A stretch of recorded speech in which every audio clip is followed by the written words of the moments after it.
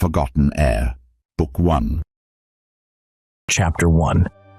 Lysaria, once a land of vibrant colors and thriving magic, had dimmed under the heavy hand of King Eric. Rolling hills and lush forests that had once teemed with life now lay barren, the trees stripped of their vitality and the air heavy with an unnatural stillness. The rivers, once teeming with enchanted fish and shimmering waters, flowed sluggishly as if weighed down by sorrow and neglect. The once clear skies, now perpetually overcast, cast a dreary gloom over the landscape, mirroring the despair that had settled over the land. In the capital city of Eldarhelm, the atmosphere was thick with dread. Cobblestone streets that had echoed with laughter and the hum of magic now stood silent, the joy and energy of the past replaced by a stifling oppression. Banners bearing the king's emblem fluttered from every building, a constant and grim reminder of his omnipresent rule. The marketplace, once a bustling hub of trade and camaraderie, had become a shadow of its former self, with merchants selling their wares in hushed tones and citizens moving quickly, eyes cast downward to avoid the gaze of the ever-watchful guards. Whispers filled shadowy alleyways where small groups huddled close, glancing over their shoulders with anxious eyes.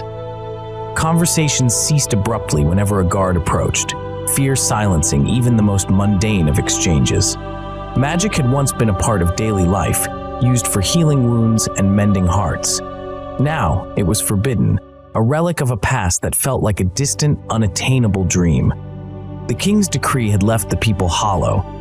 Market stalls, once brimming with enchanted goods, now offered only mundane wares. The tantalizing scent of fresh bread lingered in the air, but even that seemed duller, missing the enchantments that once enhanced its flavor and aroma. Fear gnawed at the city's heart like a relentless predator, its grip tightening with each passing day.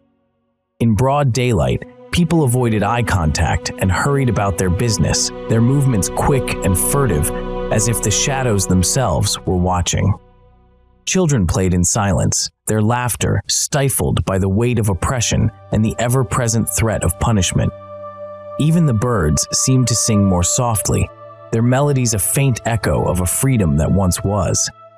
The very air felt thick, laden with unspoken dread and the bitter taste of a kingdom stripped of its magic and joy.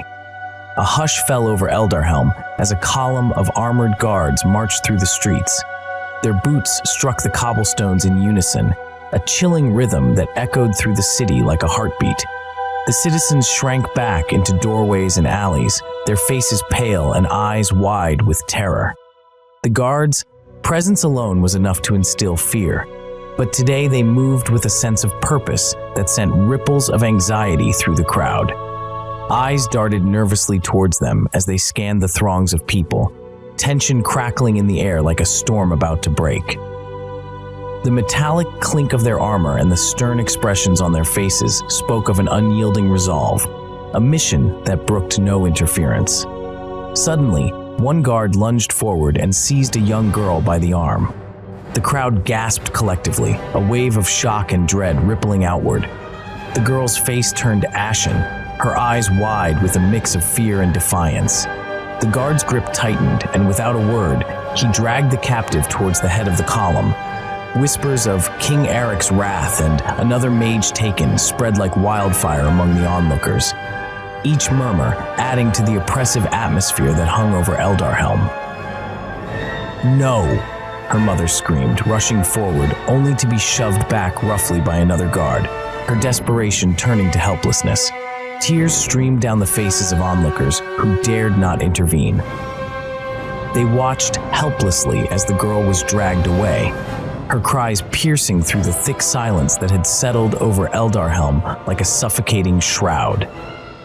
The crowd dispersed quickly after that, each person retreating into their private world of fear and despair. The air seemed to thicken with the weight of collective dread, as if the very atmosphere had absorbed their anguish. The guards continued their patrols, their heavy boots echoing ominously against the cobblestone streets, ensuring that King Eric's reign remained unchallenged and absolute.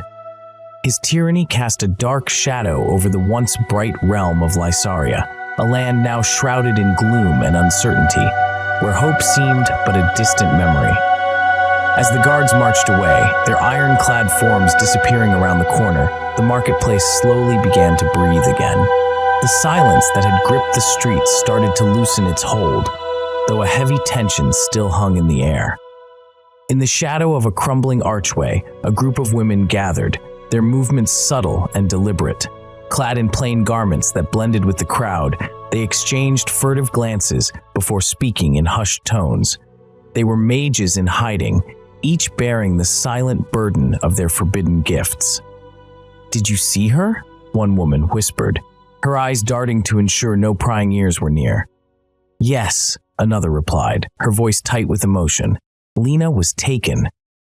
The name fell like a stone into a pond, sending ripples through their small circle. Lena had been one of them, a mage who had skillfully hidden her powers from King Eric's watchful eyes until now. A third woman stepped closer, her expression a mix of sorrow and resolve. "We must stay vigilant. If they took Lena, it means they're closing in on us." The group nodded solemnly. Each woman carried her own set of fears and memories of what life had been like before magic was outlawed. Their talents were as diverse as the land of Lysaria itself. Healers, seers, enchanters, but now those gifts were a liability that could lead to imprisonment or worse. "We need to find out where they're taking her," another woman said, her eyes narrowing with determination. "If they're holding mages somewhere." "We can't risk it," interrupted the first speaker. "Not without knowing more. We can't afford to lose anyone else." A murmur of agreement passed through them. The risk was immense. Any wrong move could expose them all. Yet the thought of abandoning Lena gnawed at their hearts. "Let's keep our ears open," suggested an older woman who had remained silent until now. Her face bore the lines of many years and many struggles. "Information is our best weapon right now." The group dispersed as quietly as they had gathered, each woman melting back into the anonymity of the crowd. Their conversation left behind a residue of unease, but also a flicker of defiance that refused to be extinguished. For now, they would wait and watch from the shadows, bound together by their shared secret and their hope for a day when magic could once again flourish openly in Lysaria. The orphanage stood at the edge of Lysaria, its stone walls worn by time and weather. Vines clung to the structure like desperate hands, seeking to cover the signs of neglect. Inside, children moved through the halls with a quiet resignation, their laughter muffled by the weight of their circumstances. Syrala sat by a small window in a cramped dormitory, her eyes fixed on the distant horizon. She had lived in the orphanage for as long as she could remember, and the world beyond its walls seemed like a distant dream. Stories of magic and adventure captivated her imagination. She devoured every tale of heroes and enchanted lands, yearning for a life that felt just out of reach. Marin, her closest friend, plopped down beside her with a huff. "Daydreaming again?" Syrala tore her gaze from the window and smiled weakly. "Can't help it. I keep thinking about those stories Mistress Hargrove tells us." Marin leaned back against the wall, eyes twinkling with mischief. "You mean the ones about brave knights and powerful sorcerers? You know they're just tales to keep us entertained."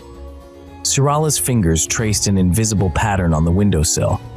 "Maybe, but sometimes I feel like there's more out there for me.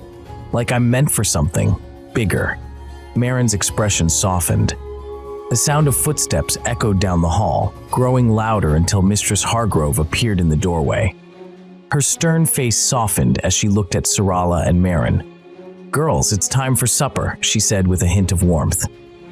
Mistress Hargrove was a complex figure. She ruled the orphanage with an iron fist, but beneath her strict exterior lay a heart fiercely protective of her charges. Syrala often wondered if Mistress Hargrove knew more about her past than she let on. As they made their way to the dining hall, Syrala felt a pang of longing. She had no memory of her parents or any family.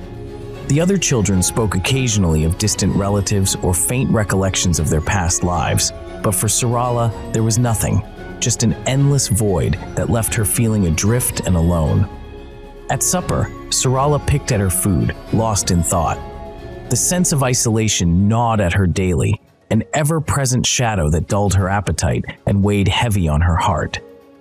She longed for a place where she truly belonged, a family, or even just answers about who she was and where she came from. The other children's laughter and chatter seemed to come from a distant world, one she could observe but never fully enter. Her fascination with stories was more than mere escapism. It was a lifeline, a fragile thread connecting her to a world where anything seemed possible. Each tale she devoured whispered promises of adventure, of hidden truths waiting to be uncovered, and of the hope that somewhere there was a place and purpose meant for her. In the pages of her books, she found solace and the courage to dream beyond the confines of the orphanage walls. The attic of the orphanage was a place of shadows and secrets, a labyrinth of forgotten memories. Syrala had always been drawn to its dusty corners, feeling an inexplicable pull toward the unknown. Today, she stood at the top of the narrow staircase, hesitating for a moment before pushing open the creaky door. A thin beam of light filtered through a grimy window, illuminating motes of dust that danced in the air. The space was cramped, with low ceilings and wooden beams crisscrossing overhead. Cobwebs hung like tattered curtains in the corners. Old trunks and boxes were piled haphazardly, relics of lives long past. Syrala's heart raced as she navigated through the clutter. Her eyes scanned the room, searching for something she couldn't quite name.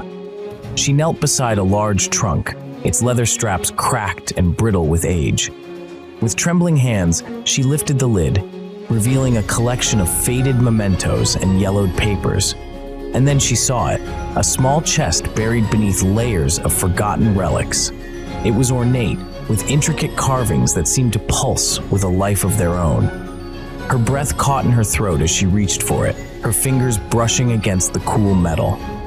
The chest opened with a soft creak, revealing a pendant nestled within a bed of velvet. It was unlike anything Syrala had ever seen. The gem at its center emitted an ethereal glow, casting an otherworldly light that danced across the attic walls. Intricate symbols adorned its surface, their meanings elusive yet tantalizingly close. As Syrala touched the pendant, a surge of energy coursed through her veins. It was as if a dormant part of her had awakened, flooding her senses with warmth and light. Her mind reeled with visions, flashes of places she had never seen and faces. As Syrala held the pendant close, a spark of energy leapt from the metal to her skin. It coursed through her veins, igniting a sensation she had never experienced before. Her eyes widened, and she gasped, almost dropping the pendant as waves of warmth and light enveloped her.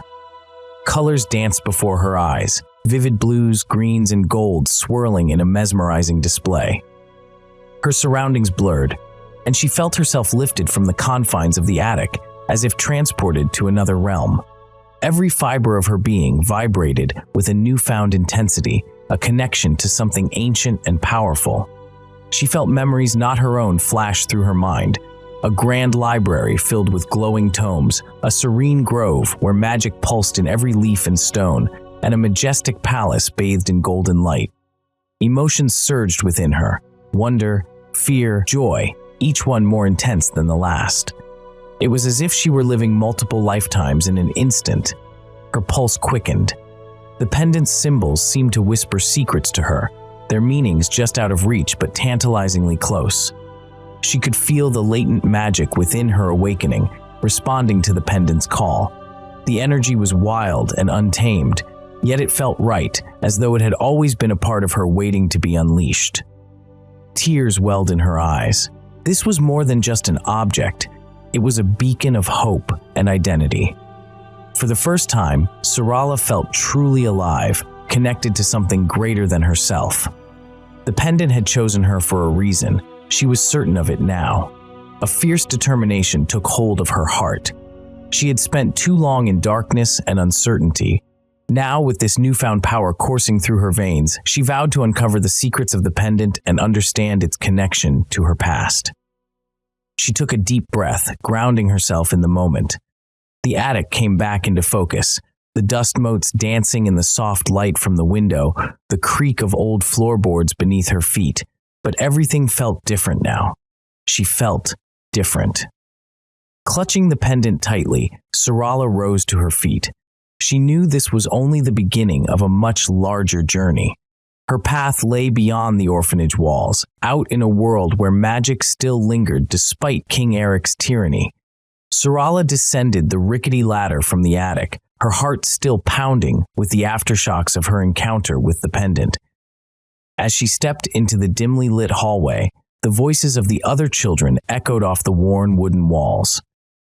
She clutched the pendant beneath her shirt, its weight a constant reminder of her newfound purpose. Turning a corner, she nearly collided with Leora and a group of her friends. Their faces twisted into smirks as they saw her. Leora had always harbored a simmering resentment toward Syrala. Growing up in the orphanage, Leora felt overshadowed by Syrala's quiet resilience and unassuming presence. Where Syrala's curiosity and kindness drew the attention and at times the favor of Mistress Hargrove, Leora often felt overlooked, her own struggles dismissed. She stood with her arms crossed, a frown etching deep lines into her young face. Her dark hair, usually tied back neatly, hung loose, giving her an untamed appearance. The orphanage had never been a place of warmth for her. It was a battleground where she fought for every scrap of attention and acknowledgement. Leora's relationship with Syrala was complex. They had once been closer, playing together in the courtyard, sharing whispered secrets under the covers at night. But as they grew older, the chasm between them widened. Leora envied Syrala's ability to draw strength from within, to find solace in stories and dreams, while she herself struggled to keep her head above the murky waters of reality. "Well, well," Leora sneered, crossing her arms. "Look who decided to join us mere mortals." Syrala straightened, meeting Leora's gaze. "What do you want, Leora?" "What do I want?" Leora's laugh was sharp and mocking. "I want to know why you get to spend all your time in that dusty attic while the rest of us have chores. Mistress Hargrove never punishes you like she does us." The other children murmured in agreement, their eyes narrowing as they looked at Syrala. "I don't get special treatment," Syrala replied, trying to keep her voice steady. "I just needed some space." "Space?" One of Leora's friends piped up. "More like hiding something from us." Leora stepped closer, her expression turning venomous. "You think you're better than us because of that stupid pendant?" Syrala's grip tightened on the pendant beneath her shirt. She could feel its warmth pulsing against her skin, but she refused to let them see how much it affected her. "I'm not better than anyone," she said quietly. "I'm just trying to understand what it means." "What it means?" Leora scoffed. "It means you're delusional if you think a piece of jewelry makes you special." Before Syrala could respond, Marin appeared at her side, his presence a calming force. He placed a hand on Syrala's shoulder and turned to face Leora and her friends. "Leave her alone," Marin said firmly. "We all have our own ways of coping with things here. Syrala isn't hurting anyone." Leora's eyes flashed with anger, but she took a step back. "Fine," she spat. "But don't think this is over." As Leora and her friends walked away, Marin gave Syrala's shoulder a reassuring squeeze. Her resolve solidified with each passing second, like iron being forged in the hottest of flames. She would find answers about the pendant, about herself, and about the secrets that had been buried beneath layers of dust and forgotten memories. She would reclaim what had been lost to time and fear, unraveling the mysteries that had long shrouded her true heritage. With this thought burning brightly within her heart, Syrala turned towards the attic stairs, the wooden steps creaking under her weight as she ascended. There was no turning back now. The air grew colder and the shadows deeper as she climbed, each step echoing her determination. The attic, with its cobwebs and forgotten relics, awaited her like a guardian of hidden truths. She felt a mixture of trepidation and excitement, knowing that whatever she found up there could change everything. Syrala's breath caught in her throat as the realization washed over her. The pendant wasn't just a trinket, it was the key to her past, to her identity. Every story she had heard, every legend whispered in the shadows of the orphanage, seemed to converge into this single, luminous artifact. Her fingers traced the intricate designs, feeling the ancient magic hum beneath her touch. The weight of responsibility settled on her shoulders, but so did a newfound determination. Syrala knew she couldn't stay hidden in the orphanage any longer. Her journey lay beyond these walls, stretching out into the vast unknown of Elysia and beyond its borders. She needed to uncover the pendant's secrets and reclaim the heritage it promised. As she moved quietly through the dim corridors of the orphanage, her mind raced with plans. The first step was leaving this place. She had to go somewhere where King Eric's influence couldn't stifle her quest for truth.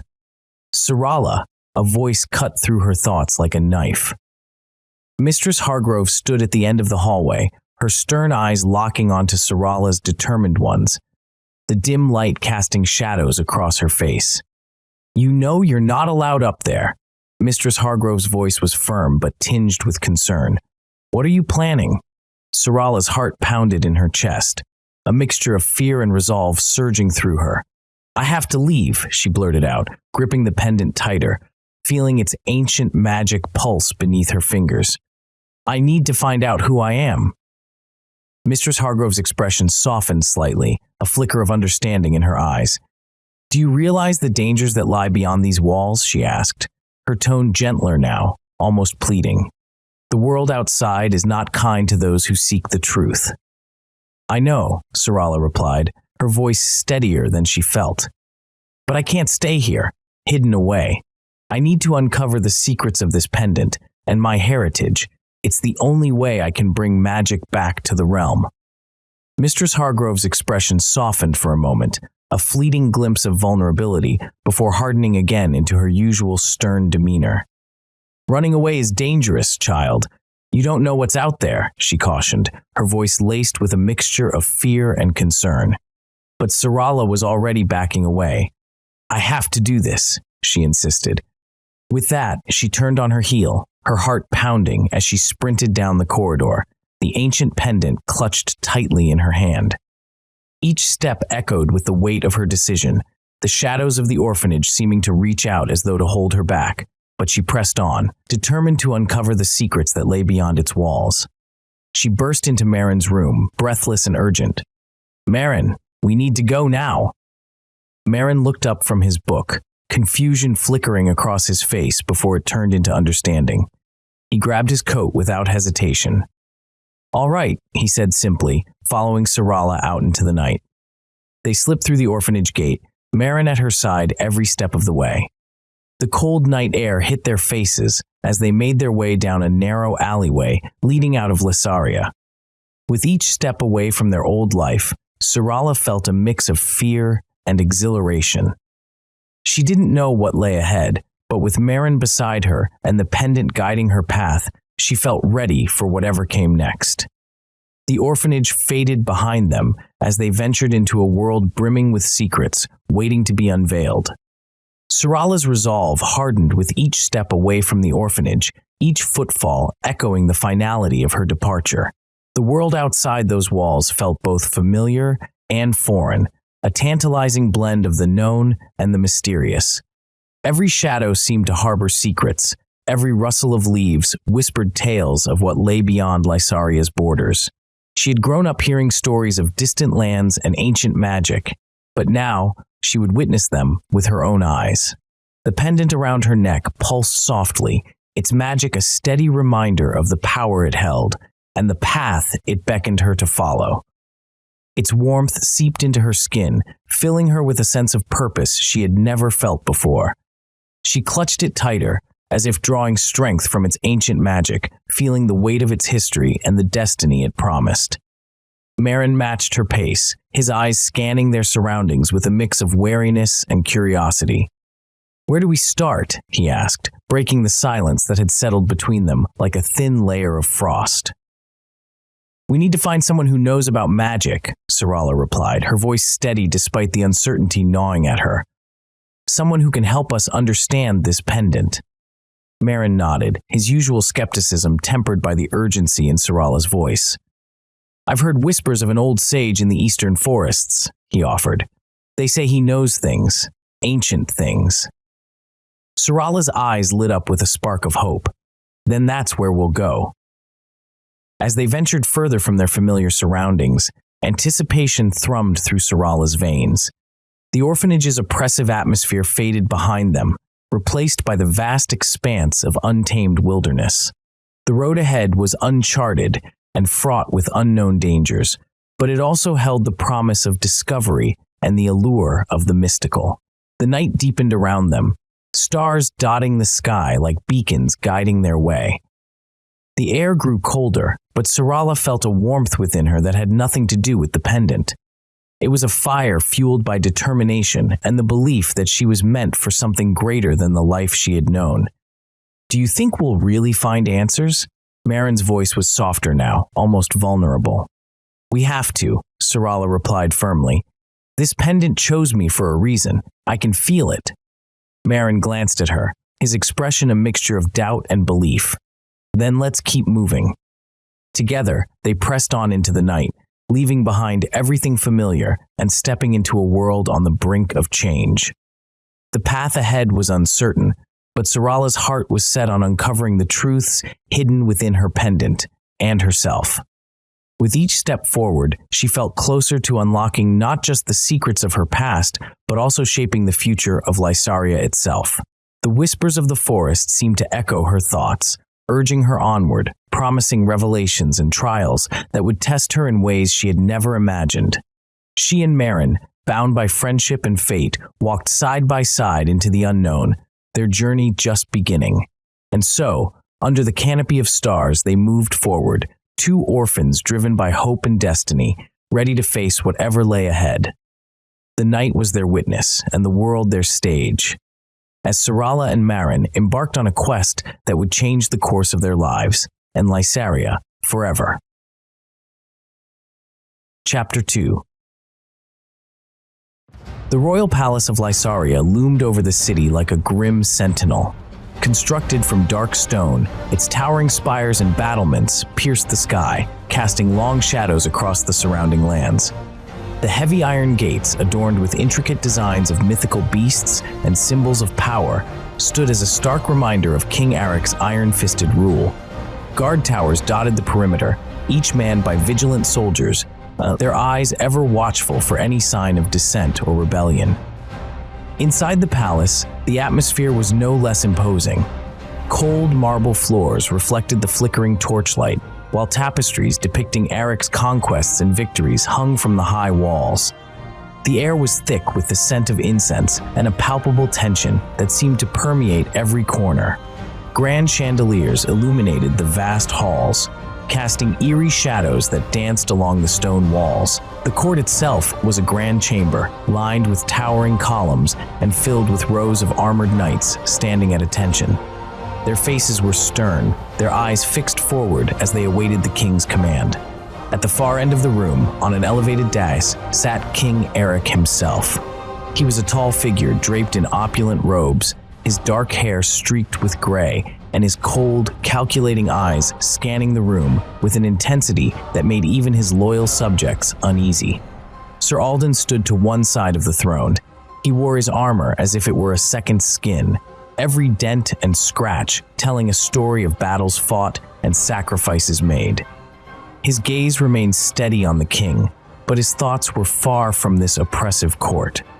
The heavy wooden doors at the entrance to the chamber creaked open, drawing all eyes toward them. Two guards entered, dragging a young prisoner between them. The girl was barely 16, her golden hair matted with dirt and blood. Her bright blue eyes were filled with pain and defiance despite her evident torture. "Another mage in hiding!" one of the guards shouted as they threw Alara to the ground before the throne. A murmur rippled through the court as all eyes turned to the broken figure lying on the cold marble floor. King Eric's expression remained unreadable as he leaned forward slightly in his seat. Alara struggled to rise, but collapsed back onto her hands and knees, her body trembling from exhaustion and pain. Her defiant gaze met Sir Alden's for a fleeting moment before shifting back to King Eric. The chamber fell silent, waiting for the king's judgment. In their youth, Alden and Eric had been inseparable. Their bond, forged in the heat of battle and the weighty discussions of the council chambers, was one of mutual respect and shared ideals. As knights in the royal court, they had stood side by side, envisioning a Lysaria where magic and justice coexisted harmoniously. Alden often recalled the early years with a bittersweet nostalgia. He remembered Eric as a charismatic and ambitious young man whose intelligence and bravery had earned him admiration from all corners of the kingdom. They had shared dreams of a prosperous Lysaria, building strategies late into the night and riding into battles together with unshakable trust. Eric's vision for a strong kingdom resonated deeply with Alden's own sense of duty and honor. But as Eric's influence grew, so did his ambitions. The death of the previous king under mysterious circumstances presented Eric with an opportunity to seize the throne. Alden had supported him without hesitation, believing in Eric's potential to lead Lysaria into a golden age. He stood by Eric during the tumultuous transition of power, quashing opposition and consolidating his friend's rule. In those days, Alden saw Eric as a brother-in-arms who would protect Lysaria's interests and bring peace and stability to their land. However, power has a way of revealing true nature, and over time, Eric began to change. His desire to strengthen the kingdom twisted into an obsession with control. The once noble aspirations were overshadowed by a growing paranoia. Threats seemed to lurk in every shadow, especially among those who wielded magic. Alden watched with increasing alarm as Eric's methods grew more ruthless. The charm that had once inspired loyalty became a mask for cruelty. Mages were persecuted relentlessly. Fear replaced respect among their subjects. Alden tried to reason with him, urging compassion and justice, but his words fell on deaf ears. King Eric sat upon his iron throne, his figure dominating the vast chamber. His dark hair, streaked with the grays of age and stress, framed a face marked by sharp, unforgiving lines. Every flicker of movement, every whispered conversation was noted and analyzed. The regal clothing he wore, rich fabrics adorned with intricate patterns and symbols of power, did nothing to soften his imposing presence. The weight of his crown, heavy with gemstones, seemed almost to press him further into his seat, as if it were a physical manifestation of his burdens and paranoia. As he surveyed the court, a voice seemed to whisper to him, faint and elusive. It was a sensation he had felt before, a gnawing presence at the edge of his consciousness. The voice spoke of danger, of threats lurking in the shadows, of betrayal from within his own ranks. His grip tightened on the armrests of his throne, knuckles turning white as he fought to maintain his composure. He scanned the room again, more intently this time, seeking the source of his unease. The courtiers and knights remained motionless, their faces masks of submission. Yet the voice persisted, growing louder, more insistent. It was a voice he had come to know well, a constant reminder of the precariousness of his rule. Suddenly, his gaze locked onto Sir Alden, his posture rigid, his expression a mixture of defiance and sorrow. Eric's eyes narrowed, suspicion and anger flaring within him. The voice whispered again, its tone urgent and accusatory. He stared at Alden, his mind racing. Memories of their shared past flickered through his thoughts. Battles fought side by side, strategies devised in the dead of night, a friendship forged in the crucible of war. Yet now, all he saw was a potential threat, a man who had dared to question his authority. Eric's thoughts churned. He pondered the implications of Alden's defiance, the risks it posed to his reign. The voice urged him to act, to crush this rebellion before it could take root. His gaze bore into Alden as he weighed his next move. Sir Alden stood in the shadows of the grand court chamber, his hand resting on the hilt of his sword.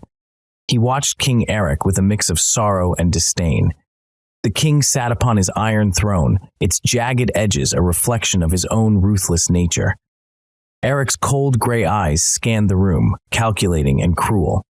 "Reports have come to me," Eric began, his voice echoing through the chamber. "There are whispers of heirs to the magic of Lysaria hiding among us." The court fell silent. Alden's grip tightened on his sword. He knew where this was headed, and it churned his stomach. "We cannot allow these potential threats to go unchecked," Eric continued, rising from his throne. "We will hunt them down, every last one." A murmur rippled through the assembled courtiers. fear, and obedience were etched into their faces. None dared to challenge the king's decree. "Your Majesty," Alden spoke, stepping forward, "surely there must be another way." Eric's gaze snapped to him, sharp as a blade.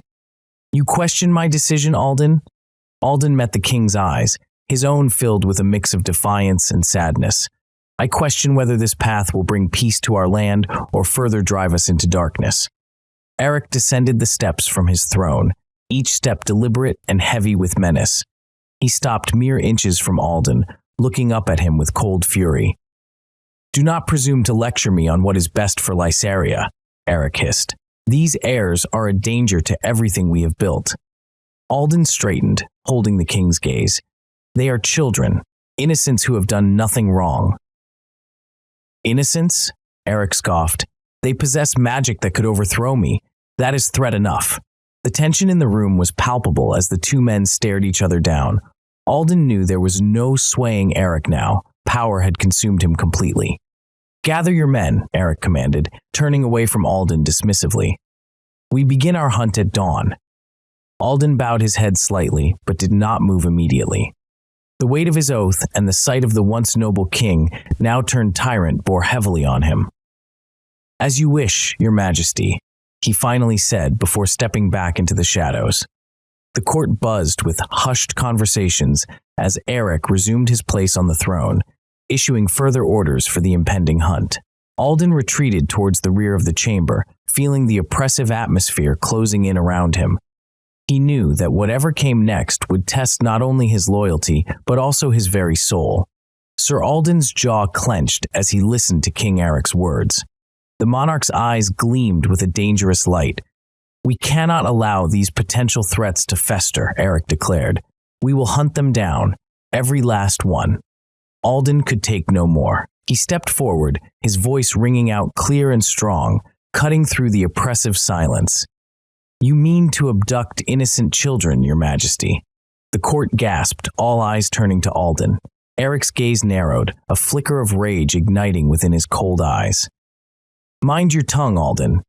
"I will not," Alden shot back. "This is madness. You abuse your power, and now you want to steal children from their families." Eric rose from his throne, descending the steps with a deliberate menace. His voice dropped to a dangerous whisper. "You dare accuse your king?" "Yes," Alden replied, his hand moving instinctively to the hilt of his sword. "I dare." Eric's fury erupted. "Seize him," he roared to his knights. Alden drew his blade in a fluid motion, parrying the first strike from a guard who lunged at him. The clang of steel echoed through the hall as Alden fought off 3 more attackers, his movements precise and powerful. He dispatched them with practiced ease, but knew he couldn't hold off an entire garrison. Eric watched with a snarl before turning his gaze toward the young girl, Alara, who had been brought in as a warning to others. "You think you can defy me?" Eric's voice was a venomous hiss as he drew his sword and moved toward Alara. "Eric, no," Alden shouted, cutting down another guard in his desperate bid to reach the king. But it was too late. Eric's blade flashed through the air in one swift motion, and Alara's head fell to the floor with a sickening thud. "No!" Alden cried out in anguish as he cut down another guard who blocked his path. The court erupted into chaos. Knights swarmed toward Alden, their swords raised high. He fought with every ounce of strength he had left, each swing of his sword fueled by rage and sorrow. "Mark my words," Alden spat as he parried another attack and knocked the guard unconscious. "I will bring you down, Eric." With that final vow, Alden fought his way out of the palace, leaving behind the lifeless body of Alara and the horrified faces of those who had witnessed the tyrant king's latest atrocity. Sir Alden and his squires galloped through the countryside, the sound of hooves pounding against the dirt road echoing through the still night. The wind whipped past them, carrying with it the distant cries from the castle and the heavy scent of smoke. The stars above seemed indifferent to their flight, twinkling coldly in the vast expanse of the night sky. "Damn him!" Alden cursed under his breath, his voice raw with fury. His grip on the reins tightened until his knuckles turned white. The memory of Alara's lifeless body haunted him. her wide, uncomprehending eyes staring up at him from the cold stone floor. The image was seared into his mind, a brutal reminder of the king's cruelty. "Sir, where do we go now?" one of the squires called out, trying to keep pace with Alden's relentless speed. The urgency in the young man's voice mirrored the desperation that gnawed at Alden's soul. "We ride east," Alden replied without turning, his mind consumed by thoughts of his past friendship with Eric. Once, they had been brothers in arms, bound by honor and a shared vision for Lysaria. They had dreamed of a kingdom where justice reigned supreme, but that vision had been twisted and corrupted by Eric's insatiable thirst for power. Alden could still recall the early days when they had fought side by side, their laughter echoing through the training grounds as they sparred and strategized. They had trusted each other implicitly, believing they could change the world together. But that trust had eroded over time, replaced by suspicion and fear as Eric's darkness grew. He cursed again, louder this time. The image of Alara's execution replayed in his mind, a brutal reminder of how far Eric had fallen. And yet, a part of Alden felt like he was betraying his old friend by fleeing.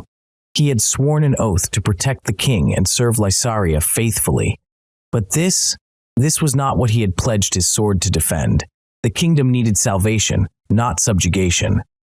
"Stay close," Alden shouted to his squires as they approached a dense forest. The moonlight filtered through the canopy above, casting eerie shadows on their path. The trees loomed like silent sentinels, their branches whispering secrets in the night breeze. He knew he couldn't afford to dwell on his conflicted feelings now. They needed to put as much distance between themselves and Eric's forces as possible. Yet, no matter how fast or far they rode, Alden couldn't escape the gnawing sense of guilt mingled with righteous fury. Each beat of his heart seemed to echo with the weight of his choices. They thundered into the woods, disappearing into its dark embrace while Alden's heart waged a battle of its own between loyalty to a friend who no longer existed and duty to a kingdom crying out for salvation. The path ahead was fraught with peril, but Alden knew that the true fight was just beginning. Sir Alden and his squires navigated the dense forest, the sounds of pursuit growing fainter with each passing moment. They had been riding hard for hours, exhaustion creeping into their bones and muscles. The forest was a maze of ancient trees and tangled underbrush, each step forward a struggle against the relentless grip of nature. Yet Alden pressed on, driven by a desperate need to find sanctuary for his weary companions. "Sir, we can't keep this pace much longer." One of the squires gasped, his horse stumbling over a root that jutted out from the ground like a skeletal hand. "Just a little further," Alden urged, his voice firm but compassionate. His keen eyes scanned the shadows for any sign of refuge, a glimmer of hope amidst the oppressive darkness. He knew the eastern forests held secrets, hidden places spoken of in hushed tones and old legends. If they could find one such place, they might have a chance to regroup and plan their next move against King Eric's forces. As dawn began to break, casting a pale, ethereal light through the canopy of trees, Alden spotted something in the distance. An ancient structure loomed ahead, its silhouette partially obscured by creeping ivy and overgrowth. The sight sent a jolt of hope through him, a beacon in their darkest hour. "There," he pointed, urging his horse forward with renewed vigor. Shadowspire Keep. Shadowspire Keep stood as a testament to time's relentless march. Its thick stone walls, once smooth and imposing, now bore the scars of centuries. Nature had begun to reclaim its territory, with creeping ivy and moss blanketing the fortress's exterior, lending it an almost ethereal, otherworldly appearance. The main entrance, a massive iron-bound wooden gate, groaned in protest as it swung open, a haunting reminder of the countless warriors who had once passed through. Inside, the keep was a maze of narrow corridors and crumbling staircases. The fortress appeared abandoned, its formidable walls weathered by time and nature's relentless advance. They approached cautiously, every sense on high alert, half expecting an ambush from the shadows. But as they drew closer, it became clear that Shadowspire had been long forgotten, a relic of a bygone era. The iron-bound wooden gate creaked ominously as Alden pushed it open with a determined shove. Inside, the keep was a labyrinth of narrow corridors and crumbling staircases, a testament to its ancient lineage.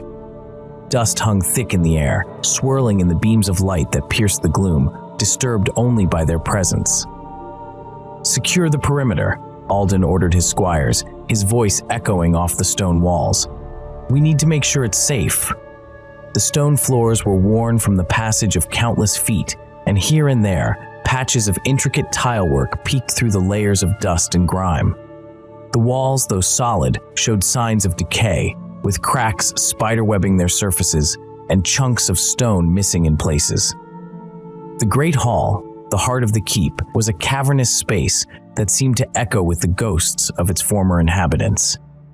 Broken tables and shattered chandeliers littered the floor, remnants of the grand feasts and gatherings that had once taken place there. The ceiling, partially collapsed, allowed shafts of light to filter through, casting an almost divine glow on the scene below. Dust motes danced in the beams, creating an illusion of movement in the otherwise still air. Despite its state of disrepair, the Great Hall exuded a sense of strength and mystery. The hall's walls were adorned with faded tapestries, their once vibrant colors now muted and indistinct, but the intricate patterns and symbols hinted at the keep's storied past. While the squires spread out to check the fortress's defenses, Alden made his way to the central tower. The uppermost chamber, the war room, offered a panoramic view of the surrounding forest, its vantage point an ideal spot for spotting any approaching enemies. The room was dominated by a large stone table, its surface etched with ancient maps and symbols. This room, unlike the rest of the keep, had remained mostly intact, its protective enchantments holding strong against the ravages of time. From here, the view was breathtaking, offering a panoramic vista of the dense forest that surrounded Shadowspire. It was easy to see why this had been chosen as a strategic vantage point. The expanse of treetops stretched out as far as the eye could see, a sea of green and shadow. "Sir," one of the squires called from below, "the keep's secure. We can hold up here." Alden descended to join them in the Great Hall, where they began to clear away debris and make themselves comfortable. The hall was a hollow echo of its former self, with broken tables and shattered chandeliers littering the floor. Yet despite its decay, it felt like a sanctuary, a place where they could find a moment of peace. They set up camp in one corner of the hall, lighting a fire for warmth and to cook what meager provisions they had left. The flames cast flickering shadows on the stone walls, creating a dance of light and darkness as they settled down to rest. Alden leaned against the wall, closing his eyes for a moment's respite. The weight of their flight pressed down on him, but for now, they were safe within Shadowspire's ancient walls. Beneath the keep lay a network of tunnels and hidden passages, some leading to long-forgotten chambers filled with relics of the past. The air down there was cool and damp, the walls slick with moisture, and the floor uneven underfoot. These tunnels, though treacherous, offered secret escape routes into the forest, a crucial feature for those seeking refuge within Shadowspire's walls. Shadowspire Keep, though aged and weathered, stood resilient, a beacon of hope and a reminder of Lysaria's enduring spirit. As the squires gathered around the fire, one of them, a young man, looked around the ancient hall with wide eyes. "Sir Alden, what is this place? It feels different." Alden's gaze wandered over the broken tables and shattered chandeliers, his mind drifting back through the annals of history. "This is Shadowspire Keep," he began, his voice taking on a reverent tone. "It was once a bastion of strength and magic, home to the Sentinels of the Vale." "The Sentinels of the Vale," another squire, Garrick, echoed, leaning forward with interest. "Yes," Alden nodded.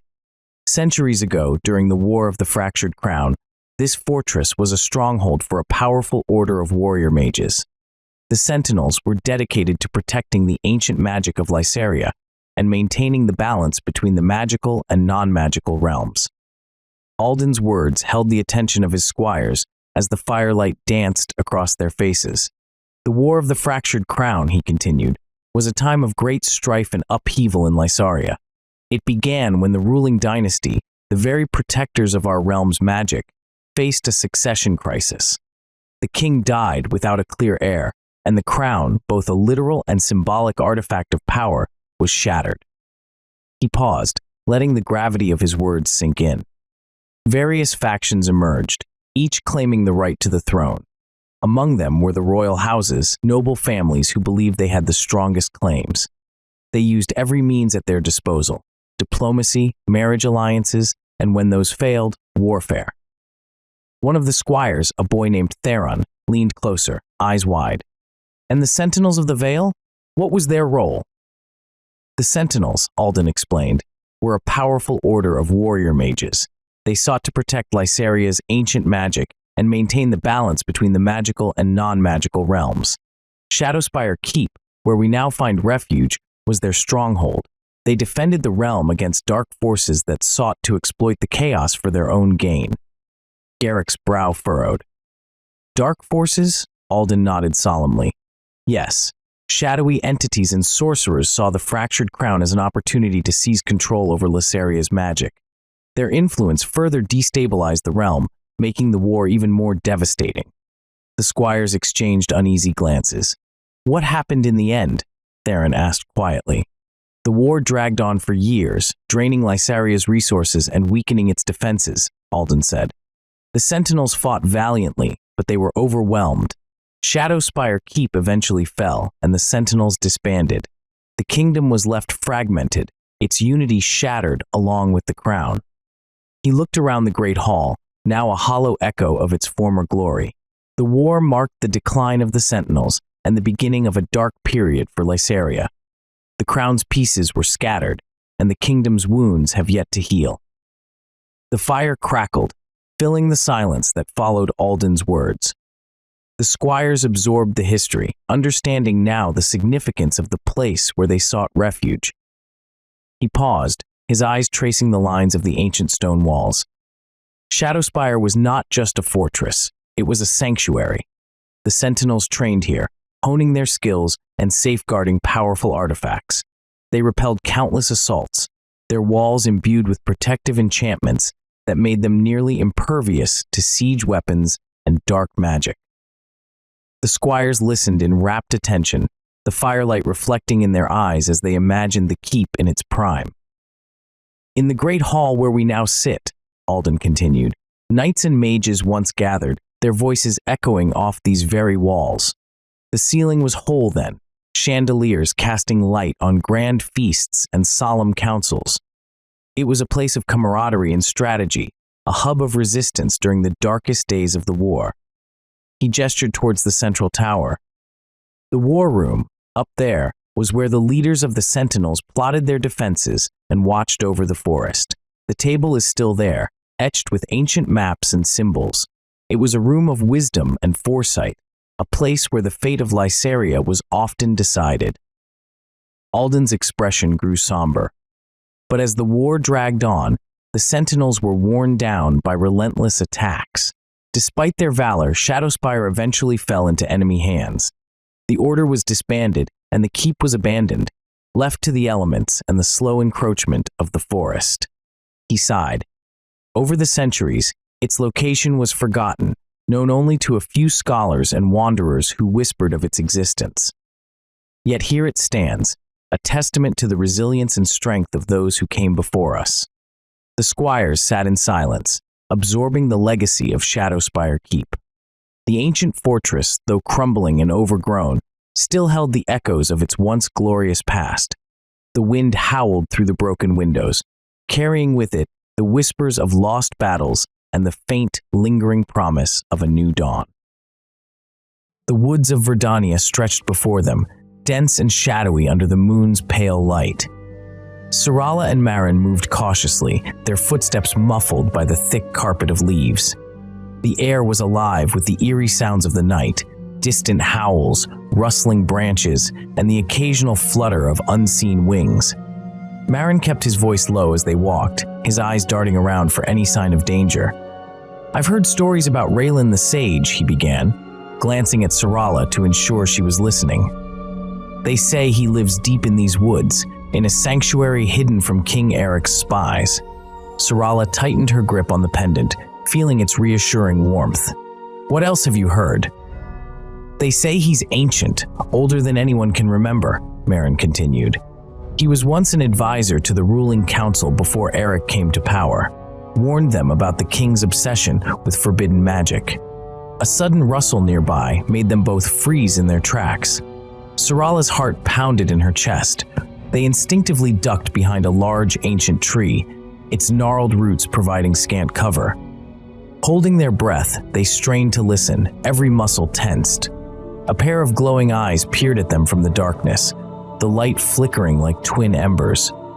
For a moment, time seemed to stretch infinitely, the forest holding its breath with them. Then, as silently as they had appeared, the eyes vanished into the underbrush, leaving an uneasy stillness in their wake. "What was that?" Syrala whispered, her voice barely audible over the pounding of her own heart. "I don't know," Merrin replied, his eyes darting nervously around the shadowy forest. "There are creatures in this forest we don't even know about, lurking in places we've never ventured." "That was close," Merrin whispered once they were sure it was safe to move again. "Too close," Syrala agreed, her voice barely audible. "Tell me more about Raelin." Merrin nodded, resuming their cautious pace. After Eric took over, Raelin retreated into these woods. They say he's been waiting for someone who can challenge the darkness Eric has spread over Lysaria. Syrala felt a chill that had nothing to do with the night air. "You think that someone is me?" "Could be," Merrin said with a shrug. "The pendant chose you, didn't it? That's gotta mean something." They moved deeper into the forest, shadows shifting around them like living things. Strange noises echoed through the trees, unearthly cries and distant whispers that seemed to follow their every step. "Keep your eyes open," Syrala cautioned as they approached a particularly dark thicket. They had to hide twice more as they made their way through Verdania's eerie woods. Once, from a pack of snarling creatures with glowing red eyes that prowled just inches from their hiding spot. Another time, from a towering beast whose footsteps shook the ground beneath them. Each time they emerged unscathed but shaken, Merrin would pick up where he left off. "Raelin's supposed to be a master of ancient magic," he said quietly after their latest close call. "Knows spells and rituals no one else remembers." Syrala nodded, determination hardening her resolve with each word. The pendant seemed to pulse in response, guiding her steps through the labyrinthine forest. "We'll find him," she said firmly, more to herself than to Merrin. Merrin offered a small smile, though his eyes remained wary. "I hope so." And so they continued their journey through Verdania's haunted woods, driven by stories and whispers of a sage who might hold the key to unraveling Lysaria's dark past. Raelin the Sage, known throughout Lysaria as a figure of immense wisdom and arcane mastery, had a past shrouded in both mystery and reverence. Originally from the hidden village of Elderglen, a sanctuary where the old ways and magic were preserved, Raelin had lived a life much longer than most. The village existed outside the normal flow of time, allowing its inhabitants to experience centuries as if they were mere decades. Raelin's journey from Elderglen began when he felt a sense of duty to protect the wider world from the dark forces he sensed rising. His warnings to the ruling council of Lysaria about King Eric's growing interest in forbidden magic fell on deaf ears. Disillusioned, Raelin retreated into the eastern forests after witnessing the fall of his homeland to Eric's forces. He established a small sanctuary, continuing his studies and awaiting the arrival of the prophesied one who would challenge the darkness. In his hut, Raelin felt a shift in the natural energies that surrounded him. The forest seemed to whisper, carrying with it the presence of two approaching souls. His deep green eyes flickered with recognition. He rose from his chair, his weathered robes rustling softly. His fingers brushed against the various charms and symbols adorning his dwelling, their familiar textures grounding him in the present moment.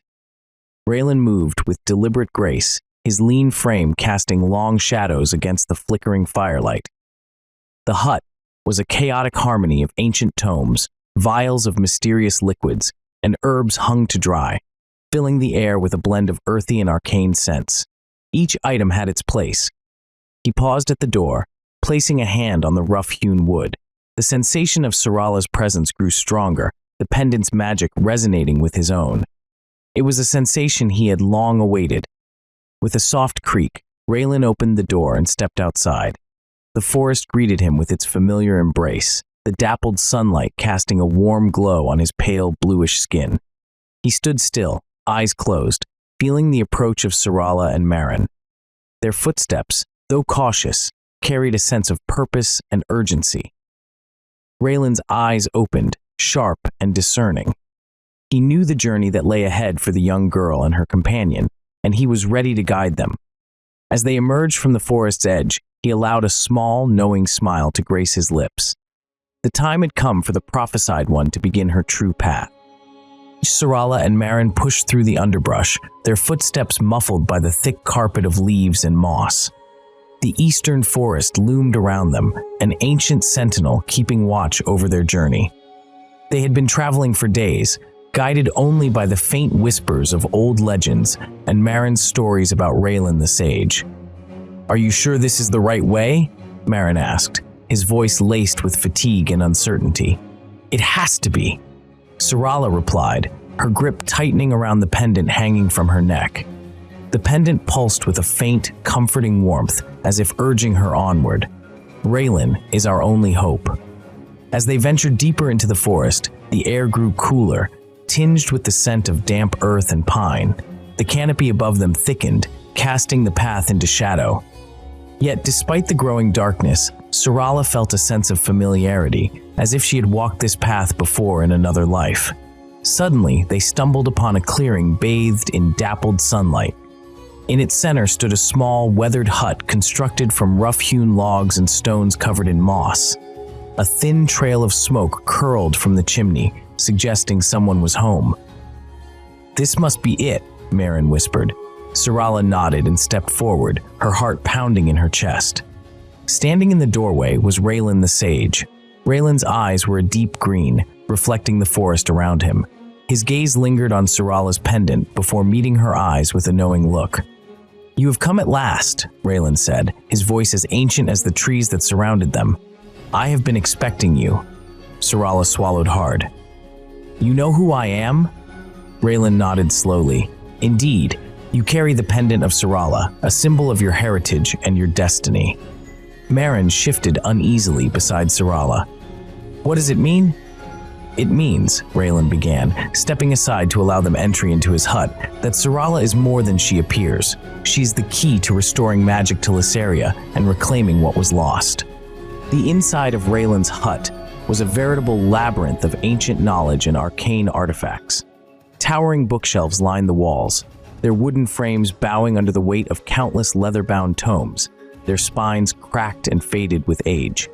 Vials of mysterious liquids in every hue imaginable crowded rickety tables, their contents shimmering and swirling as if alive.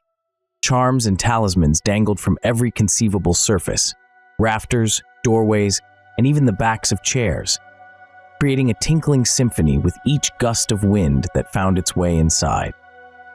The air was thick with the scent of herbs and incense, adding to the otherworldly atmosphere. It was a space that embodied both chaos and serenity, a paradox that seemed fitting for a sage of Raelin's caliber. An energy, invisible yet palpable, hummed just beneath the surface, making the hairs on the back of one's neck stand on end. It was as if the very essence of magic had seeped into every nook and cranny of this humble dwelling, transforming it into a nexus of mystical power.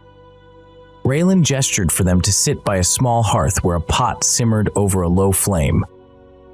"There is much to discuss," he said cryptically. As they settled in front of him, Syrala felt an overwhelming sense of anticipation mixed with trepidation. The journey she had embarked on was only beginning to reveal its true scope. "Tell me everything," Syrala said firmly.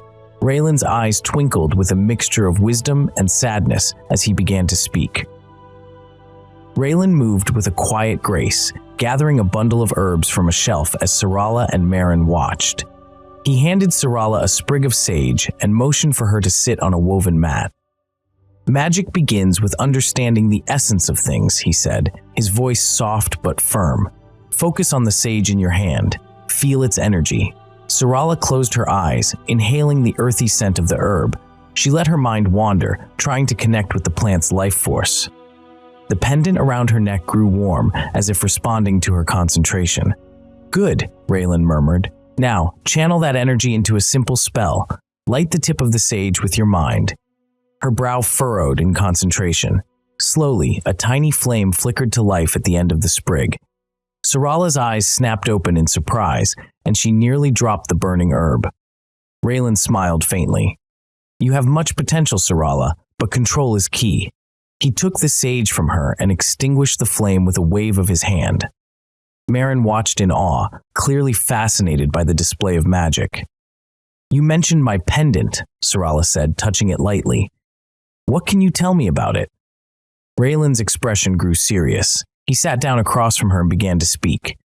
The pendant of Syrala is an ancient artifact, he explained. Forged by powerful sorcerers long ago, it holds immense power that can either heal or destroy, depending on its wielder. He reached out and gently touched the pendant, causing it to glow faintly. It is connected to your lineage. Your ancestors were guardians of this land, protectors of its magic. But why me? Syrala asked, her voice barely above a whisper. Because you are their heir, Raelin said simply. And with this pendant comes great responsibility. He stood up and walked over to an ancient tapestry hanging on the wall.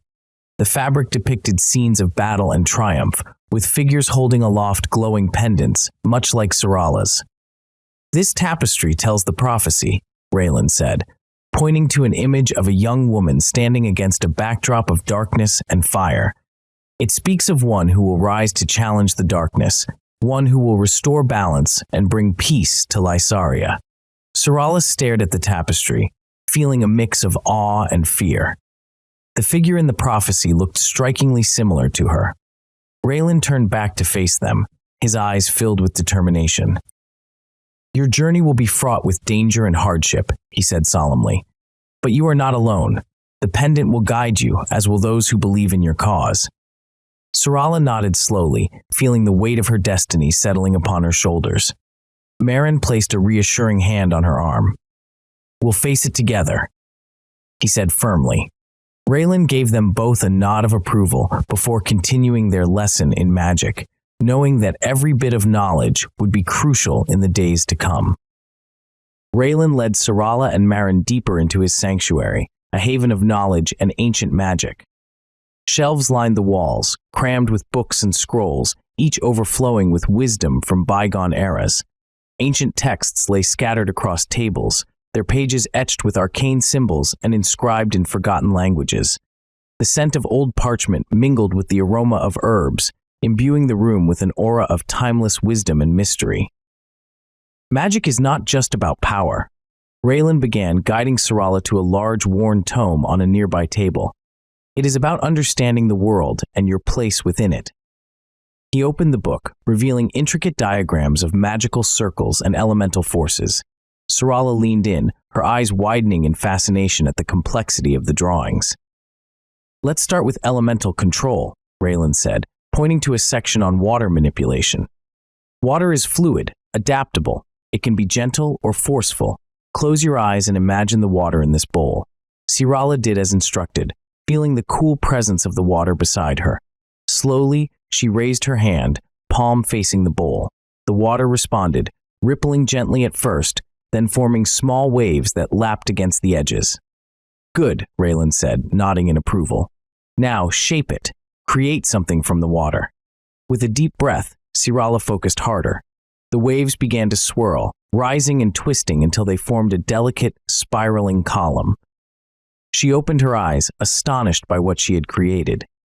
Excellent control, Raelin remarked. But remember, balance is crucial. Every action has a reaction. As Syrala practiced, Raelin began to explain more about the prophecy. He showed her an ancient scroll, its edges frayed and its ink faded but still legible. The prophecy speaks of a time when darkness will cover Lysaria, he said, tracing a finger along the parchment. a time when a chosen one will rise to challenge this darkness and restore balance. He paused, allowing the weight of his words to sink in. Syrala listened intently, feeling the significance of her role grow with each passing moment. You are that chosen one, Raelin continued, but power alone will not save us. You must learn wisdom, restraint, and compassion. Day by day, Syrala's understanding deepened. She learned to manipulate not just water, but also earth and air. Raelin taught her to create protective wards and to heal minor wounds using the life force around her. Each lesson built upon the last, forming a foundation of knowledge and skill. Merrin watched her progress with admiration, often joining in the lessons when Raelin permitted. The sage's sanctuary became a place of learning and growth, its walls echoing with the whispers of ancient magic and newfound hope. Through Raelin's guidance, Syrala began to see the larger picture. The prophecy was not just a burden, but a calling, a chance to restore what had been lost. And with each new spell she mastered, she felt more prepared to face the challenges ahead. Raelin's sanctuary, nestled deep within the forest, became a beacon of enlightenment, a place where past and future intertwined in the pursuit of restoring balance to Lysaria. Each day, the bond between teacher and student grew stronger, as did Syrala's resolve to fulfill her destiny. As the days turned into weeks, Syrala's skills flourished under Raelin's meticulous guidance. She mastered the art of elemental control, weaving water, earth, and air with ease. Her confidence grew, and with it, her understanding of the immense responsibility that came with her power. Merrin, always by her side, absorbed what he could, providing moral support and sharing in the wonder of their shared journey. Syrala tossed and turned in her sleep, her brow furrowed with distress. The dream enveloped her like a thick fog, vivid and unyielding. She saw a small village nestled in a valley, its inhabitants bustling with daily life. But the scene shifted, darkening. Shadows stretched across the cobblestone streets, and a palpable sense of dread filled the air. A great evil loomed on the horizon, threatening to consume the village. She woke with a start, heart pounding, the images from her dream lingering like a heavy mist. No matter how hard she tried, she couldn't shake off the feeling that something terrible was about to happen. The next morning, Syrala approached Raelin, her expression troubled. I had a dream, she began. It felt so real. A village, in a valley. Something terrible is going to happen there. Raelin looked up from the ancient tome he was reading, his eyes softening with concern. Dreams can be powerful, especially for someone with your gifts, but not all dreams are prophecies, Syrala. Sometimes they are merely reflections of our fears and anxieties. Syrala shook her head, her determination unwavering. This was different. I could feel it, Raelin. The fear, the danger, it was so real. I can't just ignore it. Raelin closed the book and rose from his chair, placing a reassuring hand on her shoulder. I understand your concern, Syrala, but you must be cautious. Acting on every dream could lead you down a path of constant uncertainty. Merrin, who had been listening from a corner, stepped forward. If Syrala feels this strongly about it, maybe there's something to it. We've seen her instincts prove true before.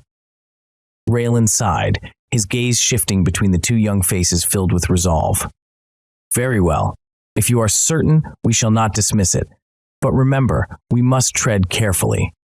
Syrala nodded, gratitude mingling with the urgency in her eyes. I need to go there, Raelin. I need to see if I can help. Raelin studied her for a moment longer before giving a reluctant nod. Take caution, Syrala. The journey will be perilous and the outcome uncertain, but if your heart tells you this is right, then follow it. With Merrin by her side, Syrala prepared to set out, the images from her dream guiding her steps. The village awaited, and with it, the unknown danger she felt compelled to face. Chapter 4.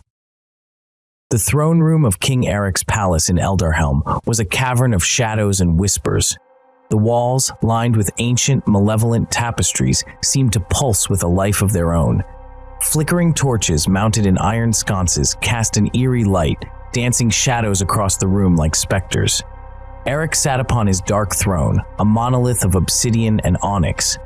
His eyes were closed, his face a mask of deep concentration. The air around him thrummed with the oppressive weight of dark magic, making the space feel almost suffocating.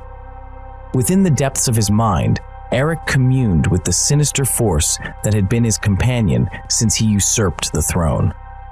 It was a presence both ancient and powerful, whispering promises of dominion and strength. The king's breathing was slow and measured as he delved deeper into this connection. Tendrils of dark energy coiled around him, drawing from the entity's wellspring of power.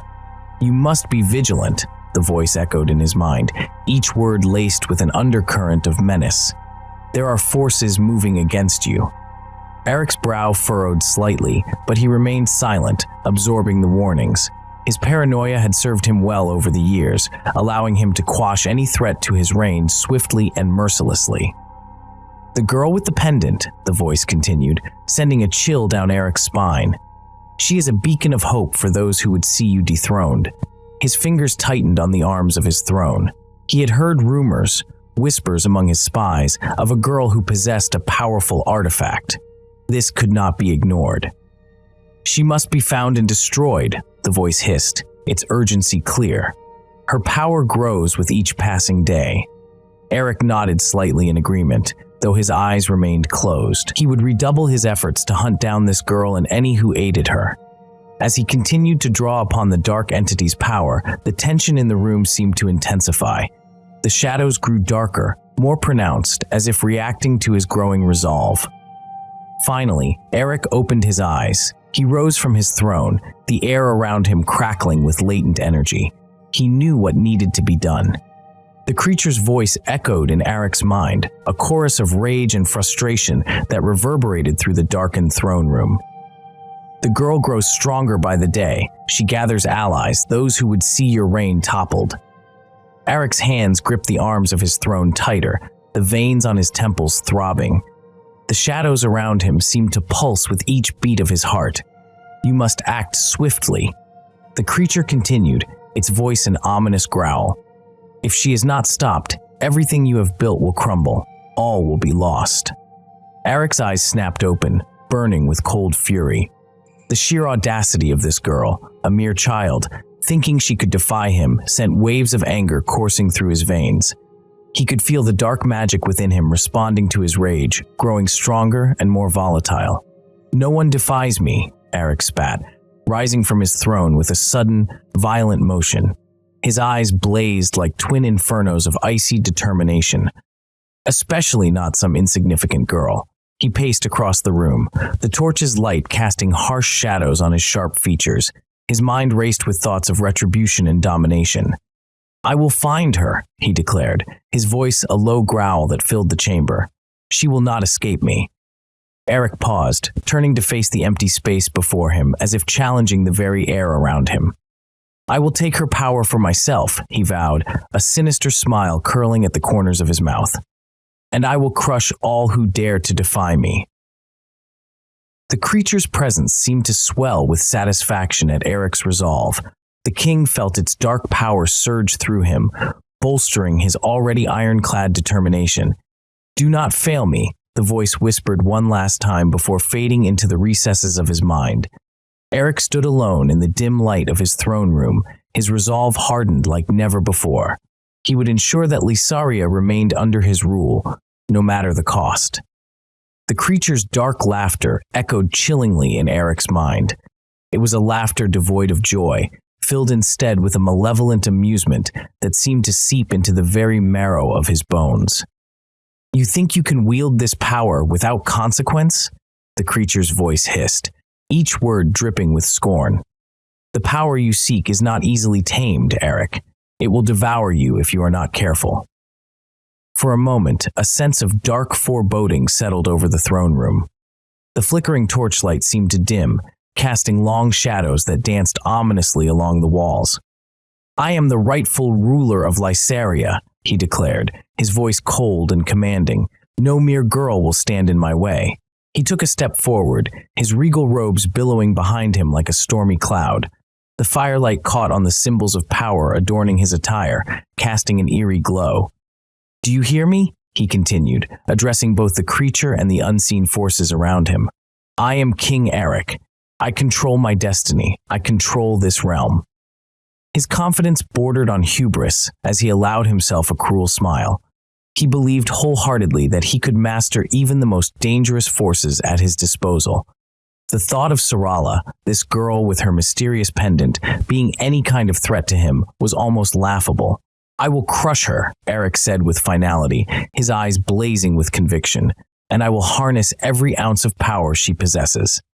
Nothing would stand in his way, not Syrala, not ancient prophecies, and certainly not warnings from a dark entity he believed he could control.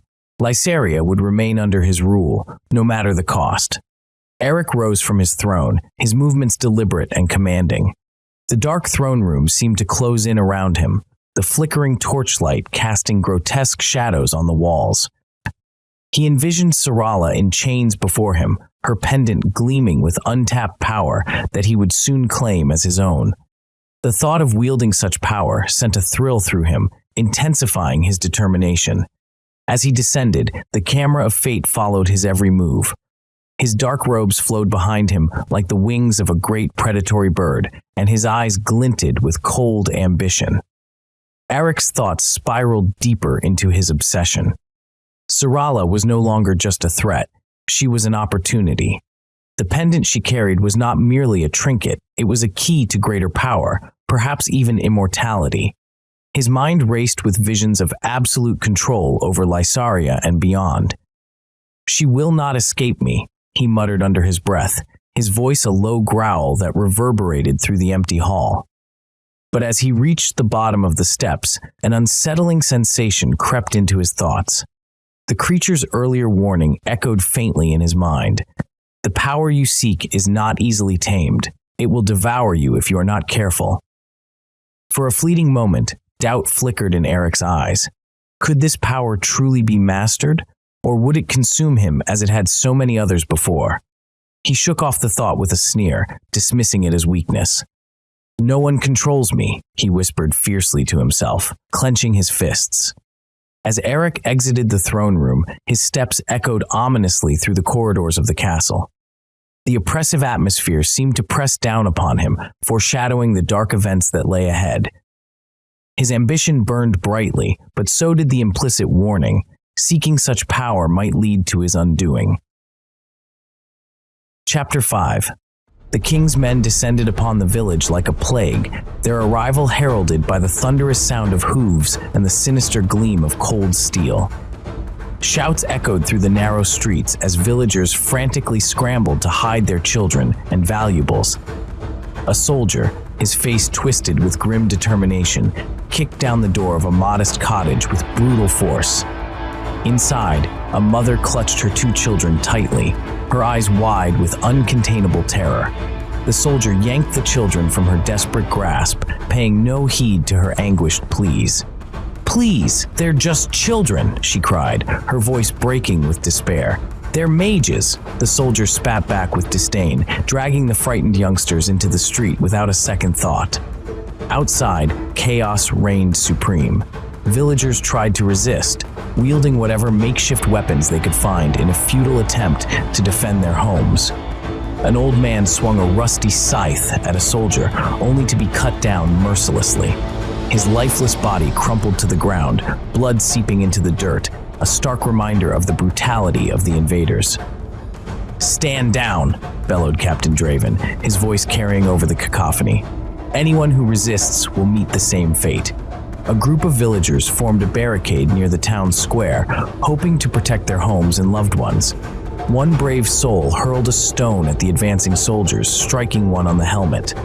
The retaliation was swift and brutal. Swords flashed, and cries of pain filled the air as bodies fell, one by one. "Leave us be," shouted a woman from behind the makeshift barricade. "We have nothing to do with mages." Captain Draven's eyes narrowed to slits. "Burn it," he ordered coldly. Torches were lit and thrown onto the thatched roofs. Flames licked hungrily at the dry straw, quickly spreading from house to house like a ravenous beast. Thick, acrid smoke billowed into the sky as fire consumed everything in its path, reducing the village to cinders. Amidst the carnage, soldiers continued rounding up more children. They were bound and placed onto horses, their tear-streaked faces reflecting sheer, unadulterated terror. One boy, driven by desperation, tried to escape but was quickly caught and tossed back onto a horse like a sack of grain. "Move out," Draven commanded once his men had gathered their captives. With one last indifferent look at the burning village, the soldiers mounted their horses and rode away, leaving devastation and heartbreak in their wake. As soon as they were gone, villagers rushed to extinguish the fires. Buckets of water were passed from hand to hand in a desperate attempt to salvage what little remained. Cries for help mingled with sobs as they tended to the injured and mourned their dead. In moments of sheer panic and heartbreak, they fought against overwhelming despair, holding on to whatever sliver of hope they could salvage from the ashes, determined to rebuild their lives amidst the ruins left behind by King Eric's merciless reign. Sir Alden moved cautiously through the shadowed corridors of Shadowspire Keep, his keen eyes scanning every nook and cranny for potential threats or hidden passages. The ancient fortress, though abandoned for centuries, still exuded an air of formidable presence, its thick stone walls whispering of battles long past. His squires followed closely behind, their faces etched with exhaustion and curiosity, the weight of recent events evident in their every step. Alden paused by a crumbling archway, noting a faint draft seeping through the ancient stones. "There's something below," he murmured, more to himself than to his companions, his voice barely a whisper against the oppressive silence. Pushing aside debris and dust-covered tapestries, they uncovered a set of narrow stairs descending into darkness. With torches in hand, they ventured down the steps, each one creaking ominously under their weight. The scent of burning coal and the rhythmic clang of metal against metal grew stronger as they descended, the sounds echoing through the narrow passageway. Alden's hand tightened on his sword hilt, his senses on high alert. As they reached the bottom, a cavernous chamber opened up before them, illuminated by the glow of numerous forges. The sight stopped them in their tracks. Dwarves, short and stout with broad shoulders, hammered away at anvils, sparks flying with each powerful strike. The forge was alive with activity, the dwarves working with a practiced efficiency that spoke of generations spent mastering their craft. At the center of the bustling scene stood Torin, his long beard meticulously braided and streaked with silver, eyes like steel surveying his kin with a mixture of pride and vigilance. "By the gods," Alden breathed, astonished by the unexpected revelation. Torin's head snapped up at the sound of voices. "Intruders," he roared, raising a heavy hammer high above his head. The dwarves halted their work instantly, hands moving to weapons within reach, ready to defend their sanctuary. Alden stepped forward, hands raised in a gesture of peace and diplomacy. "We mean no harm," he said, his voice steady despite the tension crackling in the air. Torin's eyes narrowed, his expression hardening. "Humans? Here? After all we've suffered at your king's hands?" The tension was palpable as both sides stood poised for conflict. Alden felt his heart race, but forced himself to remain calm and composed. "We're not with King Eric," he declared firmly. "I'm Sir Alden, once a knight in his service, but now an enemy of his tyranny." Torin's grip on his hammer did not relax. Suspicion etched deeply into his features. "Words are easy," he growled. "Prove your intent." One of Alden's squires, a young lad with a nervous tremor in his voice, spoke up. "We fled because we refused to follow unjust orders, because we believe in justice." The dwarf leader eyed them warily, but eventually signaled for his kin to hold their ground. "What brings you here?" he asked, his voice gruff but curious. "Sanctuary," Alden replied honestly, "and perhaps allies." A murmur rippled through the assembled dwarves as they exchanged glances, a mix of skepticism and intrigue. Torin studied Alden for a long moment before finally lowering his hammer, the tension easing ever so slightly. "If you seek allies," Torin said slowly, his voice carrying a weight of caution, "then speak plainly and prove your worth." He gestured toward the anvil beside him, a silent challenge. "Show us you are not like those who've wronged us." Alden nodded. stepping closer to where Torin stood. It wasn't just about survival anymore. It was about forging bonds that could turn the tide against a common enemy. He knew that this moment could shape the future of their struggle, and so began the cautious discussions between men and dwarves in the bowels of Shadowspire Keep, a tentative alliance born from mutual need.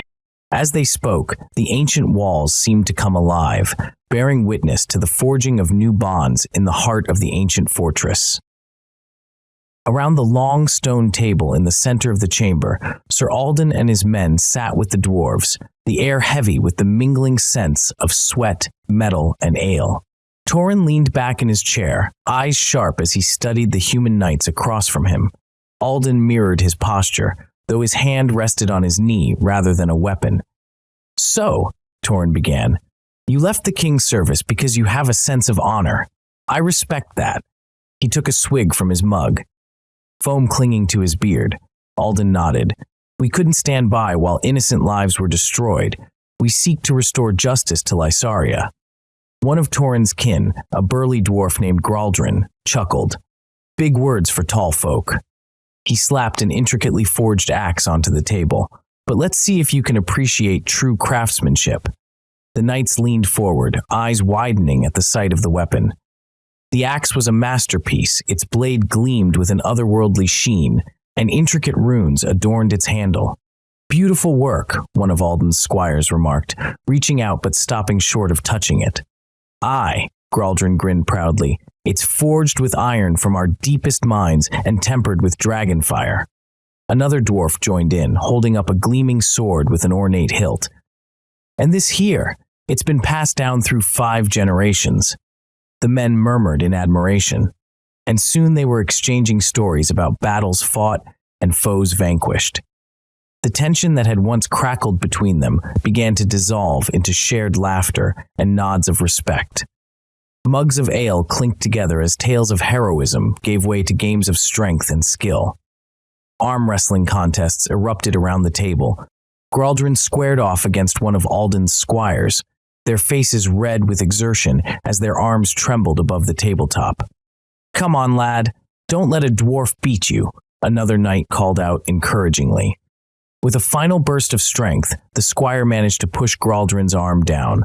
The dwarves erupted into good-natured laughter, slapping each other on the back. Torin raised his mug high. "To new allies," he bellowed. The night wore on with more games and stories, each side eager to impress the other with feats of strength or tales of valor. Weapons were examined with keen interest. Knights marveled at dwarf craftsmanship, while dwarves appreciated human ingenuity. By the end of the evening, a sense of camaraderie had settled over them like a warm cloak. The lines between human and dwarf blurred as they found common ground in their shared goals and mutual respect. For this night at least, Shadowspire Keep was not just a place of refuge, but a haven for burgeoning friendship and alliance. In the heart of Eldarhelm, deep beneath the gnarled roots of ancient oaks, lay a hidden chamber that resonated with the soft hum of magic. Cloaked figures gathered around a large circular table hewn from dark stone, their faces obscured by the flickering light of enchanted candles. These candles shimmered with a supernatural glow, casting eerie patterns on the rough-hewn walls, creating an atmosphere thick with mystery and anticipation. The air was heavy with the scent of old parchment and herbal incense, mingling to form a heady aroma that spoke of forgotten spells and ancient rites. Murmurs filled the space, each voice blending urgency with hope, a desperate yet hopeful desire for transformation. Eldric, an aged mage with a silver beard and intense blue eyes, raised a hand to command silence. "We have received much news of late," he began, his voice a gravelly whisper that reverberated through the chamber like distant thunder. The heir, long presumed lost, may have been identified. Gasps and murmurs rippled through the gathering, a wave of disbelief and excitement. A young mage, eyes wide with a mix of awe and skepticism, leaned forward. "You mean the orphan girl?" Eldric nodded, his expression serious, his eyes reflecting the weight of the revelation. "Yes, it is said she possesses the pendant of Syrala, an artifact of immense power. If true, She is the one foretold to restore balance to Lysaria. His words lingered in the air, heavy with the significance of their implications, an unspoken challenge hanging between them. Another mage, Raelin, a woman with sharp features and a hawk-like gaze, spoke up, her voice slicing through the murmur of voices like a blade. "And what of the knight, Sir Alden? I hear he has turned against Eric and seeks to protect the girl." Her question was met with a ripple of interest, the assembly leaning in, eager for more details about the disgraced knight and his newfound loyalty. Thorian, the blind mage, sat silently, his presence a steadying force. Despite his lack of sight, he seemed to sense the undercurrents of tension and hope that permeated the room. "Sir Alden's allegiance is a significant turn," he finally said, his voice carrying a quiet authority. "His knowledge of Eric's strategies will be invaluable, but we must tread carefully. Eric will not take this betrayal lightly." His words, though few, added a layer of caution to the burgeoning optimism, reminding them all of the perilous path ahead. Eldric's presence in the room was commanding despite his age. His long silver beard framed a face etched with the lines of countless battles and decisions made for the greater good. The piercing blue eyes, sharp and knowing, seemed to penetrate the very essence of those around him, revealing truths unspoken. His robes, a deep indigo trimmed with silver runes, flowed around him like the night sky, enhancing his aura of authority and wisdom. As the de facto leader of the hidden mages, Eldric's influence was unparalleled. Every mage in the room looked to him not only for guidance, but for hope in these dark times. His decisions, often a blend of caution and boldness, had kept them hidden and safe for many years. Eldric had lived through the rise of King Eric and the fall of Lysaria's golden age, and his vast knowledge of ancient artifacts and prophecies made him an indispensable figure in their struggle. Raelin, seated to Eldric's right, contrasted sharply with his calm demeanor. Her features were sharp, almost bird-like, and her eyes, dark and intense, missed nothing. The nickname Hawk-Eyed suited her perfectly. Dressed in practical yet elegant attire, her garments bore no adornments save for a single intricate brooch, a hawk in flight. Her strategic mind and pragmatic approach had earned her a position of significant influence within the group. Unlike Eldric, whose wisdom and foresight were his greatest tools, Raelin was known for her decisive actions and keen strategic planning. She was unafraid to voice her opinions, often pushing for calculated risks that others might shy away from. Her sharp intellect and readiness to act ensured that the hidden mages always had a plan, no matter how dire the situation. Their partnership was a delicate balance of wisdom and action. While Eldric pondered the broader implications of their moves, Raelin ensured that their strategies were grounded and executable. The other mages often looked to her for direction in the heat of the moment, trusting her judgment implicitly. Eldric's calm, deliberate manner reassured them, but it was Raelin's sharp intellect that made them feel prepared for any challenge. Her ability to assess risks and make quick decisions was as crucial to their survival as Eldric's long-term vision. Eldric, the visionary, saw the paths ahead, while Raelin, the tactician, cleared the obstacles from their immediate path. Eldric's eyes, as blue and deep as a summer sky, surveyed the room. His silver beard, long and flowing, added an air of venerable wisdom. Lines etched deeply into his face spoke of countless years spent in contemplation and struggle. Every movement he made, deliberate and measured, conveyed an authority that demanded respect without uttering a single word.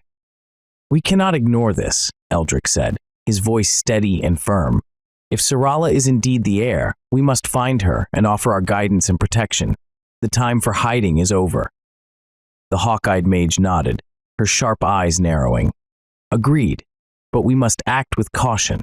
Eric's reach is long, and his spies are everywhere. We cannot afford to make a misstep." A murmur of agreement swept through the room, the mages exchanging worried glances.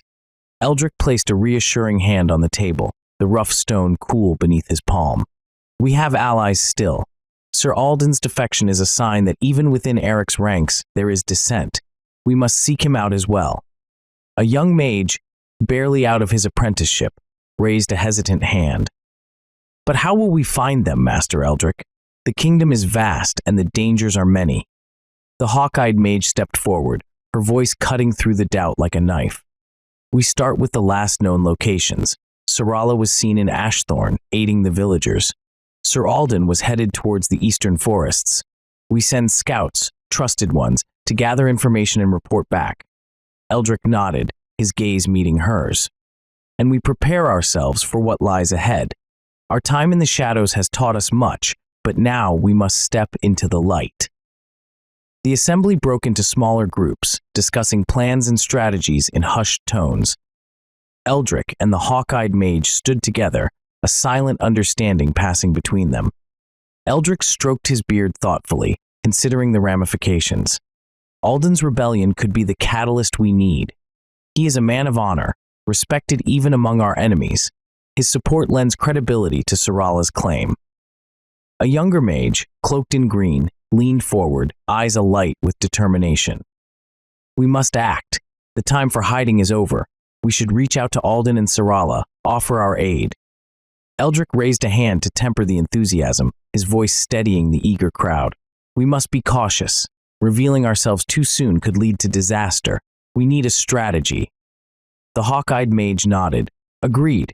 We should send envoys, trusted individuals who can gauge their intentions and offer our support discreetly. A murmur of assent spread through the chamber, the sound of resolve and readiness. We will send a small delegation to find Syrala and Alden. They will offer our assistance and gauge the situation.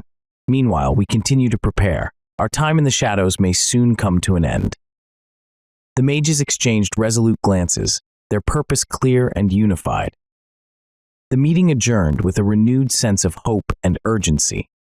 The mages in hiding, long oppressed and fearful, now saw a glimmer of light in the form of a young girl and a disgraced knight. Out of the shadows, Thorian stepped forward. The room fell silent as he moved, his blind eyes clouded but his demeanor unyielding. There is another force. Thorian's voice, though quiet, carried the weight of centuries. A force that hasn't revealed itself yet. The mages turned to him, a mixture of respect and curiosity in their eyes. Eldric inclined his head, urging Thorian to continue. An ancient evil force, Thorian said, his tone grave. One that the king now serves. A ripple of unease spread through the room. The hawk-eyed mage's sharp gaze softened, a rare glimpse of vulnerability. What do you mean, Thorian? Thorian's expression remained inscrutable, but his words held a chilling certainty. I have felt its return. This force is not content with merely aiding Eric. It has the king in its grip, controlling his every move. Eldric clenched his fists, his voice strained. Are you certain of this, Thorian? It is waiting, biding its time. It uses Eric as a puppet, a means to an end. Murmurs erupted among the mages, fear and determination intertwining. The hawk-eyed mage stepped forward, her voice steadying the group. Then we face not just a tyrant, but a dark entity as well. Our task has become even more perilous.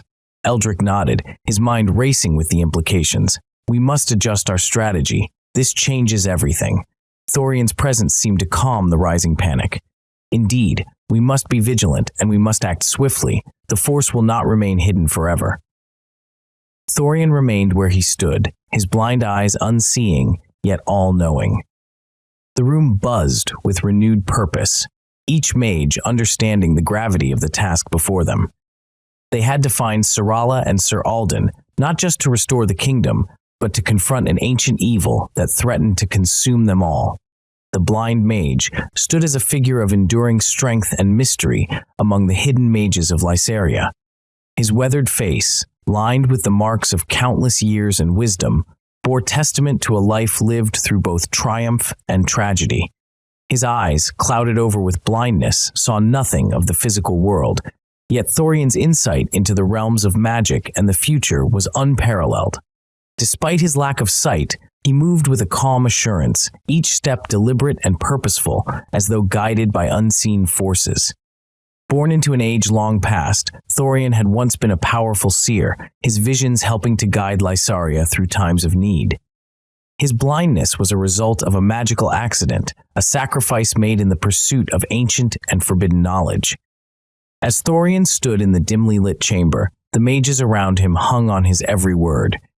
His presence alone commanded respect. Eldric, the leader of the hidden mages, watched Thorian with a mixture of reverence and anticipation. "Thorian, your insight is invaluable to us," Eldric said, his voice tinged with urgency. "What can we do to counter this ancient evil?" Thorian's head tilted slightly, as if listening to whispers only he could hear. "We must gather our strength and seek out the one who holds the pendant," he replied. "Syrala is key to our success. She must be protected at all costs." Raelin, the hawk-eyed mage, stepped forward, her sharp features softened by concern. "But how do we find her? And how do we fight a force so deeply entwined with Eric?" Thorian's expression remained inscrutable. "The pendant she carries is a beacon. It will guide us if we listen. As for the dark force, we must be united. Only together can we hope to stand against it." With Thorian's words resonating in their hearts, the mages set about their tasks. Chapter 6. Syrala and Merrin stumbled into Ashthorn, the acrid smell of charred wood assaulting their senses. The once vibrant village now lay in ruins, with smoldering remnants of homes and scattered belongings strewn across the ground. Villagers moved like shadows through the debris, their faces etched with grief and weariness. "We need to help," Syrala whispered, her eyes wide with horror. Merrin nodded. "Let's find those who need us." They split up, each diving into the chaos. Syrala knelt beside an elderly woman cradling a wounded child. "Let me see," she said gently, examining the child's injuries. Nearby, Merrin assisted a group of villagers trying to clear rubble from a collapsed home. "We'll get through this," he assured them, his voice steady despite the turmoil around him. At the edge of the village, Raelin the sage worked tirelessly, his hands glowing with a soft green light as he healed those he could. Sweat beaded on his forehead, and his breaths came in ragged gasps. He moved from one injured person to the next, each spell taking a visible toll on him. "Sage Raelin?" Syrala called out as she approached him with the wounded child in her arms. "Can you help?" Raelin glanced up, exhaustion clear in his eyes. He nodded and placed his hands over the child, murmuring ancient incantations. The glow intensified for a moment before fading as the child's breathing steadied. "I can't keep this up much longer," Raelin admitted, wiping his brow. "But I'll do what I can." As they continued their efforts, the sound of hoofbeats thundered through the village. Heads turned towards the source as riders appeared at the outskirts of Ashthorn. Panic rippled through the crowd. Villagers grabbed makeshift weapons and formed a defensive line. "Ready yourselves," Merrin shouted, joining the villagers with a determined look on his face. Syrala stood beside him, her hand gripping her pendant tightly. Raelin rose unsteadily to his feet, positioning himself between the villagers and the approaching riders. The tension was palpable as the riders slowed their approach and dismounted. At their head was Sir Alden. "We mean no harm," Alden called out, raising his hands in a gesture of peace. "We've come to help." Murmurs of confusion and relief spread through the crowd as Alden's men began distributing supplies and offering aid to those in need. The villagers, initially wary, gradually lowered their makeshift weapons and accepted the assistance with hesitant gratitude. Syrala's grip on her pendant loosened slightly as she observed Sir Alden moving among his men, directing them with a blend of efficiency and compassion that struck her as admirable. His calm demeanor and the genuine concern etched into his features provided her with a sense of reassurance that she desperately needed in that moment. She noticed the tension gradually ease from the villagers' faces, their fear slowly giving way to a fragile sense of trust, as if they were collectively daring to believe that perhaps, just perhaps, there was a path forward from their suffering. The village of Ashthorn slowly began to show signs of life again as Sir Alden's men worked alongside the villagers, distributing supplies and offering aid wherever they could. Syrala and Merrin moved through the throng, lending their hands and hearts to the collective effort. Raelin, ever the dedicated healer, continued his work tirelessly, his hands never still for long as he tended to the wounded. Syrala found herself next to a burly man with a bandaged arm who was struggling to shift a fallen beam. "Let me help," she offered, her voice steady with resolve. Together they heaved the beam aside, revealing a young woman trapped underneath. Her eyes fluttered open, and she gasped in relief as fresh air rushed to her lungs. "Thank you," the man said, his voice choked with emotion. "I'm Ferris. This is my sister Anya." Syrala smiled warmly. "I'm Syrala. We're here to help." Meanwhile, Marin worked with a group of villagers to set up a makeshift clinic. He organized supplies with the precision of someone who understood the urgency of their situation, using his knowledge of herbs and medicine to tend to minor injuries. His calm demeanor and steady hands brought a sense of order to the chaotic scene, instilling confidence in those around him. Sir Alden, observing the efforts of Syrala and Marin, approached them with a measured stride. "You two are quite resourceful," he remarked, a hint of admiration in his voice. Syrala looked up from her work, meeting Alden's gaze. "We're just doing what we can. This village has suffered enough." Alden nodded, his expression grave. "King Eric's cruelty knows no bounds. We've seen it firsthand." As the day wore on, the villagers and their newfound allies began to share stories. Around a small fire, a group gathered to eat a simple meal of foraged berries and dried meat. Ferris recounted tales of Ashthorn's past prosperity, his voice carrying the weight of lost nostalgia, while Alden spoke of his rebellion against King Eric. "I was once a knight loyal to the king," Alden admitted, his voice tinged with regret, "but his tyranny, I couldn't stand by and watch any longer." Raelin joined the group, sitting heavily on a fallen log. "It takes great courage to stand against such evil," he said, looking at Alden with respect. "We must all find that courage within ourselves." Syrala spoke up with conviction. "We have a common goal, to restore Lysaria and bring peace back to our land." The villagers murmured in agreement, their spirits lifted by the shared determination. The bonds forming among them felt like the first step toward healing, a glimmer of hope in the darkness that had enveloped their lives. As they continued to help each other and share their stories, a sense of unity began to take root in the heart of Ashthorn, promising a brighter future. As the sun sank below the horizon, casting elongated shadows over the ravaged remnants of Ashthorn, the distant sound of heavy footfalls and the clinking of armor caught everyone's attention. Emerging from the dense forest, Torin and his band of dwarves marched into the village with determined purpose.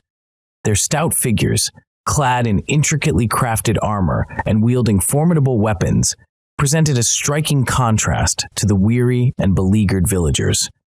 Torin's sharp, steely eyes scanned the scene, taking in the devastation with a furrowed brow. "Looks like he could use some help," he said, his voice a deep rumble that commanded attention and respect. Sir Alden stepped forward, a smile of relief breaking through his otherwise stern expression. "Torin, your timing couldn't be better. We've managed to stabilize things, but these people need more than just temporary aid." Torin nodded, his eyes softening as they met Alden's. "Aye, we've brought supplies and more hands to help." He gestured to his warriors, who immediately began distributing food, water, and medical supplies among the villagers. The dwarves moved with practiced efficiency, their presence bringing a renewed sense of hope to the beleaguered villagers.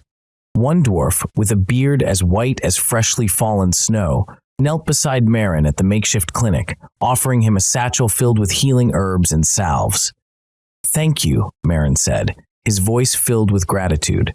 The white-bearded dwarf gave a curt nod. "No need for thanks. We're all in this together." As the dwarves integrated into the relief efforts, Sir Alden and Torin gathered the village elders and key figures, including Syrala and Raelin, to discuss the next steps. They convened around a table hastily set up in the village square, maps and plans spread out before them, illuminated by the flickering light of torches. "This village is nearly destroyed," Alden began, his tone grave and resolute. "Staying here would be a death sentence if Eric's forces return." Torin crossed his arms over his broad chest, his steely gray eyes scanning the anxious faces around him. Shadowspire Keep is still defensible. We've made repairs, and it can shelter ye all, he declared with a confidence that resonated through the tense air. A murmur of hope spread through the gathered villagers, their spirits lifting slightly at the prospect of safety. One elder, his face deeply lined with worry and the weight of responsibility, stepped forward and voiced the concern that lingered in many hearts. It's a long journey. Can we make it with the injured and the children? Raelin, ever the calming presence, placed a reassuring hand on the elder's shoulder. His eyes, reflecting the wisdom of countless years, were filled with calm determination. We will move carefully and ensure everyone's safety. Shadowspire offers not just shelter, but a chance to regroup and plan our resistance, he assured, his voice steady and soothing. Syrala, feeling the familiar weight of her pendant against her chest, nodded in agreement. Her emerald green eyes shone with a mixture of resolve and hope. We must stand together. Shadowspire could be our beacon of hope, she affirmed, her voice carrying a quiet strength that inspired those around her. The flickering torchlight danced on the maps before them, casting long shadows that seemed to echo the arduous journey ahead, yet also the promise of unity and resilience. With a consensus reached, plans were swiftly put into motion. Torrhen's dwarves, along with Sir Alden's men, began organizing the villagers into groups, ensuring that the weakest and most injured were given priority. They devised a strategy to move in stages, with scouts sent ahead to secure the safest routes. As the preparations continued into the night, a sense of purpose and unity enveloped Ashthorn. The journey to Shadowspire Keep marked the beginning of their quest for justice and freedom, a journey that would test their resolve and forge unbreakable bonds of camaraderie and trust. Ahead of the main party, several squires and knights rode, their keen eyes sharp for any hint of threat. Their mounts' hooves barely made a sound on the soft forest floor. The dwarves of the Iron Fist clan, led by the formidable Torrhen, marched at the forefront, their shorter but swift strides eating up the distance with ease. Torrhen's face was set in a determined scowl, his hand ever ready on the hilt of his formidable axe. We must keep moving, Alden said, his voice low but firm. The forest offers some cover, but it also holds dangers. Syrala nodded, her hand unconsciously touching the pendant hanging around her neck, the source of her newfound responsibilities. Do you think we'll make it to Shadowspire without being noticed? She asked. We can only hope, Alden replied, his tone reassuring yet cautious. But we're prepared for anything that comes our way. Marin walked beside them. As they continued, the dwarves in front signaled for a brief halt. Torrhen walked back to confer with Alden and Syrala, his expression serious. All clear so far, Torrhen grunted, his voice a low rumble. But we should not let our guard down. These woods have eyes. Alden nodded. We proceed with caution. Thank you, Torrhen. The dwarf leader gave a curt nod and returned to his position at the head of the column. The villagers took the opportunity to rest, some sitting on fallen logs or leaning against the ancient trees. Children whispered excitedly, their eyes wide with wonder and fear at the unfamiliar surroundings. Syrala took a deep breath, feeling the weight of her responsibility pressing down on her shoulders. With a nod from Alden, the group resumed their arduous journey. The squires and knights continued to scout ahead, ever vigilant. The dwarves, relentless in their march, led the way with unwavering determination. The villagers, despite their fatigue, pressed on, united by a common goal and the hope of a better future. The path to Shadowspire lay ahead, shrouded in uncertainty and peril. Yet with each step, they moved closer to their destination. The group moved at a steady pace through the forest, the sun filtering through the canopy above. Alden rode alongside Syrala, his eyes constantly scanning the surroundings for any signs of danger. The villagers, weary but hopeful, walked behind them, their children clutching at their sides. The path to Shadowspire was long and treacherous, demanding both vigilance and endurance. The sound of many strange creatures filled the air, a symphony of chirps, howls, and rustling that seemed to come from every direction at once. It set the villagers on edge, their nervous whispers carried by the wind. Even Alden, seasoned as he was, felt the weight of unease pressing down on him. An eerie feeling crept up, making the hairs on the back of his neck stand on end. Syrala glanced at him, her emerald eyes wide with concern. "Do you feel that?" Her voice was barely above a whisper. Alden nodded, his grip tightening on the reins. "Stay close, everyone. Something's not right." Marin, walking beside Syrala, glanced around nervously. "What do you think it is? Wolves? I wish it were just wolves," Alden muttered, eyes scanning the thick underbrush. Suddenly, a strange mist appeared out of nowhere, curling around their legs and rising slowly. It was thick, almost tangible, and carried an unnatural chill that seeped into their bones. The mist obscured their vision, turning the once familiar path into a maze of shadows and silhouettes. Torin, the dwarf leader, squinted through the haze. "This ain't no ordinary fog," he grumbled, his voice a low rumble. "Everyone, stay sharp." The villagers huddled closer together, fear palpable in the air. Syrala reached for her pendant, feeling its warmth against her skin, a stark contrast to the cold mist. "Can you do something about this?" Marin asked. Syrala concentrated, focusing on the energy within the pendant. She whispered an incantation Raelin had taught her, hoping to disperse the mist. The pendant glowed faintly, but the mist remained, swirling around them with an almost sentient quality. "It's not working," Syrala admitted, frustration creeping into her voice. Alden placed a reassuring hand on her shoulder. "We'll get through this. Just stay close and keep moving." They pressed on, each step cautious, the mist making it hard to see more than a few feet ahead. The strange sounds of the forest seemed amplified, echoing eerily through the fog. It felt as though the forest itself was watching. Ahead of the main party, several squires and knights rode, their keen eyes sharp for any hint of threat. Their mounts' hooves barely made a sound on the soft forest floor. The dwarves of the Iron Fist clan, led by the formidable Torin, marched at the forefront, their shorter but swift strides eating up the distance with ease. Raelin rode up beside Syrala, his movements fluid and graceful, despite the age that seemed to weigh heavily on his frame.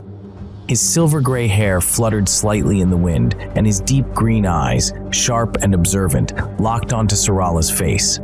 The lines of wisdom and time etched into his features spoke of countless experiences, but there was a gentleness in his gaze that set Syrala at ease. He closed his eyes, his lips moving silently as he murmured an ancient spell. The words were soft, barely audible over the eerie silence of the forest, but they carried a power that resonated deeply within the air around them. Syrala felt a sudden warmth spread from her pendant, a comforting heat that radiated through her body. The pendant began to glow, its light cutting through the thick mist that surrounded them. The mist recoiled, as if the very presence of the pendant's magic was too much for it to bear. Marin, walking beside Syrala, watched in amazement. His eyes widened, reflecting the glow of the pendant. "Look at that," he breathed, his voice filled with awe. "It's working."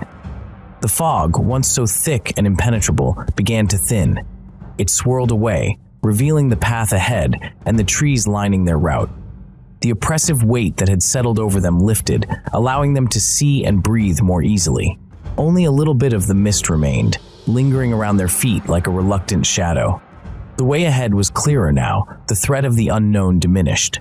The villagers, sensing the change, relaxed slightly, their fear giving way to cautious optimism.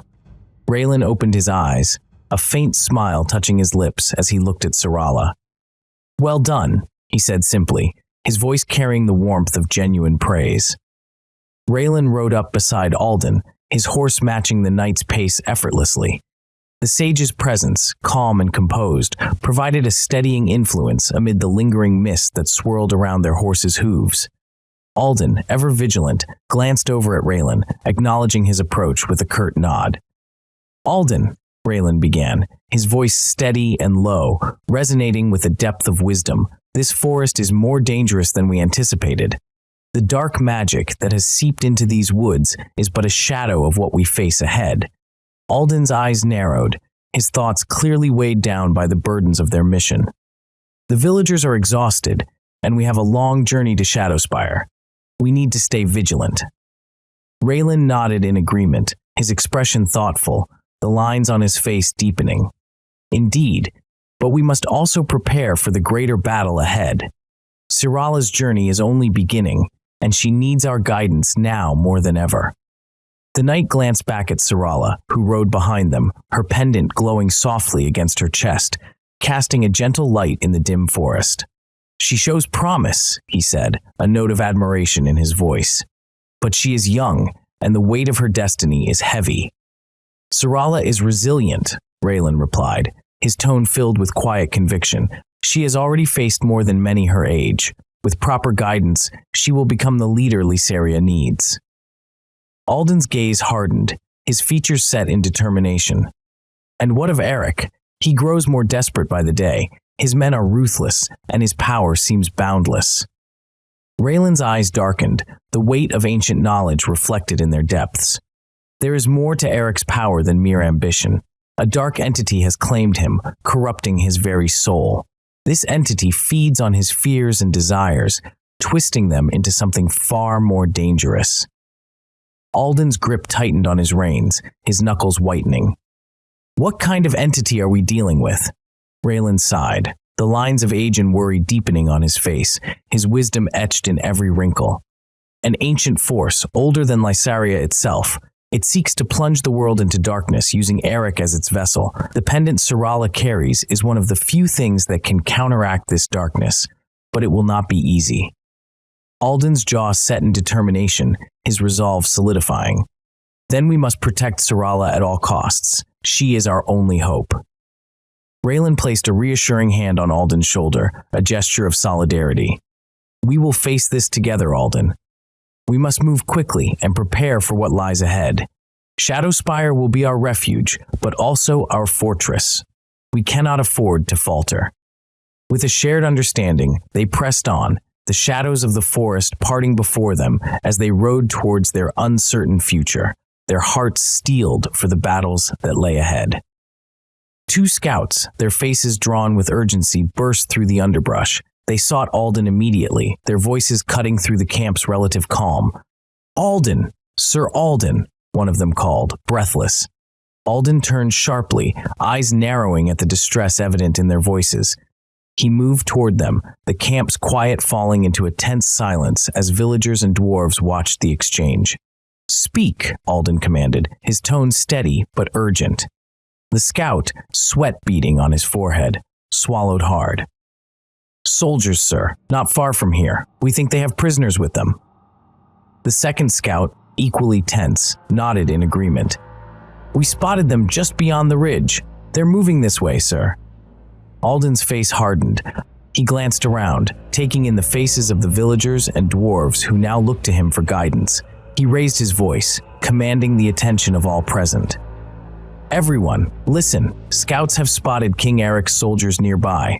They may have prisoners with them. We must prepare to defend ourselves and protect those who cannot fight." The crowd murmured, fear mingling with a growing resolve. Dwarves exchanged grim nods, their hands instinctively moving to their weapons. Villagers clutched each other, seeking reassurance in the face of the impending threat. Alden continued, "Torin, rally your warriors, villagers, gather what you can and prepare to move quickly if needed. We will not let Eric's forces take us by surprise." The camp erupted into action. Alden, his gaze steely, turned back to the scouts. "Show me where you saw them."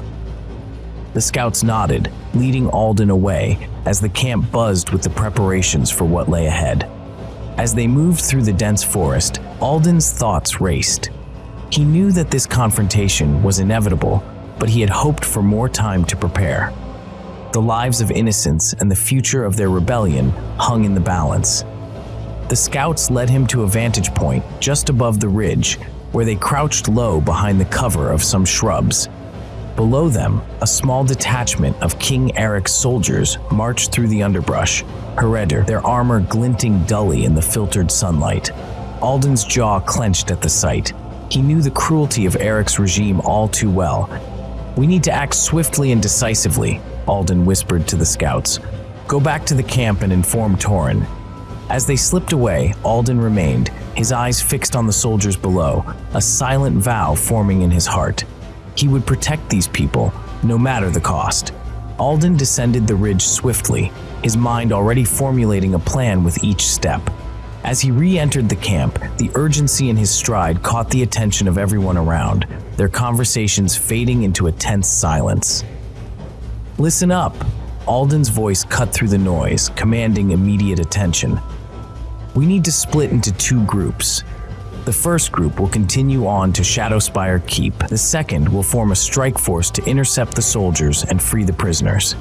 He scanned the crowd, noting the mix of determination and anxiety on their faces. "Torin," he called, turning to the stout dwarf leader, "I need you to lead the first group. Take the villagers and a small escort of your best warriors. Get them to Shadowspire, keep safely." "Aye, Alden, we'll get them there," he said, his voice a deep rumble of assurance. "Thank you," Alden replied, clasping Torin's arm briefly, a silent exchange of trust passing between them. He then turned to the rest of his party. "The rest of you with me will be the strike force. We have to move quickly and quietly." Marin stepped forward, his face set with determination. "I'm coming with you." Alden hesitated for a moment, weighing the risks, but then nodded. "All right, but stay close." The villagers began to gather their belongings, guided by the dwarves who had already started organizing the escort. Alden's squires prepared their weapons, their expressions hardened by the reality of the impending battle. "Syrala," Alden called out, catching the young girl's attention. "You stay with Torin, your safety is paramount." Syrala looked like she wanted to argue, her eyes flashing with the defiance of youth. But then she nodded, understanding the gravity of the situation. "I will. Be careful." Alden gave her a reassuring nod before addressing the strike force. "We move out in 5 minutes. Stay sharp and stay together. We have the element of surprise, and we need to use it to our advantage." Alden's strike force gathered, their weapons ready, their expressions hardening into the steely resolve of those who had everything to lose. Alden looked at Torin one last time. "Take care of them. We'll join you as soon as we can." Torin nodded firmly, his grip on his warhammer tightening. "You do what you need to do, Alden. We'll be ready at Shadowspire." With that, Alden turned to his strike force. "Let's go," he commanded, leading them back toward the ridge. The mission ahead was clear: intercept the soldiers, free the prisoners, and ensure the safety of their people. Torin gathered the escort group at the edge of the camp, his voice carrying a tone of authority that left no room for doubt. The dwarven leader's presence commanded respect, his broad shoulders and muscular frame a testament to his years in battle. The villagers clustered around him, their eyes reflecting a mix of hope and anxiety. "Syrala," Torin called, motioning for her to step forward. She approached, the pendant around her neck glinting faintly in the morning light. Her auburn hair framed her determined face, though her eyes held a flicker of uncertainty. "We move quickly and quietly," Torin continued, addressing the group. "Stay close and follow my lead. We must reach Shadowspire Keep without drawing attention." She understood the weight of her role, the prophecy, and the responsibility she bore. The villagers, sensing her determination, seemed to draw strength from her presence. The elite dwarven warriors took their positions around the group, their movements precise and practiced. Each warrior carried a weapon, meticulously crafted and battle-tested, ready to defend the convoy at a moment's notice. Their faces were stern, their eyes scanning the surroundings for any sign of danger. "Form up," Torin ordered, his voice a low rumble. The group arranged themselves with Syrala and the villagers in the center, flanked by the dwarven warriors. Torin took the lead, his keen eyes assessing the terrain as they began their journey. He led them through narrow trails and hidden routes, avoiding open areas where they might be easily spotted. The dwarves moved with a quiet efficiency, their footsteps barely making a sound against the forest floor. As they traveled, Syrala glanced around at the villagers, their faces lined with fatigue and worry. Yet there was also a glimmer of hope in their eyes, a belief that this journey might lead to a better future. She felt a surge of determination, knowing that their safety depended on her reaching the keep and fulfilling her destiny. Torin paused at a crossroads, his hand raised to signal a halt. He turned to Syrala, his expression serious. "We're approaching a narrow pass. Stay close and keep your eyes sharp." Syrala nodded, gripping the pendant tightly. She could feel the weight of the prophecy, the power within her waiting to be unlocked. She was not just a girl from an orphanage. She was the key to restoring Lysaria. The group continued, their movements synchronized and purposeful. The dwarven warriors maintained their vigilant watch, their senses attuned to any threat. The villagers, though weary, pressed on, driven by the promise of safety at Shadowspire Keep. Torin led them with unwavering confidence, his tactical mind ensuring they stayed one step ahead of any potential danger. His leadership inspired trust, his presence a reassuring constant amidst the uncertainty. Under his guidance, the group navigated the treacherous terrain, inching closer to their destination. Shadowspire Keep loomed in the distance, a beacon of hope and refuge. For Syrala and the villagers, it represented a chance to regroup, to prepare for the battles ahead. For Torin, it was a stronghold where they could fortify their defenses and plan their next moves against King Eric. As they neared the keep, Torin's sharp eyes caught sight of movement ahead. He signaled for the group to halt, his hand resting on the hilt of his weapon. The dwarven warriors tightened their formation, ready to protect their charges. Torin stepped forward, his voice low but firm. "Stay alert. We're almost there." The towering fortress stood as a silent sentinel, its weathered walls promising safety and a chance to turn the tide against the oppressive reign of King Eric. Sir Alden stood at the edge of the camp, his eyes fixed on the horizon. The sun's first light filtered through the trees, casting long shadows over the forest floor, painting a tranquil picture that belied the tension simmering beneath. He turned to face the strike force assembled before him, feeling the weight of leadership settle on his shoulders. "Listen up," Alden began, his voice firm but steady, slicing through the morning quiet.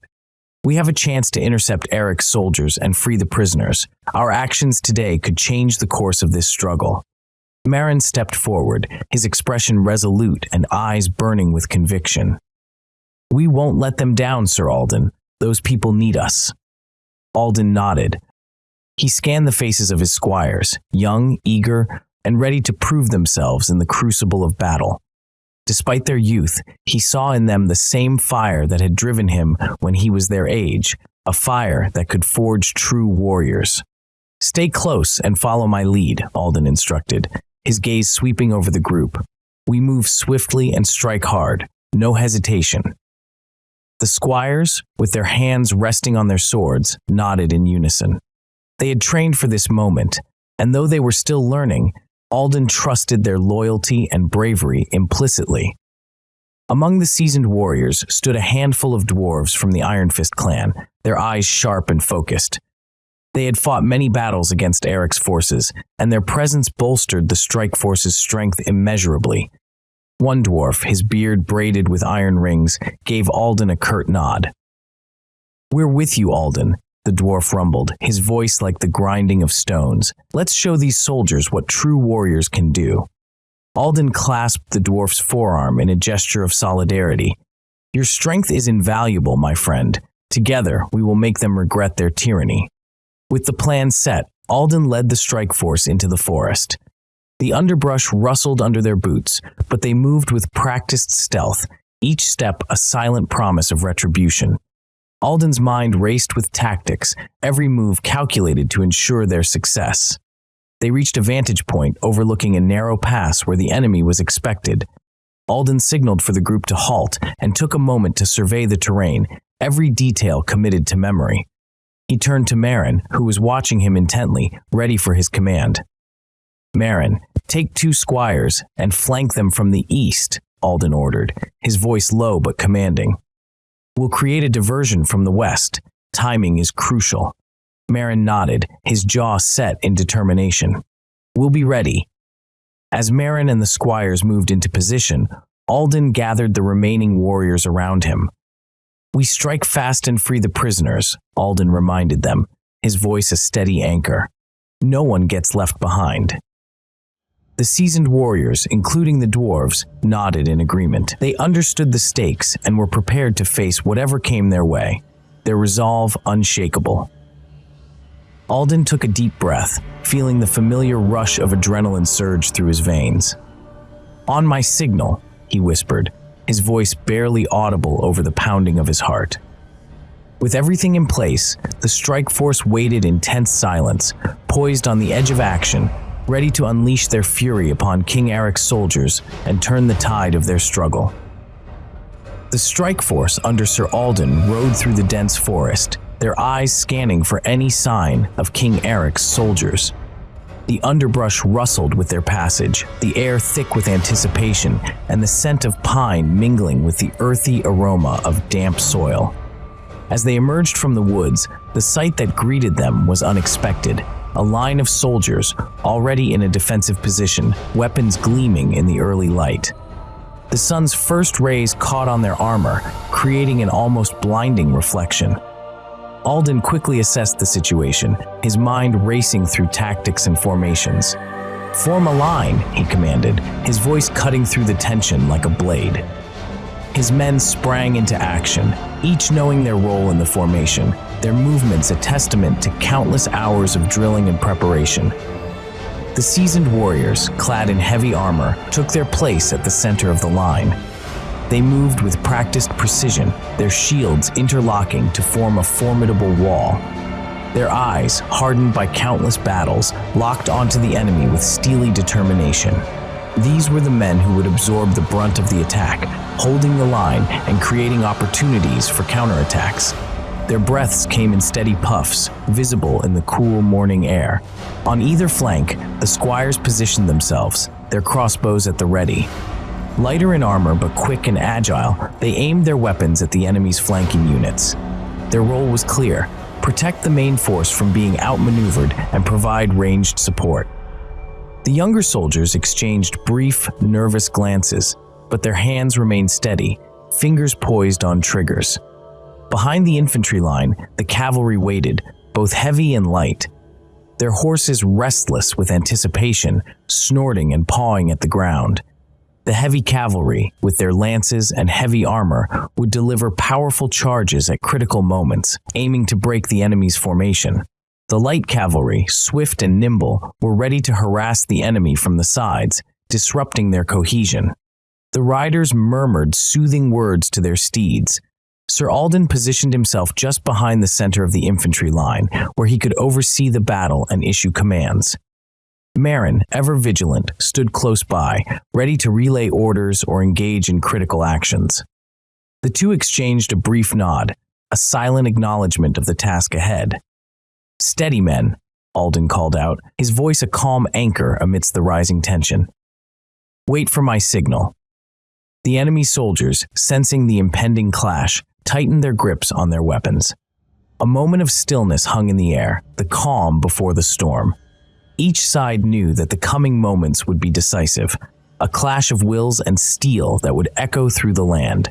Alden raised his sword, his eyes locked on the enemy commander. "For Lysaria," he roared, bringing his sword down in a sweeping arc. The line surged forward, the seasoned warriors leading the charge, their shields absorbing the initial impact as they clashed with the enemy. The ground trembled beneath the onslaught, dust rising in swirling clouds.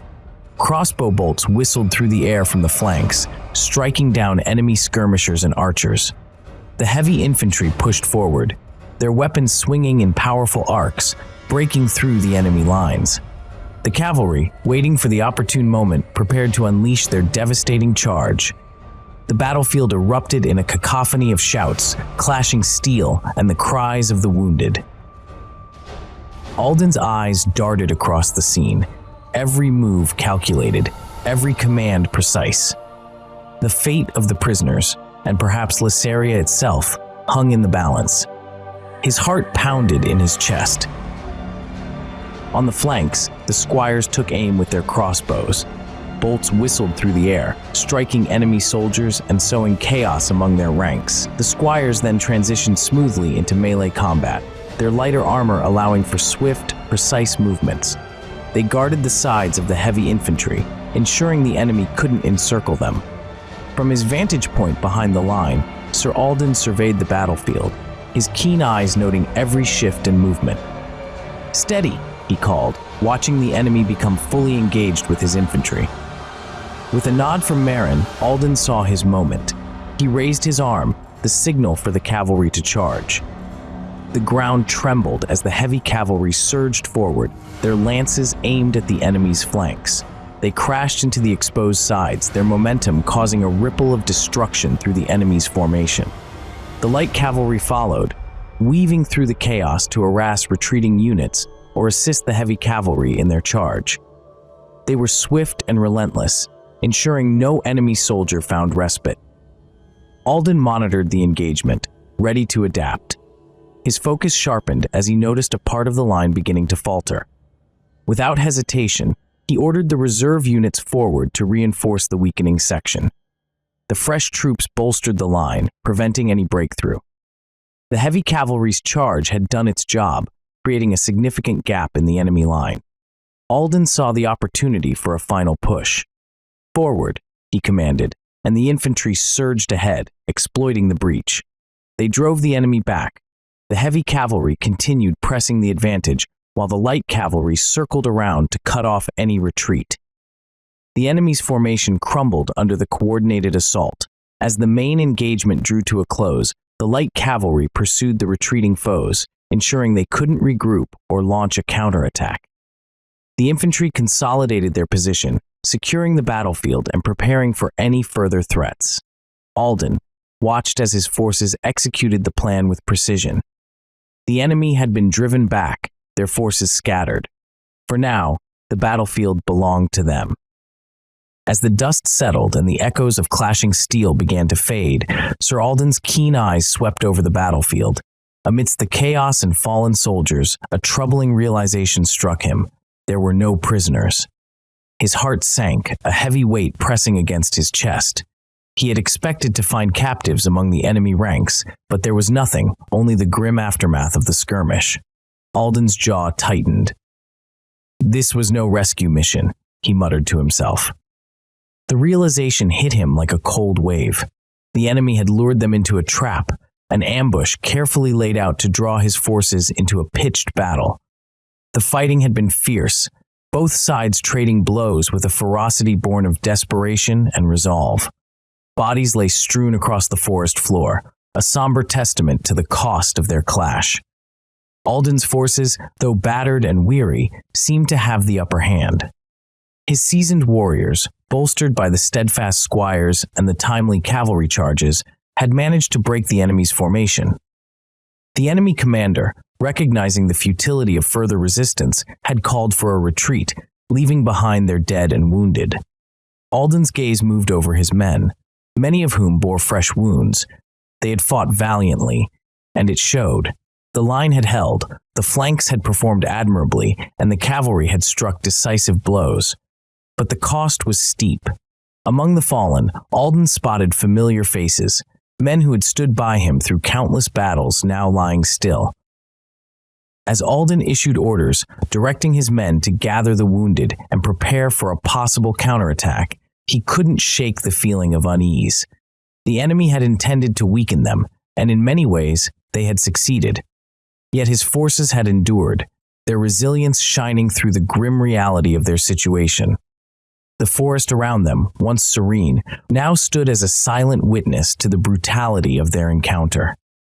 The birds had ceased their singing, the rustle of leaves drowned out by the lingering cries of the injured. Alden took a deep breath, steeling himself for the next steps. They had survived the ambush. "How many have we lost?" Alden asked, his voice strained with the weight of unspoken grief. The answer came quietly, but hit like a hammer. "Too many," one of the squires replied, eyes cast down, unable to meet Alden's gaze. An eerie feeling crept over Alden, wrapping around his heart like a cold hand. He glanced around at the faces of his men, seeing the toll the battle had taken. "We have to leave here," Alden declared, the urgency in his voice cutting through the somber atmosphere. "The other group, they are vulnerable now." His words struck a chord, the realization dawning on them all. Every second they lingered put their comrades at greater risk. "Leave the dead and carry the injured," Alden commanded, his tone leaving no room for hesitation. "We owe it to those still fighting." The men sprang into action, their movements a blend of efficiency and desperation. The wounded were gently lifted, their pain met with quiet reassurances and promises of safety. Those still able-bodied worked swiftly, their faces set in grim lines as they prepared to move out from this haunted place. Alden took a moment to look over his men, noting the exhaustion in their eyes, the dirt and blood staining their armor. But there was also a flicker of resolve, a shared understanding of the stakes. They would not falter now, not when so much depended on them. With a final glance at the battlefield, Alden led his men away from the clearing, their footsteps a muted echo in the forest's silence. Atrocity urged his group forward, the sense of urgency palpable in every step they took. The path was rough and uneven, but the dwarves, used to the treacherous terrain of their mountain homes, moved with a determined swiftness. Syrala, clutching her pendant, kept pace with them, her eyes flicking around for any sign of danger. "We're making good time," Torin grunted, glancing back at Syrala and the others. "Keep moving. Shadowspire is close now." The group pushed through the dense underbrush, their movements swift and efficient. The towering trees seemed to close in around them, but the path, though narrow, was clear. Every now and then, Torin would signal for a brief pause, allowing them to catch their breath and ensure they were still on the right track. They ventured down the narrow trail, the forest around them becoming denser and more foreboding. Yet, there was a sense of hopefulness among them. They were on the right path, and every step brought them closer to safety. The trees began to thin out, and the oppressive canopy of leaves gave way to patches of open sky. The air grew lighter, and the scent of the forest started to dissipate, replaced by a fresher, crisper breeze. The group quickened their pace. Finally, they emerged from the woods, stepping out onto a rocky outcrop. There, in the distance, stood Shadowspire Keep. Its imposing stone walls and towering structure were a sight to behold, even in their state of disrepair. The fortress loomed over the landscape. "Shadowspire," Syrala breathed, her eyes wide with a mix of awe and relief. The others shared her sentiment, their faces lighting up at the sight. "We're almost there," Torin said, his voice filled with a rare note of optimism. "Just a bit further, and we'll be safe within those walls." The promise of Shadowspire lay before them, and with it, the hope of sanctuary and strength for the battles yet to come. Torin and his group trudged closer to Shadowspire, the fortress's stone walls emerging through the dense forest canopy. The closer they got, the more Torin's sense of foreboding grew. He tightened his grip on his axe, the weight of responsibility heavy on his shoulders. As they approached the gate, Torin's voice rang out, clear and commanding. "Open the gates." Silence. The wind rustled through the leaves, but no response came from the keep. Torin halted the group with a raised hand, his instincts screaming that something was amiss. His eyes scanned the surrounding area, seeking any sign of movement, any indication that his men were still at their posts. The silence was oppressive, unsettling. He shouted again, louder this time, "Open the gates." Again, no answer. The silence deepened, hanging over them like a shroud. Torin's gut twisted with unease. He motioned for the party to slow down, their steps becoming more cautious, their eyes darting around for any signs of danger. "We need to be careful," he muttered, mostly to himself, though Syrala and Merrin were close enough to hear. Syrala clutched her pendant tighter, feeling the weight of the unknown pressing down on them. Torin stepped forward, his eyes narrowing at the massive iron-bound wooden gate that loomed ahead. He glanced back at his group, nodding to a few of his most trusted dwarves. They moved to flank him, their weapons at the ready. Torin's voice cut through the silence one more time, echoing against the ancient stone walls. "Open the gates." As Torin and his group drew closer to the gate, the sight of armored figures in the towers became unmistakable. The figures moved with a practiced precision that set Torin's teeth on edge. Before he could issue a command, arrows whistled through the air, aimed directly at them. Torin's reflexes kicked in, his voice booming. "Defensive line!" The dwarves moved with practiced efficiency, forming a solid barrier with their shields, protecting the villagers behind them. The metallic thud of arrows striking shields echoed through the clearing, mingling with the grunts of exertion from the dwarves holding the line. But the arrows continued, relentless and unforgiving. Raelin, standing tall and resolute, stepped forward. His eyes blazed with determination as he raised his hands, summoning the raw power of nature. Bolts of lightning crackled to life, arcing from his fingertips and streaking towards the archers in the towers. The scent of ozone filled the air as the bolts struck their targets, sending the archers tumbling from their perches. Beside him, Syrala's pendant glowed with a fierce light. She focused her energy, drawing from the wellspring of power within her. With a swift motion, she conjured a shimmering wall of energy, translucent yet impenetrable, shielding the group from the onslaught of arrows. The arrows struck the barrier and disintegrated, leaving the group unharmed. The dwarves, still holding their defensive line, watched with awe as the combined efforts of Raelin and Syrala turned the tide. The archers in the towers hesitated, their attacks faltering under the onslaught of lightning and the impenetrable wall. "Hold steady," Torin bellowed, his voice carrying over the din. His eyes flicked to Raelin and Syrala, a brief nod of gratitude and respect passing between them. The villagers, huddled behind the dwarves, began to regain their composure. The sense of impending doom lifted slightly, replaced by a glimmer of hope. They watched as Raelin and Syrala continued to fend off the attackers, but the battle was far from over. The armored figures in the towers regrouped, preparing for another assault. Torin knew they had to stay vigilant. Every second counted. Raelin looked among the fallen dwarves and villagers, his heart clenching at the sight of his comrades sprawled on the ground. Sweat poured down his face, and he trembled with exhaustion, but his resolve remained unbroken. With a roar that echoed through the clearing, he pointed his hand at the keep's gate. His fingers crackled with raw, untamed energy. A ball of fire burst forth from his palm, hurtling towards the gate with devastating force. The impact was immediate and violent, wood and metal splintering and shattering under the fiery assault. The gate exploded inward, leaving a gaping entrance to the keep. The immense effort drained Raelin of his remaining strength. His knees buckled, and he collapsed to the ground, panting heavily. His vision blurred, but he managed to lift his head and look at Torin.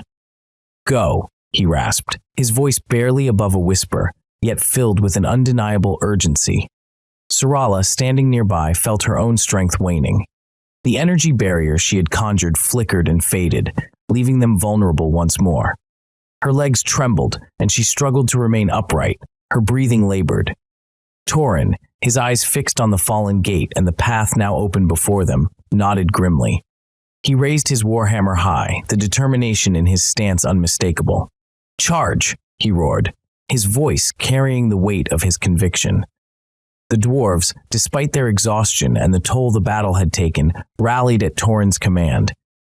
The villagers, inspired by the courage of their protectors, followed closely behind, their faces set with determination. As they stormed through the shattered gate, Torin led the way, his warhammer ready to strike down any who dared oppose them. Syrala, drawing on the last reserves of her strength, stumbled forward, her heart pounding with a mix of fear and hope. Raelin watched them go, a faint smile tugging at the corners of his lips despite his weariness. The path to Shadowspire Keep lay open, and with it, the chance for victory.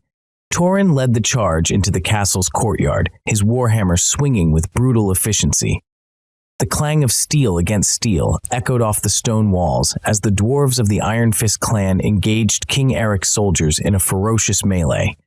The air was thick with the sounds of battle, shouts, cries of pain, and the ringing of weapons clashing. The dwarves fought with a tenacity born of desperation and pride. The soldiers, though numerous, struggled against the ferocity and skill of the Iron Fist warriors. Syrala, despite her earlier exhaustion, pushed herself to keep up with the battle. She called upon the remnants of her strength to conjure barriers and fire bolts of energy at the advancing soldiers. Her vision blurred, and her limbs felt heavy, but she pressed on, determined not to falter. The tide of the battle began to shift as the soldiers' superior numbers became apparent. Torin, his face grim, barked orders to his dwarves, urging them to hold the line. Yet, despite their efforts, the enemy forces began to encircle them, their sheer numbers threatening to overwhelm the valiant defenders. Syrala stumbled, her energy waning. She fell to her knees, gasping for breath. Her vision swam, and she struggled to maintain focus. In the chaos, she didn't see the archer on the battlements, his bow drawn and aimed at her. A sharp pain tore through her side as the arrow found its mark. She cried out, clutching at the wound as blood seeped between her fingers. Her strength finally gave out, and she collapsed to the ground, her vision fading to black. The sight of Syrala falling sent a ripple of alarm through the dwarves and villagers. Torin's eyes widened in horror, but he couldn't reach her. He roared in fury, redoubling his efforts to break through, but the enemy's numbers seemed endless. The soldiers of King Eric pressed their advantage, their confidence growing as they saw their foes falter. As Torin's forces struggled to hold their ground against the relentless onslaught, the sound of hooves thundered through the forest, echoing ominously among the trees. Sir Alden and his men burst into the courtyard, their swords gleaming menacingly in the dim light, the reflections flickering like fireflies in the gloom. With a fierce battle cry that resonated through the chaos, Alden led the charge, his eyes burning with unwavering determination and a fierce loyalty to those he fought alongside. Alden's knights crashed into the flank of King Eric's soldiers with the ferocity of a tempest, their sudden arrival wreaking havoc among the enemy ranks. Caught off guard, the soldiers faltered, their formation breaking apart as Alden's men cut through them with precision and unbridled fury. Torin, witnessing the tide turn in their favor, felt a surge of hope and rallied his dwarves, their spirits ignited by the arrival of fresh allies. Together, they pushed back against the encroaching forces, their resolve solidified by the prospect of victory.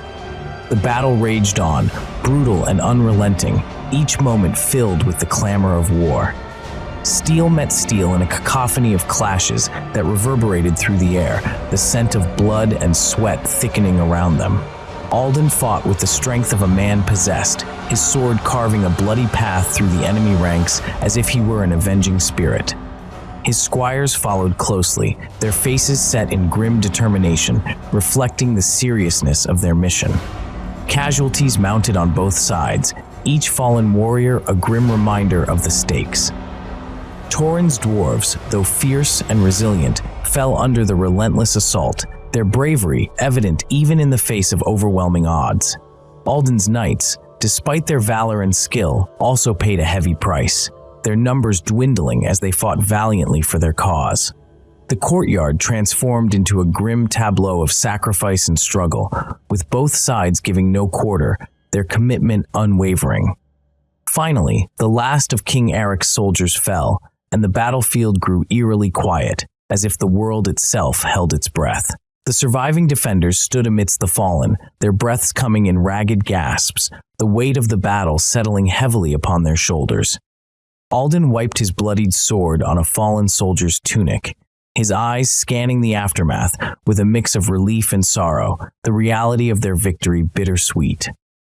Torin, his heart heavy with despair and loss, rushed inside the keep, driven by a sense of urgency.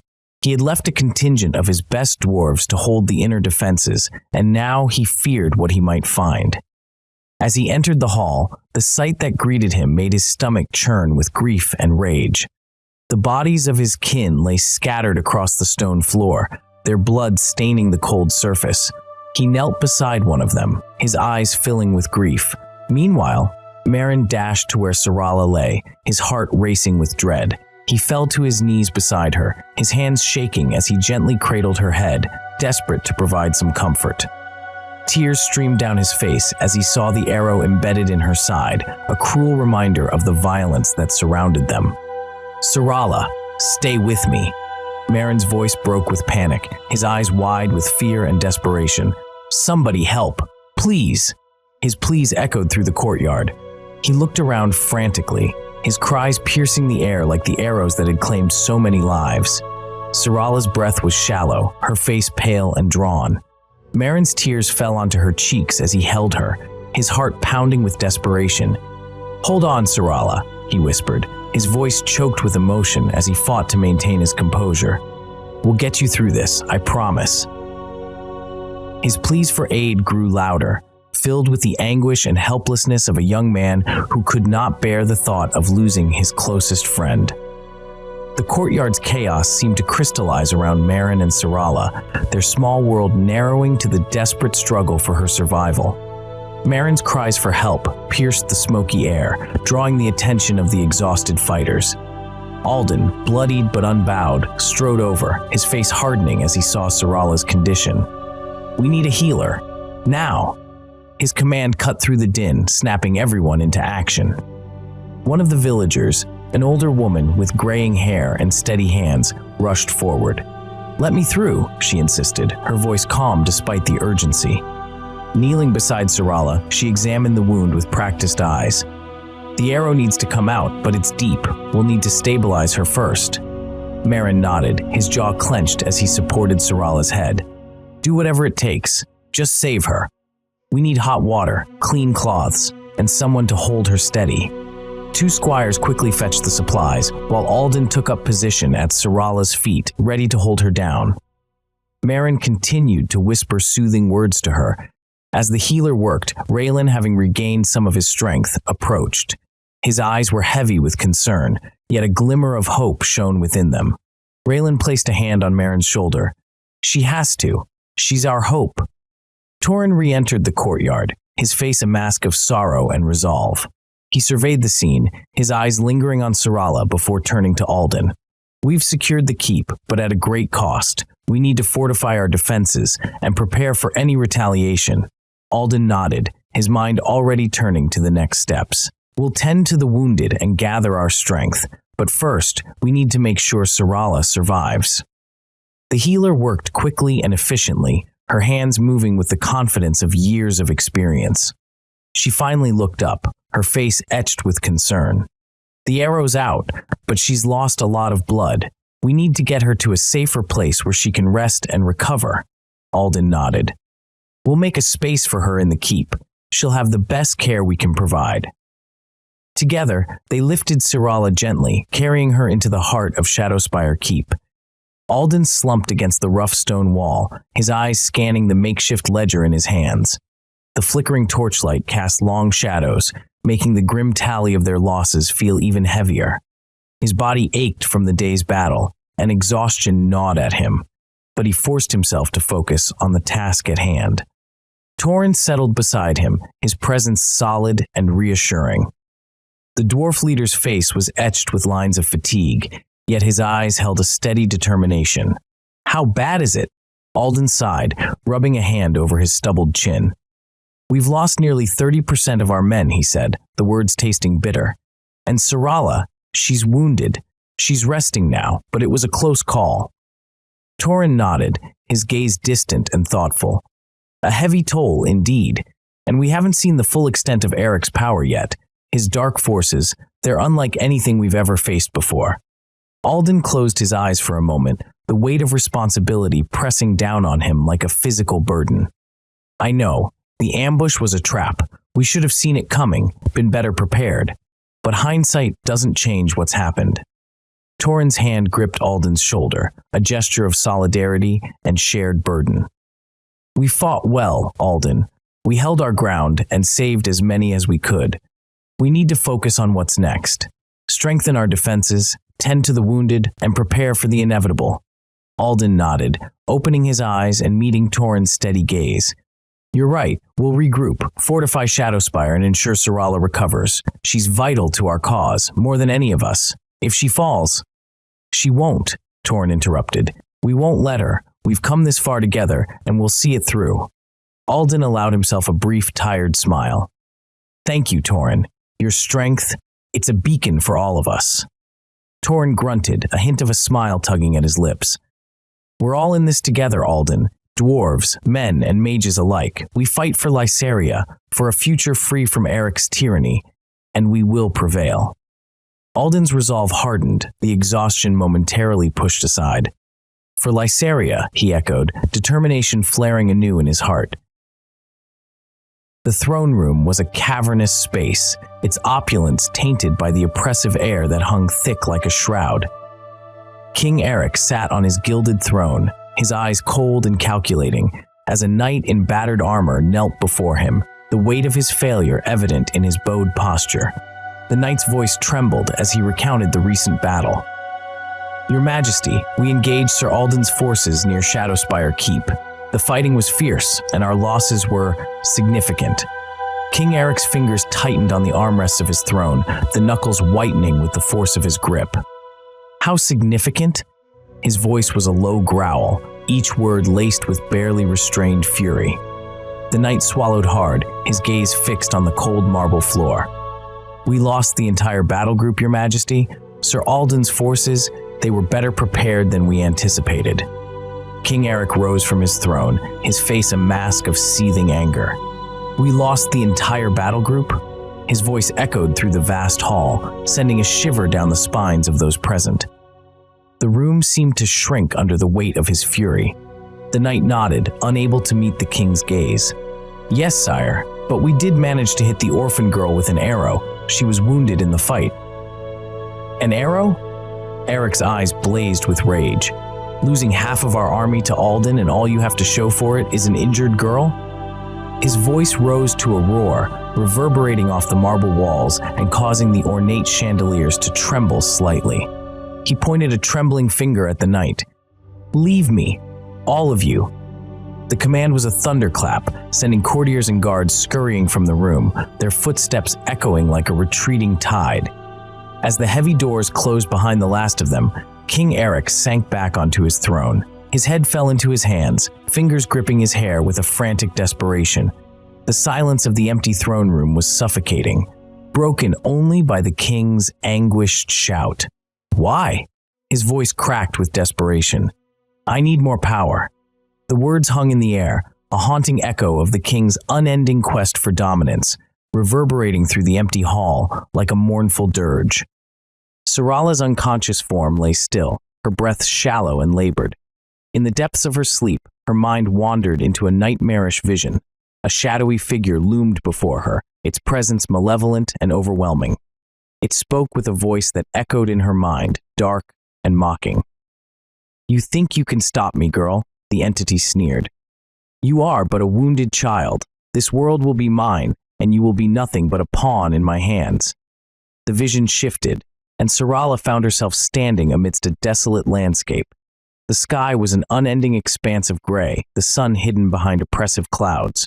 Eldarhelm, once a thriving city, lay in ruins. The streets were empty, devoid of life and magic. Bodies of fallen mages littered the ground, their eyes staring blankly into the void. This is the future under King Eric, the dark force whispered, its voice dripping with malice. All magic destroyed, all hope extinguished, and you will be the key to my victory. Syrala screamed, the sound tearing through the silence of the vision. Her eyes snapped open, and she bolted upright, drenched in sweat.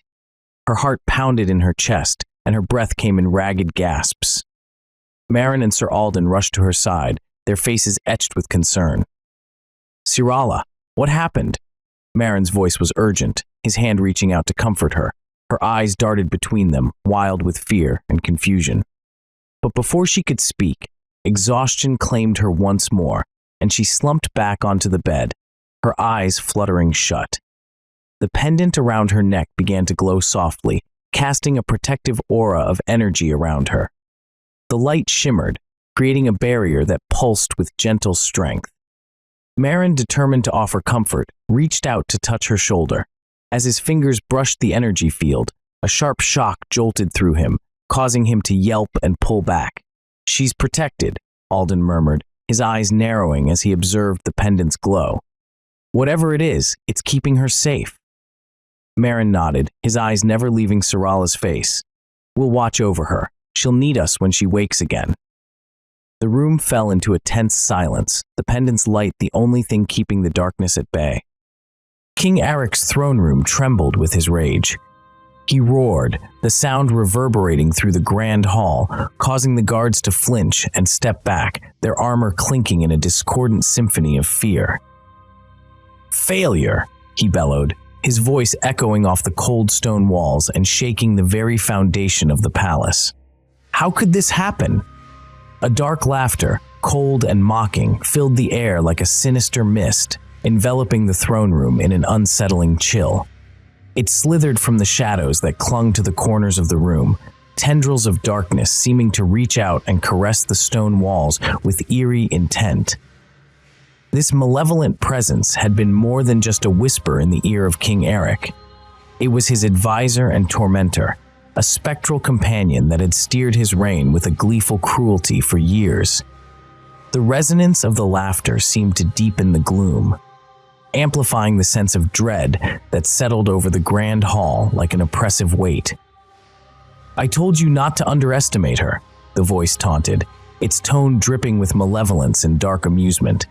"You thought her just a girl, but she wields power you cannot fathom." Eric's fists clenched so tightly that his knuckles turned white, the tension radiating through his entire body. "You said the power would make me invincible," he snarled, his eyes burning with a mixture of fury and desperation.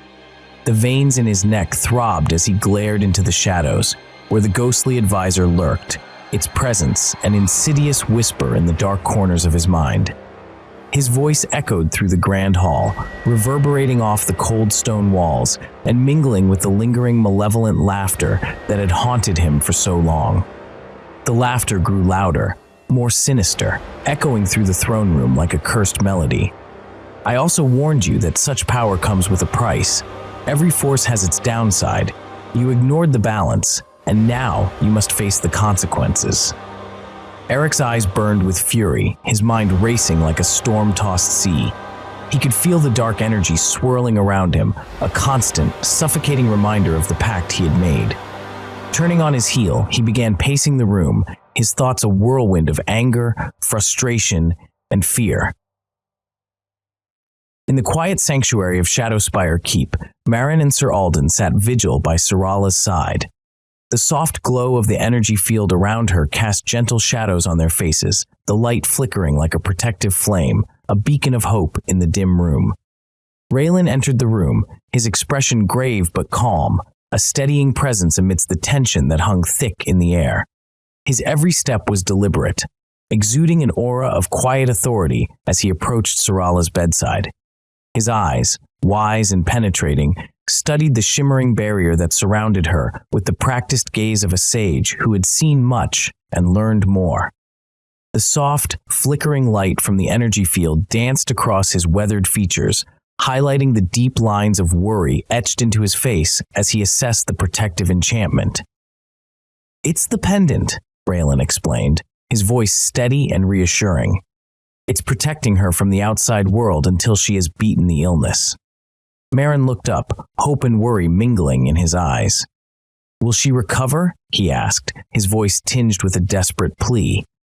Raelin nodded, though his face remained serious and contemplative. "She will recover," he affirmed, his tone filled with the weight of certainty. "The pendant's magic is ancient and powerful, woven from the very essence of the old world.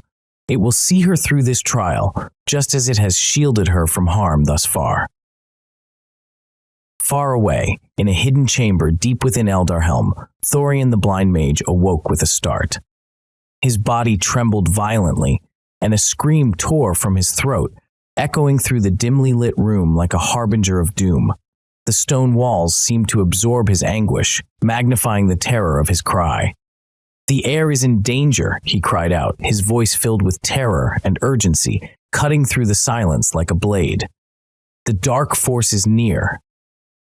His fellow mages, startled from their own rest, gathered around him, their faces pale with fear and concern. The flickering light from the enchanted torches cast eerie shadows on the walls, reflecting the growing dread in their hearts. Thorian's eyes, though sightless, seemed to see something far beyond the physical world, a vision of impending catastrophe that none of them could share. "We must act quickly," he continued, his voice rising with fervent urgency, echoing off the stone walls. If we do not, all will be lost. The balance of our world hangs by a thread, and we are its last defense." The urgency in his tone galvanized the mages into action. They exchanged quick, determined glances and began to gather their magical artifacts, relics of power that had been hidden away for such dire times. Syrala lay unconscious, her breathing shallow but steady, the pendant's protective glow bathing her in a soft, ethereal light. Marin watched over her, his heart heavy with concern, but also with a glimmer of hope. Sir Alden stood nearby, his expression a mixture of determination and weariness.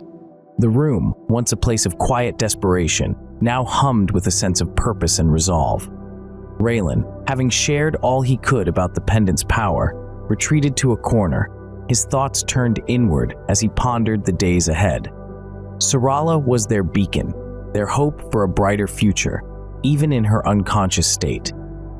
The knights and villagers outside the room moved with renewed energy, tending to their wounds, reinforcing the keep's defenses, and preparing for whatever challenges lay ahead. The battle had taken its toll, but the spirit of unity and determination had only grown stronger. They were bound by a common cause, their fates intertwined in the struggle against King Eric's tyranny. In the heart of the keep, the pendant's glow continued to pulse, a steady rhythm that seemed to echo the very heartbeat of Lysaria itself.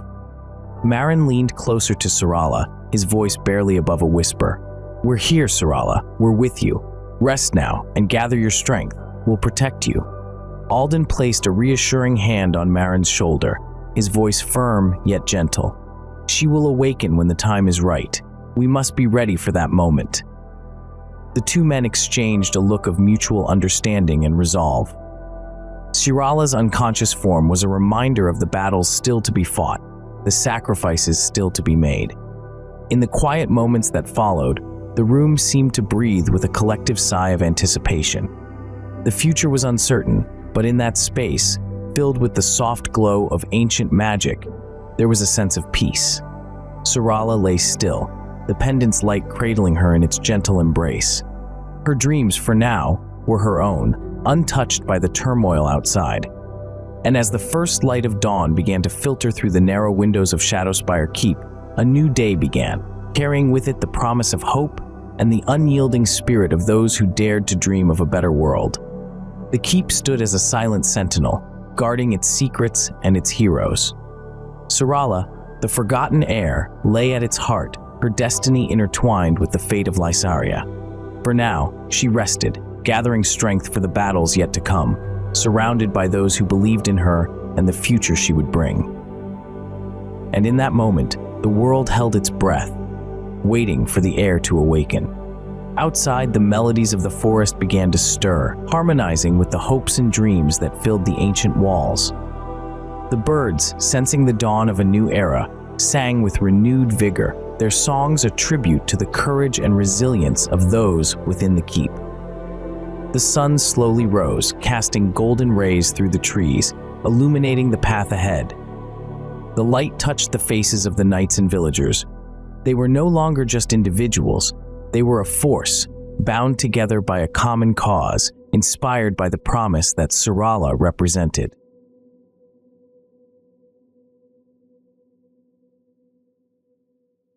Book 2. In the vast land of Lysaria, the forgotten heir, Syrala, lay in a deep sleep, encased in an impenetrable cocoon of energy. The pendant around her neck pulsed with a soft rhythmic light, casting an ethereal glow over her delicate features.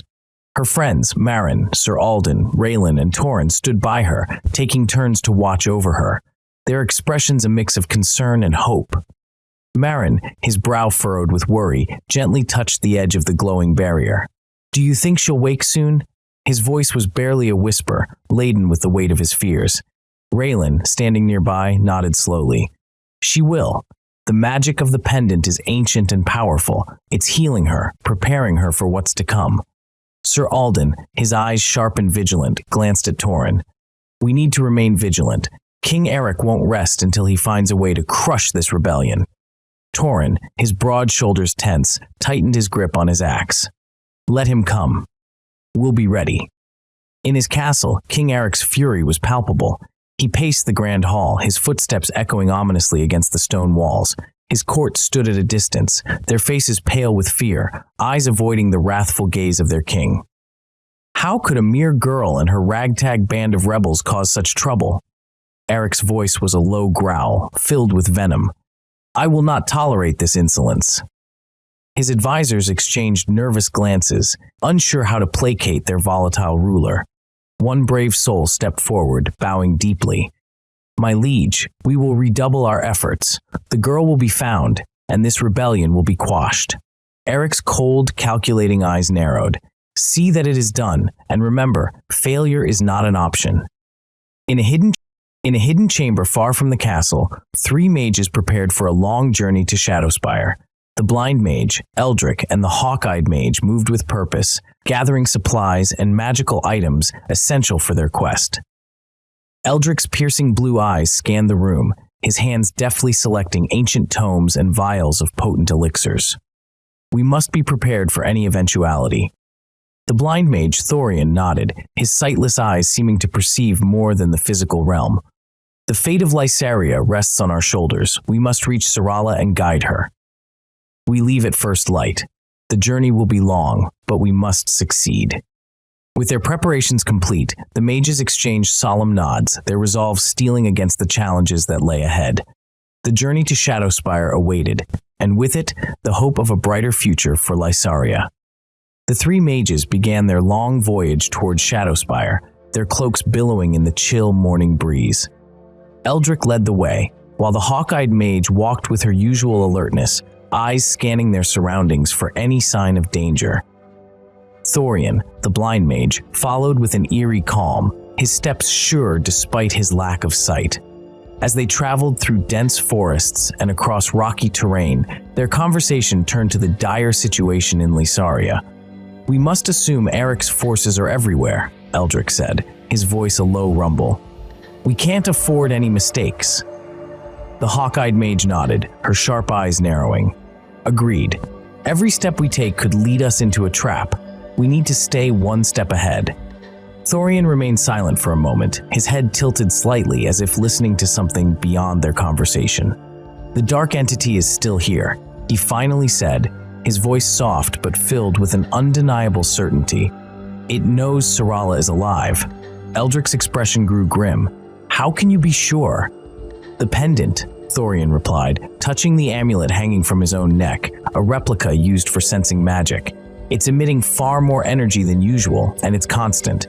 I can feel its pulse even from this distance. The hawk-eyed mage glanced at Thorian, her eyes filled with concern. What does that mean? Thorian shook his head slowly.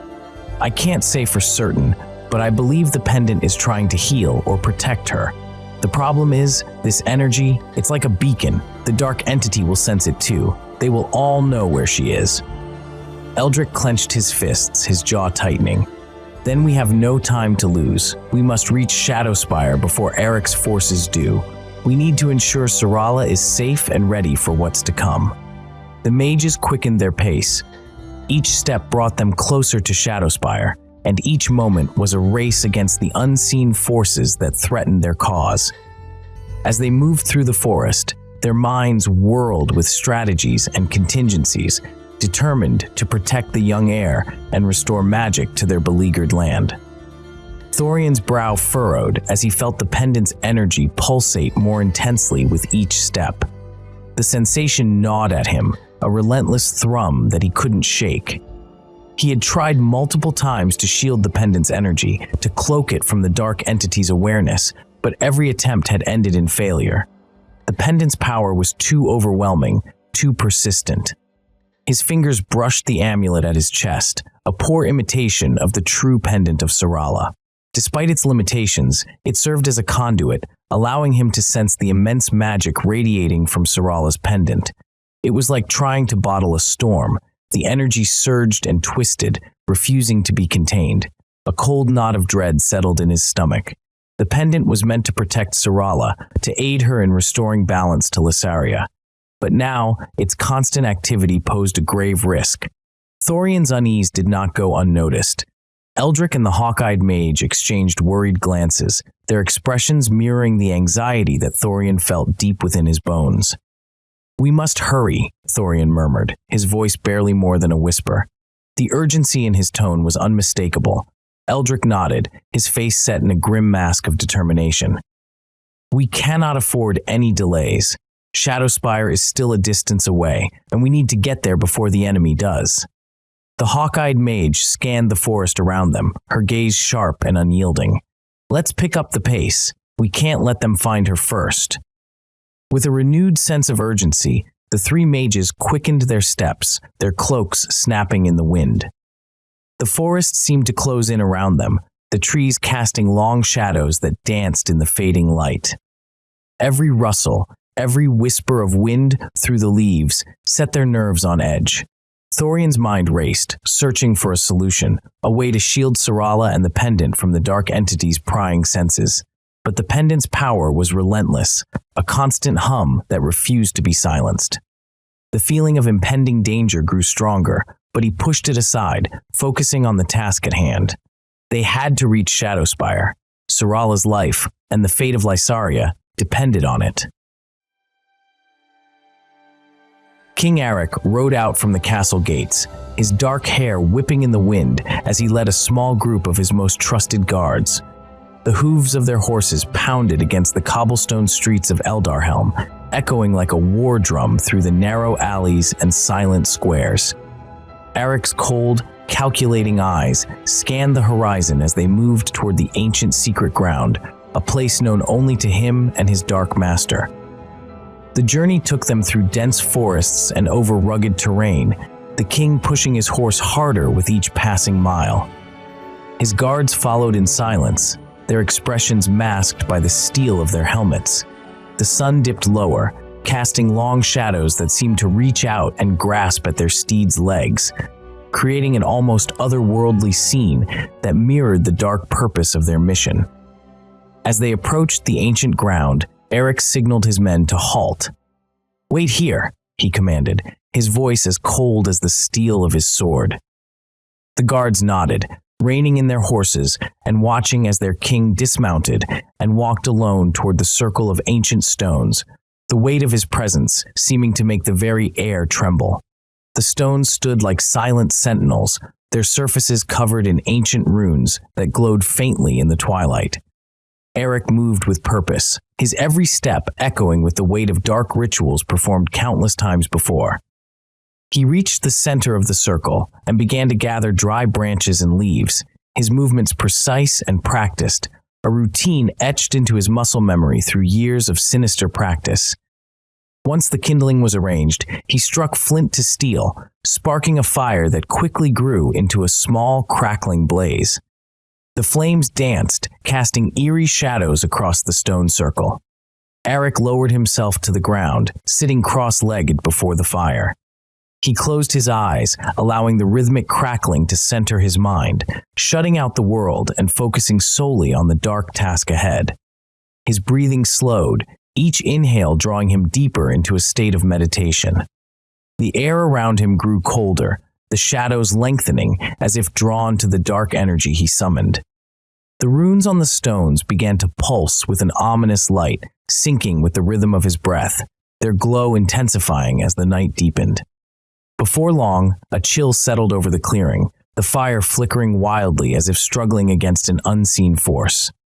Eric's eyes snapped open, his gaze fixed on the darkness beyond the firelight. The air grew thick, almost suffocating, as the ancient evil creature began to materialize. Its form twisted and shifted, an amalgamation of shadows and malevolent energy, its presence a palpable force that pressed down on the very soul, making the atmosphere heavy with dread and foreboding. Eric watched as the creature fully took form, its eyes glowing a sinister red, burning with a hatred that seemed to emanate from the depths of the abyss. The air around it shimmered, distorting as if reality itself recoiled from the entity's presence. "You summon me again, Eric." The creature's voice was a hiss, a grating sound that seemed to scrape against the bones. "What is it you seek?" Eric didn't flinch, his face a mask of steely determination. "The girl," he said, his voice unwavering. "She has resurfaced. Her power grows, I need more strength to crush her and her allies." The creature's eyes narrowed, studying Eric with an intensity that would have made lesser men cower. "You tread a dangerous path, mortal. The power you seek comes with a price." "I am aware," Eric replied, his tone sharp, "but I will not let this girl, this prophecy, dethrone me. I will maintain my reign over Lysaria at any cost." The creature seemed to smile, though its mouth never moved.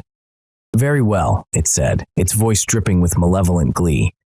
"But remember, Eric, the power I grant you is not yours to command. It will consume you if you falter."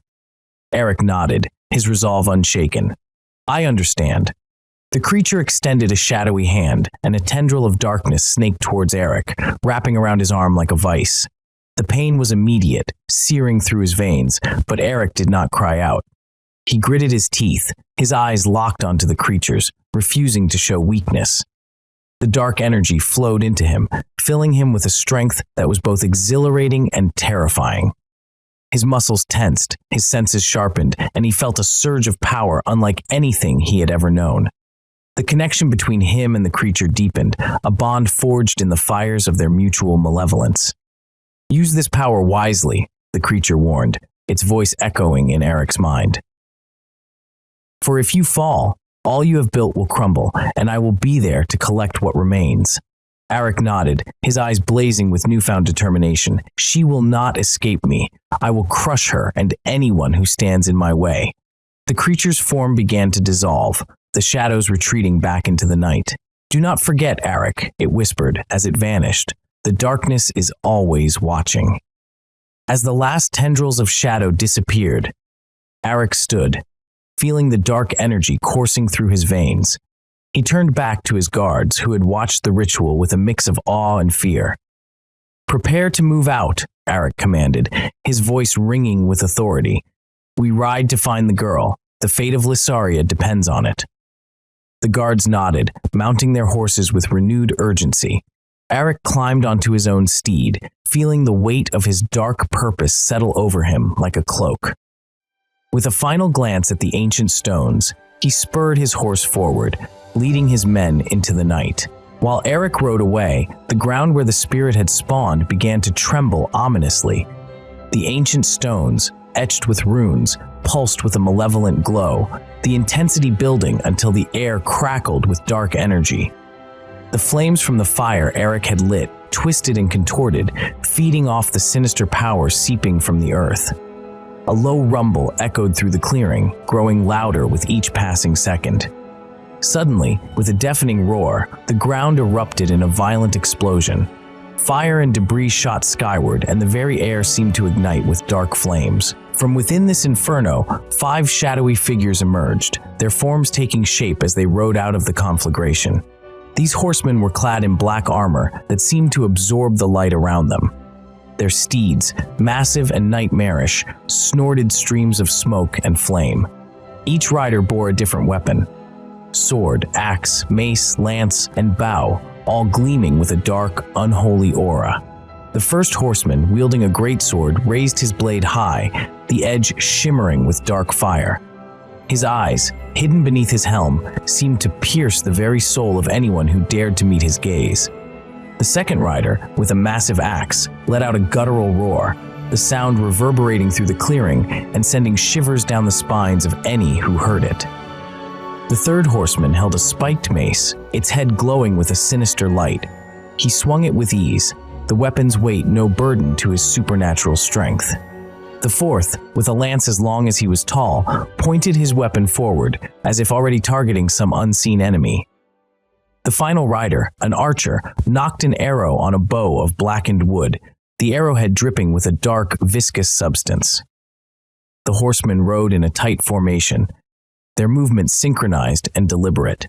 As they circled the site of the explosion, the ground beneath them scorched and blackened. The flames from the initial blast began to die down, but the dark aura surrounding the riders remained, a constant reminder of the power they wielded.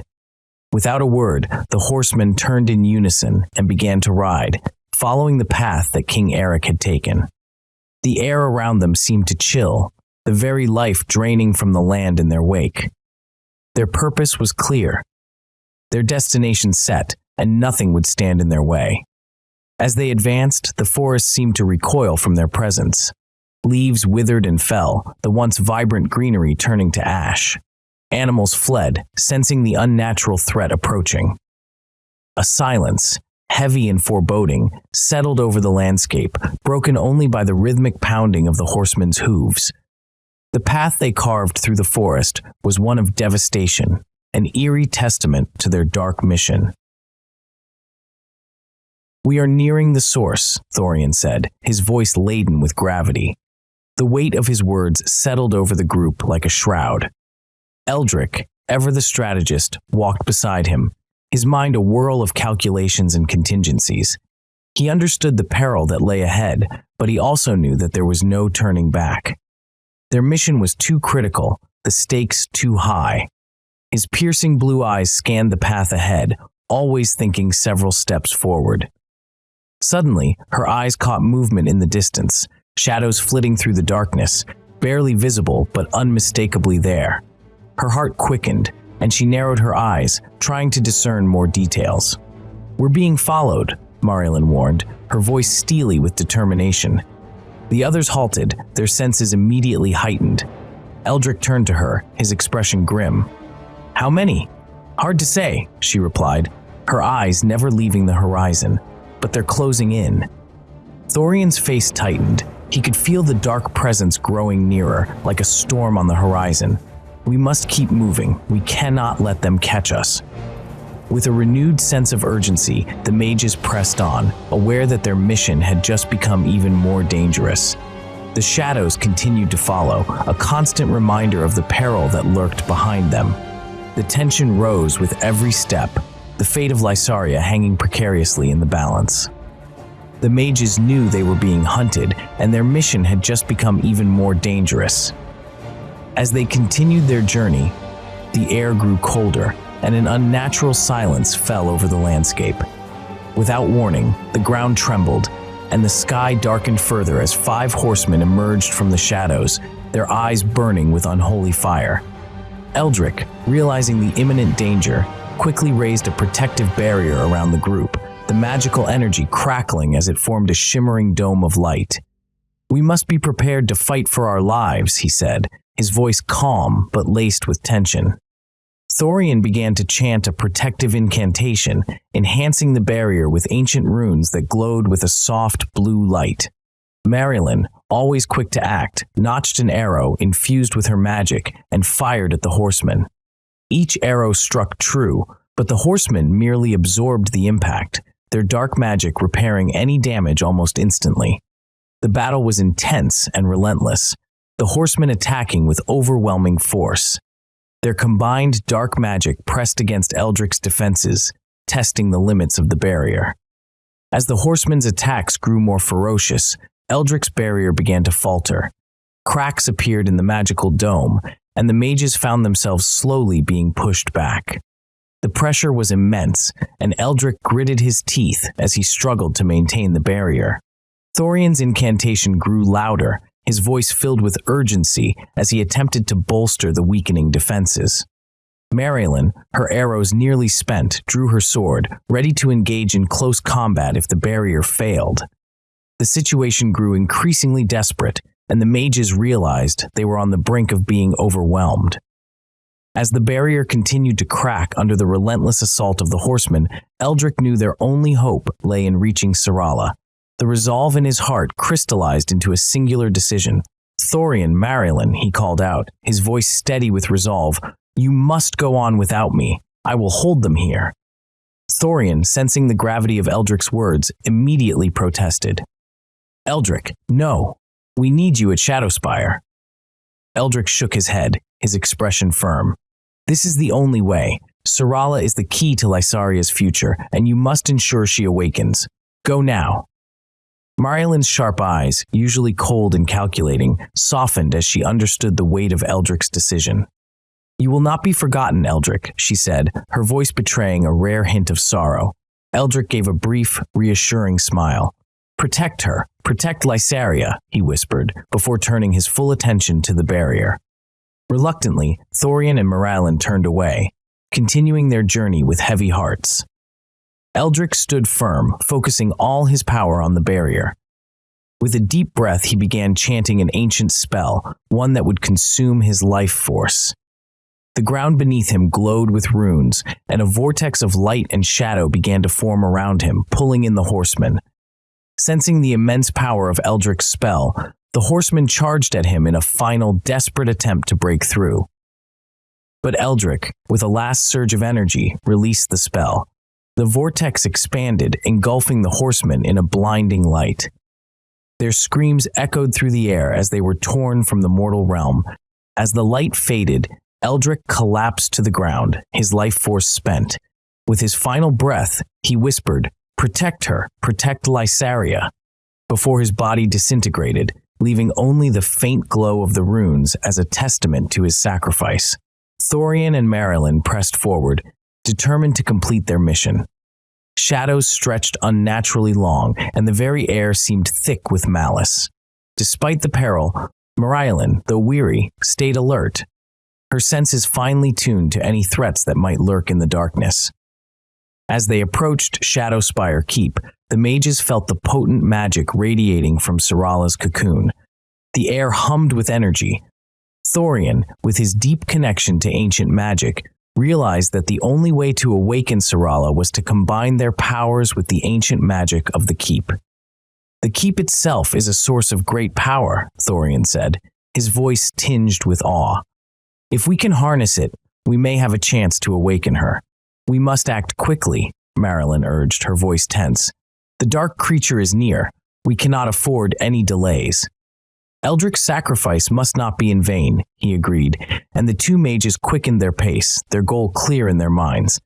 They knew that every moment counted, and that Syrala's awakening was their only hope for saving Lysaria. Thorian and Raelin approached the foreboding gates of Shadowspire, their presence barely more than shadows against the vast stone structure.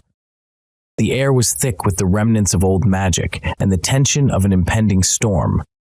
Thorian's weathered face remained impassive, his blind eyes fixed ahead, while Raelin's sharp gaze darted about.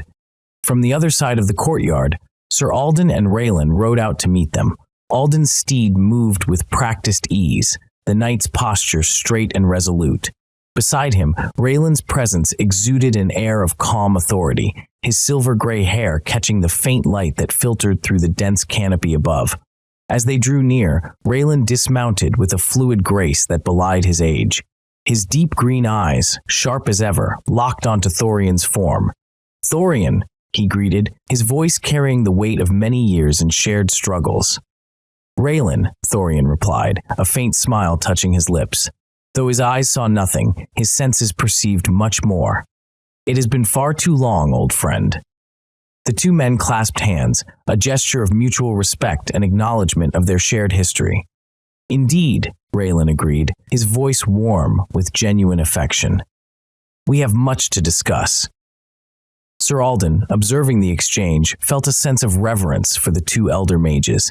He knew that their combined knowledge and experience were invaluable assets in their struggle against King Eric. Raelin stepped forward, her gaze steady. "We should not linger here. The keep awaits, and we have pressing matters to attend to." Raelin nodded, understanding the urgency.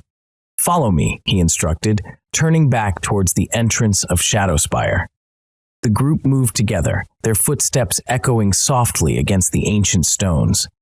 As they entered the keep, the heavy doors creaked and groaned before closing behind them with a resounding thud, sealing them inside the fortress that had stood as a sentinel through countless ages. Inside, the air was cooler, the oppressive heat of the outside world left behind.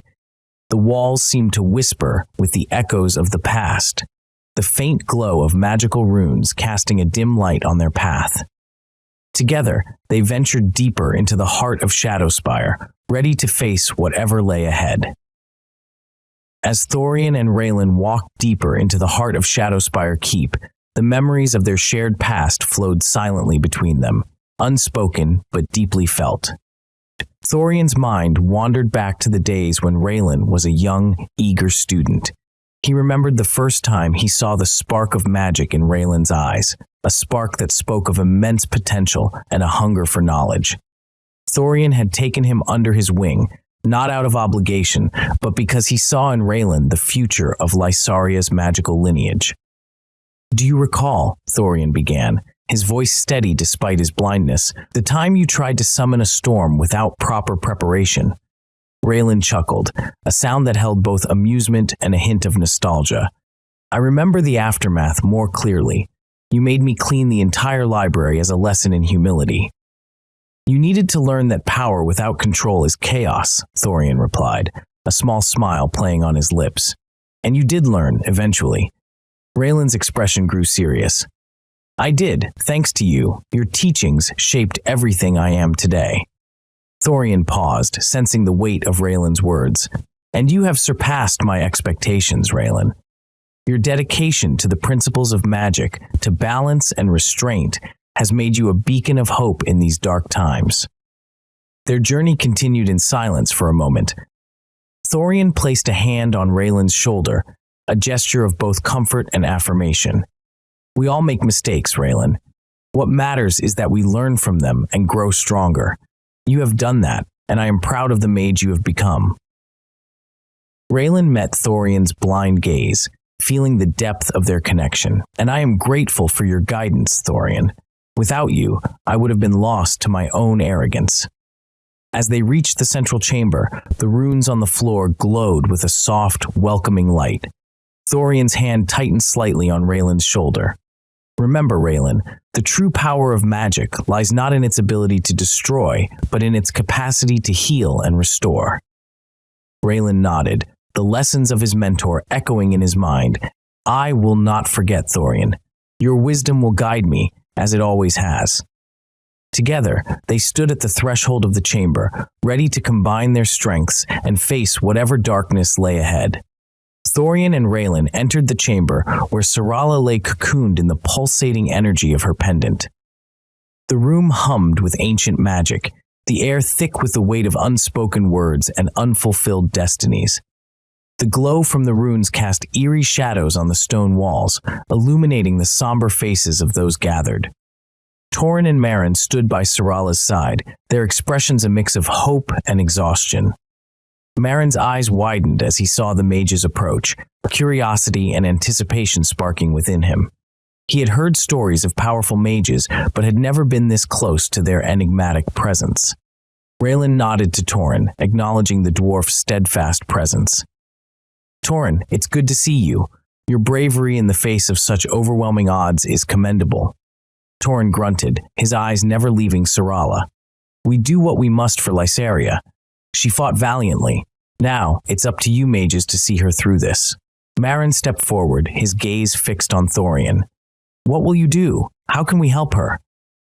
Thorian turned his sightless eyes toward Marin, his expression unreadable yet filled with an unspoken depth of knowledge. "I will awaken her. We will awaken her. But first, we must regain our strength and energy." Marin nodded, his eagerness tempered by the gravity of the situation. "What do you need from us?" Thorian's voice softened, carrying the weight of their recent loss. "We lost a great mage today. Eldric's sacrifice must not be in vain. We need time to meditate, to renew our strength." Torin's hand rested on Marin's shoulder, a silent reminder of their shared purpose. "We'll keep watch. Do what you must." The mages settled around the room, finding quiet corners to rest and meditate. Raelin closed his eyes, focusing on the steady rhythm of his breath, drawing energy from the ancient runes beneath him. Thorian, despite his blindness, moved with practiced grace, sinking into a meditative state, his presence a calming anchor in the turbulent sea of magic. Marin watched them with a mix of awe and reverence. He knew that the mages held the key to Syrala's awakening, and by extension, the hope for Lysaria's future. As he stood guard, he vowed to protect them, ensuring they had the time they needed to restore their strength. The room grew quiet, the only sound the soft hum of magic as the mages immersed themselves in their rituals. In the stillness, Marin felt a sense of peace, a brief respite from the chaos that had consumed their lives.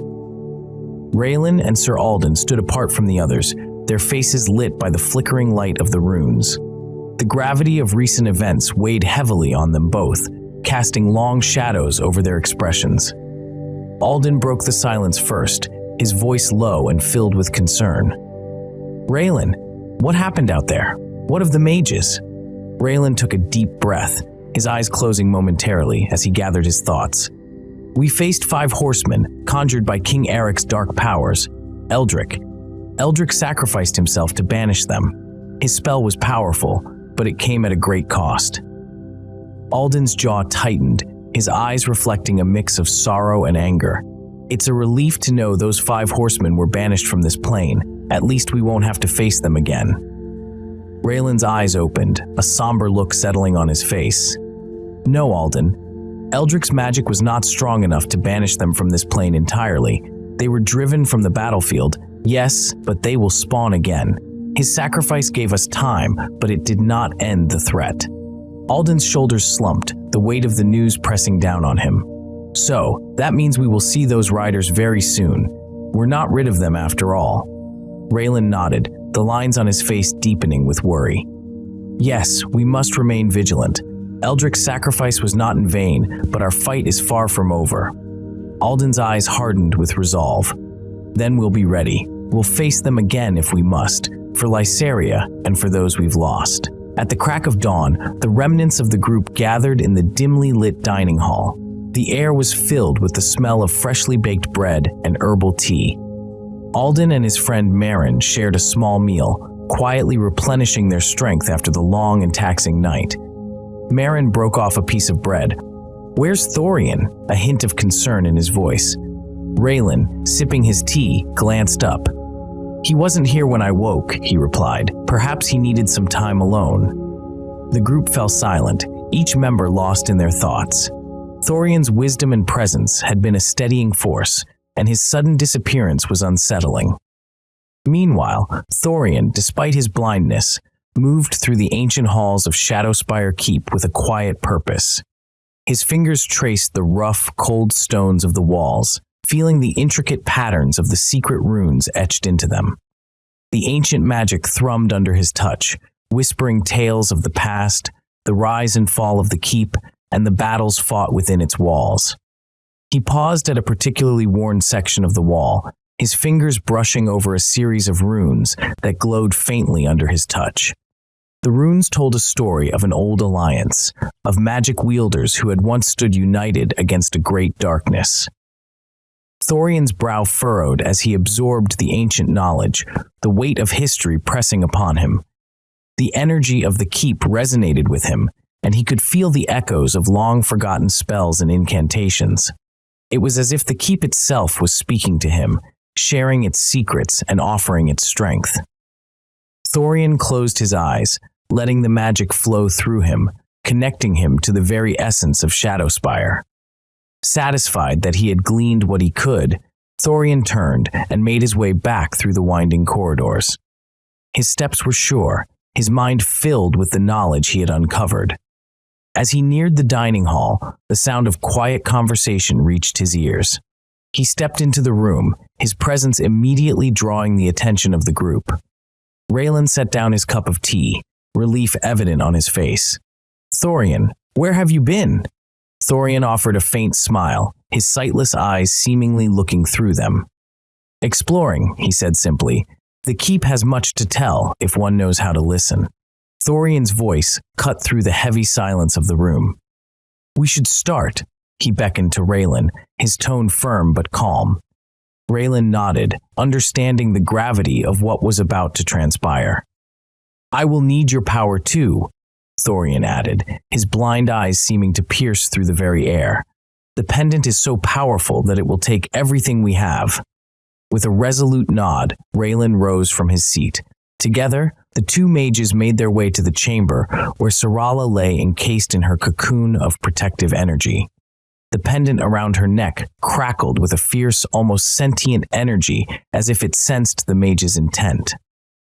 Raelin and Thorian sat down in a meditative pose, facing each other with Syrala between them.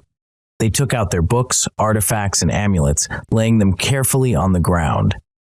"It is best if you leave us alone," Thorian said to the others gathered in the room.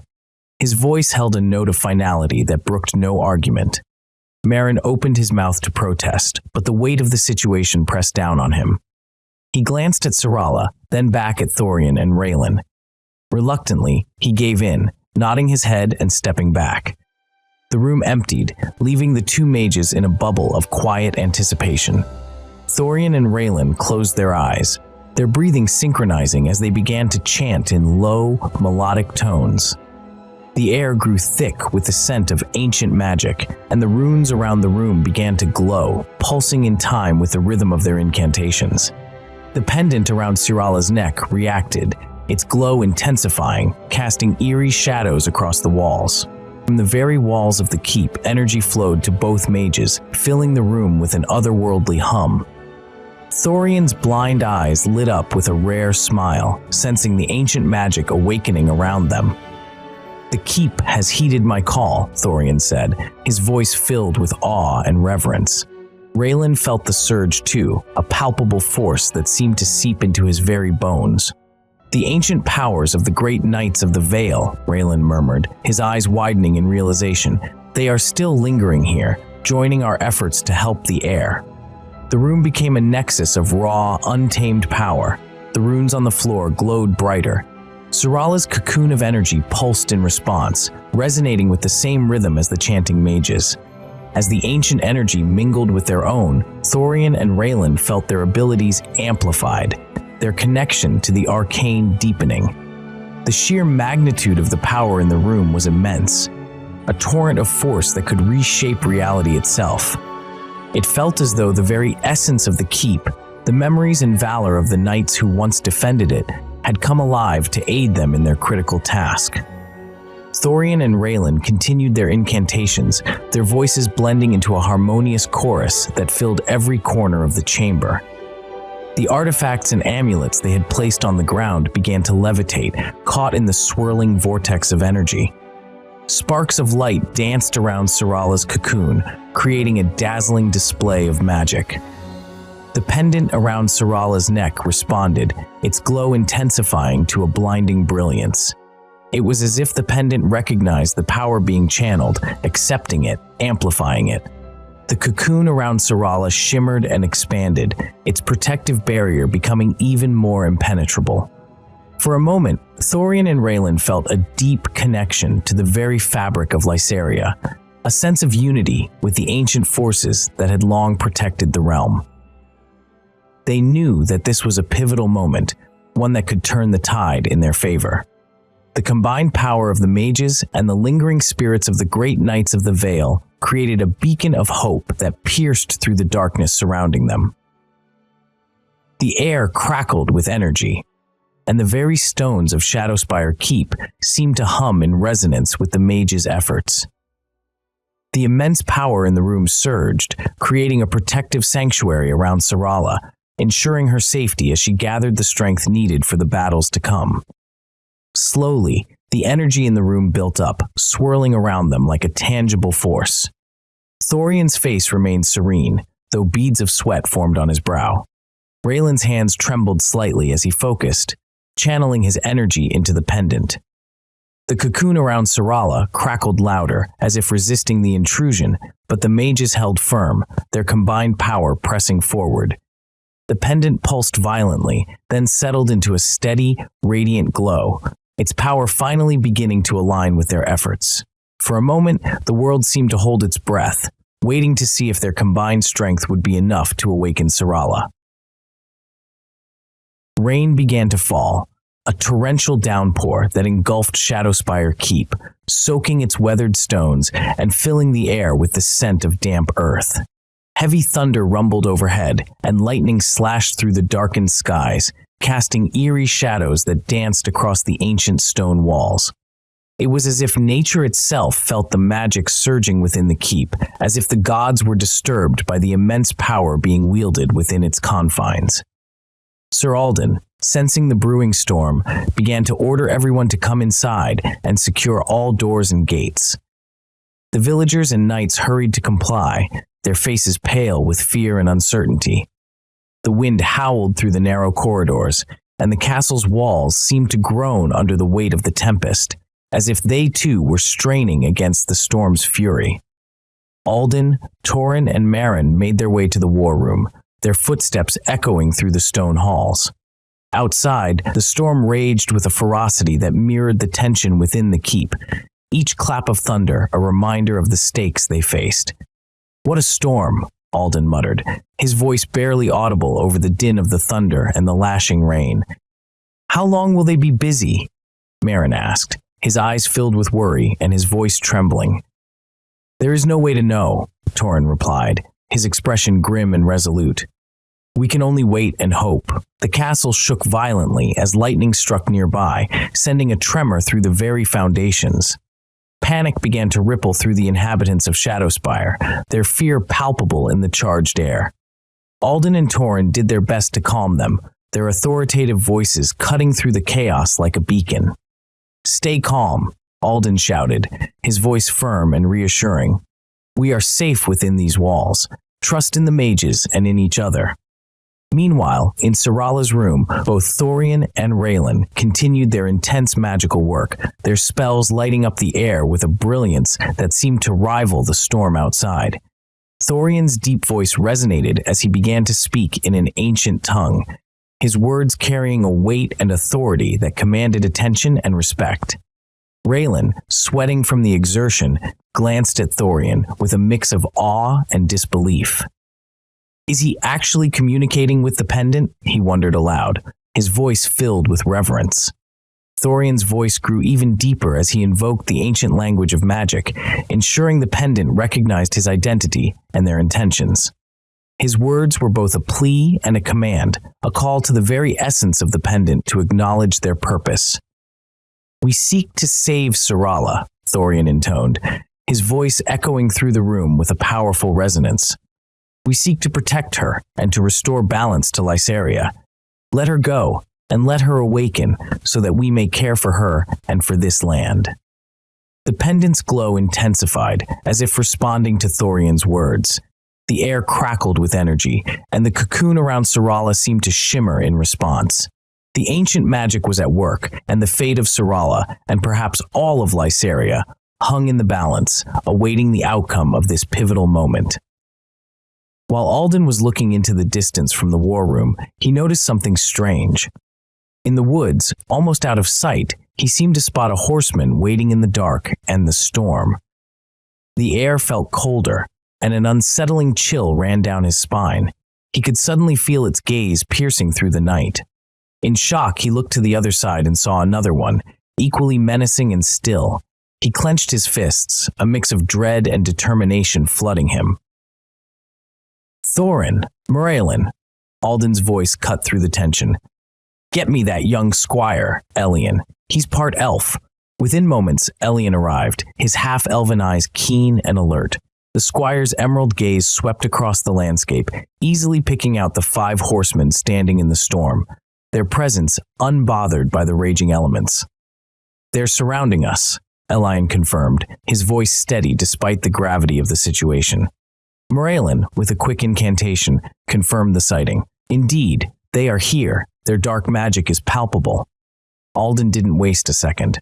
"Get me archers, longbows and crossbows, poison the arrows and bolts." The war room buzzed with urgent activity. Men and women moved with purpose, gathering weapons and preparing for the impending confrontation. 5 archers at each corner, ready to fire, Alden commanded, his tone leaving no room for hesitation. Raelin stepped forward, her hawk-like eyes gleaming with resolve. "Give me the arrows," she demanded. "I will put a spell on them to give them more power." Torin, standing resolute and unyielding, nodded in agreement. He knew the gravity of the moment and the importance of every action taken. Alden turned to his companions, his gaze firm and unyielding. "Now is the time for good ideas," he said, looking at each of them in turn. "We need to outthink and outfight them." Raelin began chanting over the arrows, her voice weaving ancient spells of power and protection. Elian, with his heightened senses, continued to monitor the horsemen, ensuring they were aware of any movement. Torin coordinated the defenses, his experience and leadership evident in every decision. The storm raged on, but inside the keep, while the knights, squires, dwarves, and even villagers prepared and armed themselves, tension filled the air like an impending storm. Weapons clanged, voices barked commands, and hurried footsteps echoed through the stone halls of Shadowspire Keep. In Syrala's room, a different battle was reaching its climax. After a long struggle, the magical cocoon that had enveloped her slowly began to dissolve. The mages, Thorian and Raelin, their energy nearly spent, stood up with visible effort. "Get me Raelin and healers, now!" Thorian's voice rang out, urgent and commanding. As the cocoon continued to fade, revealing more of Syrala, she looked pale but seemed to rest easy. Her breath came in regular, steady rhythms. The healers arrived swiftly, their eyes darting from the mages to Syrala, one of them immediately taking Syrala's pulse, the other preparing water and potions. Raelin entered the room. She approached Syrala, her focus unwavering. Placing a hand on Syrala's forehead, she channeled her healing power. The air around them seemed to hum with a soft, radiant energy. "She's stable," one of the healers murmured, relief evident in her voice. "We need to keep her hydrated and continue administering these potions." Raelin nodded, her hand still on Syrala's forehead. "She'll need rest, but she's strong. We can't let her slip away now." Thorian and Raelin, though visibly exhausted, exchanged a glance of mutual understanding and relief. Their combined efforts had not been in vain. The mages stepped back, giving the healers space to work while they observed, their roles shifting from active participants to vigilant guardians, ready to intervene if needed. Syrala's chest rose and fell rhythmically, her pale face slowly gaining a hint of color as the potions took effect. The healers worked methodically, ensuring her comfort and monitoring her vital signs with meticulous care. Every movement was precise, every action deliberate, as they applied their knowledge and skill to aid the young girl. Raelin continued to channel her healing power, a steady flow of warmth and light that seemed to soothe Syrala's entire being. The room, filled with the soft glow of magic and the focused energy of those present, became a sanctuary amidst the chaos outside. The air hummed with an almost tangible sense of hope, a stark contrast to the turmoil that had brought them all together. As the minutes passed, the sense of urgency in the room began to ebb, replaced by a quiet determination. Syrala was stable, and for the moment, that was enough. The healers exchanged nods of reassurance, their hands never lingering idly. Thorian and Raelin, standing by with watchful eyes, allowed themselves a brief moment of respite, knowing the battle for Syrala's survival was far from over, but also recognizing the small victory they had achieved this day.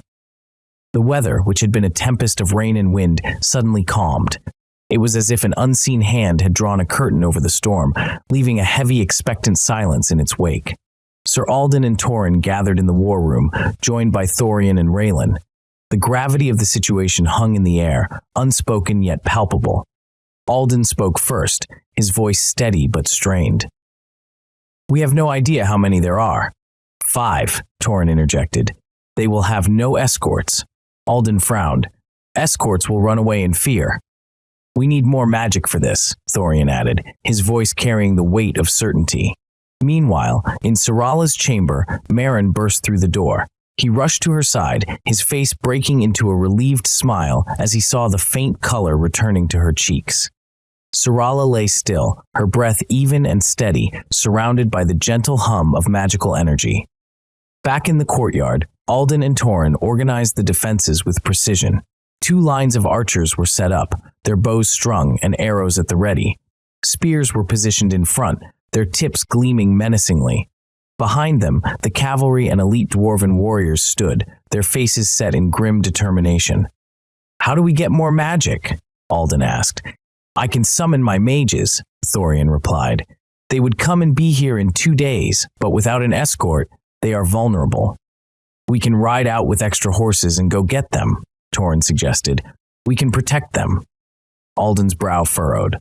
"But what will the 5 horsemen do? Will they stay here or follow them?" "I think they will stay," Thorian said, "but I can cast a barrier to give them some time to put some distance between them." The plan began to take shape, each detail meticulously considered. The room buzzed with a sense of purpose, the camaraderie between warriors and mages growing stronger with each passing moment. Outside, the calm after the storm seemed almost eerie, a quiet before the impending clash. Yet within the walls of Shadowspire Keep, Alden's mind raced, the strategy forming like a blueprint in his thoughts. He turned to Torin and the others, his voice steady and clear. "All right, here's how we're going to do this," Alden began, his voice carrying a reassuring steadiness. "We have 5 horsemen and 4 towers with archers. We'll take the one near the gate and bolster it with more archers and a mage. Our focus will be on the horsemen closest to the gate." Torin nodded, his sharp gray eyes narrowing as he visualized the plan, the scar on his brow adding to his intense demeanor. "With some luck," Alden continued, "he'll either retreat into the forest or the others will come to his aid. While they rally, we ride out with our heaviest cavalry. They'll think it's an all-out attack." His voice grew more resolute, underscoring the urgency of their mission. Raelin raised an eyebrow, her fingers twitching with nervous energy. "And if they haven't rallied by then? We abort," Alden said firmly. "Everyone comes back, but if they do gather, we bombard them with arrows and bolts, supported by our elite cavalry." Raelin's eyes gleamed with approval. "And the trick?" Alden continued, his confidence growing. "As the cavalry charges, they split into 2 groups. The rear group heads straight to your mages, picks them up, and returns. The front of the attacking force circles back, defended by archers and mages, and rides back inside." Torin clapped a hand on Alden's shoulder, a rare smile breaking his stern face and softening his usual gruff demeanor. "That's a hell of a plan, my friend," he said, his voice carrying a warmth and approval that was seldom heard. Alden returned the smile, albeit with a hint of grim determination. "If all goes well." "And if the horsemen don't rally?" Raelin asked. "We abort," Alden repeated. "Everyone retreats to the keep." Thorian, who had been silent, spoke up. "What if they follow through the gates?" Alden's gaze hardened, steely with resolve. "We have 2 lines of archers and warriors, plus those who rode out, and the archers providing cover. If they follow us through the gates, the battle starts early. We'll fight them with everything we've got, no holding back." His voice carried the weight of a man ready to face whatever came their way. The room fell silent, each member of the group absorbing the gravity of the plan. Alden looked around, meeting each of their eyes. "This is our best shot. Let's make it count." With that, they dispersed, each to their assigned tasks. Torin approached Alden, a twinkle of mischief in his steely gray eyes. "I might have a little surprise for ye," he said, a hint of pride in his voice. Alden raised an eyebrow, curiosity piqued. "What's that, Torin?" As if on cue, 2 dwarves emerged from the shadows, their sturdy frames moving with purpose. Each bore a bow that caught Alden's eye, a design unlike any he had ever seen. The craftsmanship was exquisite, each curve of the bow finely etched with intricate patterns that spoke of a mastery he could only admire. "These bows shoot very hard," Torin continued, gesturing to the dwarves as they approached. "And I mean very hard, but there's more." Torin lifted the lid of a weathered chest, revealing a collection of arrows that shimmered in the dim light. Alden leaned closer, intrigued. "These arrows are unique," Torin declared, his voice low and conspiratorial. He lifted one, its shaft glinting with an otherworldly sheen. "The alloy is a very rare combination of different elements. There's even silver in there and diamond." He chuckled, shaking his head. "Don't ask me how they did it, only the master of the forge knows how it's done." Alden examined the arrow closely, marveling at its construction. "These might be very good against magical creatures," Torin added, pride swelling in his chest. Torin nodded, motioning for Alden to look closely at the arrowhead. "Look at this," he instructed, pointing. "It's made in such a way that it can penetrate deeper. You can even light them on fire." Alden's eyes widened as he understood the implications. "Fire arrows," he murmured, feeling a rush of excitement at the thought of their potential in the battle ahead. Torin grinned, his beard shifting with the movement. "Aye, with these in hand, we stand a much better chance." The dwarves exchanged knowing glances, their anticipation palpable as they prepared to arm the archers with these powerful new weapons. The archers looked in awe at the arrows, their eyes wide with amazement as they examined the finely crafted weapons. Better use your own bows, boys, Torin advised, his voice carrying a note of authority. You're used to them. The archers nodded, understanding the wisdom in his words, but the crossbowmen exchanged hopeful glances, as if they expected a similar treat. Torin caught their looks and shook his head with a wry smile. Not yet, he said, his tone firm. We're working on enhanced bolts, but we don't have them now. The crossbowmen sighed, their shoulders slumping slightly in disappointment. They knew that every advantage counted, and the promise of enhanced bolts gave them a glimmer of hope for future battles. Meanwhile, in a secluded chamber within the keep, Syrala began to stir. Slowly, as if emerging from the deepest dream, she awoke. Her vision was blurry, but she could make out a familiar figure beside her. It was Merrin. Syrala, Merrin said, his voice thick with emotion, tears of happiness brimming in his eyes. You are back. Syrala sat up, feeling an unexpected surge of energy coursing through her veins.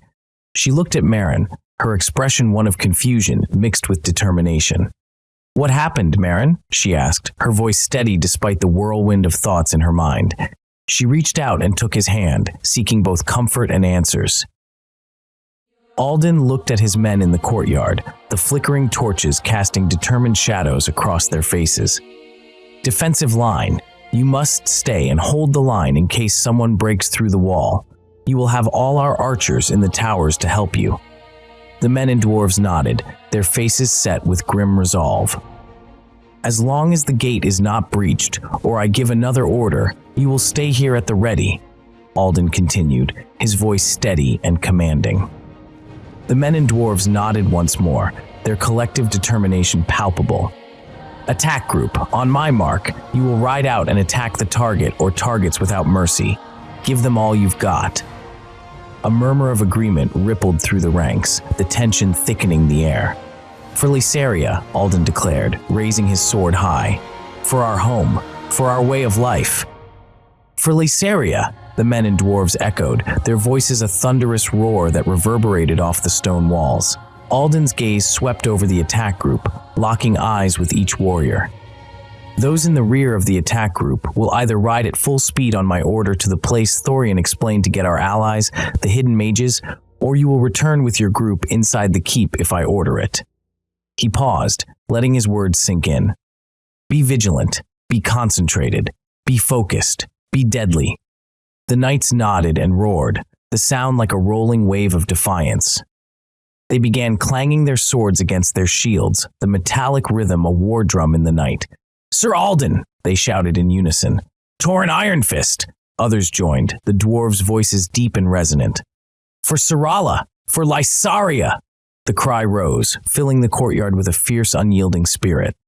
Alden felt a surge of pride and purpose. He looked to Torin, who met his gaze with a fierce nod. Together, they turned to face the looming threat, united in their resolve to protect their land and their people. Alden looked at his ranged warriors in the tower. The elven squire had also joined, his keen vision and exceptional archery skills a valuable asset. He wielded a bow of elven design, its craftsmanship evident in its elegant curves and intricate carvings.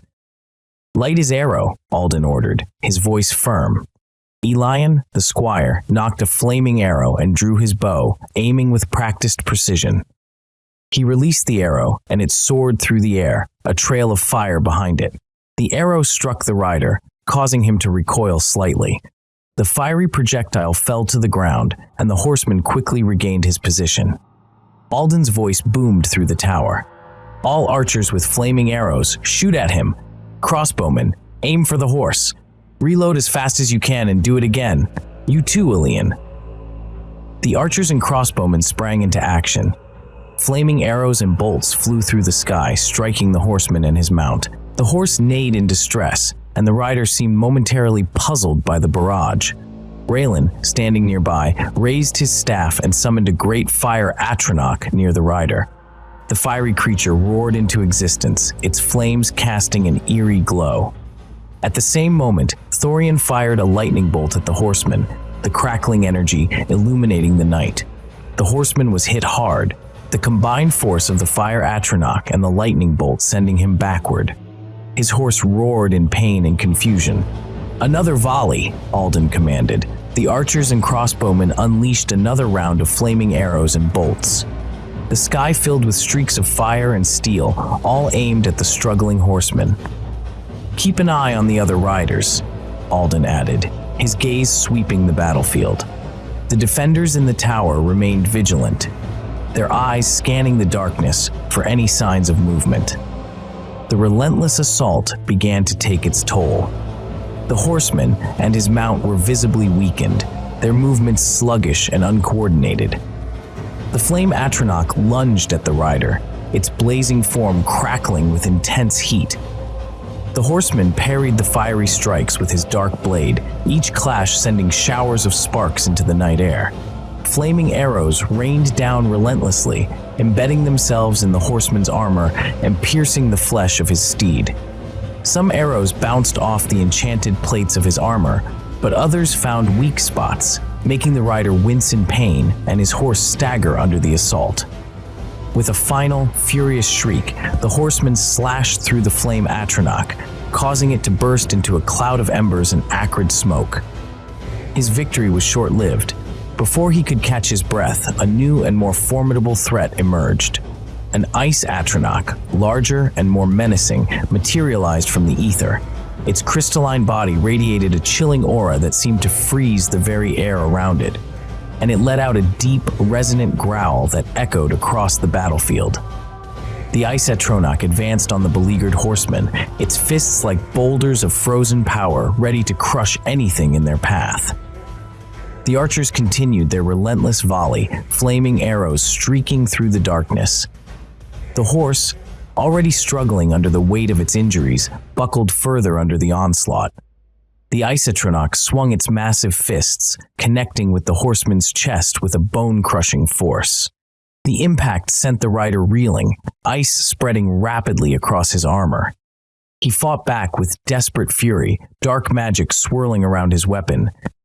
Another devastating swing from the icy giant smashed into the horse, causing it to whinny in agony and collapse under its own weight.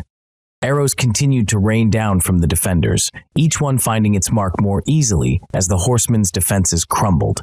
His steed, now heavily injured and unable to rise, lay on the ground, its breath coming in ragged gasps. The horseman himself staggered, blood seeping through the gaps in his once impenetrable armor, his movements growing increasingly sluggish. The ice Atronach roared, its breath turning the air to frost, and struck again. The battlefield was a maelstrom of fire and ice, and the horseman was caught in its merciless grip. The horseman shrieked, his eyes burning with dark energy. From his palm, he launched a heavy fireball that collided with the ice Atronach, throwing the icy giant aside in a burst of steam and shattered ice. The force of the spell left the horseman trembling, but he turned his gaze toward the tower with grim determination. Another fireball erupted from his hand, streaking through the night sky. The power needed for such an attack made him fall to his knees, his strength visibly waning. "Get down or run away!" Alden shouted, his voice cutting through the chaos. The fireball hit the tower with a deafening explosion. The impact sent shards of stone and wood flying in all directions. Alden jumped aside just in time, rolling to avoid the worst of the debris. A few others followed his lead, hitting the ground hard but safe. But 3 archers and 1 dwarven archer, along with Elian, weren't so fortunate. They fell from the tower, their bodies engulfed in flames, their screams of agony echoing across the battlefield. Alden roared furiously, his heart aching at the sight of his fallen comrades. "Shoot at all the horsemen and keep firing." The mages had already summoned a magical shield, protecting themselves from the blasts and debris. The shimmering barrier held firm, keeping the mages safe from harm. Alden turned his attention back to the immediate crisis. "Put out the fire here and repair what you can," he shouted, directing the remaining soldiers. He raced down to the courtyard, his anger fueling his movements. He found his battle group, their eyes reflecting his own fury and determination. "Charge!" Alden bellowed. The gate creaked open, and the knights rode out with a fury that matched their leaders. Their horses pounded the ground, hooves kicking up dirt and debris. Swords were drawn, shields raised, and the knights formed an unstoppable wave of steel and resolve. The sight of the charging knights brought a surge of hope to the defenders still holding their positions. As Alden led the charge, he knew this battle was far from over, but he was determined to fight with every ounce of strength he had left. The horsemen sensed their companions' distress, a silent scream of pain reverberating through their dark bond. As one, they turned their focus towards him, their eyes blazing with malevolent light. The air grew thick with their collective rage. At that very moment, the horsemen received a full volley of arrows. Shafts of wood and steel streaked through the air, their tips gleaming in the dim light. Several found their marks, embedding in the dark armor of the horsemen. The wounded one staggered, his horse whinnying in distress. In their deep, dark form of communication, the horsemen rallied to their hurt companion. Their formation tightened, creating a protective barrier around him, a sinister dance of death and darkness. Alden rode out with his strike force, the clamor of hooves and the clang of armor creating a thunderous symphony. He glanced at the tower meant to provide cover, now nearly destroyed. Despite the damage, the remaining archers continued their relentless assault. On Torin's command, archers from the other tower rushed to aid their beleaguered comrades. The mages, though exhausted, fired beams of lightning and other energy attacks. No longer focused on a single rider, their efforts scattered, aiming to disrupt the horsemen's defense. The sky lit up with the crackling energy. The cavalry roared as they closed the distance, the sound a primal declaration of their determination. Yet the horsemen, sensing the impending clash, formed a small wall, keeping their wounded companion behind them. Their dark steeds pawed the ground, snorting defiantly. Raelin and Thorian watched the scene unfold, their faces etched with worry. Their strength was not at full power, drained from awakening Syrala and the ongoing battle. Thorian's heart ached with the desire for more mages, knowing their current numbers were insufficient against such formidable foes. "We need to break their line," Raelin murmured, his voice heavy with fatigue. "Agreed," Thorian replied, his eyes never leaving the horsemen. "But how?" Before Raelin could respond, the cavalry clashed with the horsemen's wall, the sound of metal on metal echoing across the battlefield. The horsemen held their ground, their dark energy a formidable shield against the onslaught. Alden's strike force pushed harder. The mages continued their assault, beams of light and energy slicing through the night. Each attack was a desperate attempt to breach the horsemen's defense, to find a way through the wall of darkness that protected their wounded companion. Torin watched the battle from a vantage point, his eyes narrowing as he took in the scene. The knights and dwarves fought valiantly, but the horsemen's dark power was formidable. He could see Alden's forces struggling to break through the horsemen's defensive wall. Torin turned away from the sight and headed into the courtyard where the defensive lines were stationed. He could feel the tension in the air, the anticipation of the soldiers waiting for his command. "Charge!" he bellowed, his voice carrying over the din of battle. "Help Alden destroy the riders. Go!" The knights and dwarves didn't need more. They sprang into action, marching with a determined stride to aid their comrades. Their movements were swift, their faces set with resolve. Marin approached, his brow furrowed with concern. "Is that wise? We have no defense here. We'll make sure they can't come. We must take them right there," Torin interrupted. "You see their power." A defensive line wouldn't have mattered. Marin nodded, understanding the gravity of the situation. He glanced around, taking in the scene with a critical eye. "What are you doing here, lad?" the dwarf asked, his tone softer. Torin turned around, only to see Syrala and Raelin approaching. Syrala's pendant glowed with a fierce light, casting an eerie glow around her. "Oh, lassie, you're back!" Torin said with joy, a rare smile breaking across his rugged face.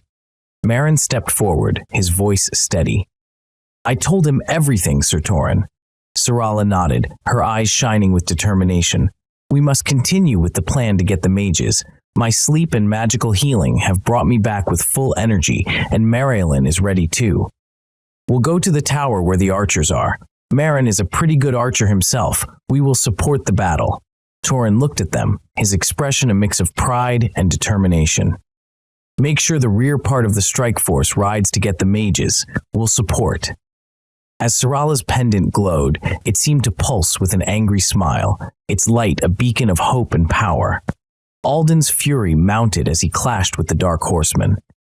He observed the wounded rider, now lurking at the back of the enemy lines, its strength returning at an unnaturally rapid pace. His eyes narrowed in suspicion. "Are they healing him?" he muttered through gritted teeth.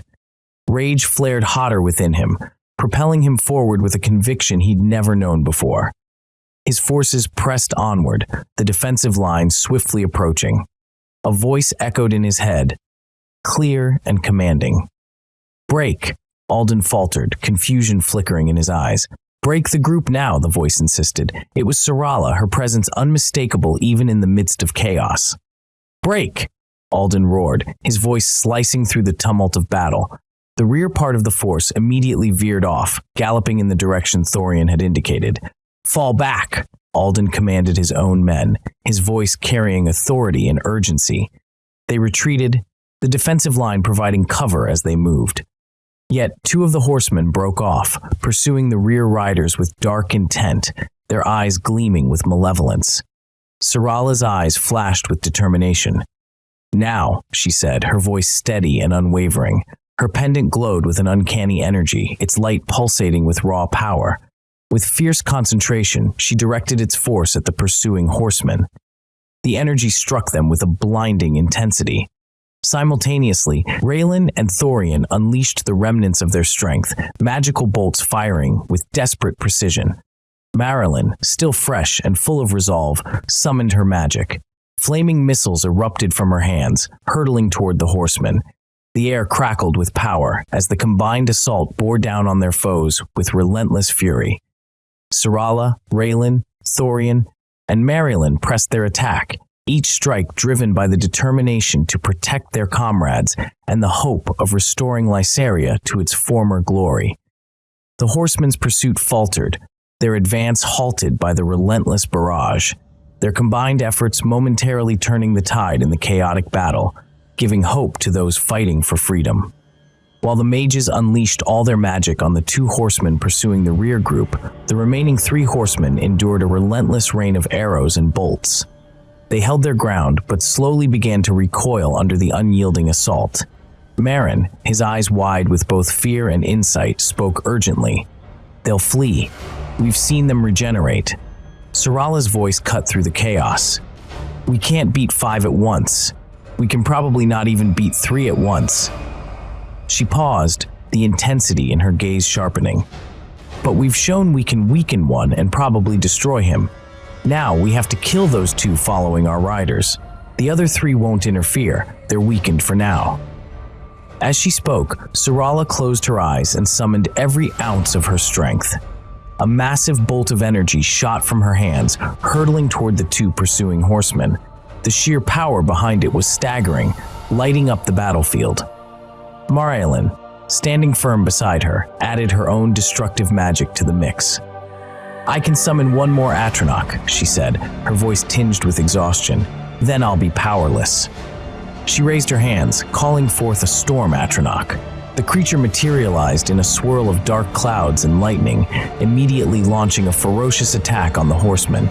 The ground trembled beneath its might. Syrala nodded, focusing her energies once more. She conjured a formidable wall of energy, blocking the horsemen's path and preventing them from following the rear riders. Meanwhile, the other 3 horsemen had retreated, their forms flickering and unstable under the continued barrage of arrows and bolts. They seemed unwilling or unable to engage further. Seizing the moment, Alden's voice cut through the chaos of battle. "Charge!" he bellowed, his command echoing across the field. "Open the gate! All forces, attack the 2 followers!" With a thunderous creak, the gate swung wide, unleashing a torrent of warriors. Every able-bodied knight, dwarf, and villager surged forward, their collective roar a symphony of defiance. The forces of Shadowspire poured through the entrance, converging upon the 2 isolated horsemen, The ground trembled under the weight of their charge, the air thick with the clamor of battle cries and the sharp clash of steel. Alden's knights and Torrhen's dwarves surged forward with a fury born of desperation and hope. The ground trembled under the weight of their charge, the air thick with the clash of steel and the roar of battle cries. Syrala, though weakened, stood at the center, her hands ablaze with arcane power. She unleashed torrents of energy that crackled and seared through the air, targeting the two dark horsemen who pursued their comrades. Torrhen's dwarves formed an impenetrable wall, their shields and axes flashing in the dim light as they engaged the horsemen. Each strike was precise. Alden's knights flanked the dwarves, their swords cutting through the air with deadly precision. The two horsemen, though formidable, began to falter under the relentless assault. Syrala's magic intertwined with the physical prowess of the knights and dwarves. Bolts of energy and elemental fury bombarded the horsemen, breaking through their dark defenses. The combined force was overwhelming. With a final, desperate push, the two horsemen were driven to their knees. Alden, leading the charge, delivered the final blow, his sword glowing with a strange, radiant light. The horsemen disintegrated, their dark forms crumbling into ash and dust. Alden, panting heavily, watched as the remains of their enemies scattered in the wind. Without hesitation, he ordered the ground where they had fallen to be burned. Flames roared to life, consuming the earth and ensuring no trace of the dark magic remained.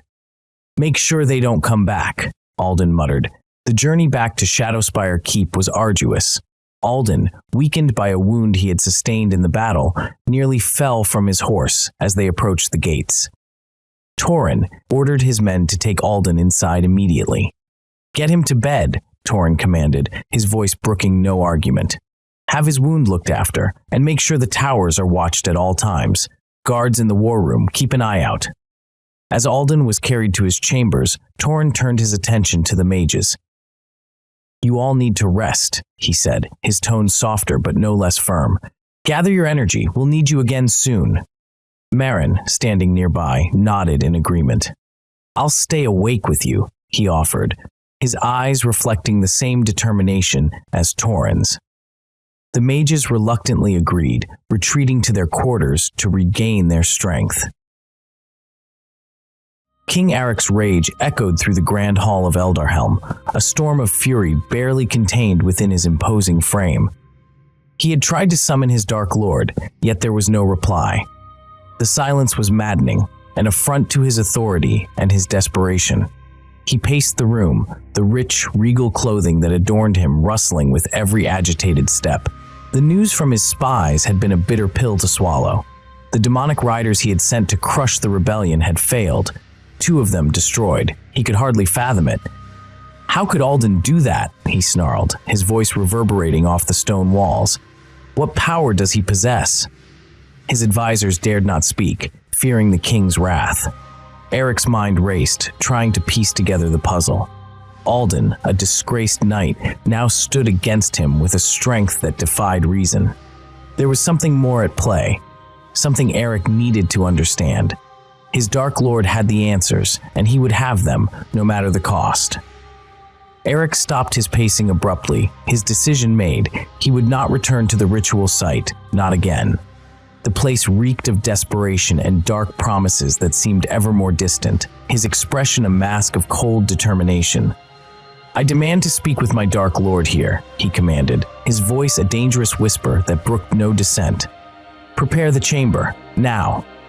The advisors hurried to obey. Eric's mind was a maelstrom of anger and frustration. He needed answers, he needed power, and he would stop at nothing to maintain his iron grip on Lysaria. As his advisors scurried about, preparing the chamber for the summoning, Eric's thoughts returned to Alden and the rebellion. The knight's unexpected strength was a threat, one that needed to be understood and eradicated. Eric clenched his fists, his nails digging into his palms. "I will find out what happened," he muttered to himself, his eyes narrowing, "and I will crush them all." The chamber filled with the acrid scent of burning incense, the air thick with dark energy as King Eric stood at the center, arms raised in summoning. His voice echoed, chanting in the ancient tongue, desperate to reach the malevolent force that had granted him power. The runes on the floor glowed dimly, pulsing in time with his words, but the entity remained silent. Sweat beaded on Eric's forehead, his frustration mounting. He needed answers, needed power. But the silence was deafening, a void that mocked his desperation. Finally, he lowered his arms, his breathing ragged, his chest heaving from the exertion. "Damn you," he hissed to the empty air. The runes flickered and died, leaving him in the dim light of the chamber's torches. Anger bubbled within him, a volcanic force seeking an outlet, threatening to erupt. He turned to leave, his steps heavy with fury. As he reached the ornately carved door, a lone guard stood there, eyes fixed on the ground. "Have I not told everyone to leave the room?" Eric snarled, his voice a dangerous growl, the sound reverberating off the chamber walls. The guard looked up, a hint of sarcasm in his eyes. "You say many things, King Eric." Rage flared within Eric, and he raised a hand, summoning his dark power. He would teach this insolent guard a lesson. Energy crackled around his fingers, but before he could release it, the guard's eyes flashed with a hidden power. With a small flick of the guard's hand, Eric was hurled across the throne room, his body slamming into the cold, unforgiving stone floor. He lay there, astonished, pain radiating through him like a wildfire. The guard's footsteps echoed, slow and deliberate, as he approached the fallen king. "So, my king," the guard's voice dripped with contempt, "who do you think you are exactly?" Eric shut his mouth, watching the guard approach with a mixture of fear and disbelief. How could this be happening? He had gained so much power through the dark entity, yet here he was, at the mercy of a mere guard. Summoning his strength, Eric roared, directing a powerful energy attack at the guard. The force was immense, enough to obliterate any normal being, but the guard just continued walking, the energy passing right through him as if it were nothing more than a gentle breeze. The guard laughed, a chilling sound that sent shivers down Eric's spine. "Really, Eric? What do you think you can do?" The guard lifted his head, a vicious smile spreading across his face. Suddenly, Eric felt himself lifted into the air, paralyzed, unable to move. The guard's laughter echoed in his ears, a haunting melody of dominance. "You are nothing, Eric," the guard said, his voice filled with disdain. "You are my servant." With a final mocking laugh, the guard released him, and Eric fell to the ground, pain searing through his body as he lay there, utterly defeated. His mind raced, grappling with the reality that his reign, built on fear and dark magic, had brought him to this humiliating end. Eric struggled to his feet, his body trembling with a volatile mix of pain and unbridled rage. The guard stood motionless before him, his mocking smile never wavering, a cruel twist that seemed to mock Eric's very existence. In that moment, Eric's eyes blazed with fury, but he couldn't deny the sickening truth. He was at a distinct disadvantage. This was no ordinary guard. This was something far more sinister, a manifestation of his own fears made flesh. "You seek advice, Eric," the guard said, his voice dripping with condescension, as if he were addressing a child rather than a king. "But the situation gets more interesting, doesn't it?" The words curled around Eric like smoke, suffocating and taunting. Eric clenched his fists, the knuckles turning a stark white against the backdrop of his regal attire. He had never felt so powerless, so exposed, like a king stripped of his crown and left to the whims of fate. The guard's words cut deep, slicing through the carefully constructed facade of control that he had upheld for so long, leaving him vulnerable to the piercing truths beneath. "Anyway," the guard said, his voice softening to a dangerous whisper that slithered through the air, "if you want advice from the dark side, I will be your new contact." Eric's eyes narrowed, suspicion mingling with a desperate need for power. He needed to maintain his grip on Lysaria, a kingdom teetering on the brink of chaos. But could he trust this enigmatic figure, this embodiment of the very darkness he had sought to control? Could he afford not to? "What do you want from me?" Eric demanded, his voice a precarious blend of defiance and fear, fighting to mask the tremors of uncertainty that threatened to betray him. The guard's smile widened, a predator savoring its prey, relishing the moment. What I want, Eric, is very simple. I want to see you succeed, to see you maintain your throne. But you must understand that power comes at a price. The guard's tone was almost seductive, luring Eric into a web of temptation. He had sacrificed so much already, had plunged Lysaria into darkness to secure his reign, drowning his kingdom in fear and despair. But was he willing to pay an even steeper price, to barter away the remnants of his soul for the promise of power? The guard extended a hand, an offer laden with both promise and peril, the air crackling with unspoken possibilities. Join me, Eric. Embrace the darkness fully, and you will have the power you seek. The invitation hung in the air, both alluring and dangerous, like a siren's call echoing through stormy seas. Eric stared at the outstretched hand, his mind racing with the weight of this moment. This was his moment of decision, a crossroads that would irrevocably determine his fate and the fate of his kingdom. The guard's eyes bored into him, a silent challenge that dared him to choose. With a heart heavy with uncertainty, Eric reached out, his hand trembling slightly as he grasped the guard's. The contact was electric, a surge of dark energy that flowed through him like wildfire, igniting his veins with raw, intoxicating power that whispered promises of dominion. The guard's smile grew, a satisfied gleam shining in his eyes, a reflection of the darkness that now bound them. Welcome to the true darkness, King Eric. Now, let us begin. But wait, Eric said, his voice hoarse and strained. Who are you? The guard's grin widened, revealing teeth that seemed sharper than humanly possible, glinting ominously in the dim light. I am the Shadow King, he replied, his voice dripping with malevolence and a chilling certainty. Eric recoiled slightly, his grip faltering but not breaking. I am your king, Eric, he insisted, trying to muster his usual authoritative tone, though it sounded weak even to his own ears. The Shadow King's laughter filled the chamber, a sound that echoed off the ancient stones and seemed to seep into Eric's very soul. It was a laughter that held no warmth, only a cold, calculating amusement that sent shivers down his spine. King Eric, the Shadow King mocked, shaking his head slowly with a predatory gleam in his eyes. You are but a pawn in a game far greater than you can comprehend. Eric's hand trembled, and he pulled it back, wiping it on his regal robes as if to rid himself of the Shadow King's touch. His mind raced, struggling to grasp the full extent of what he had just heard. The words echoed in his head, each one a dagger to his pride and sense of control. The Shadow King's eyes gleamed with a dark light, and he took a step closer to Eric, towering over him. You may sit on the throne, he said, his voice a sinister whisper that seemed to wrap around Eric like a suffocating cloak. But it is I who wields the true power. Eric swallowed hard, his throat dry and parched. He wanted to argue, to assert his dominance, but the words caught in his throat. He had always known he was playing with forces beyond his control, but this was something else entirely, something far more terrifying. The Shadow King laughed again, a sound that seemed to make the very shadows dance around them. Do not worry, Eric, he said, almost soothingly, with a touch of mockery that stung. Our goals are aligned, for now.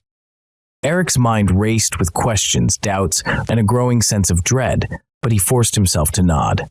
Very well, he said, his voice steadier than he felt, though his heart pounded in his chest. But remember, I am still king. The Shadow King's smile never wavered, a smile that promised nothing but darkness. Of course, Your Majesty, he said with a mocking bow, his eyes never leaving Eric's. For now. The night settled heavily over Shadowspire Keep, a fortress of ancient stone, standing resilient against the encroaching darkness. Flickering torches cast long, restless shadows along the walls, painting the halls with a sense of eerie vigilance. Though fortified and formidable, the keep felt like a lone sentinel surrounded by a vast, unseen menace. Inside the war room, the air was thick with tension and a fragile hope. A large, weathered table took center stage, its surface littered with maps, battle plans, and hastily scrawled reports. A dim chandelier and the soft glow of the fireplace provided scant illumination, casting wavering light on the gathered faces. Alden leaned over the table, his eyes scanning the maps. The recent battle, he began, his voice steady, showed us both our strengths and weaknesses. We defeated 2 of the horsemen, but it came at a cost. Raelin, standing beside him, nodded thoughtfully. The magic we used was potent, but the power behind those horsemen is vast. We must be prepared for them to return with even greater force. Thorian, seated at the far end of the table, leaned forward. We need to anticipate King Eric's next move. He won't rest until he crushes us. The group fell silent. Torin broke the silence, his voice gruff but determined. We must fortify the keep further. Gather more allies. Prepare for another attack. Syrala, still pale from her recent ordeal, listened intently from her chair near the fireplace. Though recovering, her eyes were sharp, reflecting the gravity of the situation. She understood her role was pivotal in the battles to come. Raelin placed a reassuring hand on Syrala's shoulder. Your strength is growing, Syrala. With each day, you'll be more prepared to face what's ahead. Alden straightened, his resolve evident. We need to focus on our defenses. Torin, can your dwarves reinforce the walls and gates? Torin nodded. Consider it done. We'll make this keep impregnable. Thorian added. We should also send out scouts to gather intelligence on Eric's movements. Knowledge will be our greatest asset. Raelin glanced at Syrala. And you, Syrala, must continue your training. Your power is the key to our victory. Syrala nodded, determination etched on her face. I won't let you down. The group continued their discussion, laying out plans and contingencies, each member contributing their expertise. The atmosphere, though tense, carried an undercurrent of unity and purpose. The mages, huddled together in a secluded glade, looked up with weary eyes as Alden's knights approached. Among Alden's knights, Sir Robert stepped forward. His demeanor was resolute, his voice steady. We come with dire news and a mission, he announced, the weight of his words hanging in the air. Eldric has fallen, but we cannot let his sacrifice be in vain. Fear flickered across the faces of the mages. The news hit them like a hammer blow. Eldric, their revered leader, had fallen. A state of defeatism and sorrow enveloped the mages. Eldric had been their guiding light, the one who had always known the way forward. Now, with his loss, the path seemed obscured by a thick fog of despair, but it was quickly followed by a spark of anger. The injustice of Eldric's death fueled their determination. They were no longer just mages in hiding, they were avengers of their fallen leader. Robert continued, I am here with an escort and spare horses. We have come to fetch you and bring you safely to Shadowspire Keep. Sir Alden and the others are preparing for the battles to come, and your presence is needed. The mages exchanged glances, the weight of their decision evident in their eyes. Robert's words carried not just the promise of safety, but also a call to arms, a reminder of the fight that lay ahead. And there's more, Robert added, his voice lowering as if to underscore the gravity of his next words. 5 hellish horsemen were sent by King Eric. We managed to defeat 2 of them, but the threat remains. Your skills, your magic, are crucial if we are to stand a chance against the remaining horsemen and the darkness that follows them. The mages felt a renewed sense of purpose. They knew the risks, the dangers that lay ahead, but they also knew they couldn't remain in hiding any longer. Eldric's sacrifice had to mean something. They would honor his memory by continuing the fight. The mages gathered what they needed swiftly. Hands moved with practiced precision, collecting artifacts and scrolls, securing them in leather satchels. Their faces, etched with a mixture of sorrow and determination, spoke of the urgency of their task. The forest around them seemed to hold its breath, as if sensing the weight of the moment. One mage paused to adjust the strap of a worn bag, her fingers brushing against the cold metal of a pendant hidden within. With their preparations complete, the mages mounted the horses provided by the knights. The animals shifted uneasily under the weight of their new riders, but the knights' steady hands and reassuring murmurs soon calmed them. Robert mounted his steed and looked back at the group. Let's ride, he said, his voice carrying a note of finality. He spurred his horse forward, taking the lead. The journey back to Shadowspire began with a sense of urgency. The knights and mages moved as one, their ranks tight, their movements synchronized. The path through the forest was narrow and treacherous. Each step forward brought them closer to their destination, yet the emotions swirling within the group were far from uniform. For some, there was a sense of hope, a belief that they could make a difference in the battles to come. For others, there was fear, the uncertainty of what lay ahead casting long shadows over their thoughts. But all shared a common thread of determination, a resolve to see their mission through to the end. Robert rode ahead, his eyes scanning the path before them. His thoughts were a whirlwind of strategy and concern, but he kept his focus on the task at hand. He knew the importance of their journey, the vital role the mages would play in the defense of Shadowspire. As the leader of this convoy, it was his duty to ensure their safe arrival. The forest began to thin, the trees giving way to open land. The sight of the horizon brought a fresh wave of resolve to the group. They rode on. As they rode through a dense thicket, the path narrowed, forcing the group into a single file. The forest seemed to grow darker, the air thick with an eerie stillness. Suddenly, the quiet was shattered by the rustling of leaves and the snapping of twigs. A group of ragged bandits, their faces twisted with malice, emerged from the underbrush, blocking the path. Alongside them, small, vicious goblins snarled and brandished crude weapons. "Hold!" Robert called out, raising a hand to halt the group. The knights immediately drew their swords, the sound of metal ringing through the air. The mages dismounted, their hands already glowing with the promise of magic. One of the bandits, a scarred man with a crooked grin, stepped forward. "Looks like we got ourselves a prize," he sneered. "Hand over your valuables, and maybe we'll let you live." Robert's expression hardened. "We do not have time for this," he said coldly. "Stand down or face the consequences." The bandit laughed, a harsh, grating sound. Brave words for a man outnumbered. "You are the ones who are outnumbered," he said, his tone carrying a quiet authority. "Leave now, and you may yet see another day." The bandits and goblins laughed, but their mirth was short-lived. With a nod from Robert, the knights charged forward, their swords flashing in the dim light. The mages followed, their hands weaving intricate patterns in the air, calling forth spells of fire and lightning. The battle was swift and decisive. The bandits, caught off guard by the ferocity of the attack, fell back under the relentless assault. The goblins, though fierce, were no match for the combined might of the knights and mages.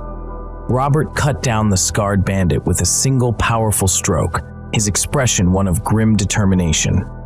Around him, the other knights dispatched the remaining foes with practiced ease. The air was filled with the sounds of battle, the clash of steel and the crackle of magic. Within moments, it was over. The bandits and goblins lay defeated, their bodies scattered among the fallen leaves. The knights and mages regrouped, their expressions resolute. "Let's move," Robert said, his voice firm. "We still have a long way to go." In the shadowed depths of Shadowspire Keep, Thorian called out, his voice echoing off the stone walls. "Raelin, come here. I need your assistance." Raelin, his robes whispering against the floor, joined Thorian with a sense of urgency. The blind mage stood before a massive wooden door, intricately carved with symbols of an ancient order. With a touch of his hand, the door creaked open, revealing a hidden library within. Thorian extended his hand, conjuring a soft, glowing orb of light that illuminated the room. Shelves lined with books stretched up to the ceiling, untouched by time. Dust motes danced in the light, adding to the air of mystery and wonder. Raelin's eyes widened, and he let out a breath he hadn't realized he'd been holding. "It looks untouched," he whispered, awe evident in his voice. Thorian moved with the confidence of someone who knew the layout by heart, despite his lack of sight. He found a sturdy wooden table in the center of the room and sat down. "Tell me, Raelin, what books are here, and find any that mention the Knights of the Vale." Raelin nodded and began his careful examination of the shelves.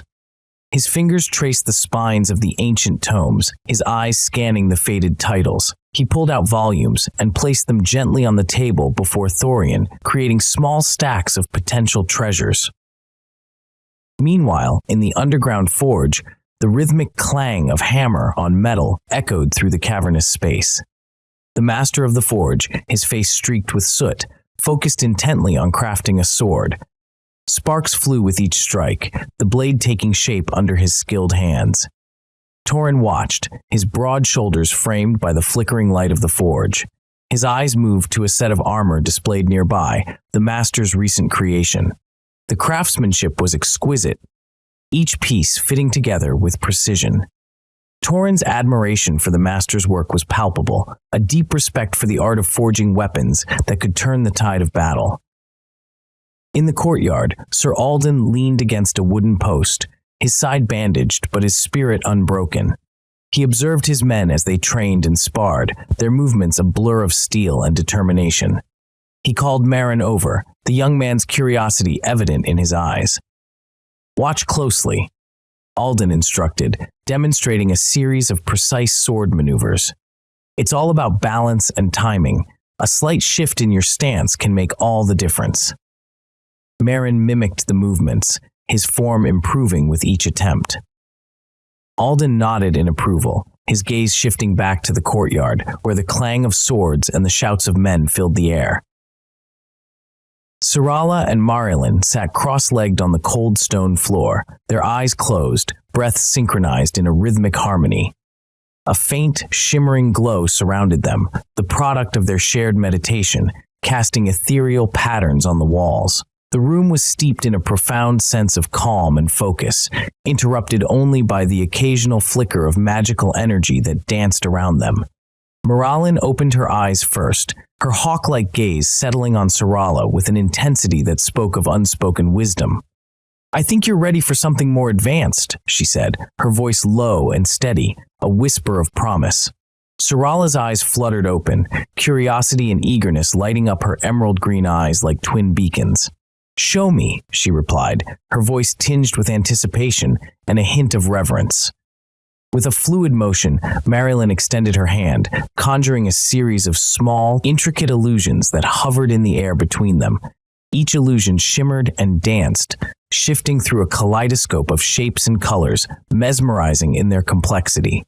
Syrala watched with rapt attention, her focus intense, as Raelin manipulated the illusions with deft, practiced movements.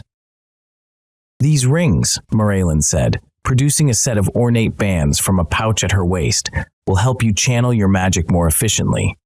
She handed the rings to Syrala, who examined them closely, her fingers tracing the ancient runes engraved on their surfaces. The rings gleamed with latent power. "Thank you," Syrala whispered, slipping the rings onto her fingers. She could feel the magic coursing through them, a gentle hum that resonated with her own abilities, amplifying them. At that moment, the heavy door to the chamber creaked open, and Torin entered. His presence was commanding, his expression one of determined purpose. "Raelin," he called, his voice echoing in the room. "Are you a rune crafter?" Raelin nodded, her sharp features softening into a smile. "I am," she replied, her tone warm yet authoritative. Torin's own smile was brief but genuine. "I need your services," he said, his tone indicating the gravity of his request. Raelin rose gracefully, casting a final, reassuring glance at Syrala before following Torin out of the chamber. They walked through the dimly lit corridors, the air thick with the scent of metal and magic, until they reached the forge, where the heart of their resistance beat strongest. In the courtyard, the clashing of swords rang out, drawing the attention of the gathered knights. Merrin and Sir Alden were locked in a sparring match, their movements a blur of skill and precision.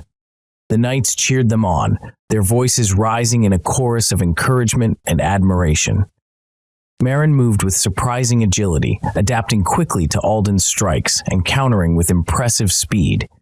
Alden, his brow furrowed in concentration, couldn't help but feel a twinge of unease.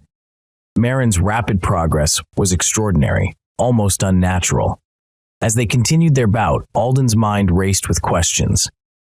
He couldn't shake the feeling that there was something more to Merrin's abilities, something beyond mere talent. The thought nagged at him, a mystery that demanded to be unraveled. Raelin and Torin entered the forge, the air thick with the scent of molten metal and the rhythmic clanging of hammer on steel.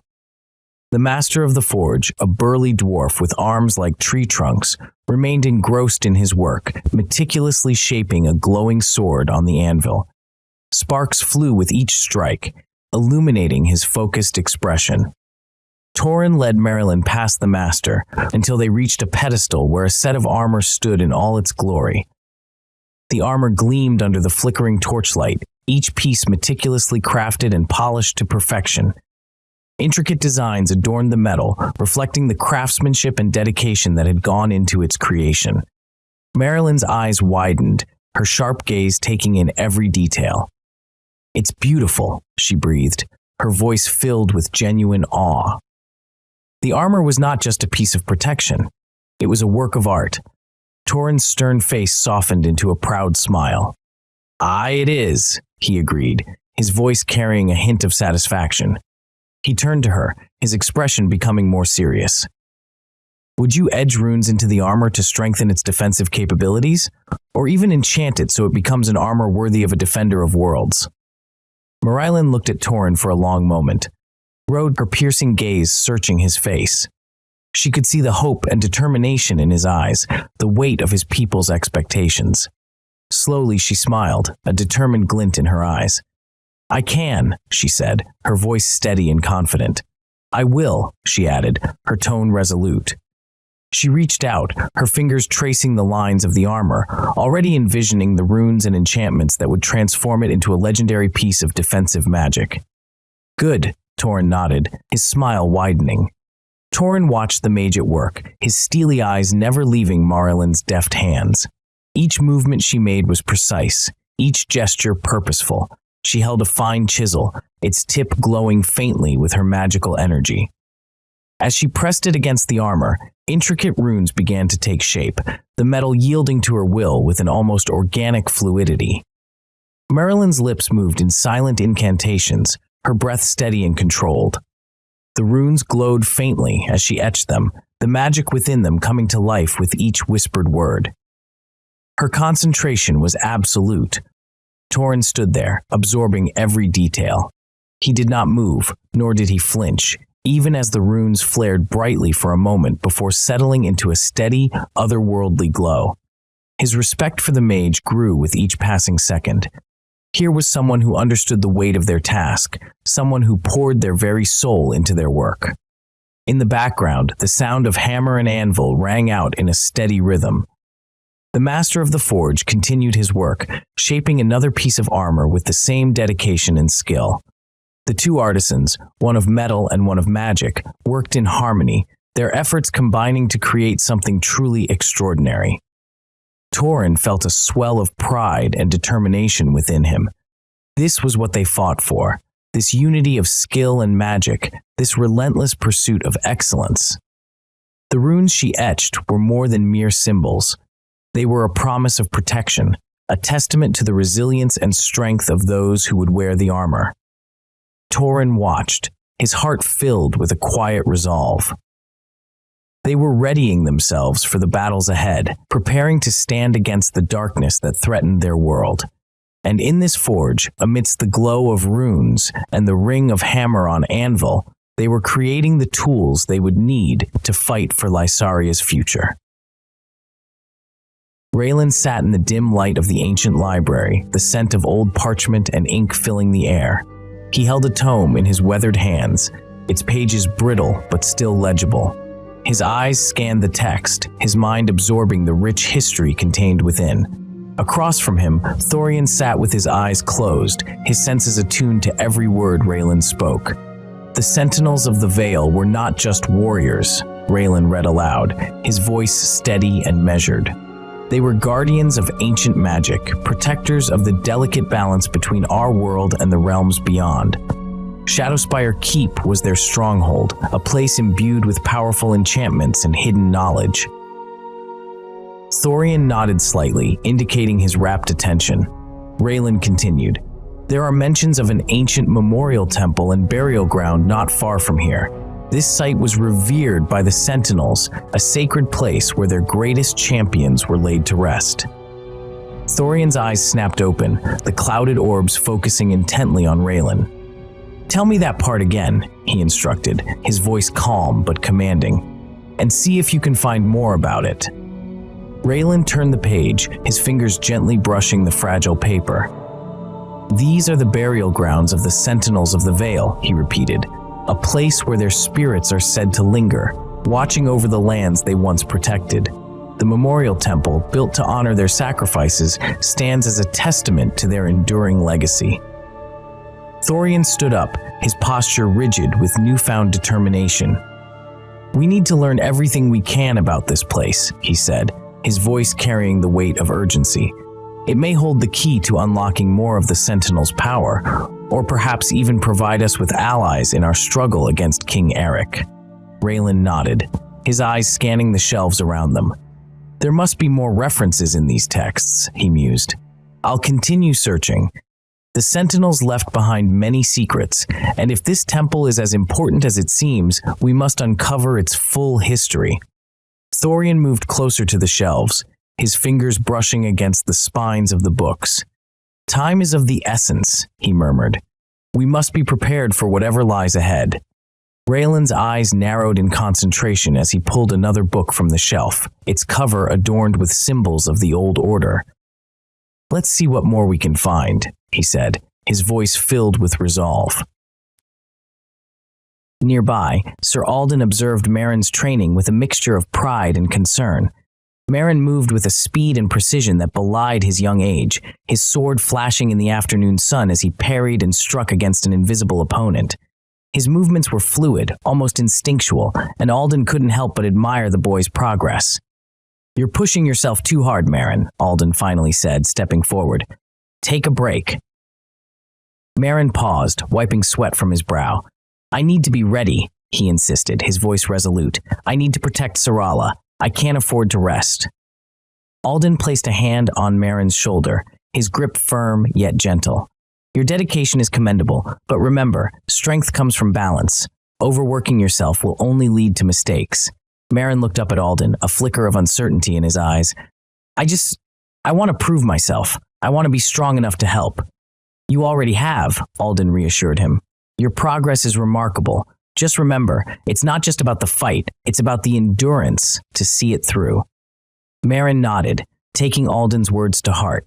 He sheathed his sword and took a deep breath, the tension in his muscles slowly easing. As the day wore on, the preparations within Shadowspire continued. Every corner of the keep was alive with activity, each person contributing to the collective effort. As they continued reading, Raelin suddenly halted, his finger tracing an underlined passage. "Wait," he said, his voice a mix of curiosity and urgency. "It speaks of a hidden compartment in the library." Thorian's clouded eyes sharpened, his senses immediately on high alert. "A hidden compartment?" he echoed, his voice tinged with intrigue. Raelin stood, his gaze sweeping the room. "Yes, somewhere within these walls," he replied, his eyes narrowing as he scrutinized the stonework and shelves. Thorian closed his eyes, extending his mind outward, scanning the room with a meticulous focus. The air seemed to hum with energy as he probed for any anomalies. Raelin moved along the walls, his fingers brushing against the rough stone, seeking any sign of a hidden mechanism. After much searching, Raelin paused, his hand resting against a section of the wall. A faint, cool draft brushed against his skin. "Thorian," he called softly, his voice barely above a whisper. "Come here." Thorian moved to Raelin's side, his hand reaching out to the same spot. He felt the subtle movement of air, confirming Raelin's discovery. "There's definitely something here," he muttered. With a few ancient words spoken under his breath, the stonework glowed faintly, revealing the outline of a concealed door. "There's your door," Thorian said, a slight smile playing on his lips. Raelin pressed against the door, trying to budge it, but it remained stubbornly closed, clearly untouched for countless years. "It hasn't been opened in a long time," he noted, frustration evident in his tone. Thorian stepped forward, placing his palm flat against the stone. He whispered an incantation, his voice resonating with power. The stone shivered and began to move, grinding slowly as it yielded to his magic. The door creaked open, revealing a dark passage beyond. Raelin and Thorian exchanged a look of triumph, the hidden compartment now accessible. Deep within the bowels of Shadowspire Keep, Thorian and Raelin navigated the labyrinthine corridors that led to the hidden library. The air was thick with dust, and the flickering light of their torches cast eerie shadows on the stone walls. Despite the oppressive silence, an aura of ancient knowledge and forgotten power filled the space. Thorian's blind eyes, clouded and unseeing, moved as if they could perceive the hidden currents of magic that still lingered in the air. "This way," he murmured, his voice a whisper against the cold stone. Raelin followed closely, his keen eyes scanning the surroundings with a scholar's intensity. They reached an old wooden door, its surface etched with runes that glowed faintly in response to their presence. Thorian raised a hand, and the runes flared briefly before the door creaked open, revealing a vast chamber lined with shelves of ancient tomes and scrolls. Raelin's eyes widened in awe. "This place. It's incredible," he breathed, stepping inside. "The knowledge contained here could change the course of our battle." Thorian nodded, though his expression remained focused. "We must find the texts on the Knights of the Vale." They moved deeper into the library, their fingers brushing against the aged spines of books and scrolls. Hours passed as they pored over the ancient texts, the flickering torchlight their only companion. At last, Raelin's eyes lit up as he pulled a dusty tome from the shelf. "Thorian, look at this," Raelin said, excitement tinging his voice. He placed the book on a nearby table and opened it, revealing pages filled with intricate illustrations and detailed accounts of the Knights of the Vale. Thorian leaned in, his senses attuned to the magical resonance of the text. The Knights of the Vale were formidable warriors, guardians against dark magic. This could be what we need. "Here," Raelin said, pointing to a passage that described a temple hidden deep within the mountains of Lysaria. The hidden library had given them the key, and now it was up to them to unlock the power that could save Lysaria. The forge's heat radiated through the underground chamber, casting a fierce glow on Torin and the master blacksmith as they worked. The clang of hammer on metal echoed through the stone walls, a rhythmic testament to their tireless efforts. "Pass me the tongs," Torin instructed, his voice steady despite the intensity of the work. The master blacksmith, a seasoned dwarf with a face etched by years of labor, handed over the tongs without hesitation. Together, they maneuvered the blade back into the roaring forge, its edges glowing a brilliant orange. As the metal heated, Raelin entered the forge, her presence a calm counterbalance to the frenetic energy of the blacksmiths. She approached the anvil where the unfinished blade lay, her eyes assessing the weapon with a critical gaze. "Time to weave the runes," she said, her voice firm yet gentle. Torin nodded, stepping aside to give her space. Raelin produced a set of delicate chisels and a vial of shimmering liquid. With a deft hand, she began to inscribe intricate symbols along the blade's surface. Each stroke of her chisel was precise, every rune a conduit for ancient magic. The air seemed to hum with energy as Raelin worked, the runes glowing faintly with each completed symbol. Torin watched with a mix of admiration and respect. "These runes will make the blade unlike any other," he remarked. Raelin glanced up, a small smile playing at her lips. "It's not just about the strength, it's about the purpose." Sir Alden was summoned to the forge, his footsteps echoing through the ancient stone corridors of Shadowspire Keep. He had caught snippets of conversation about the work being undertaken, the collaborative efforts of Torin, the master blacksmith, and Raelin, the hawk-eyed mage. Yet, no amount of rumor could have prepared him for the scene that awaited. As he stepped into the forge, the intense heat wrapped around him like a cloak, and the sight before him stole his breath. Torin stood beside a suit of armor and a gleaming blade, both masterpieces that far surpassed anything Alden had ever encountered. Raelin, her hands still shimmering with residual magic, acknowledged him with a knowing smile, her piercing gaze softened by a rare moment of camaraderie. Alden's mouth fell open as he absorbed the sight. The armor was a marvel of steel and enchantment, each piece meticulously crafted and inscribed with protective runes that emitted a soft, ethereal glow. The blade, sharp and impeccably balanced, seemed to hum with an intrinsic energy, resonating with the ancient magic woven into its core. "This is the armor and the blade worthy of a king," Torin declared, his voice brimming with pride and steadfast conviction. Alden could only stand in awe, his heart pounding in his chest. Throughout his life, he had donned many suits of armor and wielded countless blades, but none had ever felt so profoundly right. Torin stepped closer, his intense, steely gaze locking onto Alden's. "You are our leader, Alden. Be our king. Be our champion. Be our hero. Be the slayer of demons and evil forces. Be the protector of the air." The weight of Torin's words hit Alden like a physical blow. He had always envisioned himself as a knight, a protector, but never as a king, never as the beacon of hope and strength his people desperately needed. The enormity of the responsibility being placed upon him pressed down on him, and for a fleeting moment, he was unsure how to respond. Slowly, he sank to his knees, overwhelmed by the gravity of the moment and the unwavering support of his allies. His voice, barely above a whisper, was thick with gratitude and steely determination. "Thank you." In that instant, surrounded by the glow of the forge and the encouraging presence of Torin and Raelin, Alden felt an internal shift. The armor and blade were not merely tools, they were tangible symbols of the faith and hope entrusted to him by his people. With that faith bolstering him, he knew he could rise to meet the challenge ahead. Sir Robert and the mages approached Shadowspire, the imposing fortress looming ahead like a sentinel of ancient times. The heavy wooden gates, fortified with iron bands, stood resolute against the surrounding forest. The air was thick with anticipation and urgency, the group keenly aware of the danger pressing upon them. Robert raised his voice, his tone authoritative and unwavering. "Open the gates." For a moment, silence hung in the air.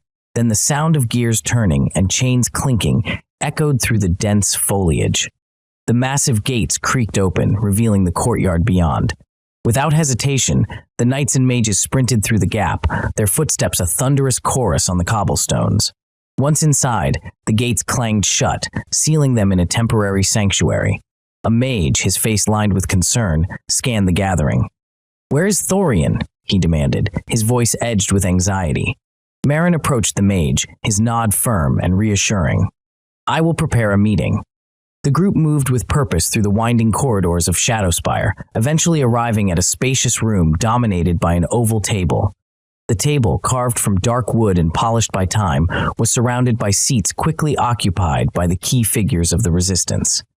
Syrala, still recovering but resolute, joined them, her presence a beacon of hope. As everyone settled, Sir Alden took the lead. "We welcome you to Shadowspire," he began, his voice steady. "Let's discuss what has transpired and what we expect moving forward." The room filled with the sound of voices, each recounting their recent battles and hardships. The mages detailed their harrowing journey and the loss of Eldrick, their words heavy with sorrow. They spoke of the hellish horseman and the dark magic that seemed to tighten its grip on Lysaria with each passing day. Sir Robert, his face etched with determination, leaned forward. "We must fortify our defenses and prepare for the next assault.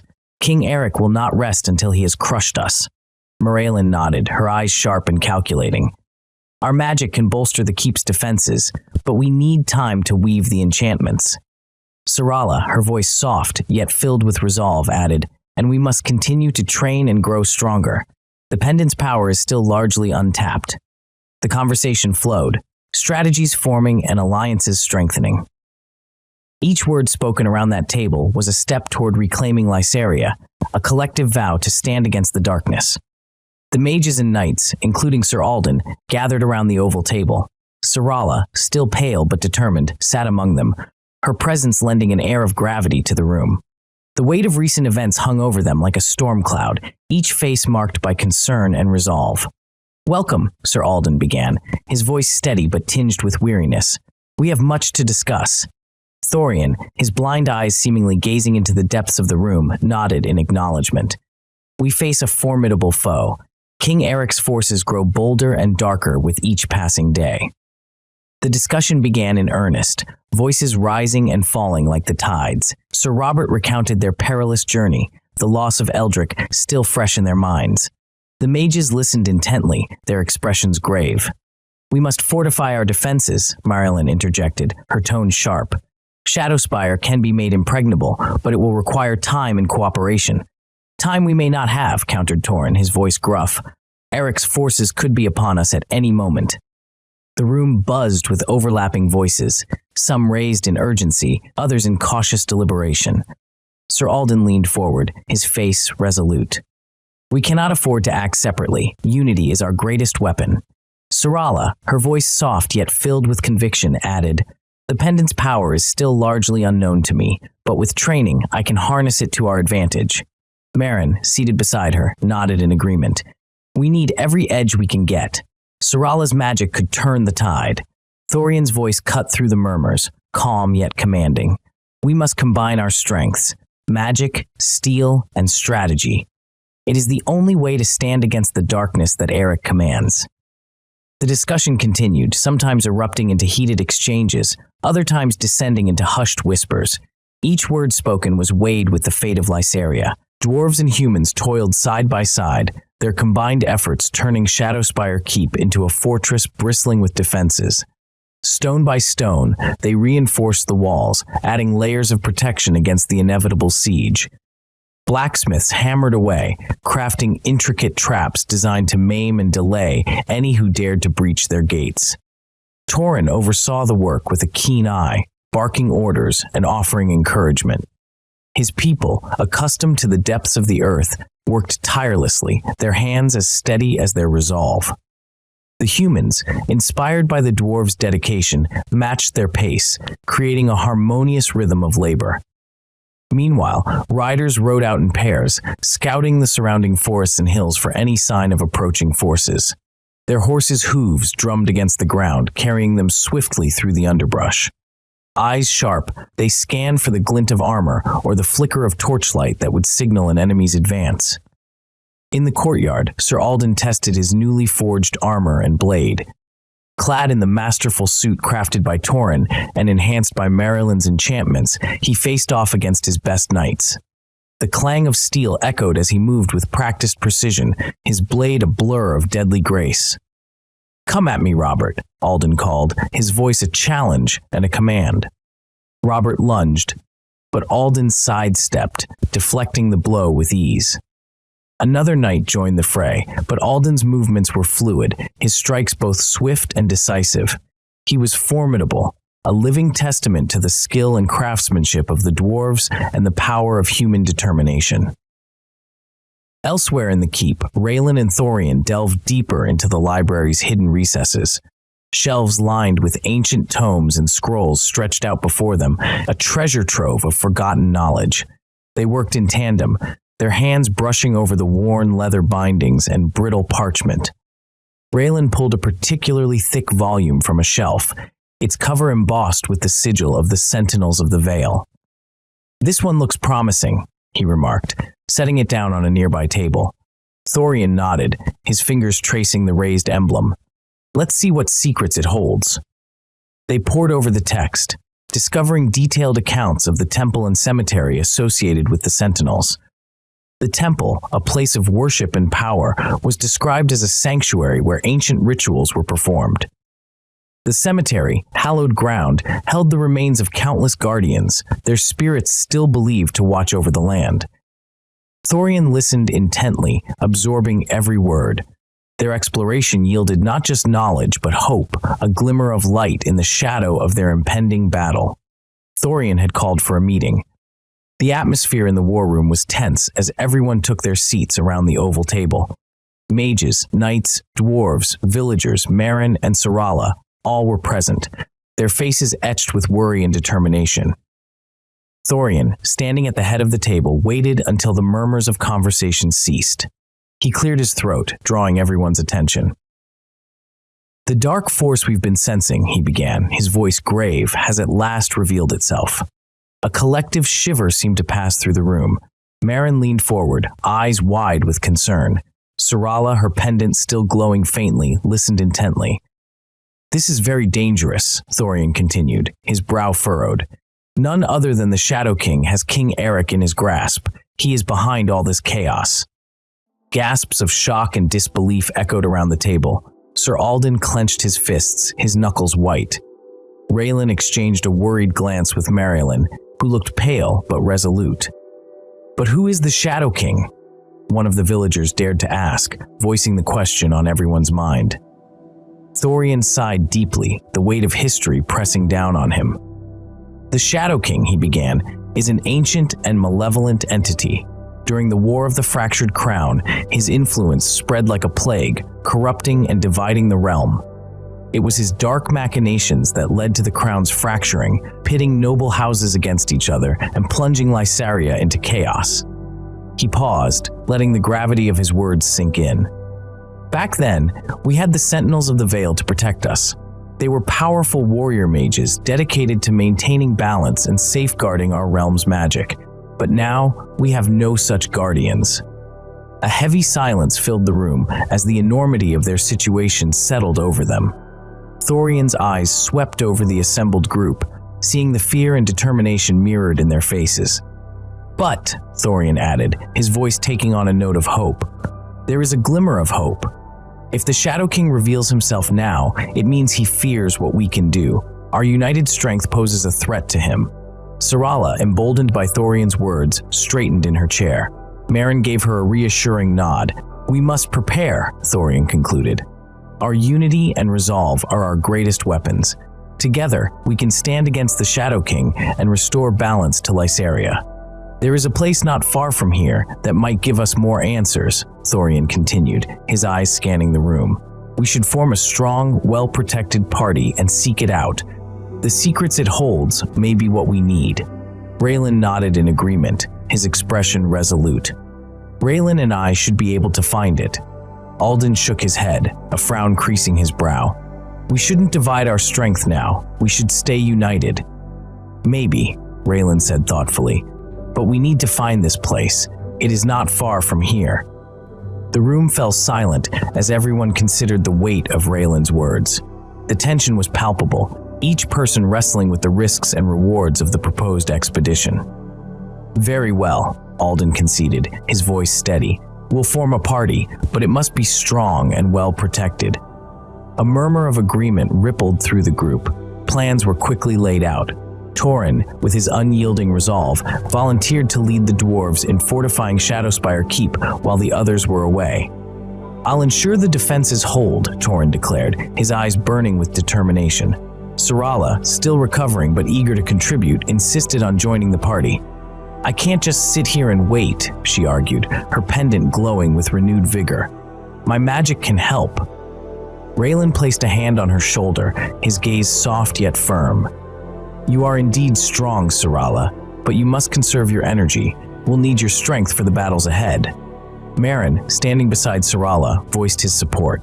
"I'll go with you. Syrala's right. We need to act, not just wait."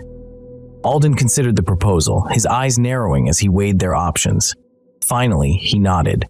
"Merrin, Syrala, you'll come with us, but we move cautiously."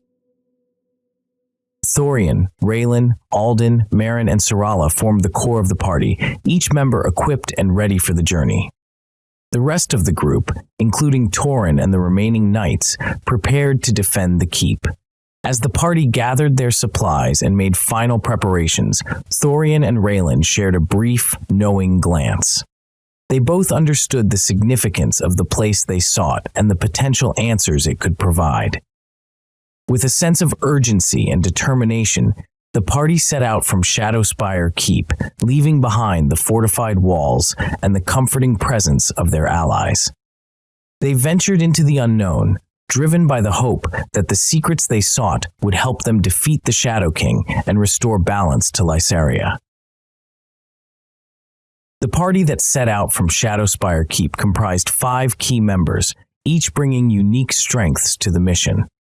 Thorian, the blind mage, led them, his wisdom and experience providing a guiding light through the darkness that enveloped Lysaria.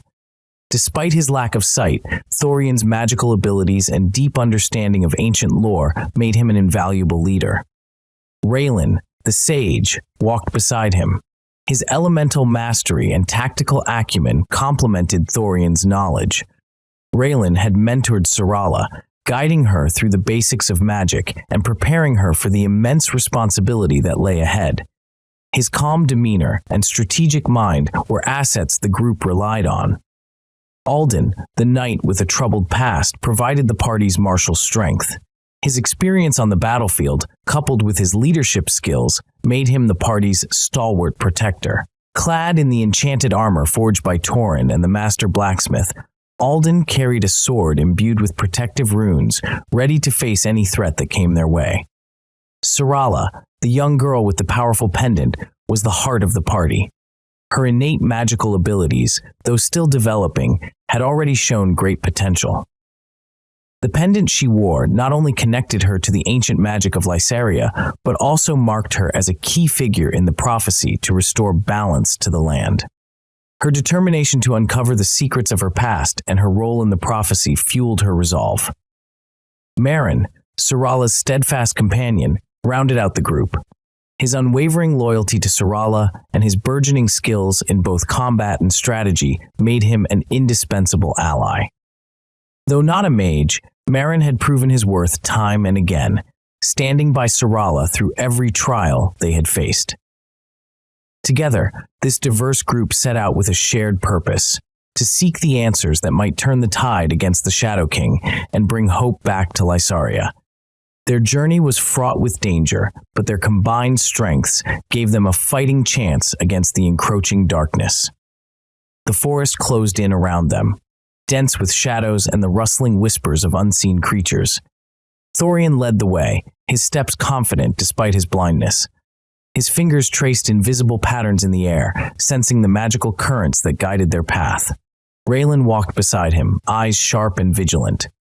"We must remain cautious," he murmured. "The Shadow King's reach extends further than we know." Alden, bringing up the rear, kept a watchful eye on the surroundings. "We've faced worse," he said, his voice steady. The weight of his enchanted armor was a reassuring presence. "We'll handle whatever comes our way." Syrala, positioned between Raelin and Alden, clutched her pendant. The energy within it pulsed in time with her heartbeat. She felt its power, a constant reminder of her role in the unfolding prophecy. Marin walked close by, his gaze flicking between Syrala and the path ahead. The group moved in silence for a while, each lost in their thoughts. The path they followed was narrow and overgrown, but it was the safest route Raelin knew. "Where exactly are we headed?" Marin finally asked, breaking the quiet. "There's an ancient site not far from here," Thorian replied. "A place where the veil between our world and the magical realms is thin. It's said to hold answers, perhaps even allies." "Let's hope it holds what we need," Alden said, scanning the forest for any sign of movement. As they continued, the forest began to change. The trees grew taller and older, their trunks twisted and gnarled. The air grew cooler, and a faint, almost musical hum filled the air. It was as if the very forest itself was alive with magic. "We're close," Raelin said, his voice tinged with awe. They reached a clearing, dominated by a large stone archway covered in ancient runes. The symbols glowed faintly, pulsing with a soft, ethereal light. Thorian stepped forward, his hands tracing the runes with a delicate touch. "These runes speak of protection and hidden knowledge," he said. "We must proceed carefully." Alden drew his sword, the blade glinting in the dim light. "I'll take point. Raelin, Syrala, stay close to Thorian. Marin, watch our flank." The group moved through the archway, the air shimmering around them as they passed. Beyond it, the forest seemed even more alive, the magic almost tangible. They had entered a place where the boundaries of reality were thin, where the ancient secrets of Lysaria might finally be revealed. The group pressed on through the dense woods, the air thick with the scent of pine and earth. Their footsteps were muffled by the soft, moss-covered ground, and the only sounds were the occasional rustle of leaves and the distant call of a bird. The forest seemed to close in around them, the trees growing closer together, their branches intertwining to form a canopy that filtered the sunlight into a dappled pattern on the forest floor. Suddenly, a low growl broke the silence. Alden halted, raising a hand to signal the others to stop. His eyes scanned the shadows, muscles tense. From the underbrush emerged a large, wolf-like creature with fur as black as midnight and eyes that glowed with an eerie, unnatural light. It snarled, baring its teeth. "Stand back," Alden ordered, stepping forward with his sword at the ready. Raelin and Thorian quickly positioned themselves to either side of Syrala, who clutched her pendant tightly, feeling its warmth. Merrin drew his blade, ready to defend. "We can't let it separate us," he said, his voice steady despite the tension. The creature lunged, and Alden met it head-on, his sword clashing with its claws. The beast was strong, but Alden's enchanted armor absorbed the brunt of its blows. Raelin and Thorian chanted in unison, summoning a burst of light that momentarily blinded the creature, giving Alden the opening he needed. With a swift, powerful strike, he drove his sword into the beast's side. It let out a pained howl before collapsing to the ground, lifeless. "Is everyone all right?" Alden asked, breathing heavily as he wiped his sword clean. "We're fine," Syrala replied, her grip on the pendant relaxing. "Thank you." They resumed their journey, moving with renewed caution. The encounter had shaken them, but it also strengthened their resolve. They pressed on, the forest gradually changing around them once more. The trees grew older, their trunks thicker and their branches more gnarled. A sense of ancient power permeated the air. After what felt like hours, they emerged into a clearing. Before them lay the sacred cemetery, a place of eerie beauty and profound stillness. The graves were marked by weathered stone slabs, each inscribed with runes and symbols that glowed faintly in the dim light. Moss and ivy crept over the stones, intertwining with the carvings in a delicate embrace. Tall, ancient trees surrounded the cemetery, their roots weaving through the graves, as if nature itself guarded this hallowed ground. In the center of the cemetery stood a large, ornate mausoleum, its stone walls adorned with intricate carvings and more glowing runes. The air here was thick with magic, a palpable presence that seemed to hum with the energy of the ages. "This is it," Thorian said softly, his voice filled with reverence. "The sacred cemetery. We've found it." The sacred cemetery stretched before them, a somber testament to time and history. The air was thick with an almost tangible sense of reverence, every stone and statue exuding an aura of ancient power. Each grave was marked by a weathered stone slab, some leaning precariously as if bowed under the weight of countless years. The inscriptions on the stones were in a language long forgotten by most, but the runes glowed faintly, as though the spirits of the past still lingered, watching over the resting place of their ancestors. Moss and ivy had taken hold of the stones, their green tendrils creeping over the runes and intertwining with the carvings. The natural embrace gave the cemetery a sense of being reclaimed by the earth, a harmonious blend of life and death. The tall, ancient trees surrounding the graves seemed to guard the sacred ground, their roots weaving through the earth, anchoring the stones in place. In the center of the cemetery stood the mausoleum, an imposing structure of stone and magic. Its walls were adorned with intricate carvings, depicting scenes of valor and sorrow, of battles fought and lives lost. The runes on the mausoleum glowed more brightly than those on the graves, their light pulsating in a slow, rhythmic pattern, as if the building itself were alive, breathing with the energy of the ages. Statues flanked the entrance to the mausoleum, each one a masterful work of art. One statue depicted a knight in full armor, sword raised high in a gesture of eternal vigilance. The other statue was of a robed figure, a mage, holding a staff that seemed to crackle with latent energy. Their expressions were solemn, their eyes gazing out over the cemetery as if standing eternal watch over the hallowed ground. A strange wind blew through the clearing, rustling the leaves and causing the runes to flicker. It carried with it whispers of the past, ghostly murmurs that seemed to speak of long-forgotten tales and ancient secrets. The wind wound its way through the cemetery, lifting leaves and causing the ivy to dance around the gravestones. It brought with it a chill, not of cold, but of an ethereal presence, a reminder that this place was steeped in magic and history. The group stood in silence, absorbing the weight of the atmosphere. The wind brushed past them, tugging at their cloaks and hair, as if urging them forward, deeper into the heart of the cemetery, toward the mausoleum and the secrets it held. The party moved through the graveyard with deliberate caution, each step carefully placed to avoid disturbing the resting places of those who had come before them. The air was thick with an unseen force. It was as if the spirits of the sentinels of the Vale, long forgotten by the world, still lingered, their presence felt in every rustle of leaves and flicker of runes. Syrala paused by a gravestone, her fingers brushing over the faintly glowing runes. "Sir Gideon Thorne," she read aloud, her voice a whisper, "fell defending the northern border against the Wraith Legion." The inscription continued, detailing his bravery and the many lives he had saved with his sacrifice. Nearby, Alden knelt beside another stone, his eyes tracing the name etched into the weathered surface. "Lady Elara Stormwind," he murmured, "perished in the Battle of the Fractured Crown, struck down by dark magic." The gravestone bore a carving of a fierce warrior, her face set in a determined expression, a testament to her valor. Marin, always curious, wandered a bit further and found a small cluster of graves.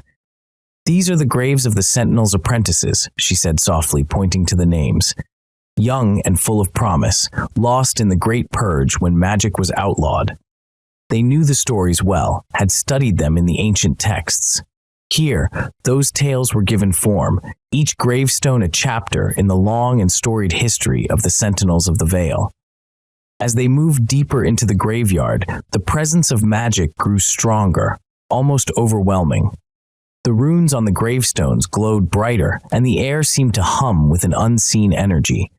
It was as if the very ground they walked on was infused with the remnants of the spells cast by the sentinels, their magic woven into the fabric of the earth itself. The party strode carefully, aware of the significance of the place. Each step was taken with respect, each name read with reverence. They felt the eyes of the past upon them, the presence of those who had dedicated their lives to protecting Lysaria. The long-forgotten sentinels were not truly gone. Their legacy lived on in the stones and the magic that surrounded them. Together, they continued their journey across the graveyard, the mausoleum drawing ever closer, its light guiding them forward through the silent watch of the past. The mausoleum stood at the center of the cemetery, an imposing structure of aged stone and intricate carvings. The exterior walls were covered in ivy, tendrils creeping over the faded engravings that depicted scenes of battles and moments of valor. Statues of ancient warriors flanked the entrance, their expressions solemn and watchful, as if guarding the secrets within. Above the arched doorway, an inscription in an old dialect of the magical language read, "Here rest the sentinels, guardians of Lysaria's light." The runes pulsed faintly, a testament to the enduring magic that still lingered in this sacred place. The massive wooden doors, reinforced with iron bands, were partially ajar, creaking softly in the breeze that whispered through the graveyard. The party approached the mausoleum with a mix of awe and trepidation. Each step echoed on the stone path, the sound swallowed by the dense, magical atmosphere. Syrala's pendant glowed softly, resonating with the ancient energy that surrounded them. Alden placed a hand on the door, feeling the cold metal beneath his fingers. "Ready?" he asked, his voice low. Nods from the others. Together, they pushed the doors open, the heavy wood groaning in protest. The interior of the mausoleum revealed itself slowly, shadows retreating from the light that spilled in from outside. Inside, the mausoleum was a testament to the passage of time and the decay that had set in. The air was thick with the scent of damp stone and ancient dust. Columns lined the walls, their surfaces cracked and worn, yet still bearing the remnants of once detailed carvings. The floor was littered with debris, fallen stones, broken tiles, and remnants of long-forgotten artifacts. At the center of the mausoleum stood a grand sarcophagus, its lid slightly askew. It was adorned with intricate reliefs depicting the life and deeds of the sentinel entombed within. The lid's displacement revealed a glimpse of the skeletal remains, draped in tattered ceremonial robes. Stained glass windows, though now shattered, had once bathed the chamber in a kaleidoscope of colors. The fragments lay scattered on the floor, their vibrant hues dulled by time and grime. The light that filtered through the broken panes cast eerie patterns on the walls, dancing with the flickering glow of Syrala's pendant. Ancient tapestries, now mere tatters, hung from the walls, their once bright colors faded and designs barely discernible. In one corner, an altar stood, covered in dust and cobwebs, with the remnants of ritual objects strewn about, a tarnished chalice, a rusted dagger, and a cracked crystal orb. The party moved cautiously through the ruined mausoleum, the weight of history pressing down on them. Every step was careful, respectful, as they took in the somber beauty of the place. This was a sanctuary for the fallen, a monument to the sentinels who had given their lives to protect Lysaria. The party moved slowly through the mausoleum, their eyes absorbing the grandeur and decay. The air was thick with history, each step echoing with the whispers of the past. Symbols etched into the stone walls glowed faintly, their magical essence still potent after all these years. Ancient runes, spirals, and sigils adorned every surface, telling stories of valor and sacrifice. Syrala paused by one of the columns, tracing her fingers over a series of interlocking circles. "What do these mean?" she asked, her voice reverent. Thorian stepped closer, his sightless eyes seemingly seeing more than those with vision. "Those are the symbols of unity and protection," he said. "They were used during ceremonies to invoke the collective strength of the sentinels." Alden nodded, standing by a large mural depicting a battle scene. "And these?" He pointed to the intricate designs woven into the warrior's armor. "Those are the marks of the High Guardians," Thorian explained. "Each symbol represents a virtue, courage, wisdom, honor. They were bestowed upon the sentinels during rites of passage, marking their readiness to defend Lysaria." Marin, standing near the altar, picked up the tarnished chalice, inspecting the delicate engravings. "This must have been used in their rituals," she mused. Thorian nodded.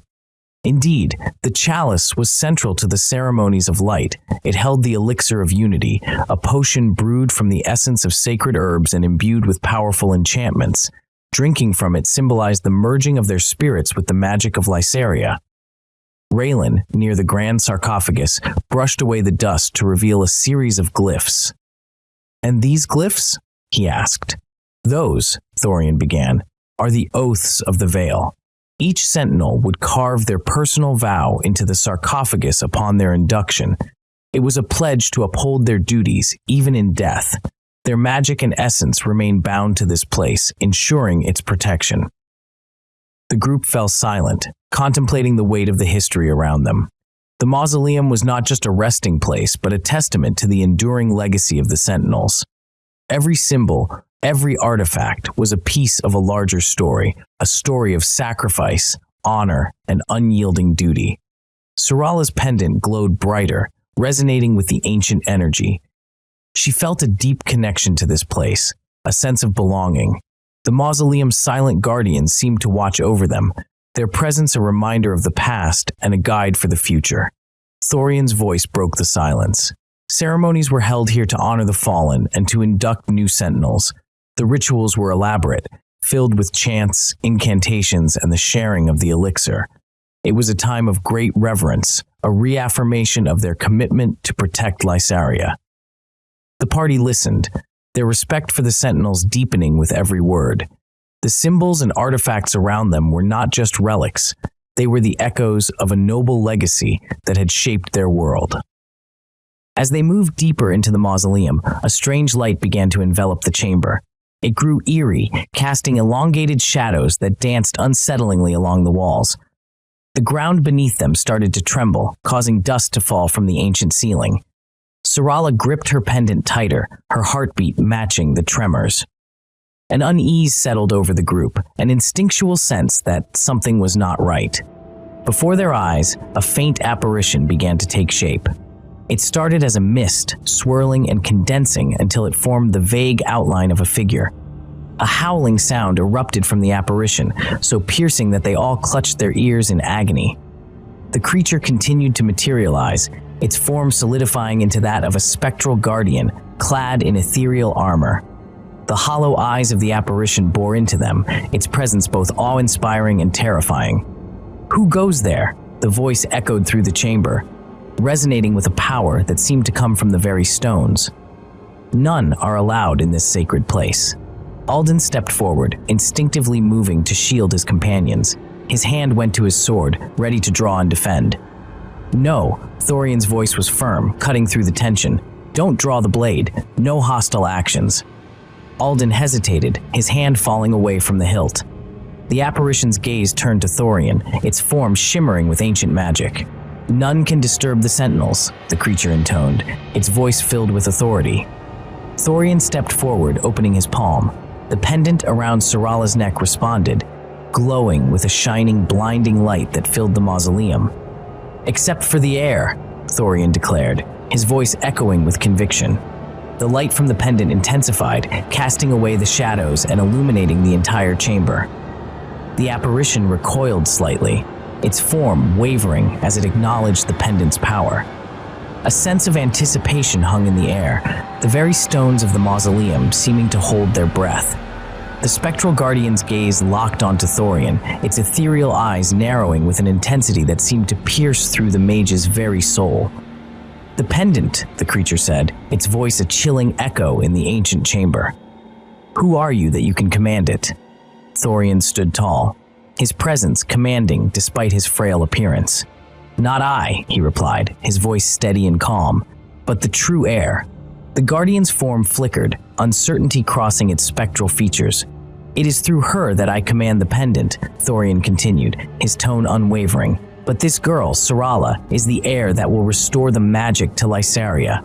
Syrala, standing beside Thorian, felt a surge of energy from the pendant. It pulsed in rhythm with her heartbeat, casting a warm, golden glow that filled the chamber with an almost sacred light. "It is she," Thorian said, gesturing towards Syrala, "that will defeat the Shadow King, your ancient enemy." The Guardian's eyes shifted to Syrala, studying her intently. For a moment, silence reigned, broken only by the soft hum of the pendant's magic. Then, the creature's form solidified, and it stared at Syrala with an intensity that sent shivers down her spine. Without warning, the Guardian let out a deafening roar, a sound filled with both anger and pain. The walls of the mausoleum trembled, dust and debris cascading down like a waterfall. The force of the roar pushed the group back, their ears ringing from the sheer power of it. Syrala stood her ground, her eyes locked with the Guardian's. The pendant's light flared, pushing back against the creature's anger. Thorian, Raelin, Alden, and Merrin braced themselves, ready to defend Syrala if needed. The Guardian's roar subsided, but its gaze remained fixed on Syrala. The challenge in its eyes was clear: prove your worth. Syrala, feeling the weight of her destiny, took a deep breath. The pendant's light continued to shine, a beacon of hope in the darkened chamber. She knew that this was only the beginning of her journey, and that the true test was yet to come. The spectral guardian's roar reverberated through the mausoleum, shaking the very foundations of the ancient structure. Syrala felt the vibration in her bones, her heart pounding in sync with the pendant's pulsating light. "I see the creature roared," Thorian said, his voice barely audible over the echoes. "I feel it." The Guardian's form seemed to waver, its eyes narrowing as it spoke directly into Thorian's mind. "You occupy the old keep, do you not?" Thorian nodded, understanding the weight of the question. The Guardian's expression turned thoughtful, as if contemplating the implications of this revelation. "I must think and talk this over with the spirits," the Guardian intoned, its voice filled with ancient wisdom. "I can feel the return of the evil already." A sense of urgency gripped the group as the Guardian's words settled over them. The air grew heavy with the promise of impending danger. "Go to Shadowspire," the Guardian commanded. "Go back there and wait. Hurry." The creature's form began to shimmer, its edges blurring as it prepared to summon allies. "I will summon creatures that might not see you as allies," it warned, its voice growing more distant. Another roar, and the creature seemed to expand.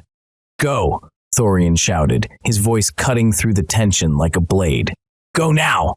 The party didn't need to be told twice. They turned and fled the mausoleum, their footsteps echoing in the silent, hallowed halls. As they burst out into the cemetery, the graves around them seemed to shudder, the ground trembling beneath their feet. Voices filled the air, ghostly whispers lamenting the disturbance. The group hurried through the ancient graveyard, their path illuminated by the eerie glow of the runes on the tombstones. The whispers grew louder, a chorus of sorrow and warning that urged them to move faster. Syrala clutched the pendant tightly, its warmth a comforting presence against the chill of the night. They reached the edge of the cemetery, the boundary marked by an ancient, crumbling wall. With one last glance at the mausoleum, they pushed forward into the forest, their breaths coming in ragged gasps. The shadows of the trees enveloped them, but the urgency of the Guardian's command propelled them onward. They knew they had to reach Shadowspire Keep before the summoned creatures found them. The fate of Lysaria depended on it. The party hastened through the forest, urgency pushing them forward. Thorian led the way, his senses heightened despite his blindness. Raelin and Alden flanked Syrala, their eyes scanning the darkened woods for any signs of danger. Marin, ever vigilant, brought up the rear, ensuring their path remained clear. Shadowspire Keep loomed in the distance, a beacon of hope amidst the encroaching darkness. As they approached, the sounds of preparation reached their ears, hammers striking anvils, voices raised in hurried commands, and the occasional clash of practiced swords.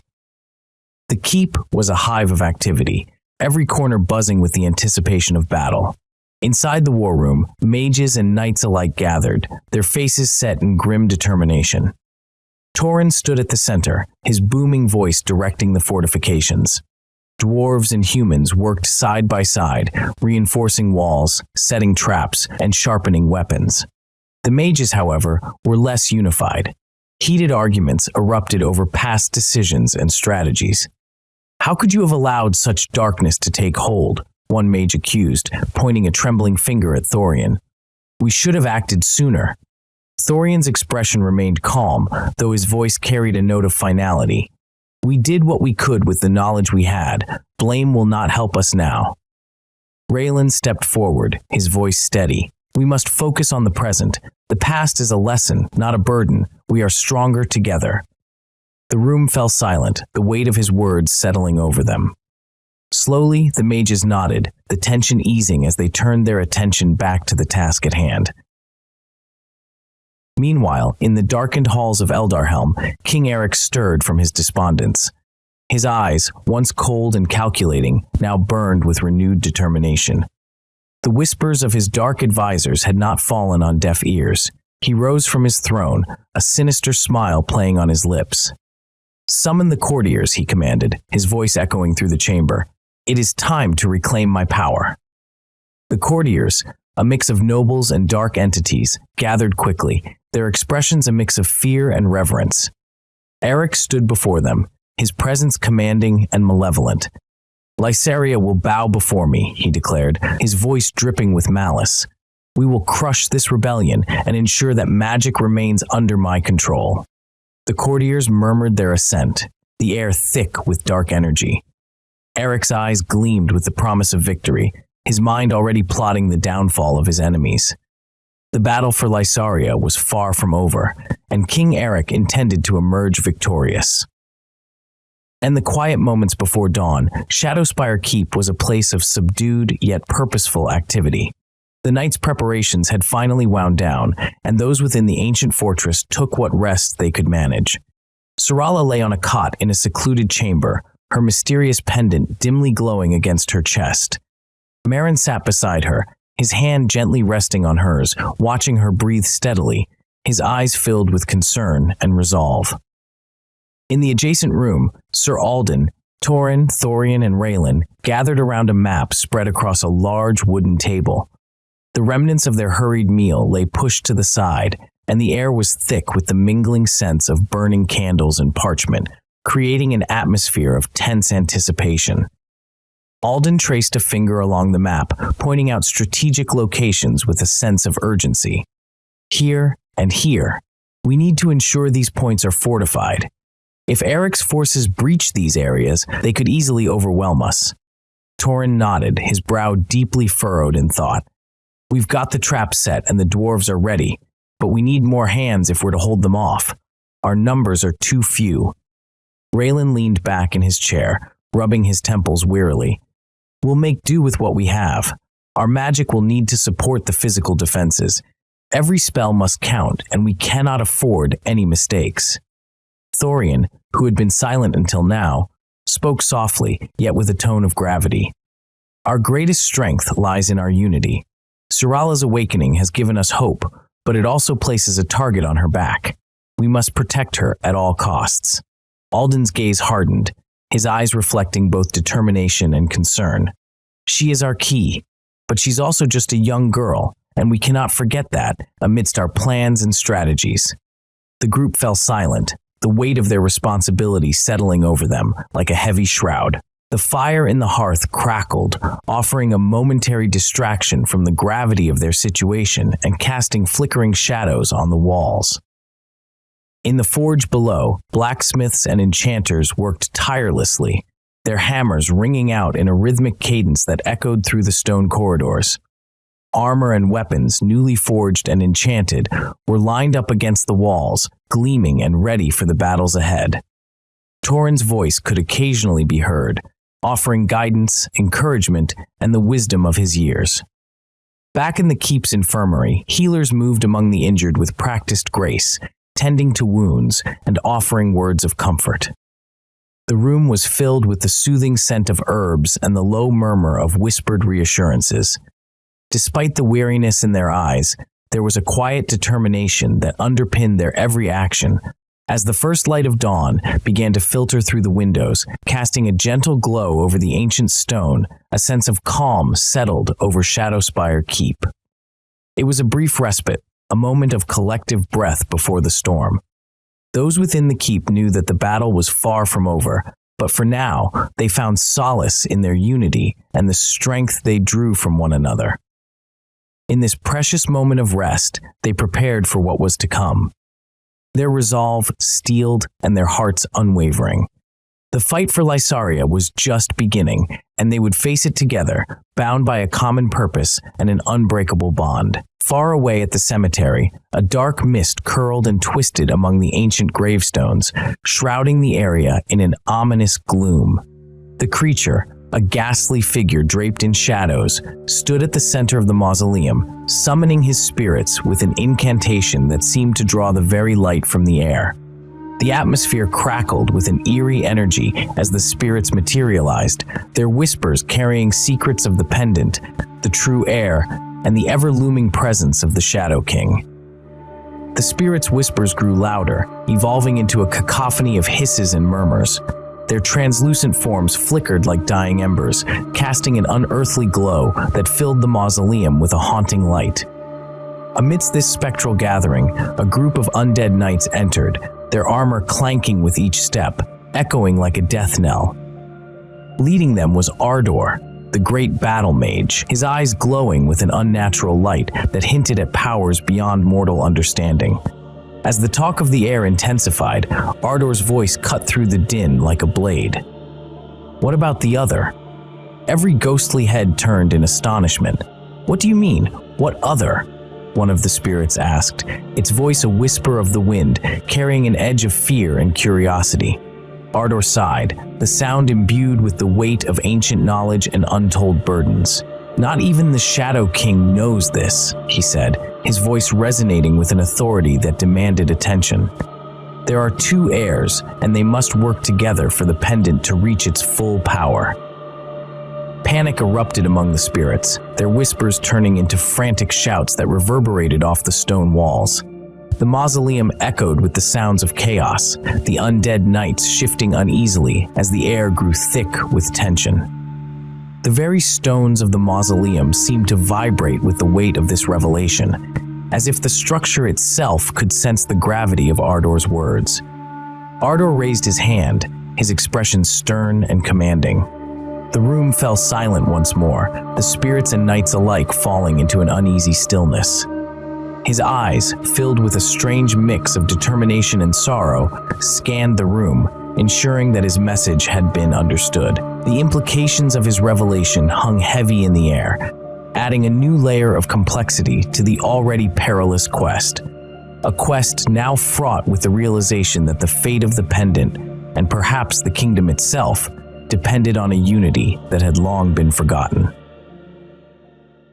Book 3. Nestled deep within the heart of the Forest of Detour lay the ethereal city of Eloria, home of the woodelves. Eloria was an architectural marvel, seamlessly integrated with the towering trees and verdant foliage.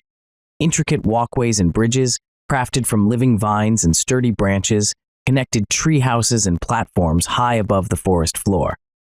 These structures, adorned with bioluminescent flowers and woven with enchanted vines, glowed softly, casting a serene light that illuminated the city's nocturnal beauty. The city's heart was marked by the great tree, an ancient behemoth whose trunk was wide enough to house an entire council chamber within its hollowed interior. This tree served as both a meeting place and a symbol of unity for the woodelves. Its branches stretched out like protective arms, sheltering the city beneath its canopy. Leading Eloria was the wise and revered Eldrin, a figure of immense respect among the woodelves. Eldrin's long silver hair and piercing green eyes spoke of centuries of wisdom and experience. He was often seen in deep meditation beneath the great tree, communing with the forest spirits and seeking guidance for his people. Alongside Eldrin was Leora, the city's chief healer. Her knowledge of herbs and potions was unmatched, and she spent her days tending to the sick and wounded, using her skills to heal both physical and spiritual ailments. Leora's gentle demeanor and nurturing presence made her a beloved figure among the woodelves.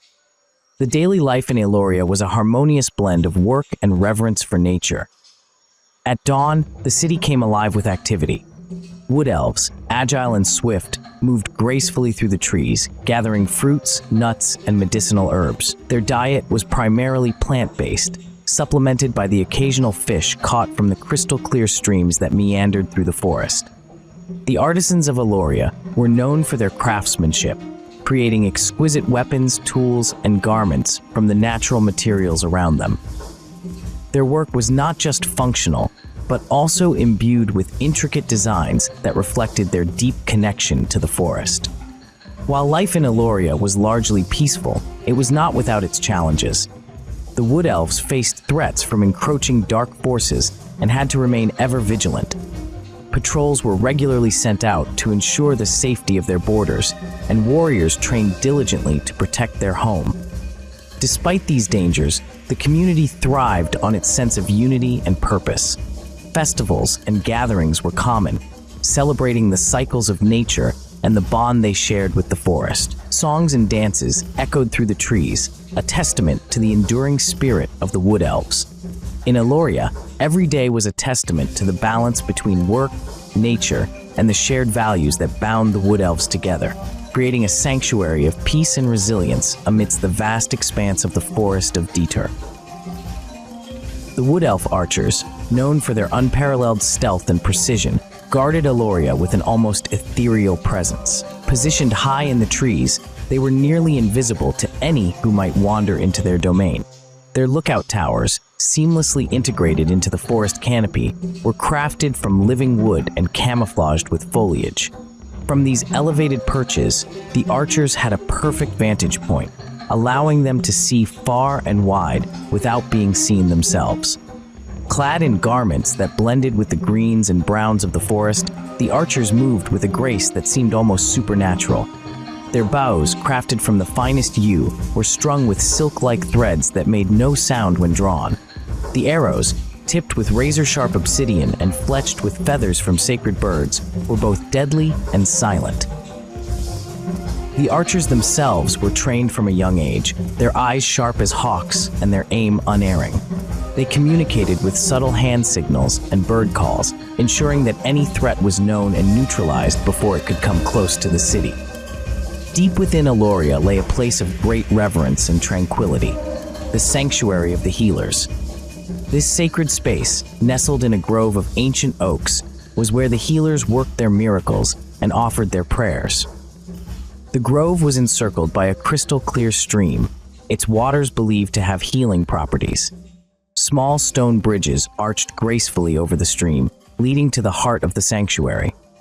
At the center of the grove stood the Temple of Ilaria, a structure built from white marble and adorned with intricate carvings depicting scenes of healing and renewal. Vines of fragrant jasmine and blooming lilies climbed its walls, their blossoms adding a gentle perfume to the air. Inside, the temple was bathed in soft, diffused light that filtered through stained glass windows depicting the forest's gods and spirits. The floor of the temple was a mosaic of polished stones, each one imbued with healing energies.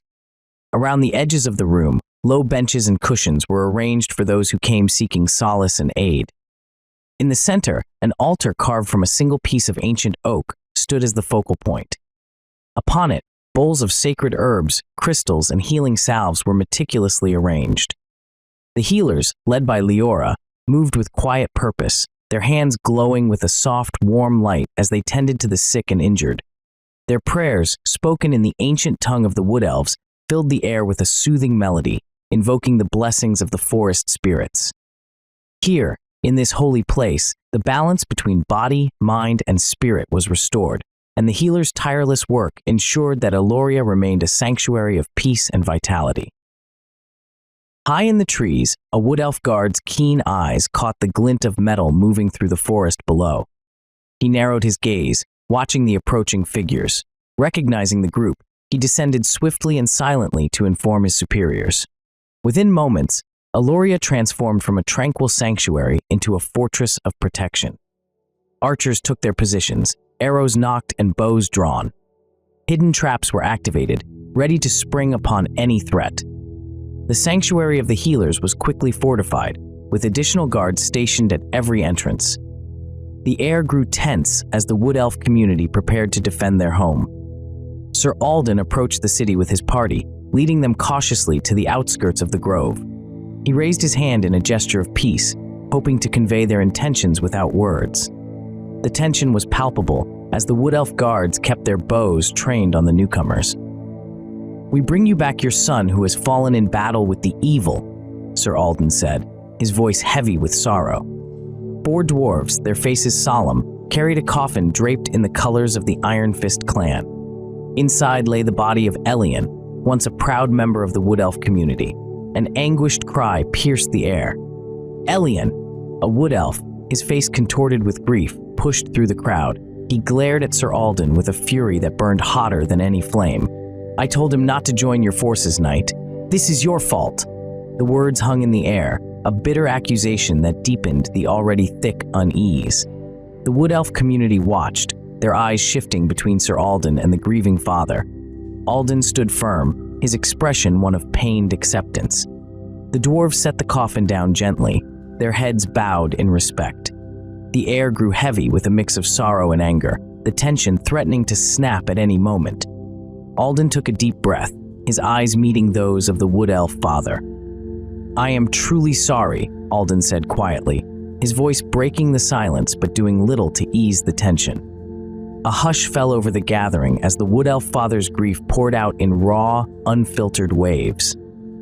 The elves, dwarves, and knights stood still, each breath seeming too loud in the solemn silence.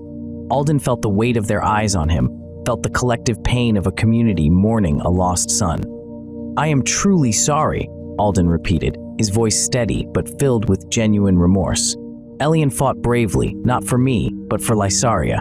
His sacrifice will not be forgotten." The tension was palpable. Whispers of anger and sorrow swirled around the clearing like a storm brewing.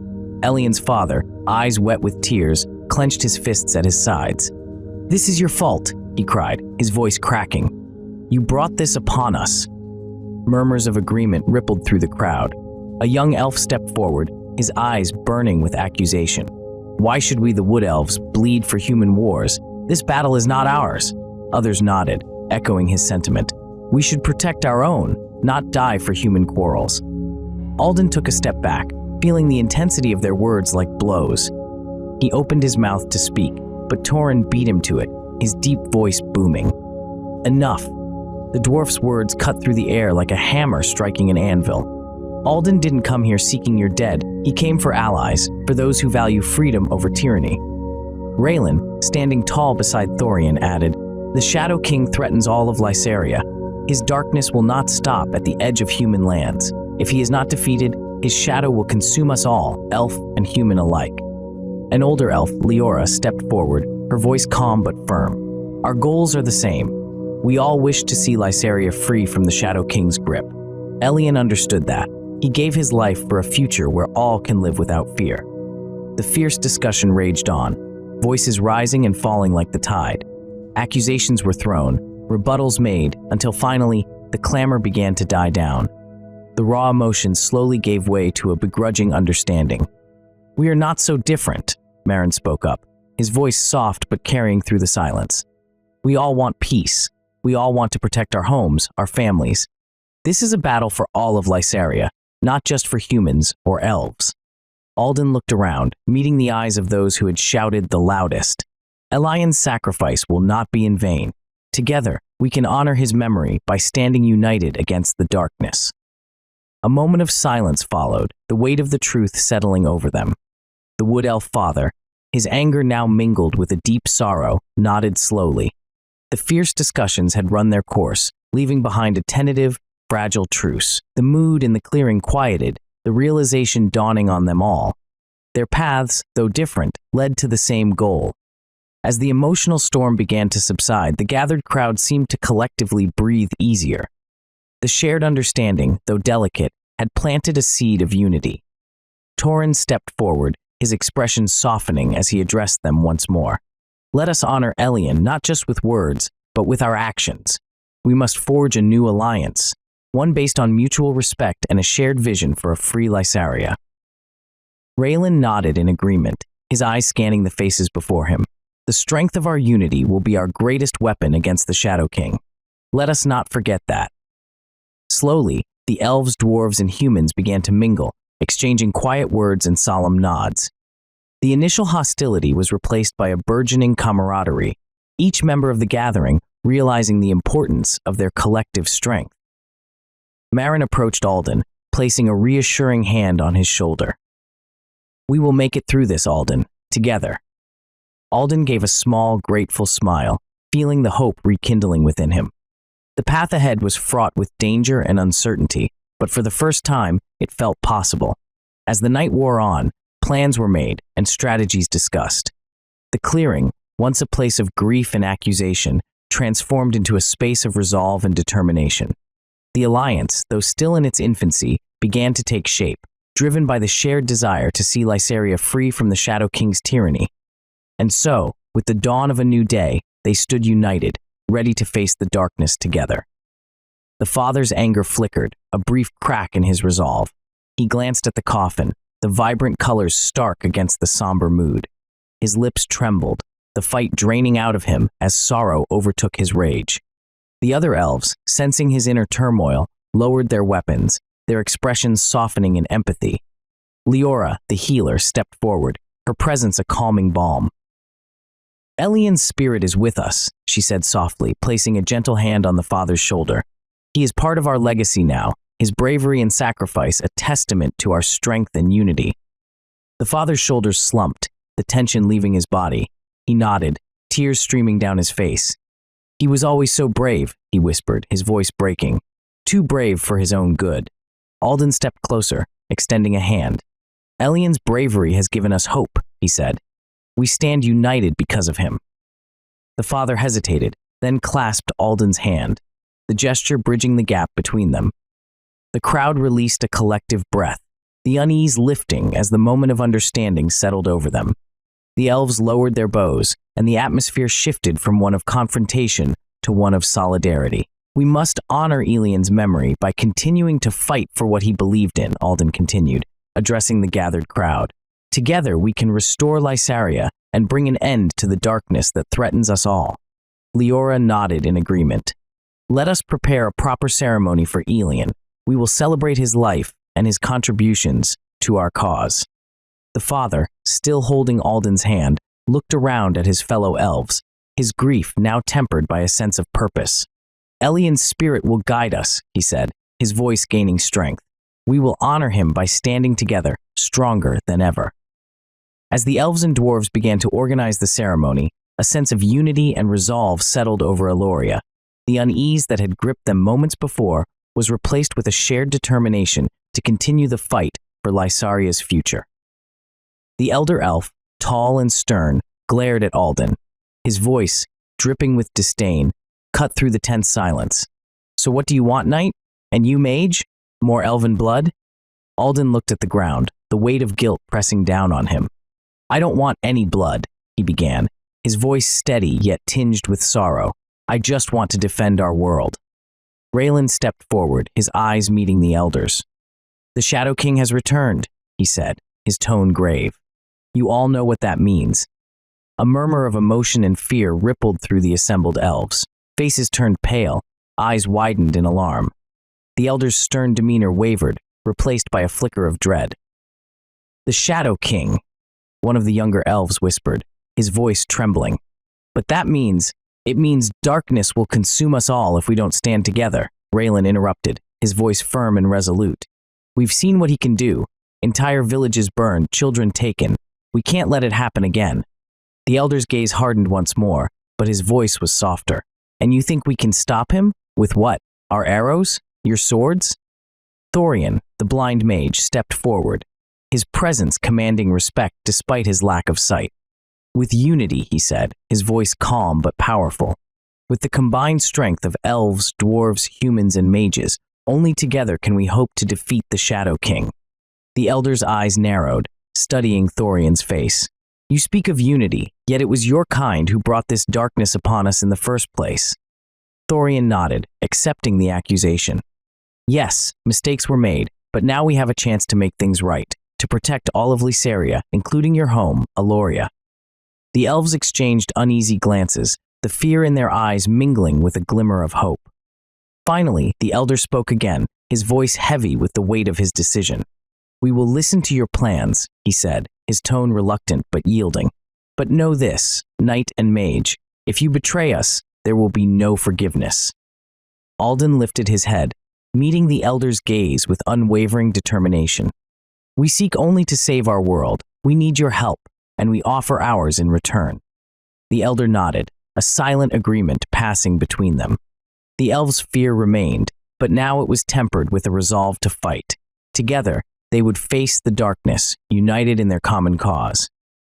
Alden and Raelin found a secluded corner of the wood elf village, the sounds of the bustling sanctuary fading into the background. The weight of their conversation hung heavily between them as they sat on a fallen log, feeling the ancient wood beneath them, a silent witness to their grave discussion. "Syrala," Alden began, his voice hushed, laden with the gravity of their situation. "She's the heir. The pendant. It's more than just a symbol. It's a beacon of hope, a lifeline for our beleaguered realm." Raelin nodded, his expression thoughtful as he traced the memories of ancient texts and prophecies. "The pendant of Syrala has powers we are only beginning to understand. It's tied to the very essence of Lysaria's ancient magic. With it, she can restore what was lost, rekindle the fading embers of our land's vitality." Alden's gaze drifted to the horizon, his thoughts miles away, traversing the storied past of Lysaria. The sentinels of the Vale once protected this land, their legacy of bravery and magic unmatched. But now, with the dwarves of the Iron Fist clan by our side, we might just have a fighting chance. Their strength and resilience echo the valor of the sentinels. "The sentinels were more than warriors," Raelin mused, his voice tinged with reverence. "They were guardians of balance. The dwarves, with their unmatched craftsmanship and unwavering loyalty, remind me of that same spirit. Together, we must embody that legacy if we hope to stand against the Shadow King, the true orchestrator of our despair." Alden clenched his fists, the gravity of their mission sinking in deeply. "And if the Shadow King wins?" Raelin's face darkened, the shadows of ancient fears crossing his features. "If the Shadow King triumphs, darkness will consume Lysaria. The land will wither, its magic corrupted to the core. Every creature, every soul will be enslaved or destroyed. The very essence of life as we know it will be extinguished, leaving only a barren wasteland in its wake."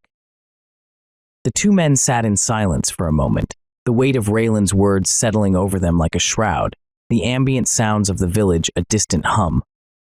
"And then there's King Eric," Alden continued, his voice filled with bitterness and sorrow. "He's not just a tyrant, he's a puppet of the Shadow King. His reign of terror, his ban on magic, it's all part of a larger plan to weaken us, to make us vulnerable to the encroaching darkness." Raelin's eyes flashed with determination, a spark of the ancient magic he wielded. "We must be stronger than our fear, Alden. Syrala's pendant is a beacon, yes, but it is also a weapon, one that we must learn to wield with precision and purpose, a tool to carve our path to victory." Alden nodded, the resolve in his eyes matching Raelin's. "For Syrala, for Lysaria, and for every soul that has suffered under Eric's rule, we must prevail. We fight not just for ourselves, but for the very soul of our land." Their conversation was a mixture of hope and grim determination, the path ahead fraught with danger, but also with the possibility of redemption and restoration. The future of Lysaria hung in the balance, and their resolve was the first step towards tipping the scales in favor of light. The woodelves, with their grace and reverence, invited Alden, Raelin, Syrala, Marin, and Thorian to a grand dinner in the heart of Eloria. The ancient trees seemed to hum with approval as the village prepared for the feast. Tables carved from the living wood of the forest were adorned with flowers and glowing orbs of light. The scent of roasted meats and fresh bread wafted through the air, mingling with the earthy aroma of the forest floor. As they gathered, the elves offered their guests seats of honor, acknowledging the significance of their presence. Plates were filled, goblets were raised, and the atmosphere became a blend of celebration and somber reflection. The food was exquisite, each bite a testament to the elves' deep connection with nature. The wine, made from the finest forest fruits, flowed freely, loosening tongues and lifting spirits. Laughter rang out as stories of old were shared, tales of bravery and unity, of the sentinels of the Vale and the ancient bonds between races. Yet, amid the joy, there was also mourning. Elian's death cast a shadow over the evening, a reminder of the cost of their struggle. The woodelf, who had blamed Alden for his son's death, now sat beside him, their grief a silent bond that needed no words. The night wore on, the firelight casting flickering shadows on the gathered faces. They drank to the memory of the fallen and to the hope of a brighter future. The bond between the party and the elves strengthened, a shared resolve growing with each passing moment. When the last of the wine had been drunk and the embers of the fire began to fade, the guests were led to their sleeping quarters. The elves had prepared soft beds woven from moss and leaves, nestled within the trees themselves. Exhausted but content, they settled down, the sounds of the forest lulling them into a deep, restful sleep. Morning arrived, heralded by the gentle light of dawn filtering through the dense canopy of the forest. The wood elves, ever vigilant and purposeful, were already awake, tending to their tasks with practiced ease. As the party gathered, the elder elf approached Raelin with a measured stride. "You must return to Shadowspire," he said, his voice brimming with quiet determination and authority. "In 5 days' time, I will send you aid. Our finest archers, skilled healers, and powerful druids will come to your assistance. Together, we will fight to save Lysaria." Raelin nodded, his eyes reflecting both gratitude and unwavering resolve. "Thank you, friend. We will await your arrival with anticipation." The elder placed a reassuring hand on Raelin's shoulder, a gesture of solidarity and shared purpose. "Go now. We will see each other again, and when we do, it will be to reclaim our land." With those words, the party began their preparations to leave, their hearts bolstered by the promise of the wood elves' formidable support. The journey back to Shadowspire awaited them, and with it, the next pivotal chapter in their relentless fight for the future of Lysaria. Within the fortified walls of Shadowspire Keep, the air buzzed with an intensity that had become the new norm. The stone halls echoed with the sounds of clanging metal and hurried footsteps. Blacksmiths and enchanters worked tirelessly in the forge, their hammers striking rhythmically against glowing steel. Torin oversaw the production, his keen eyes ensuring each weapon and piece of armor met the highest standards. The blacksmith's fire roared, casting flickering shadows on the walls as molten metal was shaped and tempered. Enchanters muttered incantations, their hands weaving intricate spells into the weapons, infusing them with protective and offensive magic. A sword, once ordinary, now shimmered with an ethereal light, ready to cut through the darkness that threatened Lysaria. In the central courtyard, knights and villagers alike trained with unwavering determination. Sir Alden, despite the weariness etched on his face, led the drills. He moved with precision, demonstrating combat techniques and overseeing sparring matches. Each swing of his blade, each block and parry, was a lesson in discipline and readiness. Marin, having recovered from the earlier battle, practiced alongside the knights. His progress was swift, his movements increasingly fluid and powerful. Alden watched with a mixture of pride and concern, aware of the young man's potential and the burden that came with it. In a secluded chamber, Thorian and Raelin pored over ancient texts and maps. The discovery of the Knights of the Vale's sacred burial grounds had reignited their hope. Thorian traced his fingers over the worn parchment, deciphering runes and annotations. Meanwhile, Syrala and Raelin sat in deep meditation, their energies intertwined. Raelin guided Syrala through advanced magical practices, her voice calm and steady. Focus, Syrala. Feel the magic within you. Let it flow through the pendant and into the world. Syrala's pendant glowed softly, resonating with her growing power. The light it emitted was a beacon of hope, a sign of the ancient magic slowly being restored to Lysaria. As Syrala concentrated, she felt a surge of energy, a connection to the land and its people. Outside, the fortifications continued to rise. Wooden palisades were reinforced with stone, and traps were set at strategic points. Scouts returned with reports, their faces grim but resolute. The enemy was gathering, and Shadowspire needed to be ready. As the sun dipped below the horizon, casting long shadows across the keep, a sense of purpose permeated every corner of Shadowspire. They were preparing for a battle that would determine the fate of their world, each person contributing to the collective effort, bound by a shared destiny.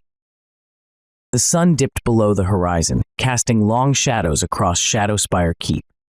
Positioned on a rocky outcrop, the ancient fortress overlooked the dense forest below, its natural vantage point offering a significant strategic advantage. The steep cliffs surrounding the keep on three sides formed an almost impenetrable barrier, with the only access being a narrow, winding path leading to the main gate. Thick, high stone walls, reinforced with ancient enchantments, rose imposingly, prepared to withstand both physical and magical assaults. Guard towers, spaced evenly along the perimeter, bristled with archer slits and mounted ballistae. From these elevated positions, defenders could rain arrows and bolts upon any approaching enemy, ensuring a deadly reception for intruders. Each tower was manned by vigilant sentinels who peered into the encroaching darkness, ever alert for signs of movement. The main gate itself was a masterpiece of fortification. Reinforced oak gates bound with iron stood guard, flanked by defensive towers. Within the gatehouse, a murder hole allowed defenders to pour boiling oil or hurl projectiles onto attackers. A portcullis, ready to be lowered at a moment's notice, added another layer of security. The iron latticework of the portcullis glowed faintly with runes, hinting at the enchantments woven into its very metal. In front of the gate lay a dry moat, filled with sharpened stakes, designed to slow and injure any attackers who managed to reach it. A retractable bridge spanned the moat, easily raised to cut off access during an assault. The inner courtyard was a maze of defensive walls and choke points, creating a series of killing zones that would force attackers to fight through multiple layers of defense. Each choke point was strategically placed to maximize the defenders, turning every corner into a potential trap. Inside the keep, around 300 soldiers stood ready. Among them were 150 heavy infantry, armored knights, and foot soldiers armed with swords, shields, spears, and halberds. These warriors were stationed along the walls and within the courtyard, prepared to repel any breach. Supporting them were 100 archers, skilled longbowmen and crossbowmen, equipped to unleash volleys of arrows and bolts from the safety of the walls and towers. Their quivers were filled, and their bows and crossbows were strung tight, ready to rain death upon any who dared approach. 50 specialists, including engineers, sappers, and blacksmiths, worked tirelessly to maintain the fortifications, repair weapons, and deploy defensive traps. Their expertise was crucial in ensuring that Shadowspire Keep remained a formidable bastion against any assault. Each specialist knew their role well, and their efforts ensured that every defense mechanism was in perfect working order. The keep's artillery, consisting of ballistae and mangonels, added to its defensive might. Mounted on the walls and towers, the ballistae were capable of firing large bolts to break enemy formations or destroy siege equipment. The mangonels, positioned on the inner wall, could hurl stones or incendiary devices at attackers from a distance, adding another layer of deadly defense. The artillery crews were well drilled, their movements precise as they prepared their formidable machines for action. As night fell, the defenders of Shadowspire Keep continued their preparations. Training drills and fortification enhancements were conducted regularly to maintain readiness and morale. The soldiers, mages, and dwarves who called the keep home knew the importance of their stronghold in the fight against King Eric's oppressive rule, and their spirits were bolstered by the knowledge that they were the last line of defense against tyranny.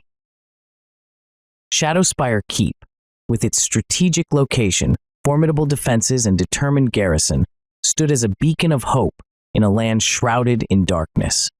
Its ancient walls whispered tales of past glories and hinted at the promise of future victories. The keep's spirit was palpable, a fortress of stone and will, ever ready to stand against the encroaching night. Thorian, his weathered face set in a mask of concentration, stood at the heart of the war room. Around him, maps and scrolls lay scattered across the stone table, illuminated by flickering torchlight. Raelin and Raelin flanked him, their expressions mirroring his intensity. Syrala, her face pale but determined, listened intently as Thorian outlined their next steps.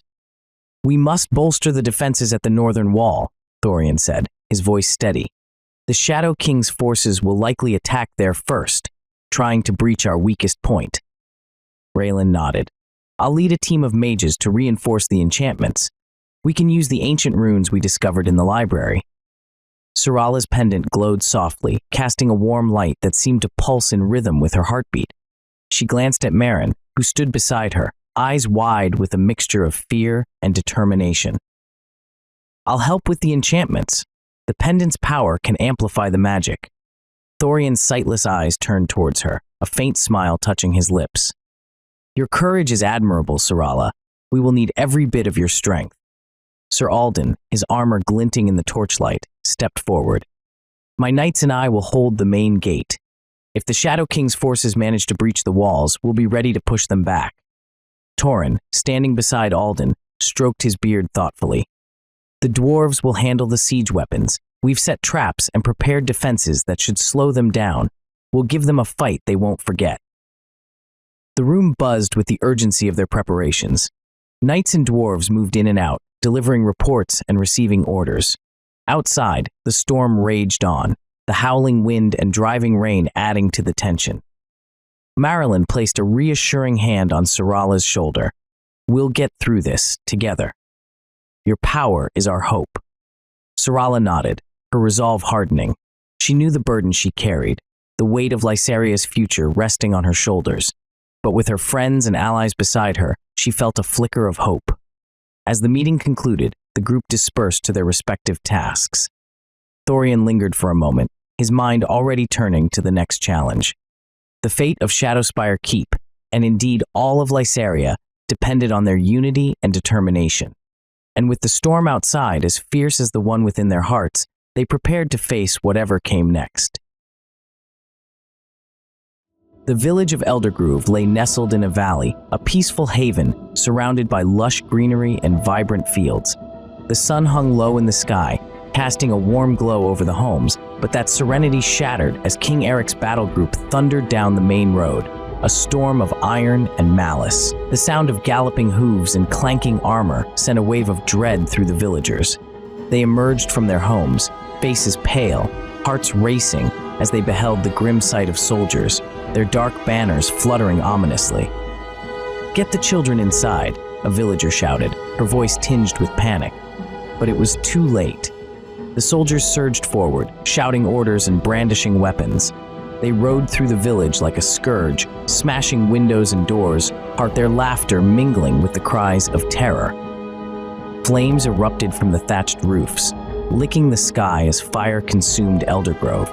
The acrid scent of smoke filled the air, choking those who dared to resist. A group of villagers rallied, grabbing whatever makeshift weapons they could find. They rushed towards the invaders, desperation fueling their courage. "Protect our home," one man yelled, wielding a pitchfork as if it were a sword. But the soldiers met them with brutal efficiency. Eric's guards, trained and ruthless, cut down the villagers with ease. The clash of metal rang out, a cacophony of despair as the villagers fell one by one. Children screamed as they were snatched from their mother's arms, pulled away to join the ranks of King Eric's prisoners. "Please, no," a mother cried, reaching out as a soldier yanked her child away, the boy's terrified face fading into the distance. The flames spread rapidly, consuming crops and homes alike. Eldergrove, once filled with laughter and life, turned into a nightmarish scene of destruction. The villagers fought valiantly, but the odds were insurmountable. With every passing moment, hope slipped further away. The last of the defenders, battered and bloodied, realized the futility of their struggle. They staggered back, eyes wide with horror, as the fires raged, illuminating the night sky with a hellish glow. The battle group moved through the ashes, leaving nothing but ruin in their wake, a testament to King Eric's relentless tyranny. The screams of the captured children echoed through the night, haunting the air as the soldiers regrouped, their cruel laughter mingling with the crackling flames.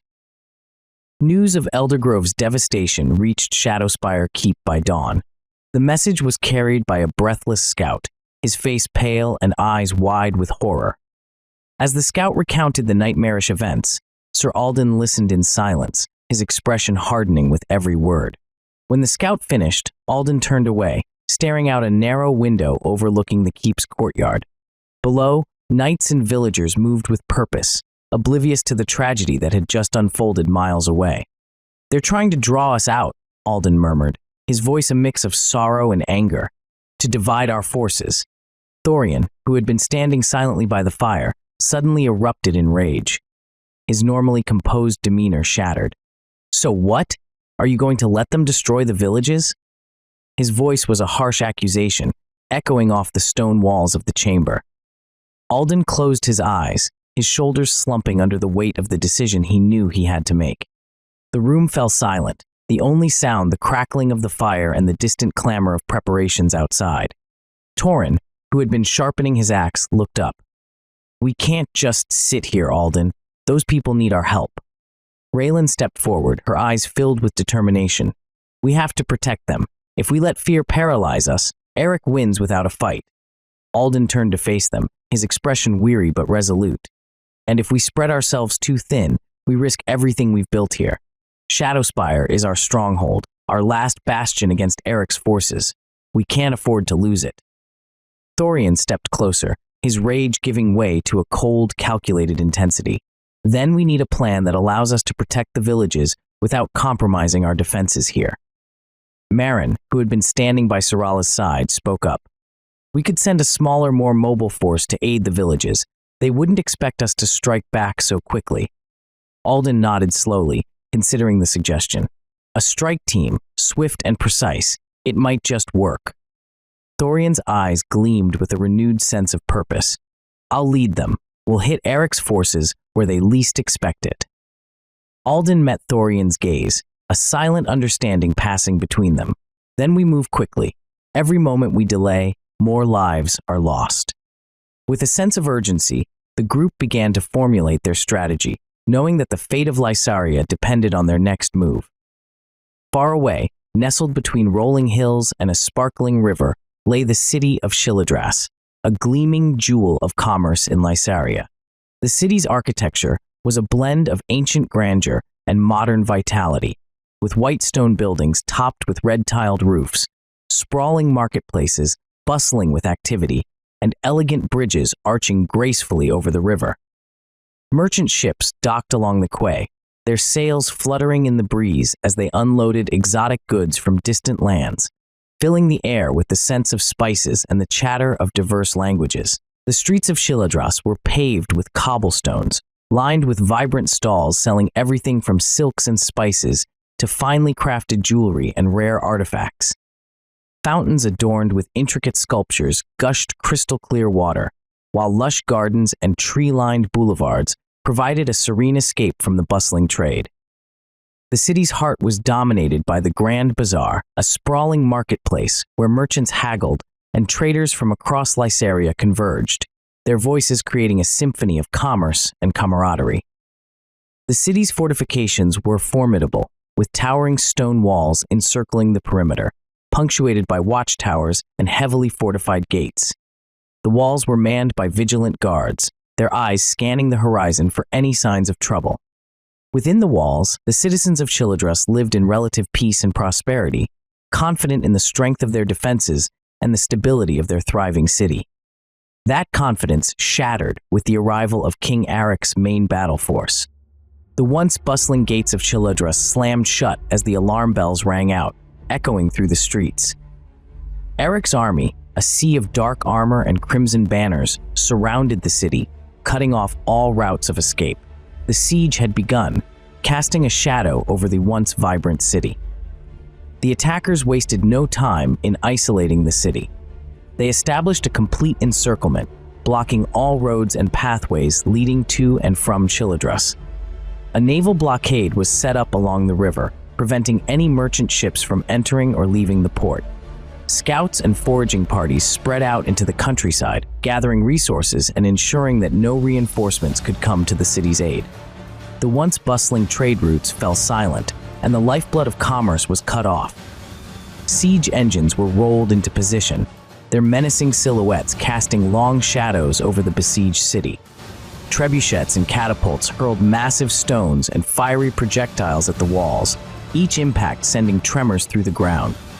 Ballistae and Scorpios targeted the battlements, aiming to weaken the defenders' positions and create openings for a direct assault. The relentless bombardment shook the very foundations of Chiladrus as the defenders braced themselves for the onslaught. Inside Chiladrus, the mood turned grim.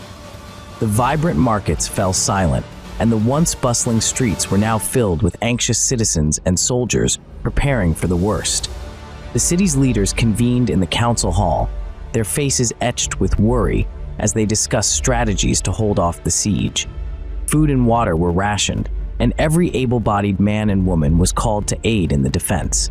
The spirit of the city, once buoyant with prosperity, now hung heavy with the weight of impending doom. Outside the city, Eric's forces continued their relentless bombardment. Miners worked tirelessly to dig tunnels beneath the walls, seeking to undermine the city's defenses. The sounds of picks and shovels echoed in the dark as the attackers aimed to weaken the foundations and bring down sections of the wall. The siege was not just a battle of strength, but a war of patience and attrition. As the days turned into weeks, the defenders of Chiladrus fought bravely, repelling wave after wave of assaults. But with each passing day, their resources dwindled, and the walls bore the scars of relentless attacks. The once proud fortifications now looked battered and worn, a testament to the ferocity of the siege.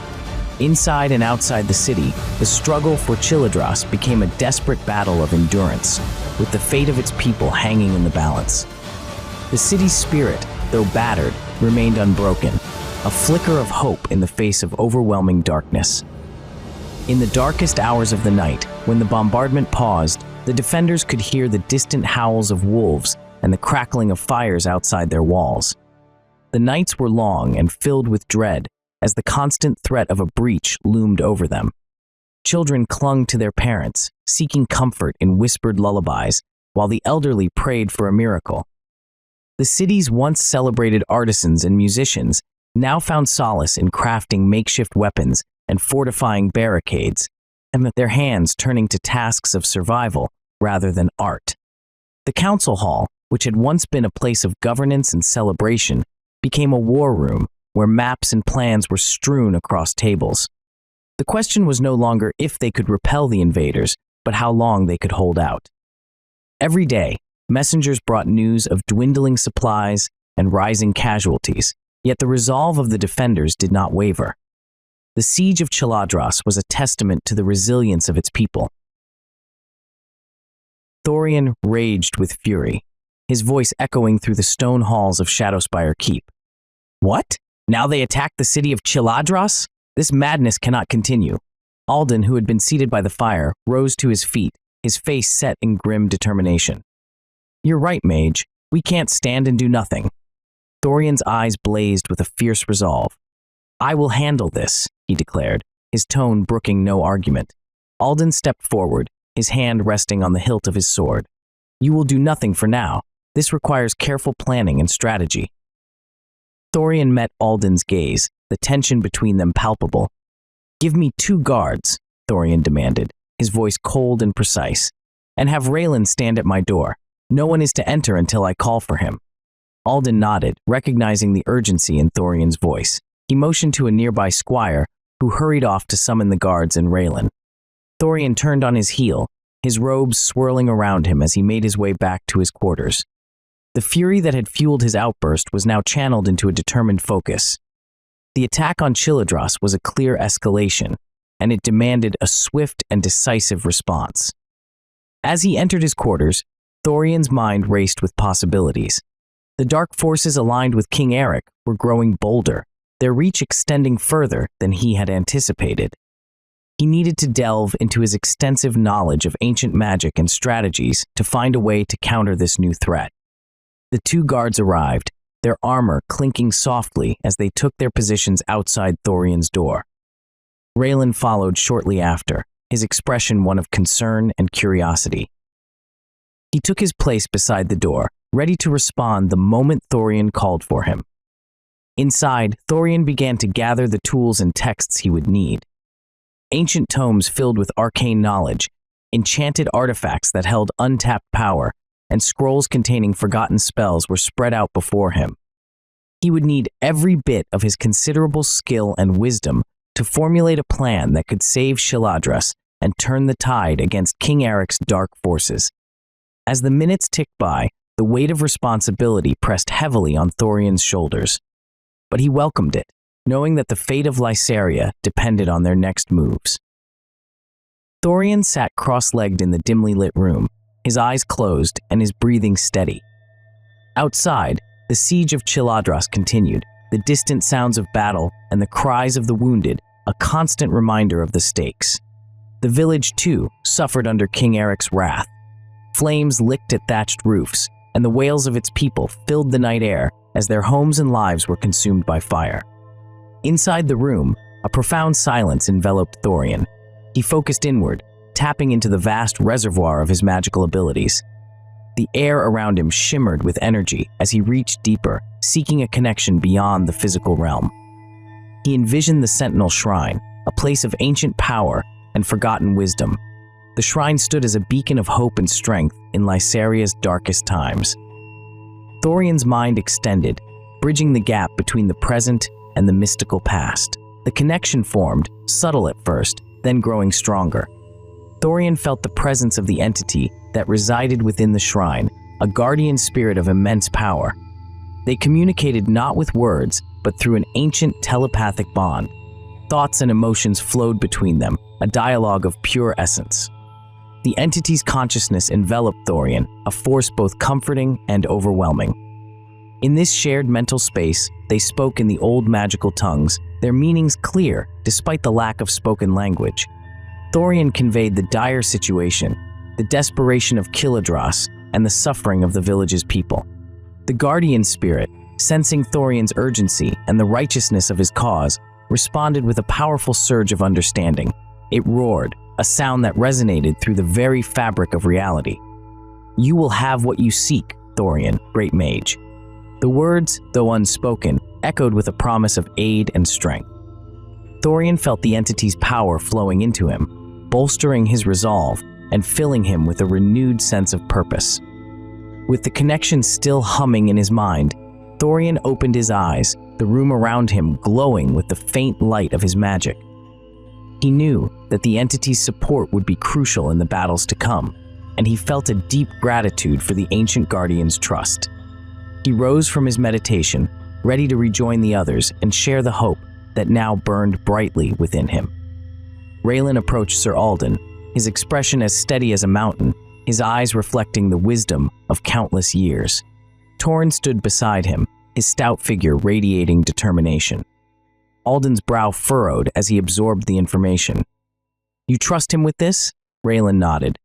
"With my magic and his expertise, the city stands a better chance. But the village of Eldergrove needs your immediate help. Ride out, Alden. The villagers are defenseless against Eric's forces." Alden hesitated, glancing between Raelin and Torin. The weight of their decision pressed heavily upon him. His loyalty to both the city and the village warred within him, but the conviction in Raelin's voice was undeniable. "Very well," Alden said, his voice firming with resolve. "I'll lead my riders to Eldergrove. We'll save as many as we can." Raelin placed a hand on Alden's shoulder.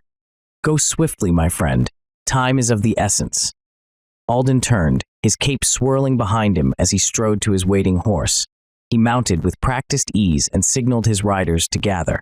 The knights, their faces set with grim determination, fell into formation behind him. "To Eldergrove," Alden commanded, raising his sword high, "for Lysaria and its people." The horses surged forward, their hooves pounding against the earth in a rhythmic cadence. Dust rose in their wake as they sped toward the village, a cloud of urgency and hope. Alden led the charge, his mind focused on the task ahead. The thought of the villagers, their homes burning and their lives in peril, spurred him onward. The riders, a mix of seasoned knights and eager squires, followed without hesitation. Their loyalty to Alden and the cause was unwavering. As they galloped through the forest, the sound of their passage echoed through the trees, a promise of aid to those who needed it most. Raelin watched them disappear into the distance, his heart heavy yet hopeful. He turned to Torin, who was already barking orders to his dwarves, organizing their defenses for the siege.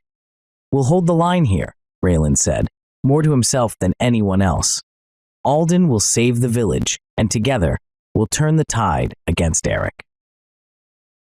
With a final nod to Torin, Raelin moved to his position, ready to unleash his magic upon the enemy forces besieging Shaladras. The battle for Lysaria continued, each step bringing them closer to the dawn of a new era. As Raelin prepared to unleash his magic, Torin focused on the ancient runes etched into the walls of Shadowspire Keep. His fingers traced the intricate patterns, his mind reaching out to the entity that had promised aid. His voice, low and resonant, carried through the chamber. "Great Sentinel of the Veil," Torin intoned, his words imbued with urgency and reverence. "We call upon your strength to aid us in this dire hour.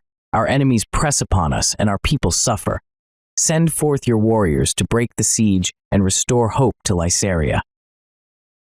The air around him thickened, charged with an otherworldly energy. The runes glowed brighter, casting an eerie light across the stone walls. A chill swept through the room, and the ground trembled beneath Torin's feet. A deep, echoing voice filled the chamber, reverberating through the very bones of the keep. From the shadows, spectral figures began to materialize. Clad in ancient armor, their eyes burned with an ethereal light. These were the undead warriors of the Vale, bound by duty to protect Lysaria even in death. Their presence exuded a sense of solemn power and unwavering resolve. Torin stepped back, his heart pounding with a mix of awe and anticipation. He had read the legends, but seeing the warriors in the flesh, or what remained of it, was a different experience entirely. These were the guardians of old, the sentinels who had once defended the realm with unmatched valor. The lead warrior, a towering figure with a crown of silver flames, stepped forward. His voice, though ghostly, carried authority. "We stand ready to serve. Lead us to the enemy, and we shall break their siege." Raelin joined Torin, his eyes wide with astonishment. "The legends were true," he whispered, barely able to contain his excitement. "With their help, we can turn the tide." Torin nodded, his resolve steeled by the presence of these ancient warriors. "Prepare the defenses," he ordered. "We'll strike as one, with the strength of the Vale at our side." The undead warriors moved with silent efficiency, their spectral forms gliding through the keep as they readied for battle. Torin and Raelin exchanged a glance, a silent agreement passing between them. The siege of Chiladras would soon face an unexpected and formidable force. With the undead army at their command, they marched toward the city gates, the spectral warriors leading the charge. The clash of steel and the roar of battle awaited, but with the sentinels of the Vale by their side, hope surged anew in the hearts of those who fought for Lysaria's future. The spectral army of the Vale surged forward, a wave of ethereal might that seemed to bend the very fabric of reality. As they advanced toward the besieging forces of King Eric, their forms shimmered in the dim light, a ghostly reminder of the ancient power they wielded. Tauren and Raelin marched alongside the spectral warriors, their hearts pounding with determination. The air crackled with the energy of the undead sentinels, their presence sending chills down the spines of all who beheld them. The siege of Shiladras was about to meet an unexpected and formidable force. The besieging forces of Eric, caught off guard by the sudden appearance of the spectral army, scrambled to form a defense. Panic rippled through their ranks as the ghostly warriors closed the distance with unnerving speed. A spectral knight, crowned with silver flames, led the charge. His blade, a weapon of pure energy, cut through the air with a sound like a distant thunderclap. He swung it with precision, cleaving through the front lines of Eric's soldiers. The men fell, their weapons clattering uselessly to the ground as they faced the unstoppable force of the undead. Tauren, wielding his hammer with a strength born of desperation and hope, fought beside the spectral knight. His blows were precise, each strike aimed to disable and disarm. The dwarven warrior's eyes blazed with determination as he brought down foe after foe, carving a path through the chaos. Raelin, channeling his magic, sent bolts of lightning arcing through the air. The energy crackled and sizzled, striking down Eric's soldiers with unerring accuracy.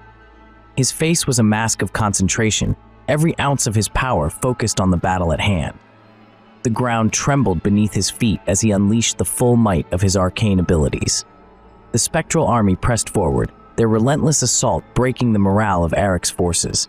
The soldiers, unable to withstand the combined might of the undead warriors and the defenders of Lysaria, began to falter. Fear took hold, and their lines broke, scattering in disarray. Within moments, the battlefield was transformed. The besieging forces of Eric, once confident in their strength, were now in full retreat. The spectral warriors, unyielding and relentless, pursued them, ensuring that none escaped unscathed. Tauren and Raelin stood amidst the aftermath, their breaths heavy but their spirits unbroken. The siege of Shiladras had been broken, and the forces of Lysaria had emerged victorious. The spectral army, their duty fulfilled, began to fade, their forms dissolving into the air like mist in the morning sun. Victory belonged to Lysaria, and the defenders of Shadowspire Keep had proven their resolve. The battle was won, but the war was far from over. King Eric paced the length of his dimly lit throne room, his mind a storm of frustration and rage. The dark stone walls, adorned with ominous tapestries depicting his rise to power, seemed to close in around him. Shadows danced in the flickering torchlight, casting eerie shapes that matched the turmoil in his heart. Suddenly, a chill swept through the room. The torches flickered violently, and the air grew dense with a palpable malevolence. Eric halted mid-stride, turning toward the source of the disturbance. Emerging from the darkness was a figure draped in flowing black robes, his face obscured by a hood. The Shadow King had arrived. "You summoned me," Eric said, his voice tinged with a mix of defiance and fear. The Shadow King stepped forward, his presence filling the room with an oppressive weight. "Your failure is intolerable," he hissed, his voice echoing as though it came from the depths of a cavern. Eric's fists clenched at his sides. "I underestimated their resolve. They conjured more magic than we anticipated." The Shadow King's eyes glowed with an inner fire beneath his hood. "More magic? You were meant to crush their spirit, not fuel it. How could you allow such a resurgence?" Eric took a step back, struggling to maintain his composure under the Shadow King's withering gaze. "The pendant, the girl, she wields power I did not foresee, and Alden. He's proven more resourceful than I gave him credit for." A dark laugh escaped the Shadow King's lips, sending shivers down Eric's spine. "Excuses, Eric? I entrusted you with my power and you squander it against mere mortals and fledgling mages?" Eric swallowed hard, anger boiling beneath his fear. "They had allies I did not account for, dwarves, spectral warriors. The Shadow King's eyes narrowed into slits of pure hatred. Then you must adapt. We cannot afford another setback. Eric straightened, determination hardening his features. I will not fail again. Give me more of your power. Grant me what I need to obliterate them. The Shadow King's gaze bore into him for a long moment before he spoke again, each word dripping with menace. You tread on thin ice, Eric, but very well. You shall have your chance. Eric nodded stiffly as he felt a surge of dark energy begin to coil around him like serpents, binding him tighter to the malevolent force that had sustained his reign. Remember, the Shadow King whispered, there are no more second chances. The Shadow King loomed over Eric, his presence casting a dark pall over the room. The oppressive silence was broken only by the crackle of torches sputtering in their sconces. Eric's breath quickened, but he stood firm, waiting for the plan that would ensure his dominion over Lysaria. You will draw them out, the Shadow King began, his voice a sinister whisper that seemed to reverberate through the stone walls. Lure them from their stronghold at Shadowspire Keep. Eric nodded, hanging on every word. How do you propose we accomplish this? The Shadow King's eyes glinted with a malevolent light. You will spread rumors of a vulnerable village, one they cannot ignore. They believe themselves protectors. Use their nobility against them. Eric's mind raced, piecing together the strategy. And when they leave the keep? Strike hard and fast, the Shadow King continued. Send your most loyal and vicious soldiers to raise the village. Ensure news reaches their ears. Their hearts will lead them into the trap. Eric's lips curled into a grim smile. Once they are out in the open, we can crush them with our full might. Precisely, the Shadow King said, his tone dripping with dark satisfaction. But you must ensure they believe they are rescuing innocents. The element of surprise is crucial.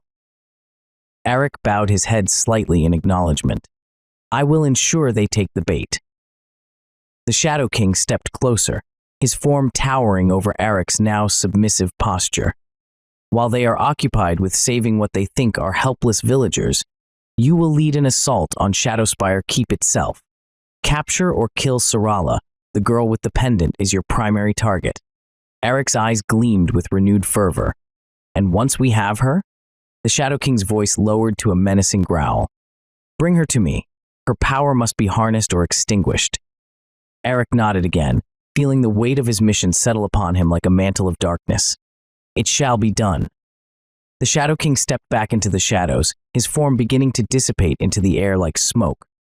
Remember, Eric, he warned as he faded from sight, failure is not an option.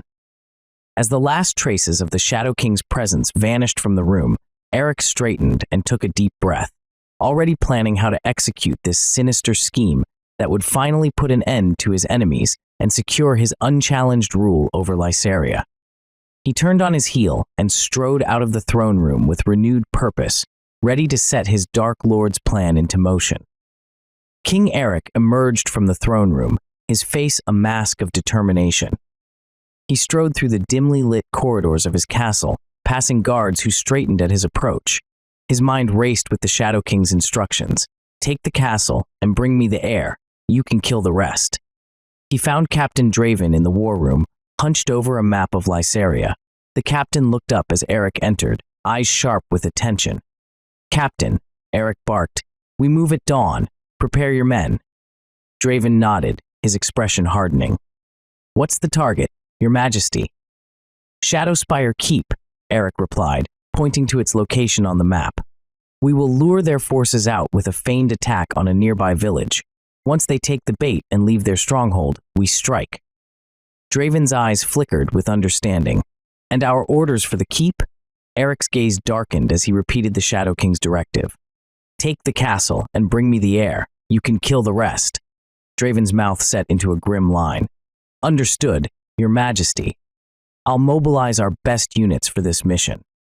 Eric's hand clenched into a fist over the map. Ensure there are no mistakes, Captain. Syrala must be captured alive and brought to me immediately. The captain bowed slightly before turning to issue commands to his subordinates. Eric watched as Draven relayed orders with military precision, each soldier snapping to attention and moving swiftly to prepare for the impending assault. As dawn approached, the castle buzzed with activity. Armored soldiers lined up in formation in the courtyard, their faces set with resolve. War horses snorted and stamped their hooves, sensing the tension in the air. Eric mounted his black stallion, his eyes scanning his assembled forces. The plan was set in motion. Soon, Shadowspire Keep would fall, and Syrala would be in his grasp. Captain Draven rode up beside him, his helmet under one arm. "The men are ready, Your Majesty." Eric nodded curtly. "Then let us begin." With a swift kick to his horse's sides, Eric led his army out of the castle gates and onto the path that would lead them to Shadowspire Keep and to Syrala. The soldiers moved like a well-oiled machine, banners flying high as they marched under the first light of dawn. The forest loomed ahead, dark and foreboding, but Eric felt no fear, only a cold determination to see this through. "Remember," he called back to his men as they plunged into the trees, "take the castle and bring me the heir. Kill anyone who stands in your way." Eric's army thundered through the forest, hooves pounding against the earth as they made their way towards the unsuspecting villages. Captain Draven rode at the head of the formation, his eyes scanning the horizon for any sign of resistance. Behind him, soldiers remained vigilant, ready to spring into action at a moment's notice. Meanwhile, back at Shadowspire Keep, Sir Alden stood in the courtyard, surrounded by his trusted knights and advisors. The air buzzed with urgency as they prepared to dispatch their forces to protect the villages from Eric's oncoming assault. "We'll split our forces. Sir Robert, you take half of our knights and head to Eldergrove. Torin, you lead your dwarves to Chiladris. Protect the villagers at all costs." Sir Robert and Torin both gave sharp nods before turning to rally their respective troops. The courtyard filled with the sounds of armor clinking and horses snorting as the strike forces prepared to ride out. Alden turned to Raelin and Thorian, who stood nearby with grim expressions. "We must fortify Shadowspire Keep as best we can with the forces we have left," Alden said. "Eric won't hesitate to attack us once he realizes we're vulnerable." Raelin nodded in agreement. "We'll focus on reinforcing the northern wall and setting up defensive positions around the main gate," Thorian added, "and we'll need to keep Syrala protected at all costs. Her power is crucial in this fight." Alden's jaw tightened as he thought of Syrala resting inside the keep, still recovering from her injuries, but determined to fight for Lysaria's future. "I'll ensure she's guarded around the clock," he said firmly. With that, Sir Robert and Torin led their strike forces out of Shadowspire Keep, riding with urgency towards Eldergrove and Chiladris. As they disappeared into the forest, Alden felt a pang of worry for his men and for the villagers they were rushing to protect. Back inside Shadowspire Keep, Alden directed his remaining knights to bolster their defenses. He knew they were now operating at reduced strength, but he couldn't afford to let fear or doubt take hold. "Stay vigilant," he commanded his men as they moved to fortify the walls and set up barricades around the gates. "Eric's forces will come for us eventually. We must be ready." As his knights worked tirelessly to strengthen their defenses, Alden took a moment to glance up at the darkening sky.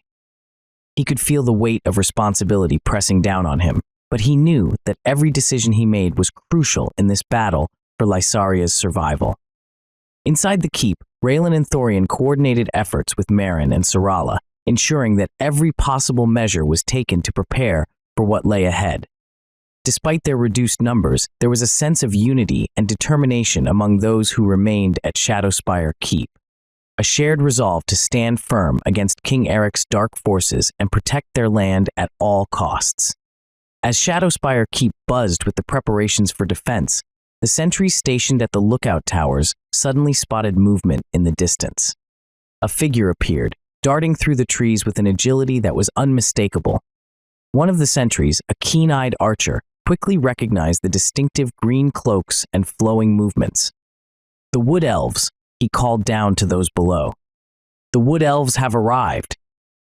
Sir Alden, who had been overseeing the fortifications, immediately looked up, relief mixed with anticipation in his eyes. He knew that the arrival of the woodelves could turn the tide in their favor. Within moments, a contingent of woodelf warriors emerged from the forest, led by Eldrin and Leora. They moved with an otherworldly grace, their steps almost silent despite their swift pace. The archers among them held their bows at the ready, while others carried finely crafted blades that shimmered with enchantments. Eldrin approached Alden, offering a respectful nod. "We came as soon as we received word," he said, his voice calm but urgent. "How can we assist?" Alden gestured towards the northern wall. "Our defenses are stretched thin," he explained. "We need every able fighter to help reinforce our positions and prepare for Eric's assault." Leora stepped forward, her eyes scanning the bustling courtyard. "Our healers will assist with tending to your wounded," she offered, "and our archers will take up positions along your walls." "Thank you," Alden replied sincerely. "Your aid is invaluable." As Eldrin began directing his warriors to various defensive points around Shadowspire Keep, Leora moved towards the makeshift infirmary where Raelin and Marin were coordinating medical efforts. "We're here to help," Leora said softly to Marin, who was bandaging a knight's wound. Marin looked up, gratitude evident on her face. "Thank you, Leora," she replied. "We could use all the help we can get." The wood elf healers quickly integrated into the efforts, their knowledge of herbs and natural remedies proving to be a great asset. Meanwhile, Eldrin's archers took their places on the walls, blending seamlessly into their surroundings as they prepared to rain down arrows upon any approaching enemy. Alden watched as the combined forces of humans and wood elves worked together in harmony.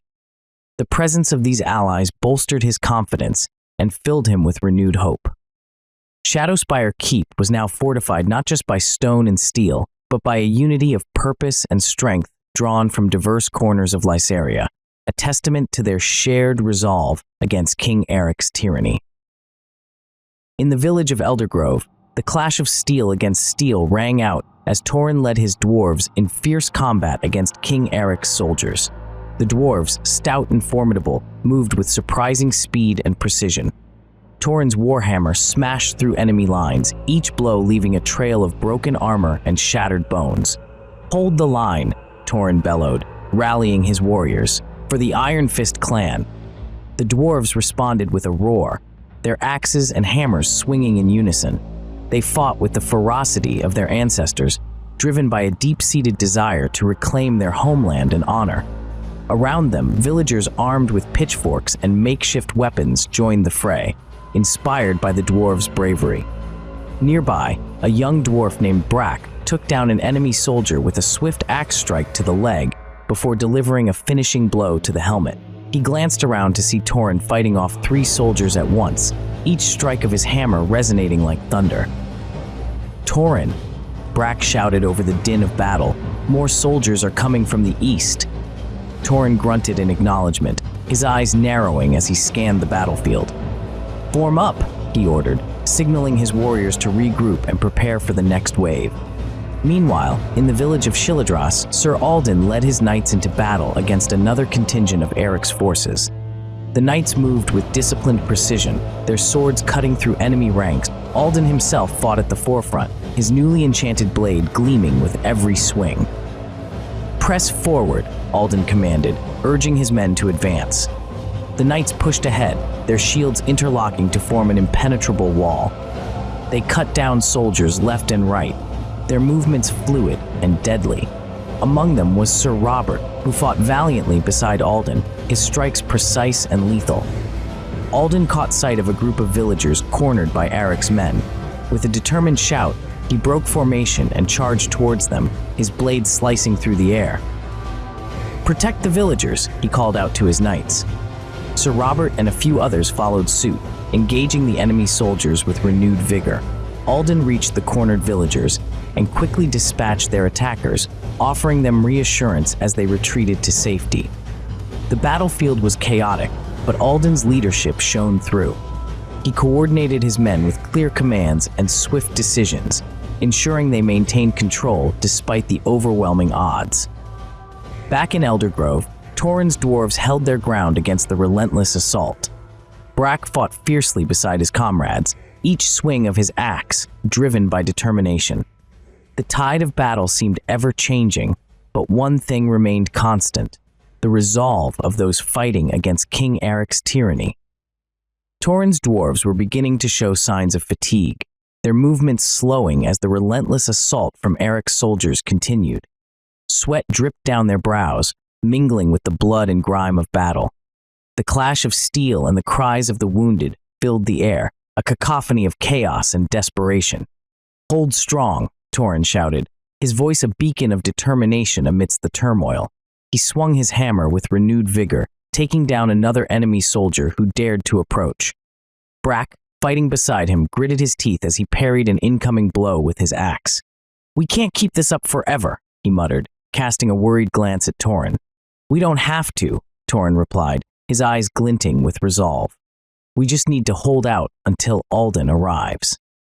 In Chiladras, Sir Alden and his knights were making steady progress. The enemy lines were beginning to falter under their relentless assault. Alden's enchanted blade cut through armor and flesh with ease. "Forward," he commanded, urging his knights onward. They moved as one, a wall of steel and determination pushing back against Eric's forces. Sir Robert fought fiercely at Alden's side, his strikes precise and deadly. He glanced at Alden, admiration in his eyes. "We're turning the tide," he shouted over the din of battle. Alden nodded, but his expression remained focused. "Stay vigilant," he warned. "The battle is far from over." Back in Eldergrove, the villagers were fighting valiantly alongside the dwarves. Their makeshift weapons were no match for the enemy's steel. A young woman named Alara swung a broken piece of wood at an approaching soldier, her face set in grim determination. She was knocked back by the force of his blow, but before he could strike again, Brack intervened, cutting him down with a swift strike of his axe. "Thank you," Alara gasped, struggling to catch her breath. Brack offered her a grim smile. "We're all in this together," he said before turning back to the fray. The battle raged on, each side giving their all in a desperate bid for victory. The outcome hung in the balance, but amid the chaos and bloodshed, one thing was clear. The people of Lysaria would not go down without a fight. The sounds of battle echoed through both villages as Torin's dwarves and Sir Alden's knights fought valiantly against King Eric's forces. Despite their exhaustion and overwhelming odds, the fate of Lysaria hung in the balance, but hope flickered amidst the chaos as they fought for their freedom. The battle in Eldergrove showed no signs of abating. Torin's hammer clashed against the enemy's sword, sending sparks flying. He could feel his muscles protesting from the continuous exertion, but he pushed the pain aside, focusing on the fight at hand. Around him, his fellow dwarves fought with a ferocity that matched his own, their war cries echoing through the beleaguered village. Alara, standing her ground despite her earlier injury, had taken up a fallen soldier's sword. She swung it with newfound determination, every swing an act of defiance against King Eric's tyranny. "For Eldergrove," she cried out, rallying the villagers around her. On the other side of the battlefield, Sir Alden's knights advanced steadily. The enemy's formation began to break under their relentless assault. Alden's eyes scanned the battlefield, looking for any sign of weakness to exploit. "Push forward," Alden bellowed, leading by example as he cut down another foe with his enchanted blade. His knights followed suit, their resolve unshaken despite the chaos surrounding them. Sir Robert stayed close to Alden's side, his shield raised to deflect an incoming arrow. "We're making progress," he called out. Alden nodded curtly. "We need to break through their lines and reach Torin and his dwarves," he said. In Chiladras, Raelin and Torin continued their coordinated efforts against Eric's forces. Raelin's magic surged through the battlefield, creating barriers and launching energy bolts that scattered the enemy ranks. Torin's hammer was a blur of motion as he led his dwarves in a fierce charge. "Raelin," Torin called out over the din of battle. "We need to hold this position until Alden arrives." Raelin nodded, her face set in concentration as she summoned another spell. "We will," she replied confidently. "They'll be here soon." Back in Eldergrove, the tide of battle began to turn in favor of Alden's forces. The villagers and dwarves fought with renewed vigor, inspired by Alden's leadership and Alara's rallying cry. The enemy soldiers began to falter under their combined assault. Alden could see the opening they needed just ahead. "Now," he shouted, leading his knights in a final push to break through the enemy lines. With a roar of determination, Alden's knights surged forward, cutting down any who stood in their way. The path to Torin and his dwarves was finally clear. "We've got them!" Sir Robert exclaimed as they reached Torin's position. Torin grinned despite the exhaustion evident on his face. "About time you showed up," he said with a chuckle. Alden clasped Torin's arm firmly. "Let's finish this," he said. Together they turned to face what remained of King Eric's forces, ready to bring an end to this brutal confrontation once and for all. King Eric stood at the head of his remaining army, his cold, calculating eyes scanning the soldiers before him. They were battered, but not broken, still loyal to his command. The dark energy that had become a part of him crackled ominously, lending him an air of dread and foreboding. He raised his sword high, its blade glinting in the pale light. "To Shadowspire," he commanded, his voice echoing through the ranks. The soldiers, a mix of hardened veterans and fresh recruits, straightened their postures, gripping their weapons tighter. They knew the significance of this mission. Failure was not an option. The journey to Shadowspire was grueling. The terrain was unforgiving, and the soldiers marched in grim silence, their faces set with determination.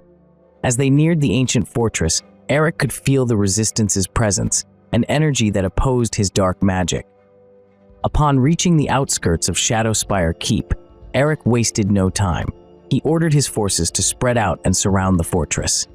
The siege began in earnest with a barrage of flaming arrows and heavy stones launched from catapults. Inside Shadowspire Keep, Sir Alden and Torin quickly organized their defenses. Archers lined the battlements, returning fire with precision. Dwarves manned the fortifications, their sturdy frames making them ideal for repelling assaults on the walls. "Hold your ground," Alden shouted as he deflected an incoming arrow with his shield. "We cannot let them breach these walls." Raelin and Thorian stood together at a vantage point within the keep, their combined magic creating protective barriers and launching counterattacks against Eric's forces. Syrala's pendant glowed brightly as she channeled her magic into supporting their efforts. The battle raged on fiercely. Eric's soldiers pushed forward relentlessly, using ladders and siege towers to scale the walls. Alden's knights met them with swords and shields, cutting down enemies as they attempted to gain a foothold. Torin led a group of dwarves in a charge to reinforce a weakened section of the wall. Their hammers and axes swung with deadly precision, sending attackers tumbling back down to the ground below. "Push them back!" Torin roared, his voice booming over the clamor of battle. Despite their best efforts, Eric's army continued to press on. The siege weapons hammered away at Shadowspire's defenses, creating breaches that were quickly filled by defenders rushing to plug the gaps. As night fell over the battlefield, both sides showed no signs of relenting. The fight for Shadowspire had only just begun. In the thick of the battle, Shadowspire Keep's defenders fought valiantly against King Eric's relentless assault. Flames flickered along the battlements, casting eerie shadows on the stone walls. Syrala stood amidst the chaos, her pendant radiating a fierce light that pulsed with each heartbeat. She focused her energy, conjuring a shield to protect a group of archers who were under heavy fire. "Hold the line," she yelled, her voice strong despite the strain in her features. Marin, close by, watched with concern as Syrala's strength seemed to wane. He tightened his grip on his sword and stepped forward, determined to keep the enemy at bay. "We need more support on the east wall," Sir Alden shouted as he parried an incoming blow and countered with a swift strike that sent an attacker sprawling. Torin, his face set in grim determination, rallied a squad of dwarves. "With me! We can't let them through!" He led them to where the wall had been breached, their weapons clashing with those of Eric's soldiers in a brutal melee. Thorian and Raelin combined their magical prowess to create barriers and launch counterattacks. Thorian's hands moved in intricate patterns as he summoned gusts of wind to knock enemies off balance. Raelin focused his energy into bolts of lightning that crackled through the air, striking down attackers with pinpoint accuracy. A particularly fierce wave of Eric's soldiers surged forward, attempting to overrun the defenders at a critical breach. Alden noticed their intent and barked orders to his knights. "Form up, shield wall," he commanded. The knights moved swiftly, locking their shields together and presenting an impenetrable front.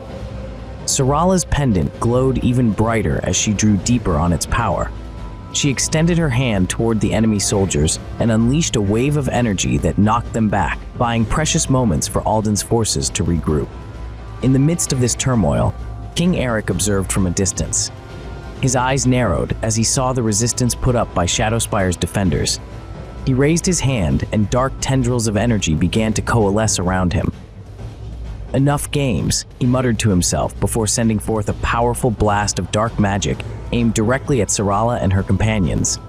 The blast struck with devastating force, shattering barriers and sending defenders sprawling. Alden shielded Syrala with his body as debris rained down around them. "We need to regroup inside," Torrin shouted over the din, helping those who were still standing retreat into the keep's inner defenses. As they fell back into more fortified positions within Shadowspire Keep, Alden took stock of their situation. The battle was far from over, but they had managed to hold their ground for now. The defenders gathered their strength for what was sure to be another grueling confrontation with King Eric's forces. In this brief respite, Raelin turned to Syrala. Eric's entire army, a sea of darkened armor and wicked steel, converged on Shadowspire Keep. The ground trembled beneath the weight of marching soldiers, siege engines rolled into place, and archers nocked arrows, ready to rain death upon the defenders. King Eric stood at the forefront, his eyes gleaming with malevolent intent as he surveyed the battlefield. Alden's forces, bolstered by knights, dwarves, and mages, braced themselves for the onslaught. The walls of Shadowspire were lined with archers and crossbowmen, their faces set in grim determination. In the courtyard below, Torrin led his dwarves in a fervent chant, their war cries echoing off the stone walls. "Stand firm," Alden shouted from atop the battlements. His voice carried strength and resolve, rallying his men as the enemy drew closer. The battle erupted with a deafening roar as Eric's soldiers surged forward. The first wave clashed against Alden's defenses like a storm crashing upon rocky shores. Swords rang against shields, and screams of pain filled the air. The archers loosed their arrows in synchronized volleys, creating deadly arcs that cut down advancing foes. Syrala stood beside Merrin and Raelin at a strategic point along the wall. Her pendant blazed with an ethereal light as she summoned protective barriers to shield her comrades from incoming projectiles. Raelin unleashed torrents of lightning that arced through enemy ranks, leaving charred bodies in their wake. Torrin led a countercharge from a breach in the wall, his warhammer swinging with brutal efficiency. His dwarves followed suit, their axes cleaving through armor and bone alike. The ground became slick with blood as they pushed back against Eric's relentless forces. Alden descended from the battlements to join the fray on the ground level. His presence inspired those around him to fight harder, refusing to yield even an inch to their oppressors. King Eric advanced through the chaos, dark magic swirling around him like a malevolent aura. He cast devastating spells that tore through Alden's ranks, creating gaping holes in their defenses. Thorian met Eric's gaze from across the battlefield and began weaving powerful counterspells to mitigate the damage. As the battle raged on without respite, it became clear that both sides were committed to fighting to their last breath. Shadowspire Keep's defenders held fast against overwhelming odds, drawing strength from each other and their shared cause.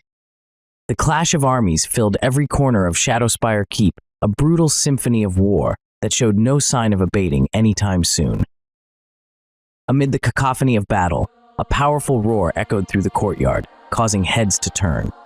Emerging from the thick of combat, King Eric wielded dark energy like a whip, slicing through friend and foe alike. His eyes locked onto Syrala, recognizing her as the pivotal force behind the resistance.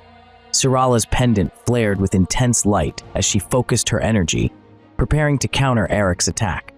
The air crackled with tension as the two forces of magic clashed, sending shockwaves that rippled through the battlefield. Merrin stood beside her, eyes wide with determination, ready to defend her at all costs. "Stay close," Syrala shouted to Merrin, her voice barely audible over the din of battle. Merrin nodded, his grip tightening on his sword as he faced the oncoming threat. Raelin joined them, his staff glowing with accumulated power. He muttered incantations under his breath, casting protective wards around their small group. Across the courtyard, Alden and Torin fought valiantly against Eric's soldiers. Alden's sword moved like a blur, deflecting blows and striking with lethal precision. Torin's warhammer swung in devastating arcs, each strike accompanied by a grunt of exertion and a spray of blood. "We need to hold this line," Alden yelled to his men, rallying them for another push. Torin glanced over at Alden and gave a resolute nod before bellowing commands to his dwarves. The dwarves formed an impenetrable shield wall, bracing against the relentless assault of Eric's forces. Back on the battlements, Thorian and Raelin combined their magical prowess to create a barrier that absorbed incoming projectiles. Thorian's brow furrowed in concentration as he maintained the protective shield, while Raelin conjured fireballs that exploded among enemy ranks. "Focus your attacks on their siege engines," Thorian commanded, his voice strained from the effort. Raelin complied, sending fiery projectiles toward the massive wooden constructs that threatened to breach Shadowspire's walls. The engines burst into flames under her assault, causing chaos among Eric's troops. As the battle reached a fever pitch, Syrala took a deep breath and stepped forward. Her pendant shone brighter than ever before, its light enveloping her in a protective aura. She raised her hands and channeled her magic into a single powerful blast aimed directly at King Eric. Eric countered with dark energy of his own, but Syrala's attack overwhelmed him. He staggered back, momentarily dazed by the sheer force of her power. "Now!" Raelin shouted, seizing the opportunity to press their advantage. The defenders of Shadowspire rallied around Syrala's display of strength, pushing back against Eric's forces with renewed vigor. Amidst the chaos and clashing steel, hope began to flicker within the hearts of those fighting for Lysaria's freedom. Eric, still reeling from Syrala's powerful attack, stumbled back, clutching his chest where the light had struck him. His face twisted in fury as he summoned more dark energy, his eyes locking onto Syrala with malevolent intent. But before he could unleash another wave of destruction, Alden and Torin broke through the enemy lines and charged at him. "Keep pushing," Alden shouted to his knights as they cut a path toward Eric. Torin's warhammer smashed into the ground, sending a shockwave that knocked several of Eric's soldiers off their feet. The dwarves surged forward, taking advantage of the disruption to reinforce their position. Syrala felt the strain of her magic, but remained steadfast. She glanced at Marin and Raelin, who were fending off enemies attempting to flank them. Raelin's staff crackled with energy as he cast spell after spell, each one expertly aimed to neutralize threats. "We're holding them off," Marin called out, parrying a blow and countering with a swift strike. Alden and Torin closed in on Eric, their weapons gleaming under the flickering light of battle. Eric snarled and released a torrent of dark energy toward them, but Alden's shield absorbed most of the impact. He pushed forward with determination, his eyes never leaving Eric's. "You won't win this," Alden declared, his voice steady despite the chaos around him. Eric's eyes flashed with anger as he swung his sword in a vicious arc. Alden parried the blow, sparks flying from their clashing blades. Torin circled around, looking for an opening to strike. Syrala took a deep breath and gathered her remaining strength. She raised her hands again, ready to unleash another burst of magic. The pendant's glow intensified, casting long shadows across the battlefield. "Now or never," she whispered to herself, feeling the weight of her responsibility. Raelin sensed her intent and channeled his energy to bolster her magic. The combined power created a brilliant beam of light that shot toward Eric. The Dark King barely had time to react before the light enveloped him, forcing him to his knees. Eric screamed in rage and pain as the light seared through him.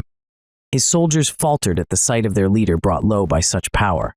Seizing the moment, Alden and Torin lunged forward, their weapons aimed for a decisive strike. But even as they closed in, Eric's resolve hardened. He summoned a final surge of dark energy, creating a shockwave that sent everyone around him sprawling. Alden hit the ground hard, but quickly regained his footing, eyes narrowing at the relentless king. "We need to end this," Raelin said urgently to Syrala, who nodded in agreement. The battle raged on around them, each side fighting with everything they had for the fate of Lysaria. The heavy gates of Shadowspire Keep finally collapsed with a deafening crash, the ancient wood splintering and iron hinges snapping under the relentless assault. Dust and debris filled the air, momentarily obscuring the brutal scene within the courtyard. Amidst the chaos, only a few warriors on both sides remained standing, their breath ragged and their movements slow from exhaustion. Alden, bloodied but unbowed, stood defiantly at the forefront, his sword still raised despite the toll the battle had taken on him. Beside him, Torin leaned heavily on his warhammer, his face grim yet resolute. On the opposite side, Eric's dark soldiers were equally worn, their armor dented and their weapons slick with blood. The ground between them was littered with fallen comrades and the detritus of battle, a testament. Syrala staggered forward, her pendant's glow dimming as she struggled to maintain her focus. Merrin moved to support her, his own injuries evident in the way he winced with every step. Raelin, sweat trickling down his face, stood ready with his staff, eyes scanning for any lingering threats. A moment of tense silence hung in the air as both sides took stock of their situation. The collapse of the gates had shifted the momentum of the battle, but victory was still uncertain. "Hold your ground," Alden's voice rang out, commanding attention from his remaining knights and allies. They rallied around him, forming a protective line as they faced what remained of Eric's forces. Eric himself emerged from the dust cloud near the shattered gates, his expression twisted with rage and desperation. He brandished his dark sword, its edge gleaming malevolently even in the dim light. His eyes locked onto Syrala, recognizing her as the source of his suffering. With a guttural roar, Eric charged forward, determined to end it all in one final confrontation. Alden met him head-on, their blades clashing once more in a shower of sparks. The remaining warriors on both sides watched with bated breath as their leaders fought for supremacy. Torin joined Alden in engaging Eric's elite guards who moved to protect their king. His warhammer swung with deadly precision, each blow driving back those who dared approach. Meanwhile, Syrala and Raelin concentrated on bolstering their defenses with what little magic they had left. Syrala's hands trembled from exhaustion as she conjured protective barriers to shield her allies from incoming attacks. The courtyard had become a microcosm of the larger struggle for Lysaria, a clash not just of swords and spells, but of wills and destinies intertwined by fate. Steel clashed with steel as King Eric and Sir Alden circled each other, the remnants of the battle around them echoing in their ears. Eric's eyes blazed with cold fury, each strike of his sword calculated to bring Alden down. The knight, bruised and battered, fought back with a determination that burned brighter than ever. Each move he made was driven by the memories of those who had fallen, by the hope of Lysaria's freedom. "Yield!" Eric snarled, his voice laced with venom. "Never," Alden growled through gritted teeth, parrying a vicious blow that sent sparks flying.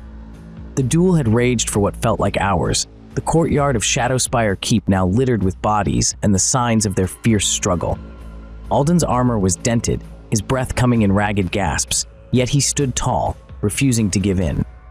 Eric's own regal garments were torn and blood-stained, his face a mask of grim determination. Alden swung his sword in a wide arc, aiming for Eric's exposed side. The king deflected it just in time, countering with a brutal slash that cut into Alden's arm. Pain flared, but Alden pressed on, driven by an indomitable will. "You fight for a lost cause," Eric taunted as they locked blades once more. "I fight for justice," Alden replied, shoving Eric back with a surge of strength. The fight neared its end, both men knew it. Eric lunged forward with renewed aggression, his strikes growing desperate. Alden managed to deflect each one, his movements slowing but precise. A final clash sent them both staggering back, breathing heavily. Just then, an eerie chill filled the air. Shadows lengthened unnaturally across the ground as an oppressive presence descended upon the battlefield.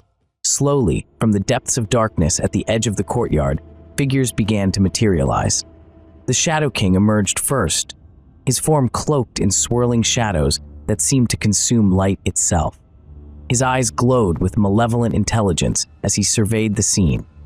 Behind him, undead knights clad in ancient armor appeared one by one, their eyes hollow and lifeless, yet burning with an unnatural fire. Alden's heart sank at the sight, while Eric's expression twisted into a mixture of triumph and terror. The dark entity's presence cast a pall over the battlefield, as if hope itself had been smothered. "We are not finished," Eric hissed through clenched teeth. Alden raised his sword once more. Defiance etched on his face, even as dread gnawed at him from within. The arrival of the Shadow King and his undead knights marked a new chapter in their struggle, a chapter fraught with darkness and peril beyond anything they had faced before. The warriors, battered and weary, stood in a ragged line. Each breath they took was labored, every muscle in their bodies screamed for respite. Blood and sweat mingled on their armor, and the ground beneath them was slick with the remnants of battle.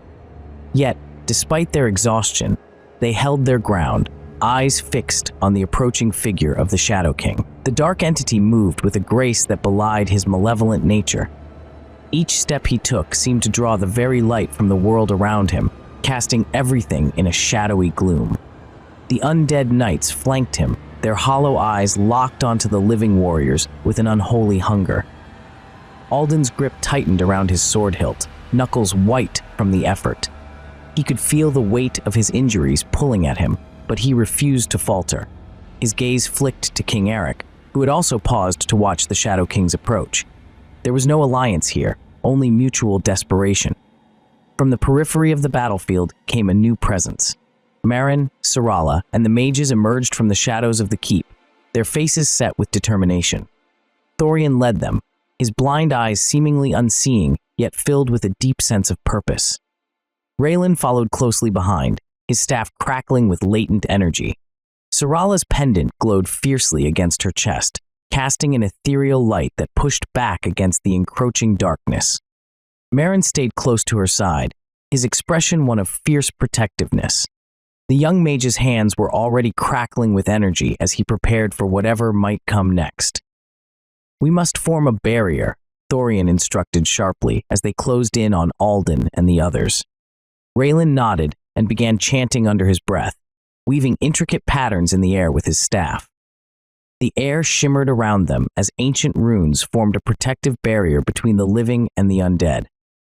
Syrala stepped forward, raising her hands as she joined her magic with Raelin's.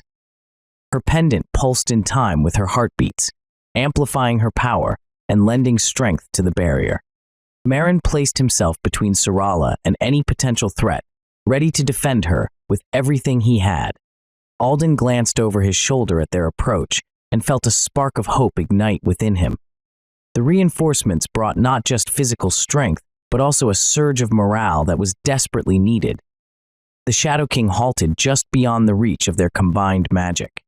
His eyes glinted with amusement and disdain as he observed their efforts. "You think you can defy me?" His voice was a chilling whisper that seemed to seep into their very bones. Thorian stepped forward beside Alden, raising his chin defiantly despite his blindness. "We will not yield to darkness," he declared firmly.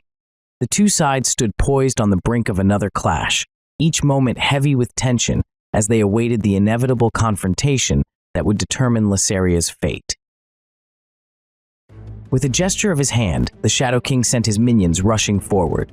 The ground trembled beneath the weight of their advance, an army of undead knights driven by dark magic and malevolent intent. Their hollow eyes gleamed with unholy light as they surged toward the living defenders. Thorian and Raelin stood firm, their combined magic forming an impenetrable barrier.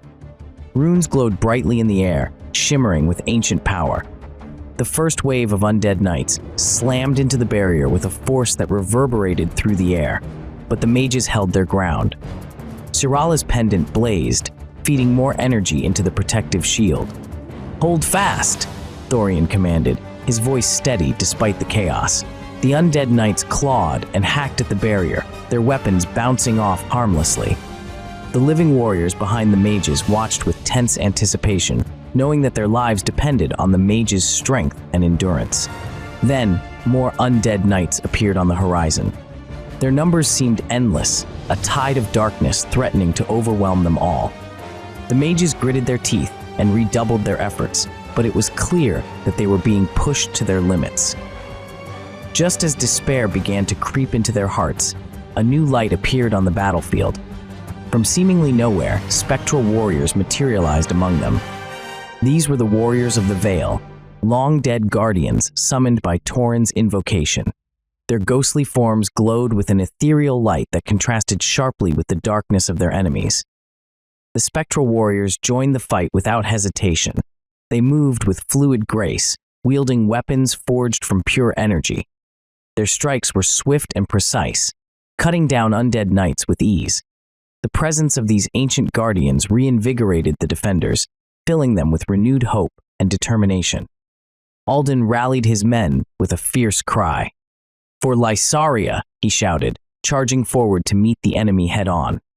The living warriors surged behind him, their spirits bolstered by the arrival of their spectral allies. Steel clashed against steel as they fought side by side with the warriors of the Vale, turning what had seemed like an inevitable defeat into a hard-fought battle for survival. The battlefield became a maelstrom of magic and combat as living and spectral forces united against the undead horde. The tide began to shift in their favor as each fallen knight was met with unwavering resolve and unbreakable unity. A spectral knight with a crown of silver flames, the leader of the warriors of the Vale, advanced through the battlefield with commanding presence. His blade cut through the undead like a scythe through wheat. The light from his crown flickered, casting eerie shadows that danced around him, amplifying his ghostly visage.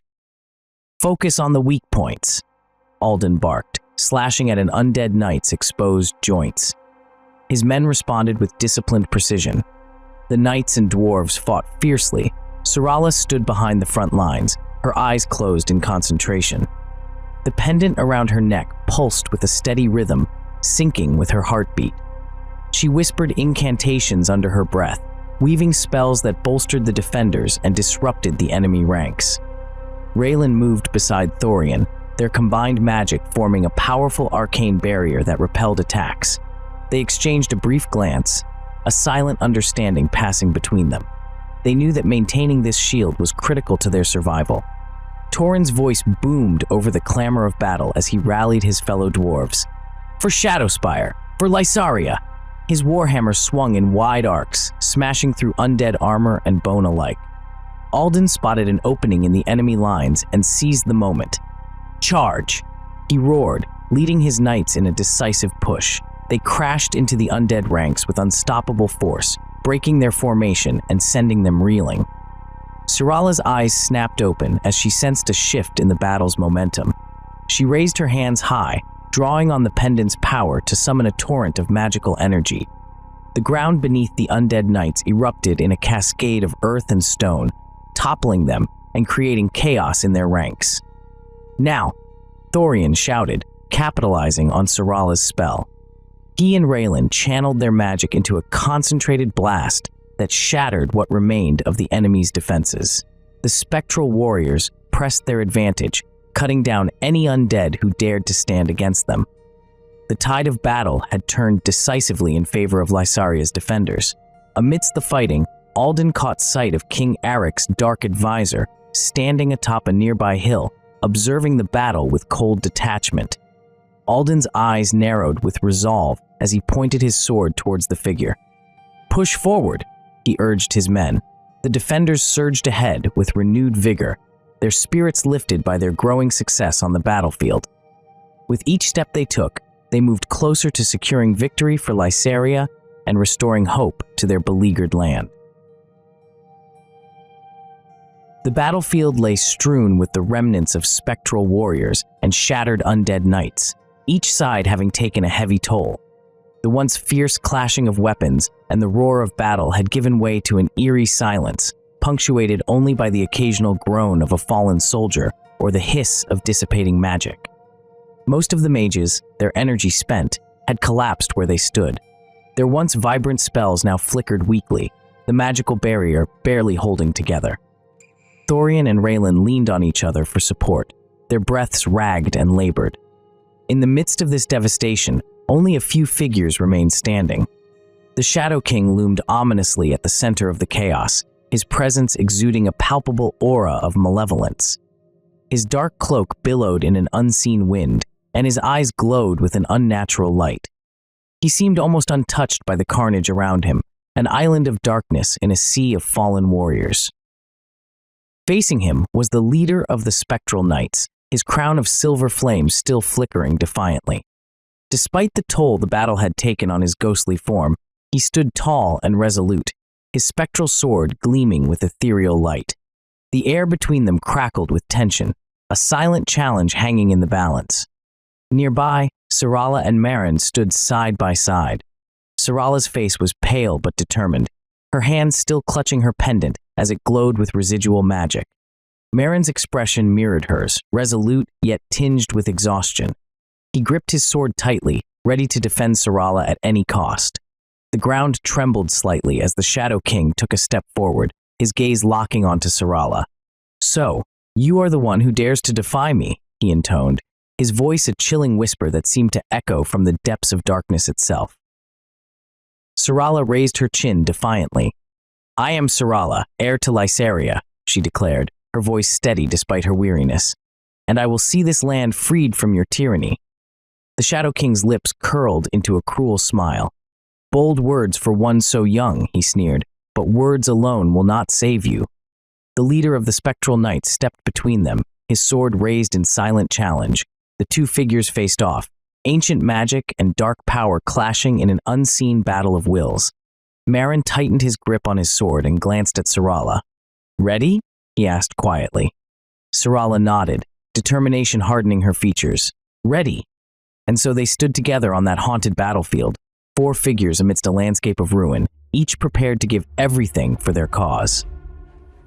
Thorian, drawing upon the last reserves of his strength, shouted out to Syrala, his voice echoing through the battlefield. "Now, Syrala, hold nothing back."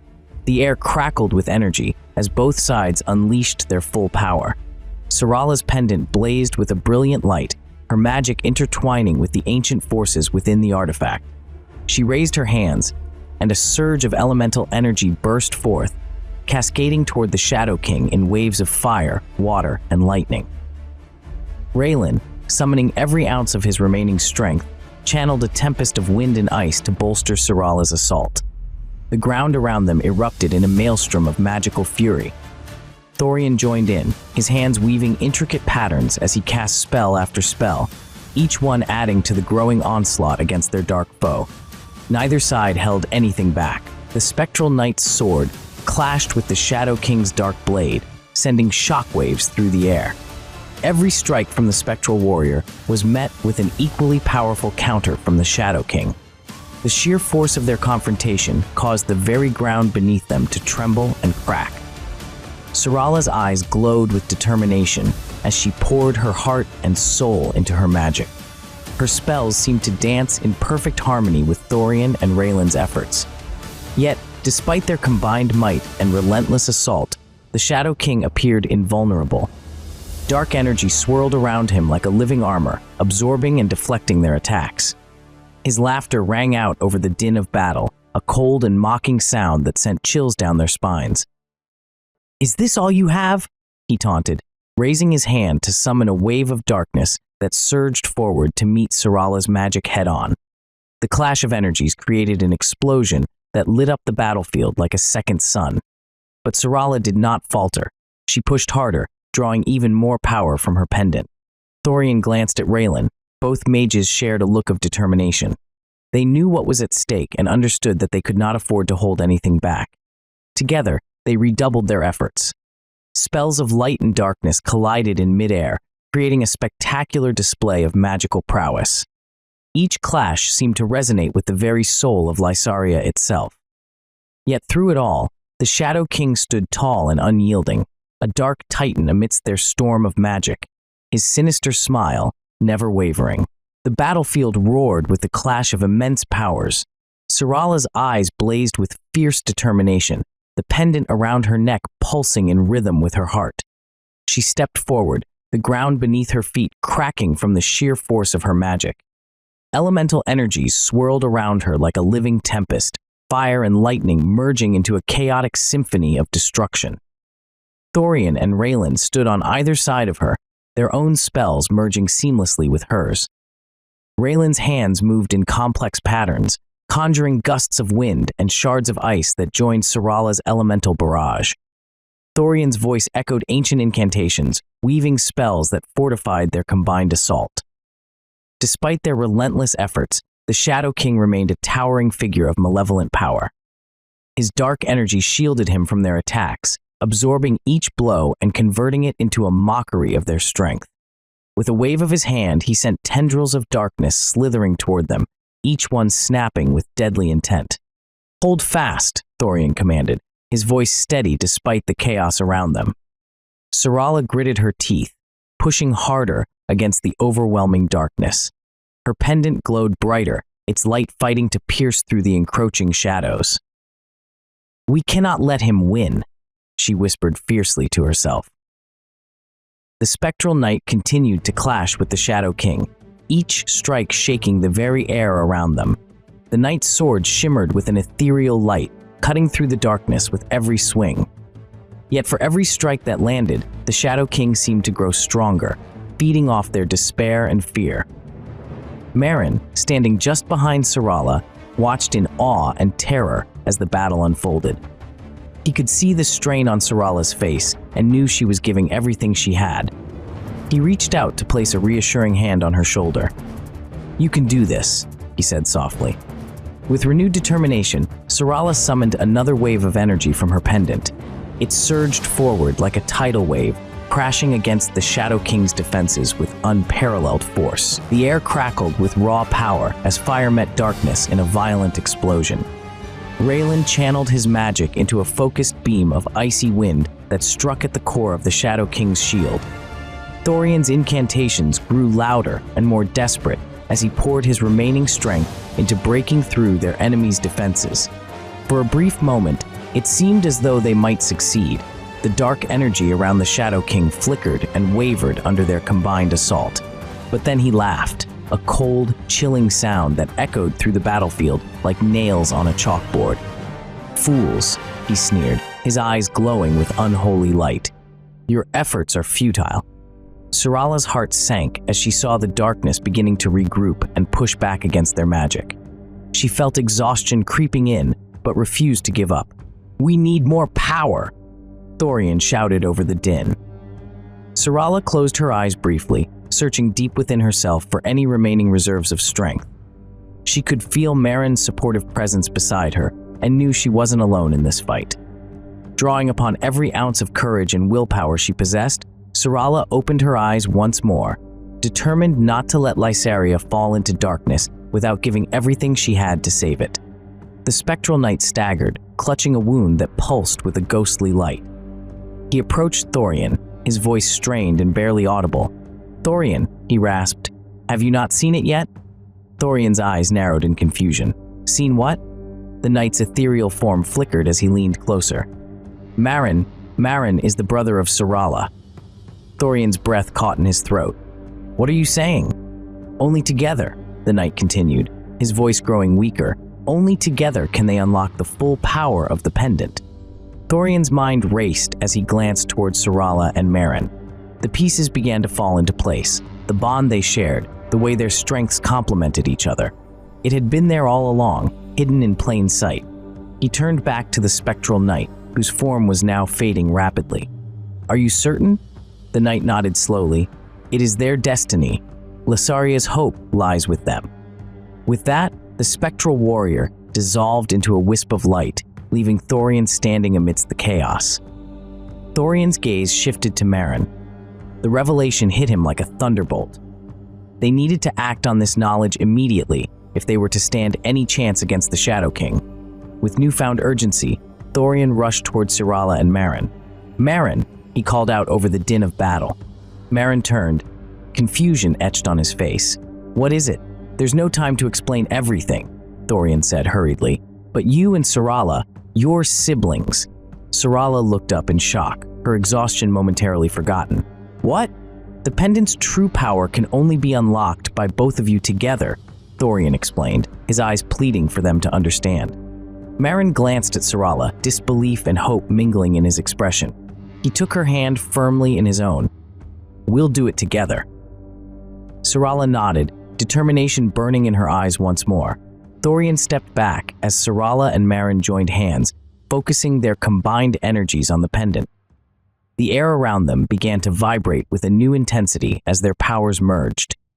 The pendant glowed brighter than ever before, its light piercing through the darkness with renewed strength.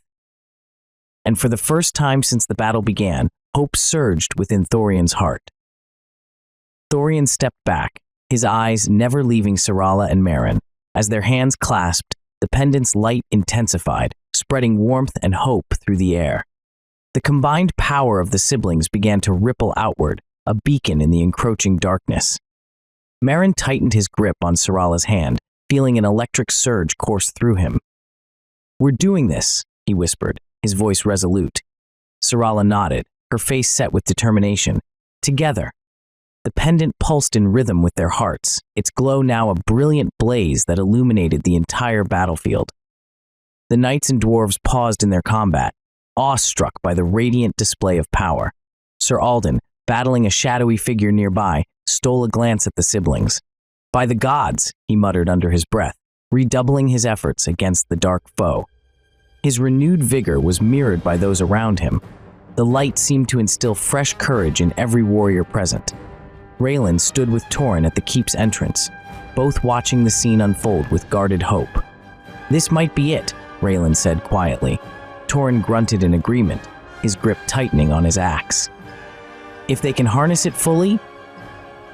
The ground beneath Syrala and Maren began to tremble slightly as they channeled their energy into the pendant. The light from the pendant flared even brighter, creating a protective dome around them that repelled any dark forces attempting to breach it. Suddenly, an intense surge of energy erupted from the pendant, blasting outward in all directions. The wave of power washed over friend and foe alike. Those aligned with darkness recoiled in pain, while allies felt a rejuvenating strength. Thorian shielded his eyes against the brilliance, but couldn't suppress a triumphant smile. This was the turning point they desperately needed. The dark creatures summoned by King Eric faltered under the onslaught of light. Shadows hissed and evaporated into nothingness as if scorched by a divine flame.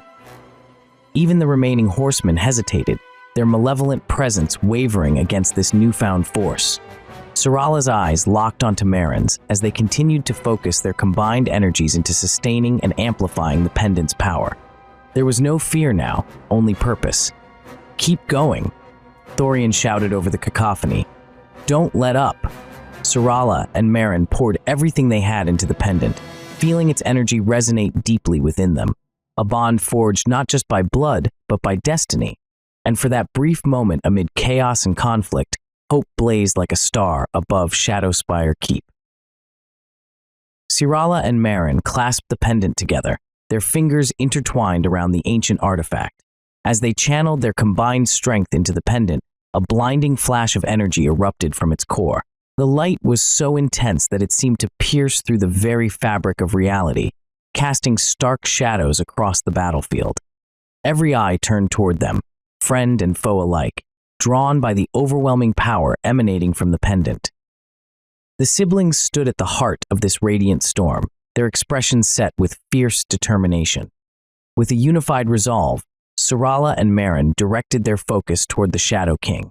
The air around them crackled with raw magic as they aimed the pendant's formidable energy at their adversary. The light coalesced into a concentrated beam, surging forward with unstoppable force. The Shadow King, cloaked in dark malevolence, felt the full brunt of their combined attack. His eyes widened in shock as the beam struck him, tearing through his defenses with merciless precision. He staggered back, momentarily overwhelmed by the sheer magnitude of their power. The battlefield fell silent for a heartbeat as everyone watched in stunned amazement. The dark creatures that had been relentlessly advancing now hesitated, sensing their master's distress. Syrala and Maren pressed on, refusing to relent. They poured every ounce of their strength into the pendant, maintaining the relentless assault on the Shadow King. The light around them intensified further, its brilliance almost blinding. King Eric, witnessing this display of power from his distant vantage point, felt a chill run down his spine. For the first time in his reign of terror, he understood what true fear felt like. The Shadow King struggled to regain his footing under the onslaught, but found himself unable to withstand the relentless barrage. The light seemed to sear away at his very essence, unraveling the dark energies that had sustained him for so long. The power wielded by Syrala and Marin was undeniable. The battlefield was a desolate expanse of ruin and devastation, littered with the fallen. Amidst the wreckage, only 3 figures remained upright: Marin, Syrala, and the Shadow King. The siblings stood firm, their expressions hardened with resolve as they faced the embodiment of darkness. Marin and Syrala exchanged a brief glance, a silent understanding passing between them. They summoned the last reserves of their strength, their hands gripping the pendant tighter. With a unified cry, they unleashed waves of energy that crackled through the air like a storm. The waves of energy surged toward the Shadow King, striking him with unrelenting force. His knights, once formidable and menacing, seemed to disintegrate into dust under the siblings' onslaught. Their dark forms crumbled and scattered in the wind, leaving only their master to face the wrath of Syrala and Marin. This battle of wills was terrible to behold. The air hummed with raw power, the ground trembled beneath their feet. The very sky seemed to darken in response to the clashing energies. The Shadow King struggled against the torrent of light, his form flickering as if caught between realms. For a moment, it appeared as though he might succumb. He fell to the ground, his body collapsing under the weight of the siblings' relentless attack. A hush fell over the battlefield as hope flickered in the hearts of those who watched from afar. But then, with an agonizing slowness that spoke of sheer willpower and malevolent determination, the Shadow King began to rise. His movements were deliberate and measured, each step forward fueled by an ancient and dark resolve. As he stood upright once more, he reached for his blade. The weapon gleamed with a sinister light as he drew it from its sheath.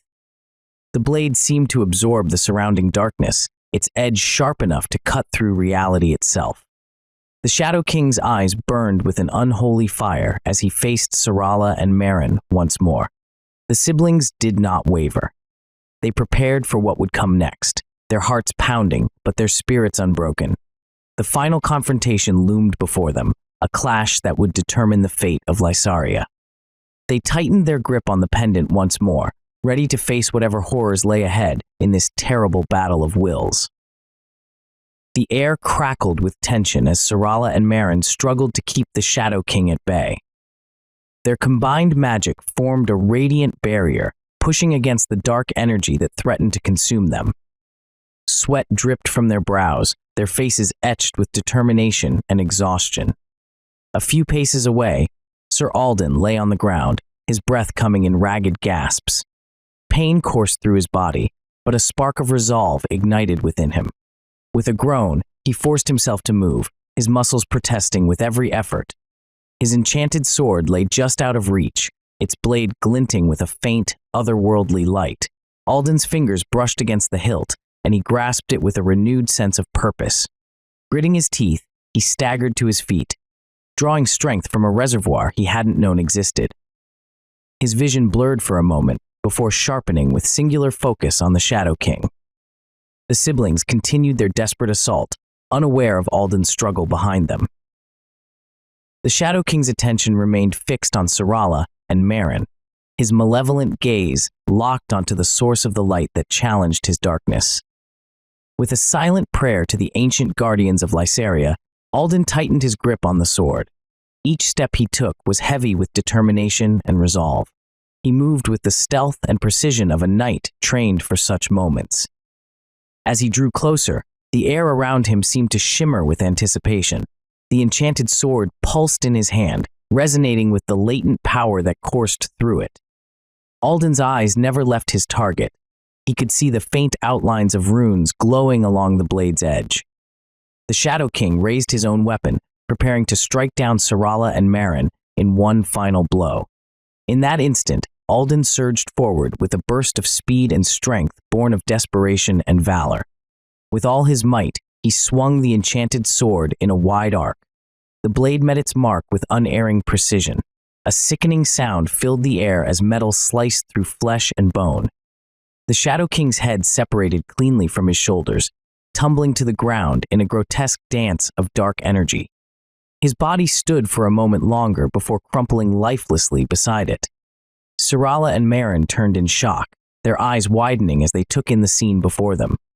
Alden stood over the fallen foe, chest heaving with exertion, but eyes blazing with triumph. The battlefield fell into an eerie silence as realization dawned upon them all. The Shadow King had been vanquished by Sir Alden's final act of bravery. The battlefield, once a cacophony of chaos, fell into an almost surreal stillness. Alden's chest heaved as he fought to steady his breath, his eyes locked on the lifeless form of the Shadow King. The enchanted sword, now dripping with dark ichor, seemed to hum in approval, its glow dimming as the immediate threat dissipated. Syrala and Merrin exchanged a glance of both relief and disbelief. Merrin moved first, rushing to Alden's side, his eyes wide with a mixture of awe and concern. "Sir Alden," Merrin's voice wavered slightly. "Are you all right?"